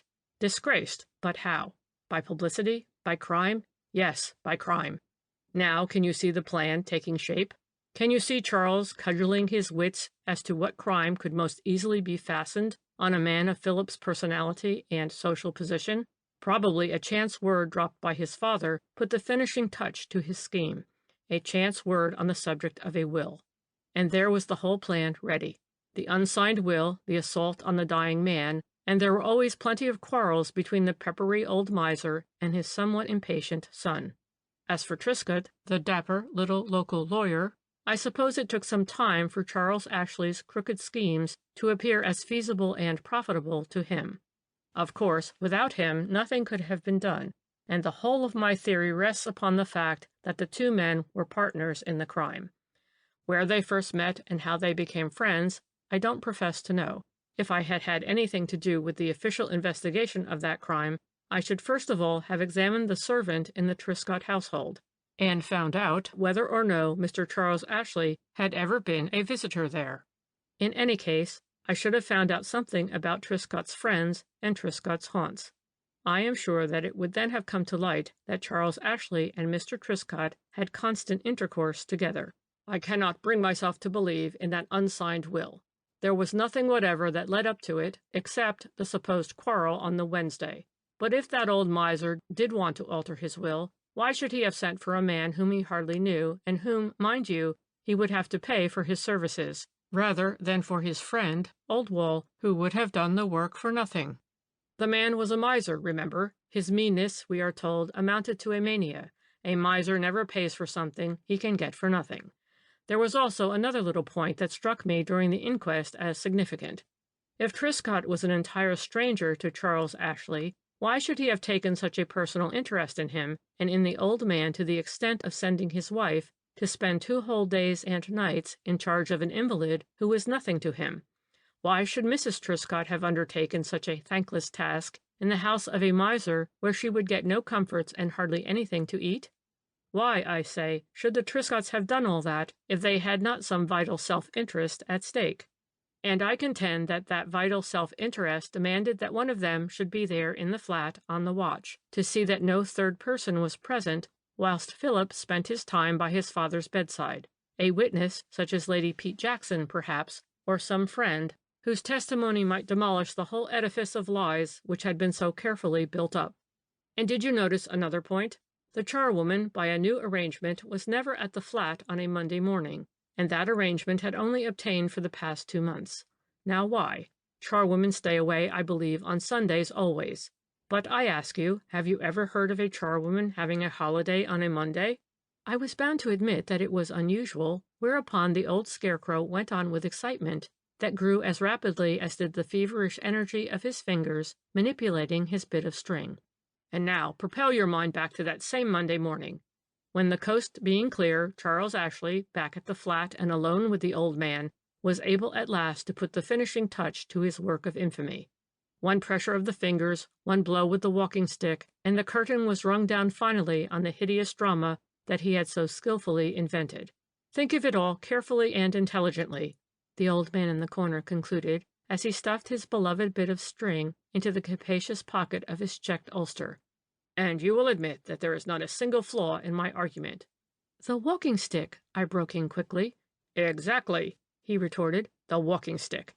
Charles was quick enough to grasp the significance of that, and on Saturday, while his brother's back was turned, he carefully hid the walking-stick, knowing that it would be a useful piece of evidence presently. Do you for a moment suppose," he added dryly, "that any man would have been such a fool as to throw his walking-stick and the crumpled notes of the will underneath his victim's bed? They could not have been left there, remember. They could not have been rolled under the bed, as the walking-stick had a crook handle. They must deliberately have been thrown there. No, no," he said in conclusion, "there is no flaw. It is all as clear as daylight to any receptive intelligence, and though human justice did err at first, and it looked at one time as if the innocent alone would suffer and the guilty enjoy the fruits of this crime, a higher justice interposed in the end. Charles has gone, and Philip is in possession of the fortune which his father desired him to have. I only hope that his eyes are opened at last to the true value of the beautiful Muriel's love, and that it will be some other worthier woman who will share his fortune and help him forget all that he endured in the past." "And what about the Triscotts?" I asked. "Ah," he said with a sigh, "they are the wicked who prosper, and higher justice has apparently forgotten them, as it often does forget the evildoer for a time. We must take it that they were well paid for their share in the crime, and if the unfortunate Charles had lived, he probably would have been blackmailed by them and bled white. As it is, they have gone scot-free. I made a few inquiries in the neighborhood lately, and I discovered that Mr. Triscott is selling his practice and retiring from business. Presently we'll hear that he has bought himself a cottage in the country. Then perhaps your last doubt will vanish, and you will be ready to admit that I have found the true solution of the mystery that surrounded the death of the miser of Maida Vale." The next moment he was gone, and I just caught sight of the corner of his checked ulster disappearing through the swing doors. End of section 23. End of The Miser of Maida Vale. 12. The Fulton Gardens Mystery. Chapter 1. "Are you prepared to admit," the old man in the corner said abruptly as soon as he had finished his glass of milk, "that sympathy, understanding, largeness of heart, are invariably the outcome of a big brain? It is the fool who is censorious and cruel. Your clever man is nearly always sympathetic. He understands, he appreciates, he studies motives and understands them. During the war it was the fools who tracked down innocent men and women under pretense that they were spies. It was the fools who did not understand that a German might be just as fine a patriot as a Briton or a Frenchman, if he served his own country. The hard, cruel man is almost always a fool. The backbiting old maid invariably so. I am tempted to say this," he went on, "because I have been thinking over that curious case which newspaper reporters have called the Fulton Gardens mystery. You remember it, don't you?" "Yes," I said, "I do. As a matter of fact, I knew poor old Mr. Jessup slightly, and I was terribly shocked when I heard about that awful tragedy. And to think that that horrid young Leighton—" "Ha!" my eccentric friend broke in with a chuckle. "Then you have held on to that theory, have you?" "There was no other possible," I retorted. "But he was discharged." I shrugged my shoulders under pretense of being unconvinced. As a matter of fact, all I wanted was to make the funny creature talk. "A flimsy alibi," I said coldly. "And a want of sympathy," he rejoined. "What has sympathy got to do with a brutal assault on a defenseless old man? You can't deny that Leighton had something, at any rate, to do with it." "I did not mean sympathy for the guilty," he argued, "but for the women who were the principal witnesses in the case." "I don't see," I protested. "No, but I do. I understood, and in a great measure I sympathized." At which expression of noble sentiment I burst out laughing. I couldn't help it. In view of his preamble just now, his fatuous statement was funny beyond words. You being the clever man who understands, etc., I said as seriously as I could, and I the censorious and cruel old maid who is invariably a fool? You put it crudely, he rejoined complacently, and had you not given ample proof of your intelligence before now, I might have thought it worth while to refute the second half of your argument. As for the first— Hadn't you better tell me about the Fulton Gardens mystery? I broke in impatiently. Certainly, he replied, in no way abashed. I have meant to talk to you about it all along, only that you would digress. Pax, I retorted, and with a conciliatory smile I handed him a beautiful bit of string. He pounced on it with thin hands that looked like the talons of a bird, and he gloated on that bit of string for all the world as on a prey. I dare say, he began, that to most people the mystery appeared baffling enough, but to me, well, there was the victim of what you very properly call the cowardly assault, your friend or acquaintance, Mr. Seton Jessup, a man on the wrong side of 60, but very active and vigorous for his years. He carried on the business of pearl merchant in Fulton Gardens, but he did not live there, as you know. He was a married man, had sons and daughters, and a nice house in Fitzjohn's Avenue. He also owned the house in Fulton Gardens, a 4-storied building of the pattern prevalent in that neighborhood. The ground floor, together with the one above that, and the basement were used by Mr. Jessup himself for his business. On the ground floor he had his office and showroom. Above that were a couple of reception rooms where he usually had his lunch and saw a few privileged customers, and in the basement there was a kitchen with scullery and pantry, a small servants' hall, and a strong room for valuables. The top story of all was let to a surgical instrument maker who did not sleep on the premises, and the second floor, that is the one just below the surgical instrument maker and immediately above the reception rooms, was occupied by Mrs. Tufnell, who was cook-housekeeper to Mr. Jessup, and her niece, Anne Weber, who acted as the house parlor-maid. Mrs. Tufnell's son, Mark, who was a junior clerk in the office, did not sleep in the house. He was considered to be rather delicate and lived with a family somewhere near the Alexandra Palace. All these people, as you know, played important parts in the drama that was enacted on the 16th of November at No. 13 Fulton Gardens, an unlucky number, by the way, but one which Mr. Jessup did not change to the usual 12A when he bought the house because he despised all superstition. He was a hard-headed, prosperous businessman. He worked hard himself and expected hard work from his employees. Both his sons worked in the office, one as senior clerk and the other as showman. And in addition to young Mark Tufnell, there was another junior clerk, a rather unsatisfactory youth named Arthur Layton, who was some sort of a relation of Mrs. Jessup's. But for this connection he would never have been kept on in the business, as he was unpunctual, idle, and unreliable. The housekeeper, as well as some of the neighbors, had been scandalized lately by what was picturesquely termed the goings-on of that young Layton with Anne, the housemaid at No. 13. Anne Weber was a very pretty girl, and like many pretty girls she was fond of finery and of admiration. As soon as she entered Mr. Jessup's service, she started a flirtation with Mark Tufnell, then she dropped him for a while in favor of the youngest Mr. Jessup. Then she went back to Mark, and seemed really in love with him that time, until finally she transferred her favors to Arthur Layton, chiefly because he was by far the most generous of her admirers. He was always giving her presents of jewelry which Mark Tufnell could not afford, and young Jessup apparently did not care to give her. But she did not, by any means, confine her flirtations to one man. Indeed, it appears that she had a marvelous facility for keeping several men hanging about her dainty apron strings. She was not on the best of terms with her aunt, chiefly because the latter noted with some asperity that her son was far from cured of his infatuation for the pretty housemaid. The more she flirted with Layton and the others, the greater did his love for her appear, and all that Mrs. Tufnell could hope for was that Mr. Layton would marry Anne one day soon, when he would take her away, and Mark would then probably make up his mind to forget her.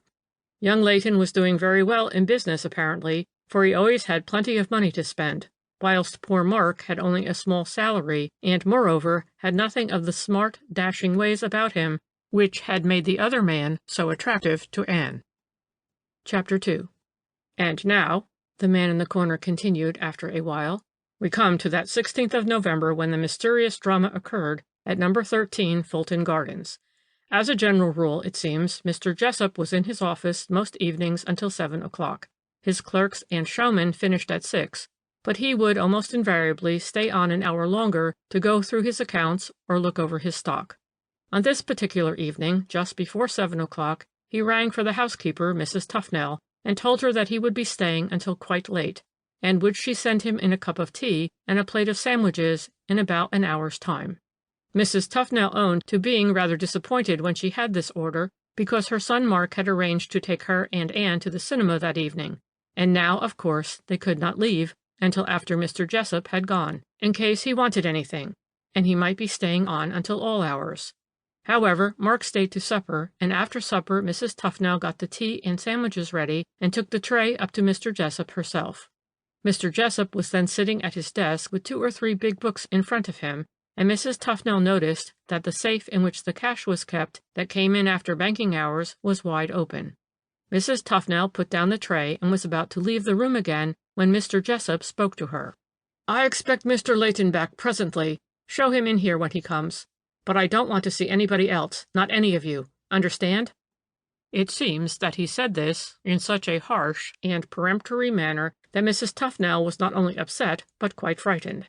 Mr. Jessup had always been very kind and considerate to his servants, and the housekeeper declared that she had never been spoken to like that before. But we all know what those sort of people are. They have no understanding, and unless you are perpetually smiling at them, they turn huffy at the slightest word of impatience.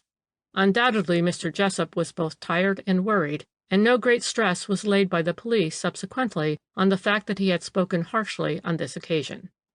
Even to you at this moment I dare say that this seems a trifling circumstance, but I mention it because to my mind it had a great deal of significance, and I think that the police were very wrong to dismiss it quite so lightly. Well, to resume. Mr. Jessup was in his office with his books and with the safe, where he kept all the cash that came in after banking hours, open. Mrs. Tufnell saw and spoke to him at 8 o'clock, and he was then expecting Arthur Layton to come to him at 9. No one saw him alive after that. The next morning Mrs. Tufnell was downstairs as usual at 6:45. After she had lighted the kitchen fire, done her front steps, and swept the hall, she went to do the ground floor rooms. She told the police afterwards that from the moment she got up she felt that there was something wrong in the house. Somehow or other she was frightened. She didn't know of what, but she was frightened. As soon as she had opened the office door she gave a terrified scream. Mr. Jessup was sitting at his desk, just as Mrs. Tufnell had seen him the night before, with his big books in front of him and the safe door open, but his head had fallen forward on the desk, and his arms were spread out over his books. Mrs. Tufnell never doubted for a second but that he was dead. Even before she saw the stick lying on the floor, and that horrible, horrible, dull red stain which spread from the back of the old man's head right down to his neck, and stained his collar and the top of his coat. Even before she saw all that, she knew that Mr. Jessup was dead. Terrified, she clung to the open door. She could do nothing but stare and stare, for the room, the furniture, the motionless figure by the desk had started whirling round and round before her eyes, so that she felt that at any moment she might fall down in a dead faint. It seemed ages before she heard Anne's voice calling to her, asking what was the matter. Anne was lazy and never came downstairs before 8 o'clock. She had apparently only just tumbled out of bed when she heard Mrs. Tufnell scream. Now she came running downstairs with her bare feet thrust into her slippers and a dressing gown wrapped round her. "What is it, Auntie?" she kept on asking as she ran. "What has happened?" And when she reached the office door, she only gave one look into the room and exclaimed, "Oh, my God, he's killed him!" Somehow Anne's exclamation of horror brought Mrs. Tufnell to her senses. With a great effort she pulled herself together, just in time to grip Anne by the arm, or the girl would have measured her length on the tiled floor behind her. As it was, Mrs. Tufnell gave her a vigorous shake. "What do you mean, Anne Webber?" she demanded in a hoarse whisper. "What do you mean? Who has killed him?" But Anne couldn't or wouldn't utter another word. She was as white as a sheet, and, staggering backwards, she had fallen up against the banisters at the foot of the stairs, and was clinging to them wide-eyed, with twitching mouth and shaking knees. "Pull yourself together, Anne Webber," Mrs. Tufnell said peremptorily, "and run and fetch the police at once." But Anne looked as if she couldn't move. She kept on reiterating in a dry, meaningless manner, "The police, the police," until Mrs. Tufnell, who by now had gathered her wits together, gave her a vigorous push, and then went upstairs to put on her bonnet. A few minutes later she had gone for the police. Chapter 3. I don't know, the old man in the corner went on glibly, whether you remember all the circumstances which made that case such a puzzling one. Indeed, it well deserved the popular name that the evening papers bestowed on it, the Fulton Gardens Mystery, for it was indeed a mystery, and to most people it has so remained to this day. Not to you, I put in with a smile, just to humor him, as I could see he was waiting to be buttered up before he would proceed with his narrative. No, not to me, he admitted, with his fatuous smile. If members of the police force who had the case in hand had been psychologists, they would not have been puzzled either, but they were satisfied with their own investigations and with all that was revealed at the inquest, and they looked no further, with the result that when the edifice of their deductions collapsed, they had nowhere to turn. Time had gone on, evidences had become blurred, witnesses were less sure of themselves and less reliable, and a certain blackguard, on whom I for one could lay my fingers at this moment, is going through the world scot-free. But let me begin by telling you the facts as they were revealed at the inquest. You can then form your own conclusions, and I dare say that these will be quite as erroneous as those arrived at by the public and the police. The drama began to unfold itself when Mr. Ernest Jessup, the younger son of the deceased gentleman, was called. He began by explaining that he was junior clerk in his father's office, and that he, along with all the other employees, had remarked on the 16th that the governor did not seem at all like himself. He was irritable with everybody, and just before luncheon he called Arthur Layton into his office, and apparently some very hot words passed between the two. Witness happened to be in the hall at the moment getting his hat and coat, and the housemaid was standing by. They both heard very loud voices coming from the office. The governor was storming away at the top of his voice. "That's poor Layton getting it in the neck," Witness remarked to Ann Webber, but the girl only giggled and shrugged her shoulders. Then she said, "Do you think so?" "Yes," Witness replied. "Aren't you sorry to see your devoted admirer in such hot water?" Again the girl giggled and then ran away upstairs. Mr. Layton was not at the office the whole of that afternoon, but Witness understood, either from his father or from his brother, he couldn't remember which, that Layton was to come in late that night to interview the governor. Witness was next questioned as to the events that occurred at Mr. Jessup's home in Fitzjohn's Avenue while the terrible tragedy was enacted in Fulton Gardens. It seems that Mr. Jessup had an old mother who lived in St. Albans, and that he went sometimes to see her after business hours and stayed the night.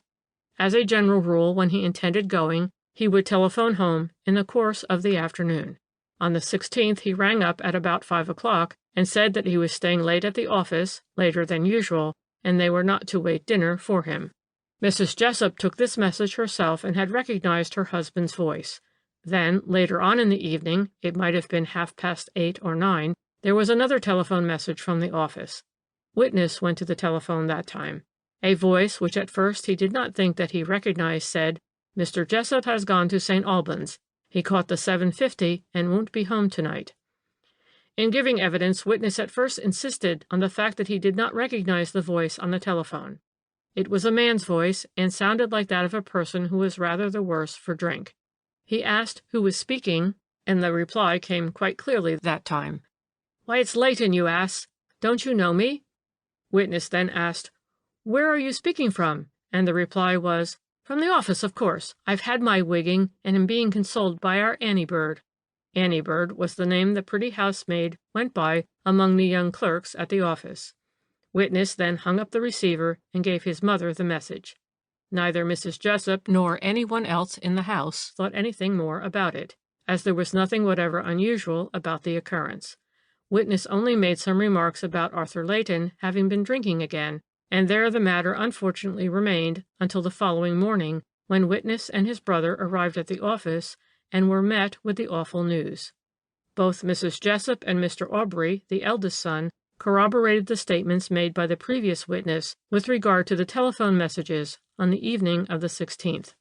Mr. Aubrey Jessup also stated that he knew that his father was worried about some irregularities in Arthur Layton's accounts, and that he meant to have it out with the young clerk in the course of the evening. Witness had begged his father to let the matter rest until the next day, as Layton, he thought, had got the afternoon off to see a sick sister, but the deceased had rejected the suggestion with obvious irritation. "Stuff and nonsense!" he said. "I don't believe in that sick sister a bit. I'll see that young blackguard tonight." The next witness was Mrs. Tufnell, who was cook housekeeper at Fulton Gardens. She was a middle-aged, capable-looking woman with a pair of curiously dark eyes. I say curiously because Mrs. Tufnell's eyes had that velvety quality which is usually only met with in southern countries. I have seldom seen them in England, except, perhaps, in Cornwall. Apart from her eyes, there was nothing either remarkable or beautiful about Mrs. Tufnell. She may have been good-looking once, but that was a long time ago. When she stood up to give evidence, her face appeared rather bloodless, weather-beaten, and distinctly hard. She spoke quite nicely, and without any of that hideous Cockney accent one might have expected from a cook in a city office.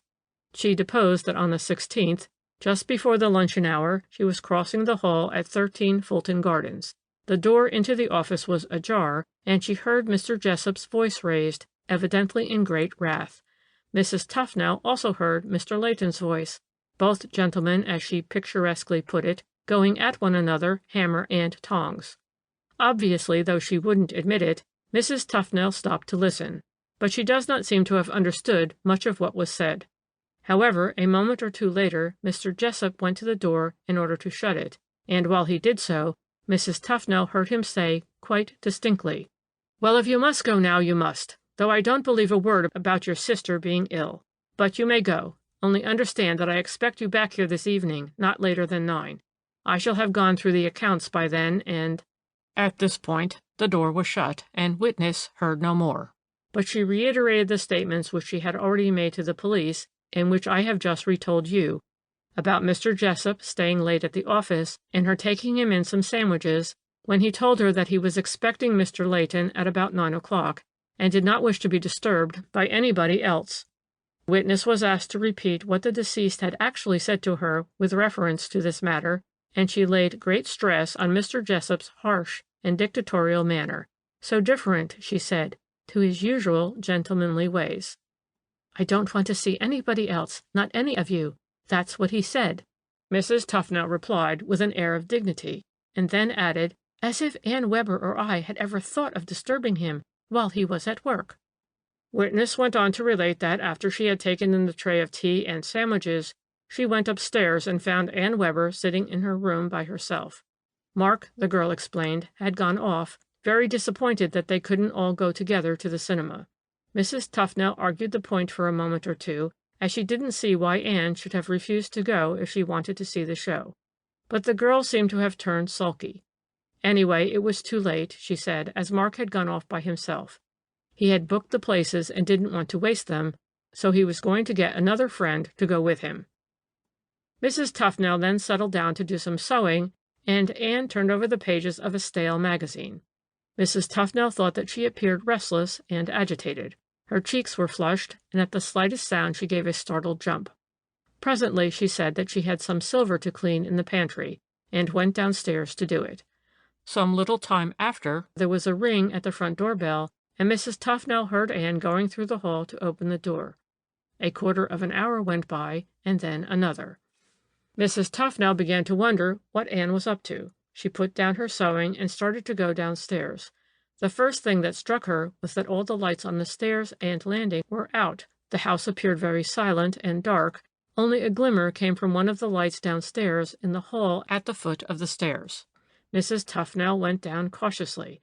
Strangely enough, it did not occur to her to turn on the lights on her way.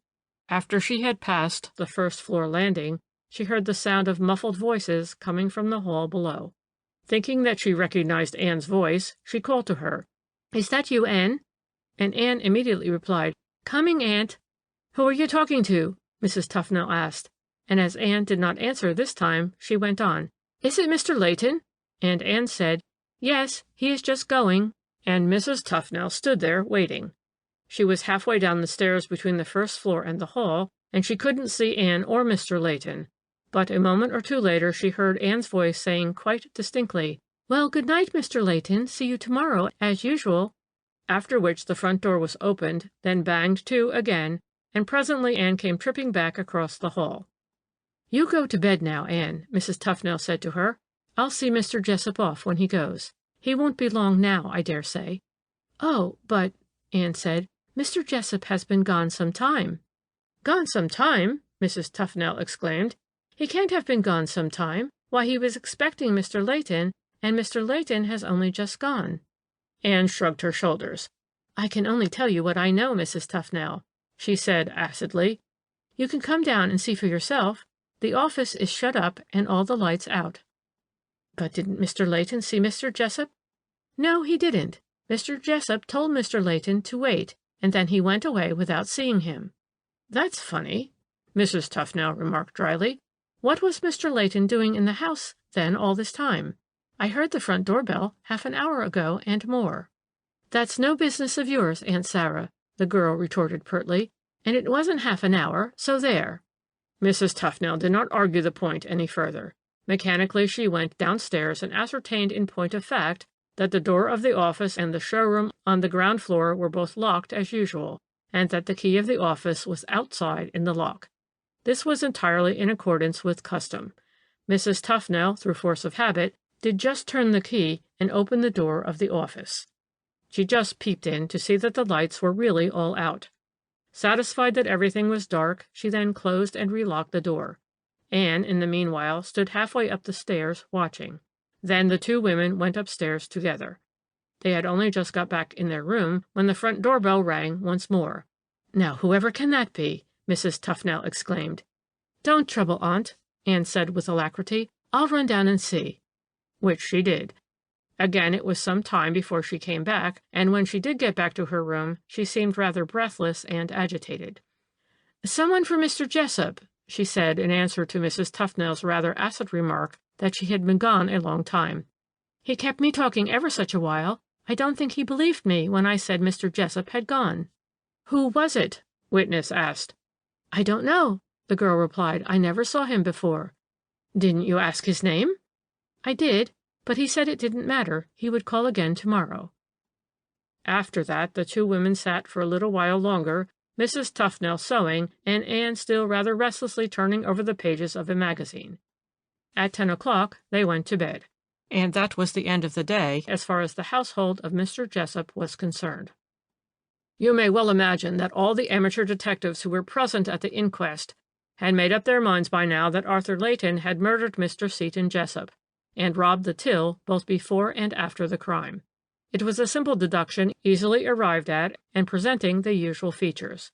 A flirty minx, an enamored young man, extravagance, greed, opportunity, and supreme temptation. Amongst the public there were many who did not even think it worth while to hear further witnesses. To their minds, the hangman's rope was already round young Layton's neck. Of course, I admit that at this point it seemed a very clear case. It was only after this that complications arose, and soon the investigation bristled with difficulties. End of section 24. The Fulton Gardens Mystery, Part 1. The Fulton Gardens Mystery, continued. Chapter 4. After a good deal of tedious and irrelevant evidence had been gone through, the inquest was adjourned, and the public left the court on the tiptoe of expectation as to what the morrow would bring. Nor was anyone disappointed, for on the morrow the mystery deepened even though there was plenty of sensational evidence for newspaper reporters to feed on. The police, it seems, had brought forward a very valuable witness in the person of the Point policeman, who was on duty from 8 o'clock onwards on the evening of the 16th at the corner of Clerkenwell Road and Fulton Gardens. Number 13 is only a few yards up the street. The man had stated, it seems, that soon after 8:30 he had seen a man come along Fulton Gardens from the direction of Holborn, go up to the front door of number 13, and ring the bell. He was admitted after a minute or two, and he stayed in the house about half an hour. It was a dark night, and there was a slight drizzle. The witness could not swear to the man's identity. He was slight and of middle height, and walked like a young man. When he arrived he wore a bowler hat and no overcoat, but when he came out again he had an overcoat on and a soft gray hat, and he carried the bowler in his hand. Witness noticed as he walked away up Fulton Gardens towards Finsbury, this time he took off the soft hat, slipped it into the pocket of his overcoat, and put on the bowler. About 10 minutes later, not more, another visitor called at number 13. He was also slight and tallish, and he wore an overcoat and a bowler hat. He turned into Fulton Gardens from Clerkenwell Road, but on the opposite corner to the one where witness was standing. He rang the bell and was admitted and stayed about 20 minutes. He walked away in the direction of Holborn. Witness would not undertake to identify either of these two visitors. He had not been close enough to them to see their faces, and there was a good deal of fog that night, as well as the drizzle. There was nothing suspicious-looking about either of the men. They had walked quite openly up to the front door, rung the bell, and been admitted. The only thing that had struck the constable as queer was the way the first visitor had changed hats when he walked away. Witness swore positively that no one else had gone in or out of number 13 that night except those two visitors. How important this evidence was you will understand presently.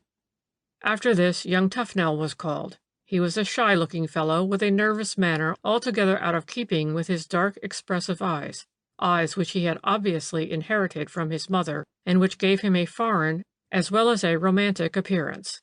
He was said to be musical and to be a talented amateur actor. Everyone agreed, it seems, that he had always been a very good son to his mother until his love for Anne Webber had absorbed all his thoughts and most of his screw. He explained that he was junior clerk to Mr. Jessup, and as far as he knew had always given satisfaction. On the 16th, he had also noticed that the governor was not quite himself. He appeared unusually curt and irritable with everybody. Witness had not been in the house all the evening. When his mother told him that neither she nor Anne could go to the cinema with him, he went off by himself, and after the show he went straight back to his digs near the Alexandra Palace. He only heard of the tragedy when he arrived at the office as usual on the morning of the 17th. His evidence would have seemed uninteresting and unimportant, but for the fact that while he gave it, he glanced now and then in the direction where Anne Webber sat beside her aunt. It seemed as if he were all the time mutely asking for her approval of what he was saying, and presently, when the coroner asked him whether he knew the cause of his employer's irritability, he very obviously looked at Anne before he finally said, "No, sir, I don't." After that, Anne Webber was called. Of course, it had been clear all along that she was by far the most important witness in this mysterious case, and when she rose from her place, looking very trim and neat, in her navy blue coat and skirt, with a jaunty little hat pulled over her left eye, and wearing long amber earrings, that gave her pretty face a piquant expression, everyone settled down comfortably to enjoy the sensation of the afternoon. Anne, who was thoroughly self-possessed, answered the coroner's preliminary questions quite glibly, and when she was asked to relate what occurred at number 13, Fulton Gardens, on the night of the 16th, she plunged into her story without any hesitation or trace of nervousness. "At about 8:30, she said, or it may have been later, I won't swear as to the time, there was a ring at the front doorbell. I was down in the pantry, and as I came upstairs I heard the office door being opened. When I got into the passage, I saw Mr. Jessup standing in the doorway of the office. He had his spectacles on his nose and a pen in his hand. He looked as if he had just got up from his desk. 'If that's young Leighton,' he said to me, 'tell him I'll see him tomorrow. I can't be bothered now.' Then he went back into the office and shut the door. I opened the door to Mr. Leighton," witness continued, "and he came in looking very cold and wet. I told him that Mr. Jessup didn't want to see him tonight. He seemed very pleased at this, but he wouldn't go away, and when I told him I was busy, he said that I couldn't be so unkind as to turn a fellow out into the rain without giving him a drink. Now I could see that already Mr. Leighton he'd had a bit too much, and I told him so quite plainly. But there, he wouldn't take no for an answer, and as it really was jolly cold and damp, I told him to go and sit down in the servants' hall while I got him a hot toddy. I went down into the kitchen and put the kettle on and cut a couple of sandwiches. I don't know where Mr. Leighton was during that time or what he was doing. I was in the kitchen some time because I couldn't get the kettle to boil as the fire had gone down and we have no gas downstairs. When I took the tray into the servants' hall, Mr. Leighton was there, and again I told him that I didn't think he ought to have any more whiskey, but he only laughed and was rather impudent, so I just put the tray down, and then I thought that I would run upstairs and see if Mr. Jessup wanted anything. I was rather surprised when I got to the hall to see that all the lights up the stairs had been turned off. There's a switch down in the hall that turns off the lot. The whole house looked very dark. There was but a very little light that came from the lamp at the other end of the hall near the front door. I was just thinking that I would turn on the lights again when I saw what I could have sworn was Mr. Jessup coming out of his office. He had already got his hat and coat on, and when he came out of the office he shut the door and turned the key in the lock, just as Mr. Jessup always did. It never struck me for a moment that it could be anybody but him. Though it was dark, I recognized his hat and his overcoat, and his own way of turning the key. I spoke to him, witness continued in answer to a question put to her by the coroner, but he didn't reply. He just went straight through the hall and out by the front door. Then, after a bit, Mr. Layton came up, and I told him Mr. Jessup had gone. He was quite pleased, and stopped talking in the hall for a moment, and then Aunt called to me, and Mr. Layton went away. Witness was then questioned as to the other visitor who called later that same evening, but she stated that she had no idea who it was.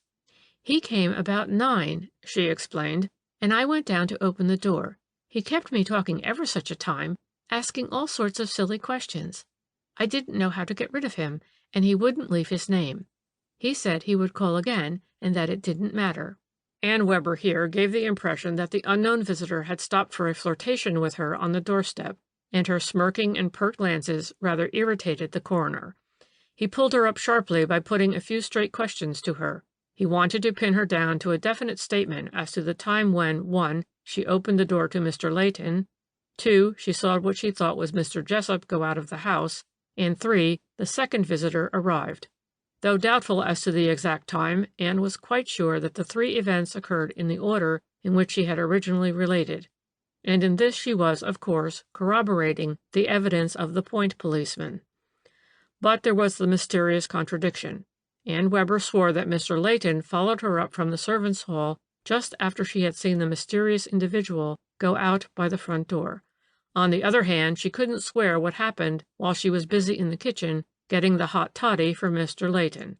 She had been trying to make the fire burn up and had rattled coals and fire irons.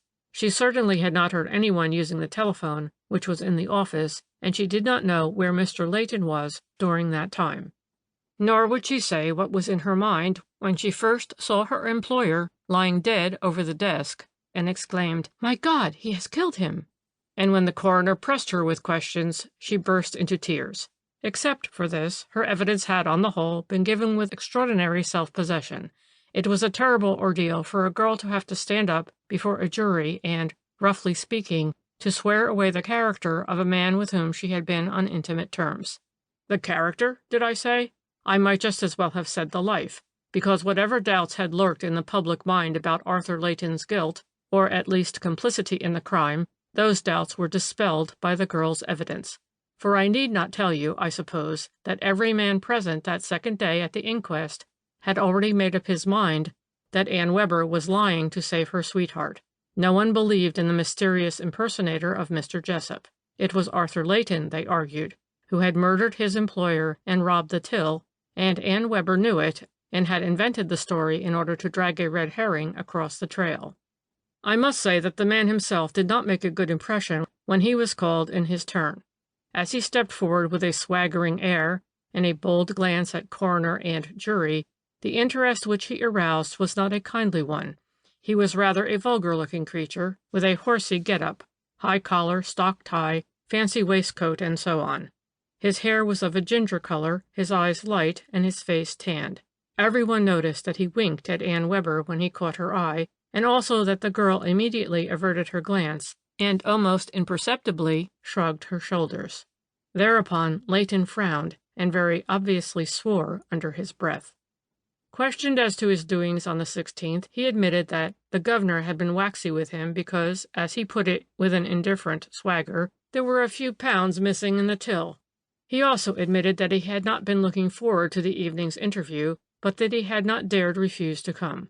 In order to kill time and to put heart into himself, he had gone with a couple of friends to the Café Royal in Regent Street, and they had all had whiskies and sodas till it was time for him to go to Fulton Gardens. His friends were to wait for him until he returned, when they intended to have supper together. Witness then went to Fulton Gardens and saw Anne Weber, who told him that the governor didn't wish to see him. This, according to his own picturesque language, was a little bit of all right. He stayed for a few minutes talking to Anne, and she gave him a hot toddy. He certainly didn't think he had stayed as long as half an hour, but then, when a fellow was talking to a pretty girl, what? The coroner curtly interrupted his fatuous explanations by asking him at what time he had left his friends, and at what time he had met them again subsequently. Witness was not very sure. He thought he left the Café Royal about 8:30, but it might have been earlier or later. He took a bus to the bottom of Fulton Gardens. It was beastly cold and wet, and he was very grateful to Anne for giving him a hot drink. He denied that he had been drinking too much, or that he had demanded the hot drink. It was Anne Webber who had offered to get it for him. Jolly pretty girl, Annie Bird, and not shy. Witness concluded his evidence by swearing positively that he had waited in the servants' hall all the while that Anne Webber got him the toddy. He had followed her down and not gone upstairs or seen anything of Mr. Jessup all the time he was in the house. When he left Fulton Gardens, he tried to get a bus back to Regent Street, but many of them were full, and it was rather late before he got back to the Café Royal. It was very obvious that as the coroner continued to put question after question to him, Arthur Layton became vaguely conscious of the feeling of hostility towards him which had arisen in the public mind. He lost something of his swagger, and his face under the tan took on a grayish hue. From time to time he glanced at Anne Webber, but she obstinately looked another way.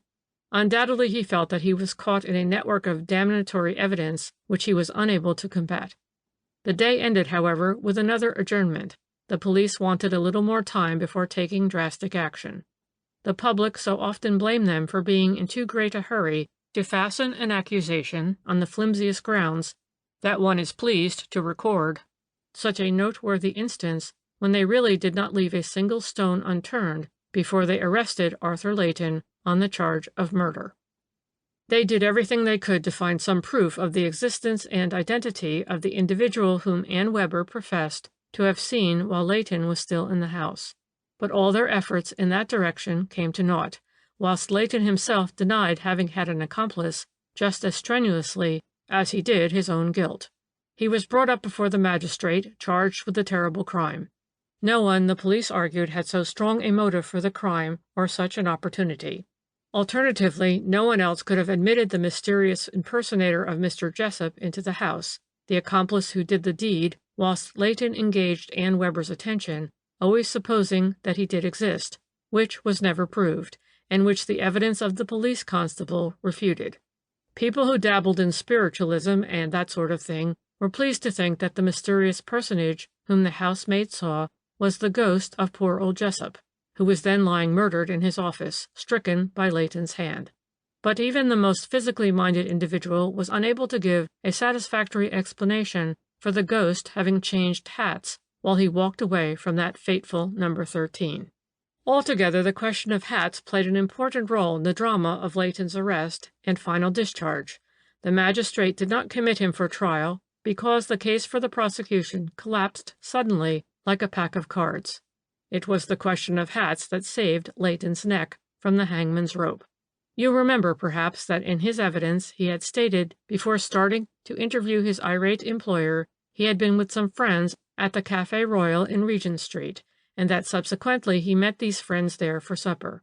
Well, although it appeared impossible to establish definitely the time when Layton left the Café Royal to go to Fulton Gardens, there were 2 or 3 witnesses prepared to swear that he was back again at 9:45. Now this was very important. It seems that his friends who were waiting at the Café Royal were getting impatient, and at 20 minutes to 10, by the clock, one of them, a fellow named Richard Hurrell, said he would go outside and see if he could see anything of Layton. He strolled on as far as Piccadilly Circus, where the buses stop that come from the city, and a moment or 2 later he saw Layton step out of one. He seemed a little fuzzy in the head, and Hurrell chaffed him a bit. Then he took him by the arm and led him back in triumph to the Café Royal. Now, mark what followed. The funny creature went on, whilst all at once his fingers started working away as if for dear life on his bit of string. A hat, a soft gray hat with an overcoat wrapped round it, were found in the area of a derelict house in Black Horse Road, Walthamstow, close to the waterworks, and identified as the late Mr. Seaton Jessup's overcoat and hat.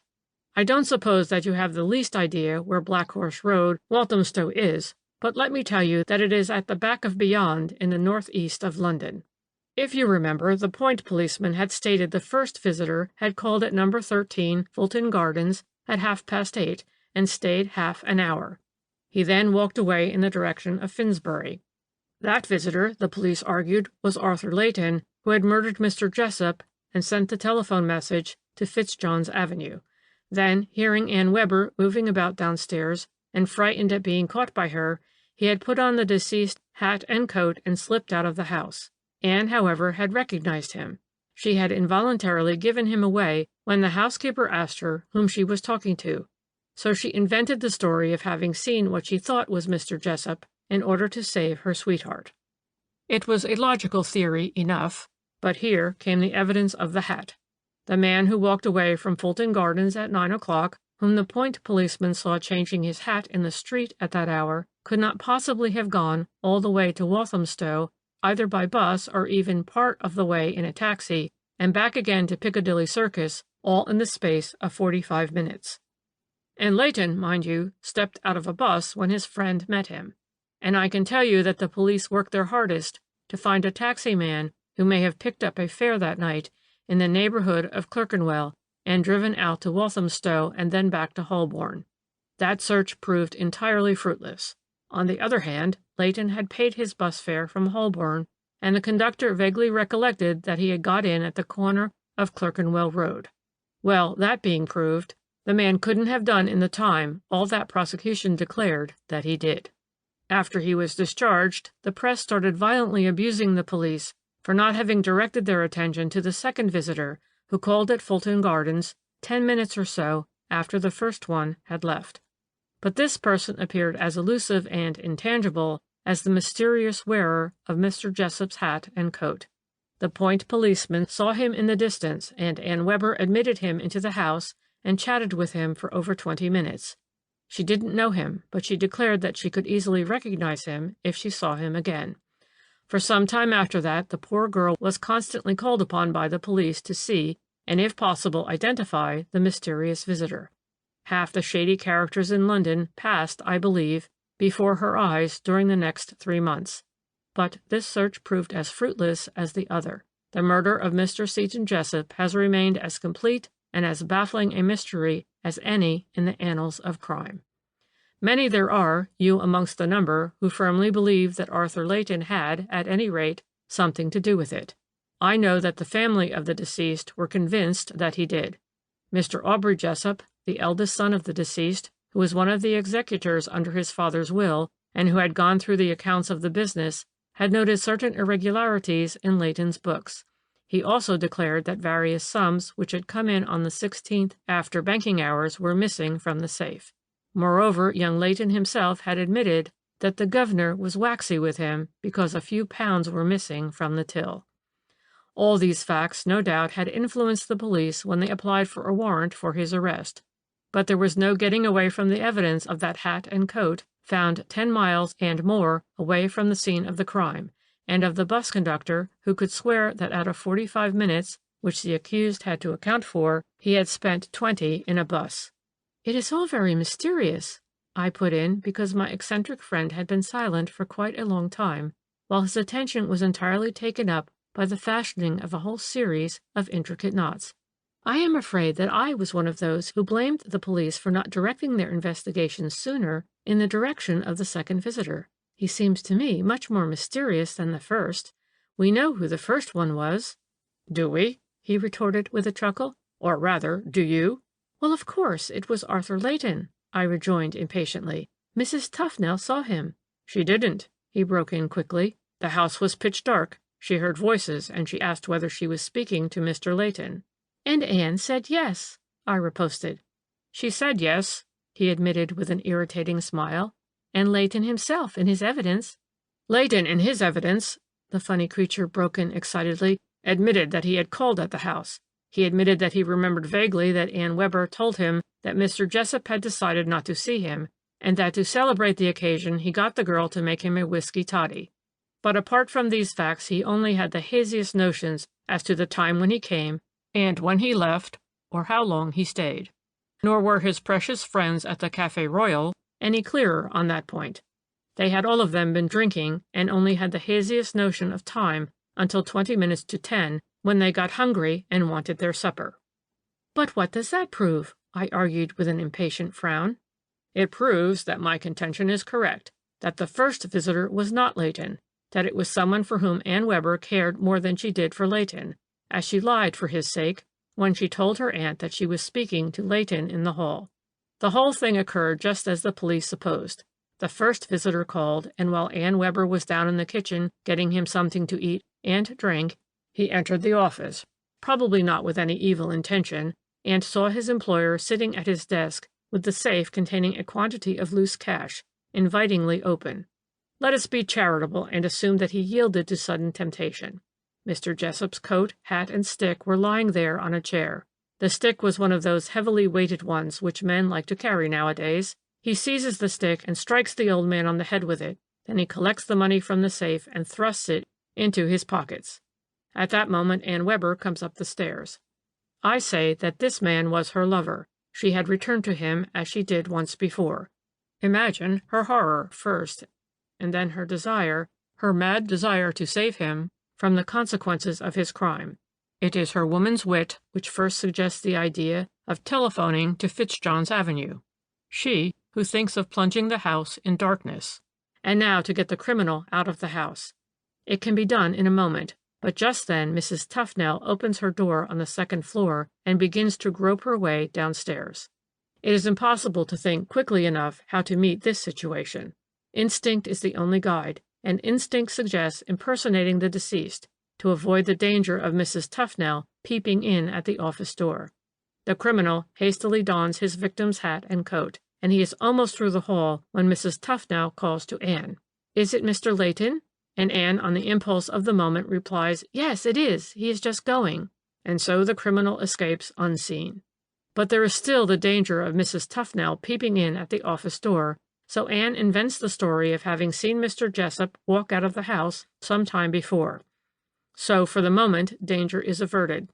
The housekeeper does peep in at the door, but only in order to satisfy herself that the lights are out, and the women then go upstairs together. 10 minutes later there is another ring at the bell. This time it is Arthur Leighton, and Anne Webber has sufficient presence of mind not to let him see that there is anything wrong in the house. She asks him in, she tells him Mr. Jessup cannot see him, and she gets him a drink and sends him off again. I don't suppose for a moment that at this stage she has any intention of using him as a shield for her present sweetheart. But undoubtedly the thought by now had crept into her mind to utilize Leighton's admitted presence in the house for the purpose of confusing the issues. Nor do I think that she had any idea that night that Mr. Jessup was dead. She probably thought that he had only been stunned by a blow from the stick. Hence her exclamation when she realized the truth. "My God, he has killed him!" Then only did she concentrate all her energies and all her wits to saving her sweetheart, even at the cost of another man. Women are like that sometimes, the man in the corner went on with a chuckle. The instinct of the primitive woman is first of all to save her man. Never mind at whose expense. The caveman's instinct is to protect his woman with his fists, but she, conscious of physical weakness, sets her wits to work, and if her man is in serious danger, she will lie and she will cheat, aye, and perjure herself if need be. And those flirtatious minxes of which Annie Bird is a striking example are only cave women with a veneer of civilization over them. She did save her man by dragging a red herring across his trail, and she left fate to deal with Leighton. Once embarked on a system of lies, she had to stick to it or her man was doomed. Fortunately, she could rely on the other woman. A mother's wits are even sharper than those of a sweetheart. "A mother?" I ejaculated. "Then you think it was—" "Mark Tufnell, of course," he broke in dryly. "Didn't you guess? As he could not go with his beloved to the cinema, he thought he would spend a happy evening with her. What made him originally go into the office, we shall never know. Some trifle, no doubt, some message for his employer. It is those sort of trifles that so often govern the destinies of men. Personally, I think that he was very much in the same boat as young Leighton. Some trifling irregularities in his accounts. The deceased, speaking so harshly to Mrs. Tufnell that night, first directed my attention to young Tufnell. He didn't want to see any of them that night. He was irritated with Mark quite as much as with Leighton, but out of consideration for the housekeeper, whom he valued, he said little about her son. Perhaps he had ordered the young man to come to his office. As I said just now, this little point I cannot vouch for. But if I have not succeeded in convincing you that the first visitor at number 13 Fulton Gardens was Mark Tufnell, that it was he who went out in Mr. Jessop's hat and overcoat, changed hats in the street, and wandered out as far as Walthamstow in order to be rid of the pièce de conviction, then you are less intelligent than I have taken you to be. Mark Tufnell, remember, lives in the north of London. He was supposed to have gone to the cinema that night, therefore the people with whom he lodged thought nothing of his coming home late. "That poor mother!" I ejaculated. "I wonder if she suspects the truth." "She knows it," the funny creature said. "You may be sure of that. There was a bond of understanding between those two women, and they never once contradicted each other in their evidence. A worthless young blackguard has been saved from the gallows.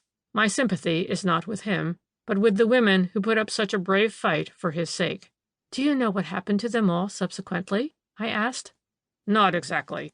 But I do know that Mr. Seton Jessop in his will left his housekeeper an annuity of £50. I also know that young Tufnell has gone out to Australia, and if you ever dine with a friend at the Alcyon Club, you will notice an exceptionally pretty waitress, who will make eyes at all the men. Her name is Anne Weber. End of section 25. End of The Fulton Gardens Mystery. 13. A Moorland Tragedy. Chapter 1. The man in the corner had finished his glass of milk and ceased to munch his bun. From the capacious pocket of his huge tweed coat he extracted a piece of string, and for a while sat contemplating it, with his head on one side, so like one of those bald-headed storks at the zoo. "I always had a great predilection for that mystery," he said, apropos of nothing at all. "It still fascinates me." "What mystery?" I asked, but as usual he took no notice of my question. "It was more romantic than the common crimes of today. In fact, I don't know if you will agree with me, but to me it has quite an 18th century atmosphere about it." "If you were to tell me to what particular crime you refer," I said coldly, "I might tell you whether I agree with you or not." He looked at me as if he thought me an idiot. Then he rejoined dryly, "You don't mean to say that you have never thought of the Moorland tragedy?" "Yes," I said, "often." "And you don't think that the story is as romantic as any you have read in fiction recently?" "Yes, I do think that the story is romantic, but only because of its mise en scène. The same thing might have occurred in a London slum, and then it would have been merely sordid. Of course, it is all very mysterious, and I, for one, have wondered what has become of that Italian. I forget his name." "Antonio Vizio. A queer creature, wasn't he? And we can well imagine with what suspicion he was regarded by the yokels in the neighboring villages. Yorkshire yokels! Just think of them in connection with an exotic creature like Vizio. He had a curious history, too. His people owned a little farm somewhere in the mountains near Santa Caterina in Liguria, and during the war an English intelligence officer, Captain Arnott, lodged with them for a time. They were, it seems, extraordinarily kind to him. The family consisted of a widow, 2 daughters, and the son, Antonio. As he was the only son of a widow, he was, of course, exempt from military service, and helped his mother to look after the farm. His passion, however, and one, by the way, which is very common to Italian peasants, was shooting. There is very little game in that part of Italy, and it means long tramps before you can get as much as a rabbit or a partridge. But there was nothing that Antonio loved more than those tramps with a gun and a dog. And when Captain Arnott had leisure, the two of them would go off together at daybreak and never return till late at night. Sometime in 1917, Captain Arnott was transferred to another front. He got his majority the following year, and after the war he retired with the rank of lieutenant colonel. He hadn't seen the Vizio family for some time, but he always retained the happiest recollections of their kindness to him and of Antonio's pleasant companionship. It was not to be wondered at, therefore, that when in 1919 that terrible explosion occurred at the fort of Santa Caterina, which was only distant a quarter of a mile from the Vizio's farm, Colonel Arnott should at once think of his friends, and as he happened to be at Genoa on business at the time, he motored over to Santa Caterina to see if he could ascertain anything of their fate. He found the village a complete devastation, the isolated farms for miles around, nothing but masses of wreckage. I don't know how many people, men, women, and children, had been killed. There were over 200 injured, and those who had escaped were herding together amongst the ruins of their homes. It was only by dint of perseverance and the exercise of an iron will that Colonel Arnott succeeded at last in finding Antonio Vizio. There was nothing left of the farm but dust and ashes. The mother and one of the girls had been killed by the falling in of the roof, and the younger daughter was being taken care of by some sisters in a neighboring convent, which had escaped total destruction. Antonio was left in the world all alone, homeless, moneyless. Italy is not like England, where at times of disaster money comes pouring at once out of the pockets of the much abused capitalists to help the unfortunate. There was no money poured out to help poor Antonio and his kindred. Colonel Arnott was deeply moved at the sight of the man's loneliness. He worked hard to try and get him a job in England, right away from the scenes of the disaster that must perpetually have awakened bitter memories. Finally, he succeeded. A friend of his, Lord Crookhaven, who owned considerable property in the North Riding, agreed to take Vizio as assistant to one of his gamekeepers, a fellow named William Topcoat.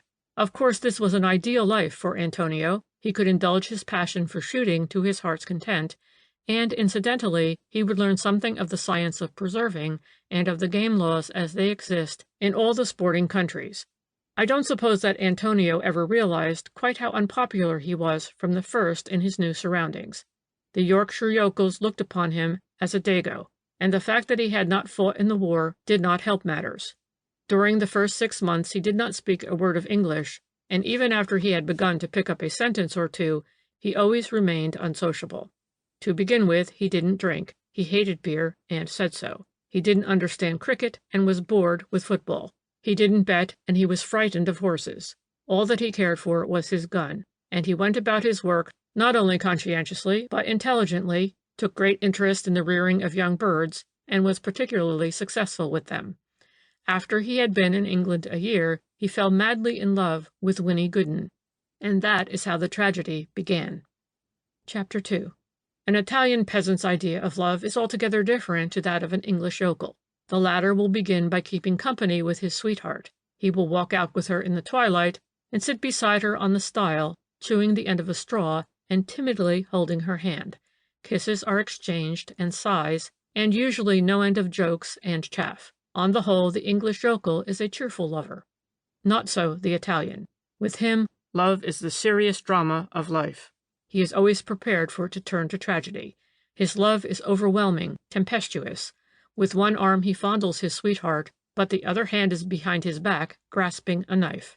So it was with Antonio Vizio. Winnie Gooden was the daughter of one of the gardeners at Markthwaite Hall, Lord Crookhaven's residence. She was remarkably pretty, and I suppose that she was attracted by the silent, rather sullen Italian, who, by the way, was extraordinarily good-looking. Dark eyes, a soft, creamy skin, quantities of wavy hair. Everyone admitted that the two of them made a splendid pair when they walked out together on Sunday afternoons. Thanks to the kindness of Colonel Arnott, Vizio had succeeded in selling the bit of land on which his farm had stood, so he had a good bit of money, too, and though James Gooden, the father, was said to be averse to the idea of his daughter marrying a foreigner, it was thought that Winnie would talk her father over easily enough if she really meant to have Antonio. But people didn't think that she was seriously in love with him. During the spring of 1922, Mr. Gerald Moville came home from Argentina, where he was said to be engaged in cattle rearing. He was the youngest son of Sir Timothy Moville, whose property adjoined that of Lord Crookhaven. His arrival caused quite a flutter in feminine hearts for miles around. For smart young men are scarce in those parts, and Gerald Moville was both good-looking and smart, a splendid dancer, a fine tennis and bridge player, and in fact was possessed of the very qualities which young ladies of all classes admire, and which were so sadly lacking in the other young men of the neighborhood. The fact that he had always been very wild, and that it was only through joining the Air Force at the beginning of the war that he escaped prosecution for some shady transaction in connection with a bridge club in London, did not seriously stand against him, at any rate with the ladies. The men perhaps cold-shouldered him at first, and he was not made an honorary member of the country club at Richmond. But he was welcome at all the tea and garden parties, the dances and the tennis matches throughout the North Riding. And in social matters it is, after all, the ladies who rule the roost. The Movilles, moreover, were big people in the neighborhood, whom nobody would have cared to offend. The eldest son was colonel, commanding a smart regiment, I forget which. One daughter had married an eminent K.C., and the other was the wife of a bishop. So for the sake of the family, if for no other reason, Gerald Moville was accepted socially, and his peccadilloes, of which it seems there was more than one in connection with the bridge club, were conveniently forgotten. Besides which, it was declared that he was now a reformed character. He had joined the Air Force quite early in the war, been a prisoner of the Germans until 1919, when he went out to Argentina, where he had made good, and where it was said he was making a huge fortune. This rumor also helped, no doubt, to make Gerald Moville popular, even though he himself had laughingly sworn on more than one occasion that he was not a marrying man. He was in love with too many girls ever to settle down with one. He certainly was a terrible flirt, and gave all the pretty girls of the neighborhood a very good time. He had hired a smart little two-seater at Richmond, and motor excursions, lunches at the Wheat Schiff at Reeth, jade earrings or wristwatches. The girls who were ready to flirt with him and to amuse him could get anything they wanted out of him. But it was soon pretty evident that though Gerald Moville flirted with many, it was Winnie Gooden whom he admired the most. From the first he ran after that girl in a way that scandalized the village gossips. She, of course, was flattered by his attentions, but did not show the slightest inclination to throw Antonio over. She was sensible enough to know that Gerald Moville would never marry her, and she made it very clear that though he amused her, her heart would remain true to her Italian lover. But here was the trouble. Antonio was not the man to run in double harness. His fiery southern blood rose in revolt against any thought of rivalry. He had won Winnie's love and meant to hold it against all comers, and more than once in public and in private he threatened to do for any man who came between him and Winnie. You would have thought that those who were in the know would have foreseen the tragedy from the moment that Winnie Gooden started to flirt with Gerald Moville. Nevertheless, when it did occur, there was universal surprise quite as much as horror, and there seemed to be no one clever enough to understand the psychological problem that was the true key of that so-called mystery. Chapter 3. Lord Crookhaven's property, you must know, the man in the corner resumed after a moment's pause, extends right over Markthwaite Moor, which is a lonely stretch of country intersected by gullies, down which during the heavy rains in spring and autumn the water rushes in torrents. There are one or two disused stone quarries on the moor, and except for the shooting season, when Lord Crookhaven has an occasional party of sportsmen to stay with him at the Hall, who are out after the birds all day, this stretch of country is singularly desolate.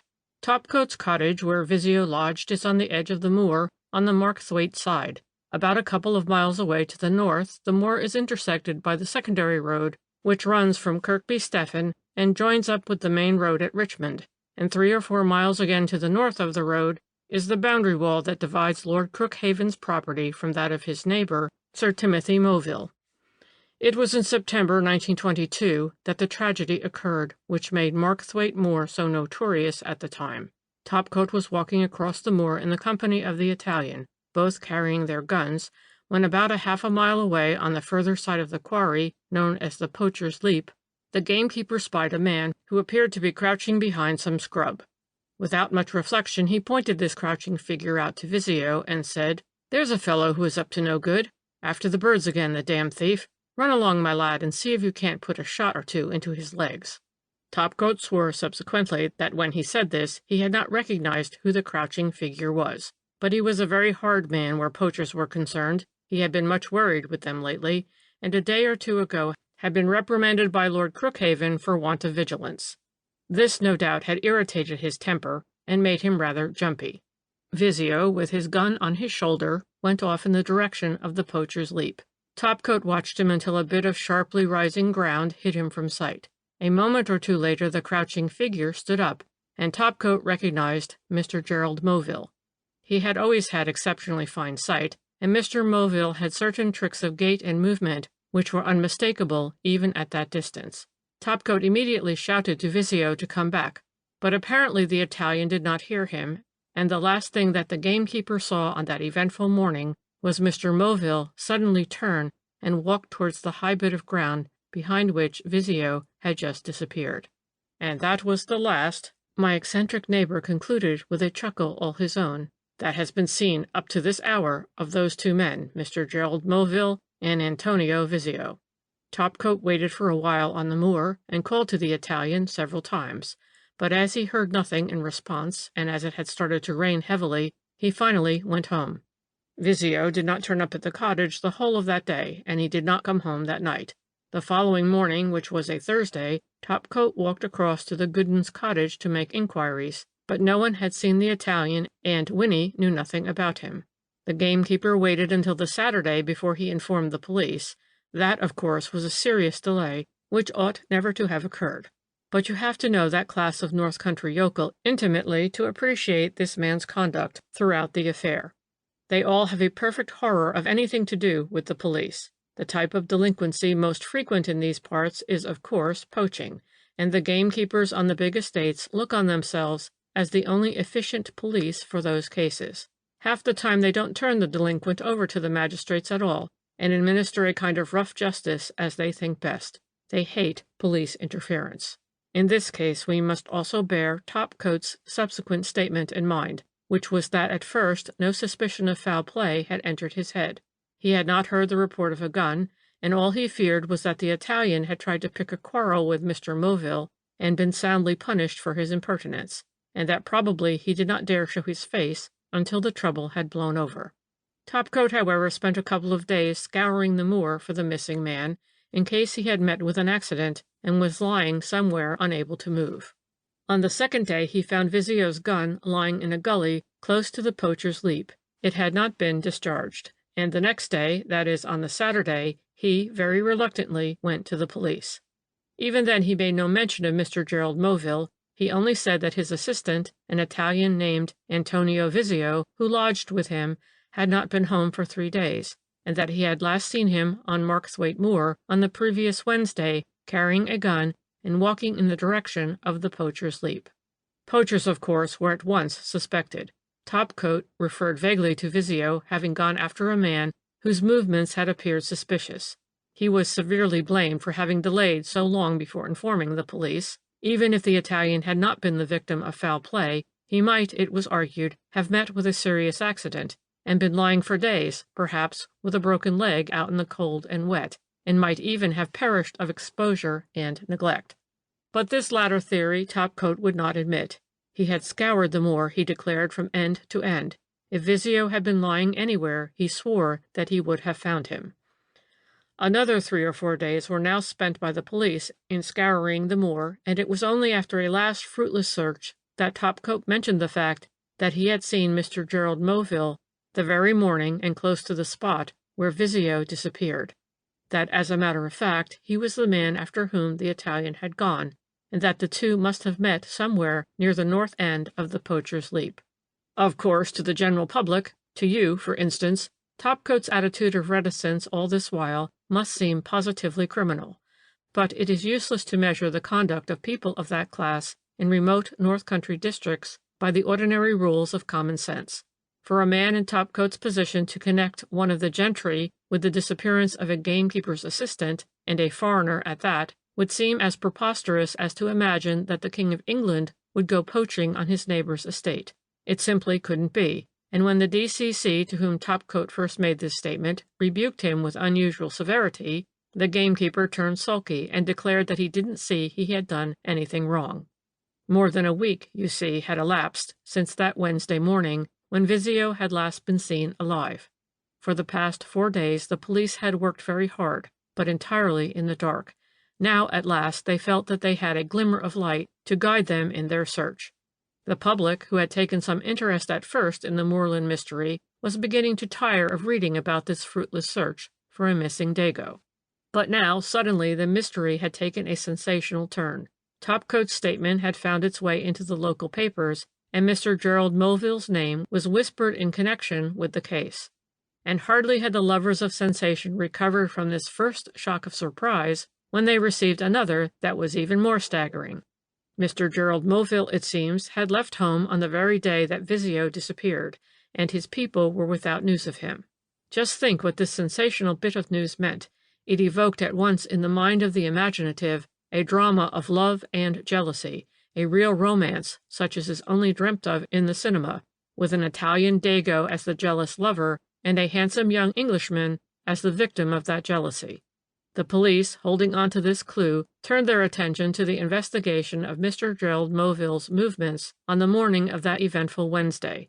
They had to go very tactfully to work, so as not to cause alarm to Sir Timothy and Lady Moville. It seems that Mr. Gerald had, on the Monday previously, announced his sudden intention to return immediately to Argentina. According to statements made by one or two of the servants, he did this at breakfast one morning, after he had received a couple of official-looking letters that bore the Buenos Aires postmark. Lady Moville had been very distressed at this, and she and Sir Timothy tried to dissuade Mr. Gerald from going quite so soon, but he was quite determined to go, saying that there was some trouble at the farm which he must see to at once, or it would mean a severe loss, not only to himself, but to his partner. He finally announced that he would have to go up to London on the Wednesday at latest to see about getting a berth, if possible, in a boat that left Southampton for Buenos Aires the following Saturday. Preparations for his departure were made accordingly.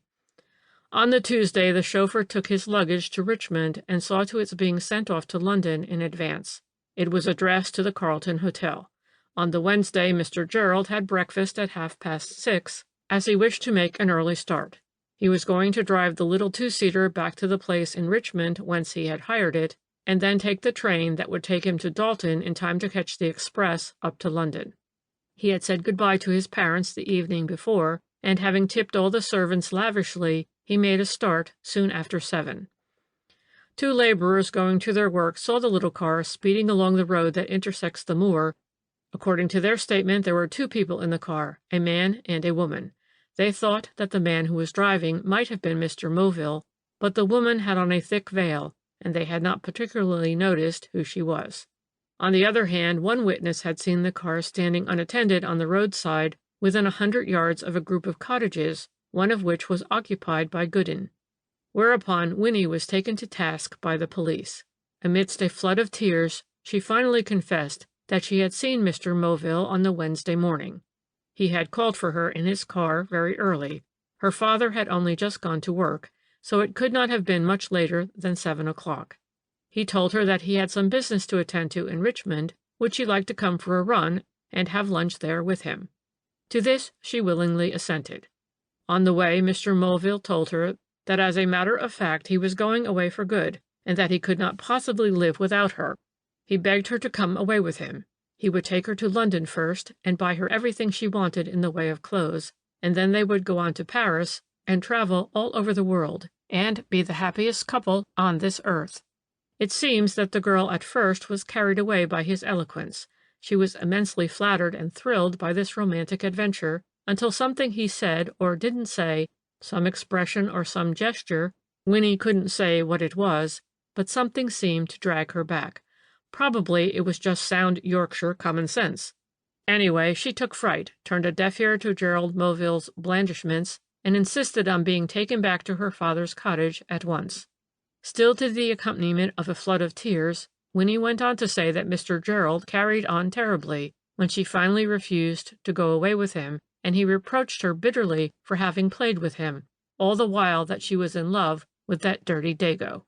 But Winnie was firm, and in the end, the disappointed lover had to turn the car back and take the girl home again. It was then close upon 9 o'clock. Mr. Gerald drove her to within half a mile of her father's cottage. Here she got out and walked the rest of the way home. She had not seen Mr. Moville since. On the other hand, one of the neighbors told her that soon after she went off in the car that morning, Antonio Vizio had called at the cottage, and seemed in a terrible way when he was told that she had gone out with Mr. Moville. As you see, the mystery was deepening. Instead of the one missing man, there were now 2 who had disappeared, and the question was what had become of Mr. Gerald Moville and his car. Inquiries at the garage where it belonged brought no light upon the subject. The car had not been returned, and nothing had been seen in Richmond of Mr. Moville or the car. Inquiries were then telegraphed all over the place, and 24 hours later the car was traced to a small place called Falconblain, which is about 12 miles from Paisley, where it was left at a garage late on the Wednesday night by a man who had never since been to claim it. The people at the garage could only give a vague description of this man. It was about 11 o'clock, a very dark night, and just upon closing time. The man wore a big motor coat and a cap with flaps over the ears. He had on a pair of goggles, and the lower part of his face looked coated with grime. It would be next to impossible to swear to his identity, but the assistant who took charge of the car said that the man spoke broken English. The police searched the car and found a handbag containing a number of effects such as a man would take with him if he was going on a long train journey: brush and comb, a novel, a couple of handkerchiefs, and so on. Some of these effects bore the initials GM. Pursuing their investigations further, the police discovered that a man wearing a big motor coat, goggles, and a cap with flap ears had taken a first-class ticket for Glasgow at Beath, which is a small place on the local branch line, in the early morning of Thursday, and had traveled to Glasgow by the 7:5 a.m.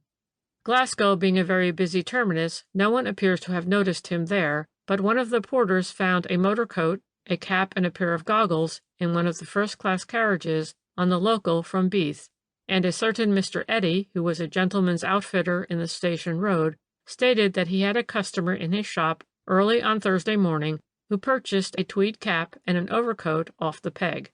He had come in without either hat or coat. His face and hands were black with grime, and his hair looked covered with coal dust. He explained that he was an engineer who had been engaged all night on some salvage work down the line, where there had been a breakdown, and that he had somehow lost his coat and his cap. He paid for the goods with a £5 note, which he took from a case out of his pocket, and the case appeared to be bulging over with notes. Mr. Eddy thought that he might possibly be able to identify the man if he saw him again. One thing he did note about him, and that was that he spoke broken English. But from that moment, in spite of strenuous efforts on the part of the police, all traces of the man with the dirty face, who spoke broken English, vanished completely, and what's more, all trace of Mr. Gerald Moville had also vanished. He did not go up to London, and all this while his luggage was at the Carlton Hotel waiting to be claimed.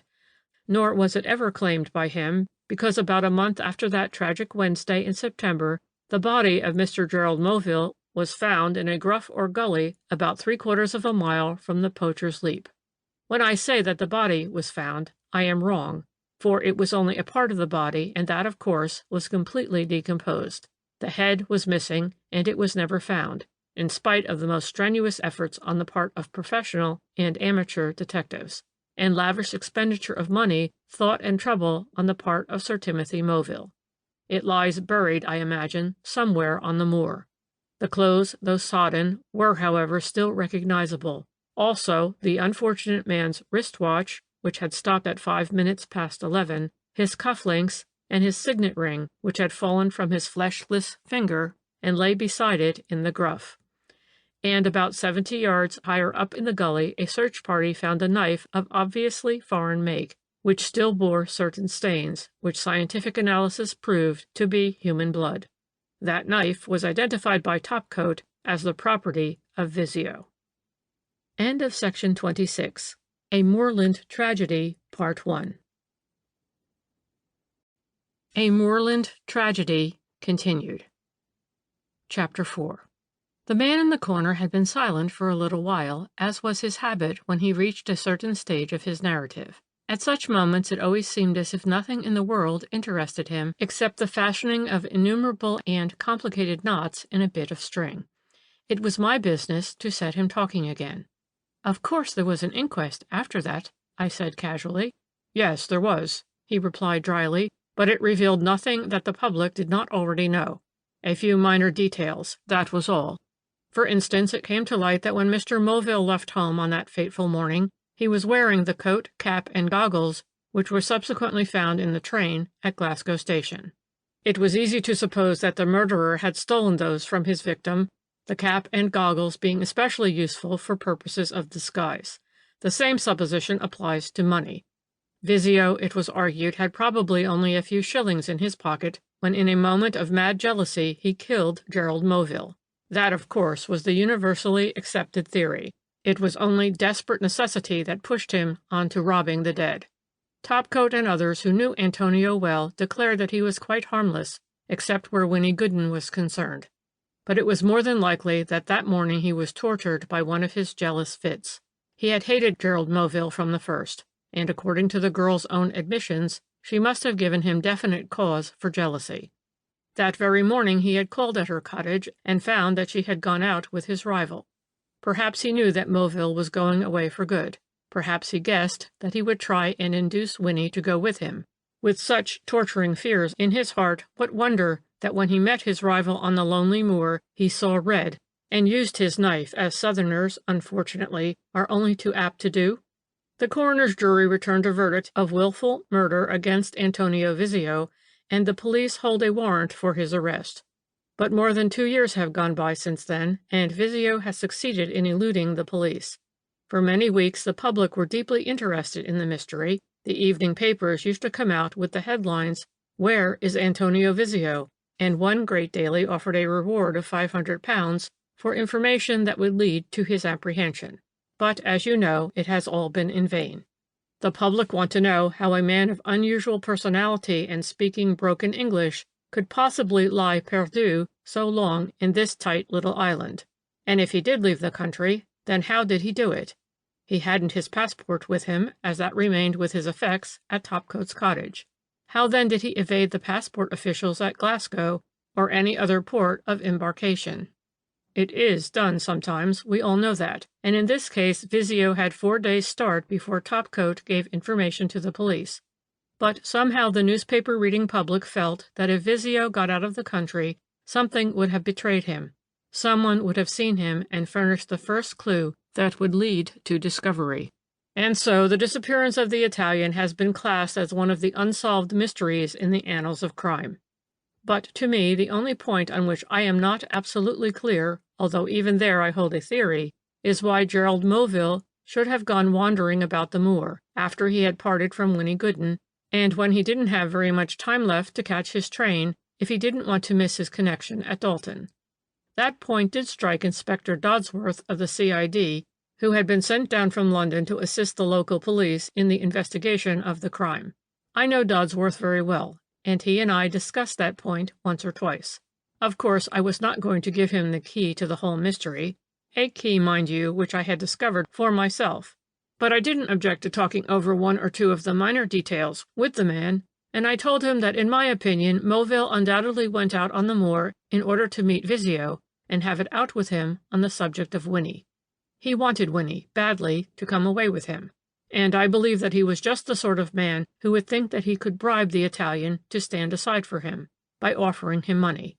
I believe those half-bred Spaniards and Portuguese out in Argentina are a most corrupt and venal lot, and Gerald Moville classed Vizio amongst that lot. I have no doubt whatever in my mind that Moville was walking across the moor to see if he couldn't find Vizio in Topcoat's cottage. It was obviously not for me to tell the police that the Poacher's Leap is in a direct line between that cottage and the place where the 2-seater was seen at a standstill on the roadside. But Dodsworth had to admit that I was right on that point. "Then you think," I rejoined, "that Mr. Moville, after he parted from Winnie Gooden, set out to seek an interview with Antonio Vizio with a view to enter into an arrangement with him about the girl?" "Yes," my eccentric friend assented with a nod. "He wanted to bribe Vizio to stand aside for him?" "Exactly." "Then," I went on, "he met Vizio on the moor?" "Yes." "Which so enraged the Italian that he knocked the other man down and finally knifed him in accordance with the amiable custom of his country?" "No," the man in the corner retorted dryly. "I didn't say that." "But we know that the 2 men met, and that—" "And that one of them was killed," he broke in quickly. "But that man was not Gerald Moville." "He was seen," I argued, "at Falconblain, at Beath, and at Glasgow. The man with the dirty face, the motor coat, and the goggles." "Exactly," he broke in once more. "The man in the cap with the flap ears and wearing motor goggles. The man whose face and hair were in addition covered with grime. An excellent disguise, as it indeed proved to be." "But the foreign accent. The man spoke broken English." "There are few things," he said with a sarcastic smile, "that are easier to assume than broken English, especially when only uneducated ears are there to hear." "Then you think—" "I don't think," he replied curtly. "I know. I know that Gerald Moville met the Italian on the moor, that he quarreled with him over Winnie Gooden, that he knocked him down, and that Vizio was killed in the fall. I can see the whole scene as plainly as if I had been there. Can't you see Moville realizing that he had killed the man, that inevitably suspicion would fall on him? Topcoat had seen him. Witnesses had seen his car in the road. He was known to be the Italian's rival in Winnie's affections. Already he could feel the hangman's rope round his neck. But we must look on Gerald Moville as a man of resource. A man, above all, up to many tricks for drawing a red herring across the trail of his own delinquencies. I will spare you the details of what I can see in my own mind as having happened after Moville had realized that Vizio was dead.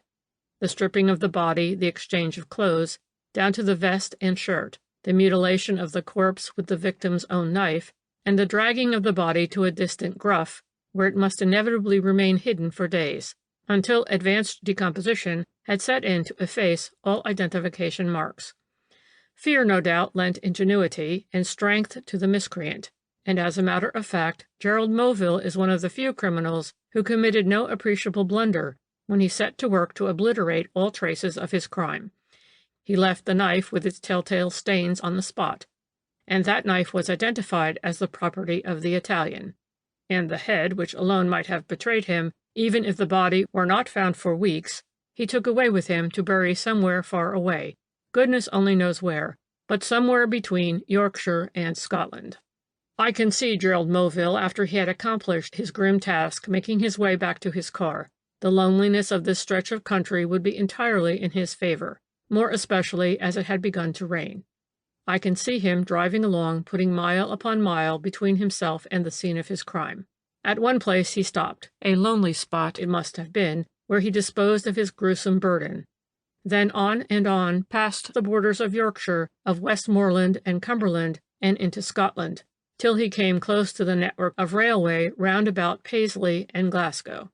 Falconblain, a village tucked away on a lonely bit of country, but boasting of a garage, must have seemed an ideal spot wherein to abandon the car altogether and take to the road, and this Moville did, trusting to the long night and also to luck to further efface his traces.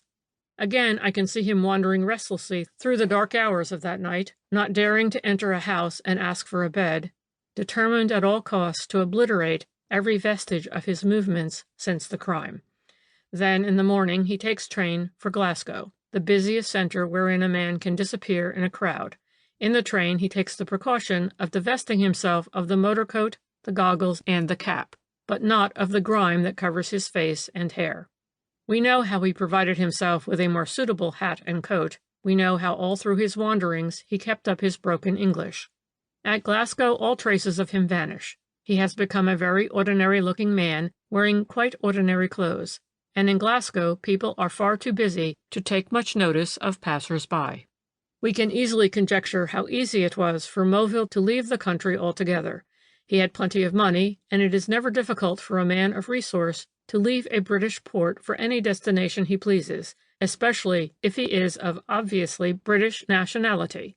Money, we all know, will accomplish anything, and rogues will slip through a cordon of officials where the respectable citizens will be chivied about and harassed with regulations. Moreover, we must always bear this in mind, that the police were not on his track, nor on that of the Italian, for that matter. Moville was free to come and go, and you may be sure that he was quite clever enough not to behave in any way that might create suspicion. The man in the corner paused quite abruptly. A complicated knot was absorbing his whole attention. I felt thoughtful, meditative, and after a few minutes' silence, I put my meditations into words. "That is all very well," I said, "but personally I don't see that you have anything definite this time on which to base your theory. Both the men have disappeared. The police say that Vizio killed Moville. You assert the reverse, and declare that Moville deliberately dressed up the body of the Italian in his own clothes. But you have nothing more to go on for your assertion than the police have for theirs." "I was waiting for that," he rejoined with a dry chuckle. "But let me assure you that I have at least 3 psychological facts to go on for my assertion, whereas the police only go on 2 very superficial matters for theirs.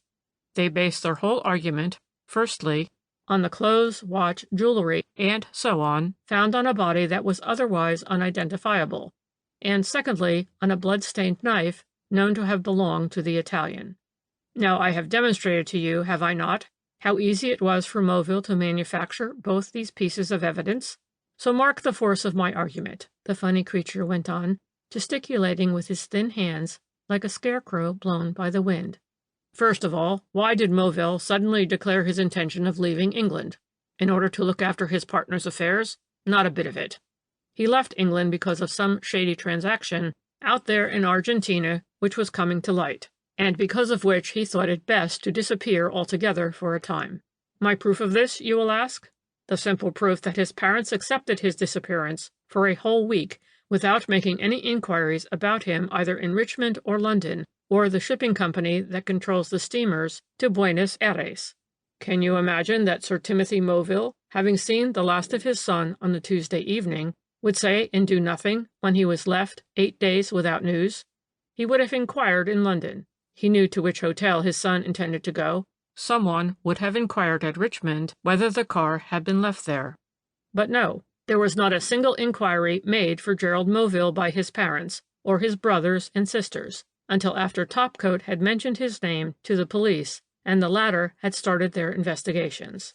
And why? Because his people knew where he was. That is to say, they knew, or some of them knew, that Gerald had to lie low, at any rate for a time.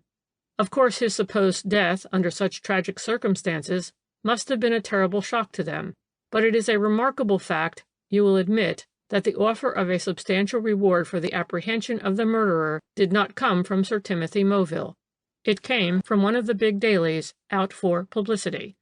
My whole argument rests on psychological grounds, and in criminal cases psychology is by far the surest guide. Now, there was not a single detail in connection with the Moorland tragedy that in any way suggested the hand of a man like Antonio Vizio. Can you see an Italian peasant who, moreover, has lived all his life with a gun in his hand, solemnly laying that gun down before embarking on a quarrel with his rival? And yet the gun was found undischarged, lying in a gully. Vizio was much more likely to have shouldered it at the sight of the man he hated and shot him dead, more especially as the Englishman would have had an enormous advantage in a hand-to-hand fight, even if the other man had suddenly whisked out a knife. Vizio was not the type of man who would think of the consequences of his crime. Maddened by jealousy, he would kill his man at sight. But in his own country, and also in France, there would be no disgrace attached to such a deed. No disgrace and very little punishment. The man who last year shot the English dancing girl on the Riviera because he thought she was carrying on with another man only got 5 years' imprisonment. Vizio would not realize that he would be amenable to English law, which does not look on homicide quite so leniently. Having killed his rival, the Italian would, in all probability, have swanked as far as the nearest village, had a good drink to steady his nerves, and then have boasted loudly of what he had done, certain that he would be leniently dealt with by a judge, and sympathized with by a jury, because of the torments of jealousy which he had endured until he could do so no longer. You can't imagine such a man sawing off his victim's head and wrapping it up in a newspaper taken out of the dead man's pocket. And this brings me to the final point in my argument, and one which ought to have struck the police from the first, the question of the car. How would Vizio know that he would find Moville's car conveniently stationed by the roadside? He would have to know that before he could dare walk across the moor carrying his gruesome parcel. Now, Vizio couldn't possibly know all that, and what's more, though he might not have been altogether ignorant of driving, he certainly was not expert enough to drive a car all by himself for over 100 miles, at top speed and for several hours in the dark. To my mind, if this fact had been driven home to the jury by a motoring expert, they never would have brought in a verdict against Vizio. And if you think the whole matter over, you will be bound to admit that there is not a single flaw in my argument. From the point of view of possibility as well as of psychology, only one man could have committed that crime, and that was Gerald Moville. I suppose his unfortunate parents will know the truth one day. Soon, probably, when the young miscreant is short of money and writes home for funds. Or else he may return to Argentina and under an assumed name start life anew. They are not over particular there as to a man's antecedents. They will, perhaps, think all the more of him when they know that where a girl is concerned, he will stand no nonsense from a rival. Think it all over. You'll come to the conclusion that I'm right." He gathered up his bit of string and took the spectacles from off his nose. For the first time I saw his pale, shrewd eyes looking down straight at me. "I shan't see you again for some time," he said with a wry smile. "Won't you shake hands and wish me luck?" "Indeed I will," I replied. "But you are not going away, are you?" He gave a curious, short, dry chuckle. "I am going out of England for the benefit of my health," he said coolly. I hadn't shaken hands with him because the very next moment he had turned his back on me as if he thought better of it. The next morning I read in the papers a curious account of some extensive robberies committed in the neighborhood of Hatton Garden. The burglar had managed to escape, but the police were said to hold an important clue. A curious feature about those robberies was the way in which a knotted cord had been used to effect an entrance through a skylight. The newspaper reporters gave a very full description of this cord. It was photographed and reproduced in the illustrated papers. The knots in it were of a wonderful and intricate pattern. They set me to thinking and wondering. I have often been to that blameless tea shop in Fleet Street since, but the man in the corner is never there now, and the police have never been able to trace the large consignment of diamonds stolen from that shop in Hatton Garden, and which has been valued at £80,000. I wonder if I shall ever see my eccentric friend again.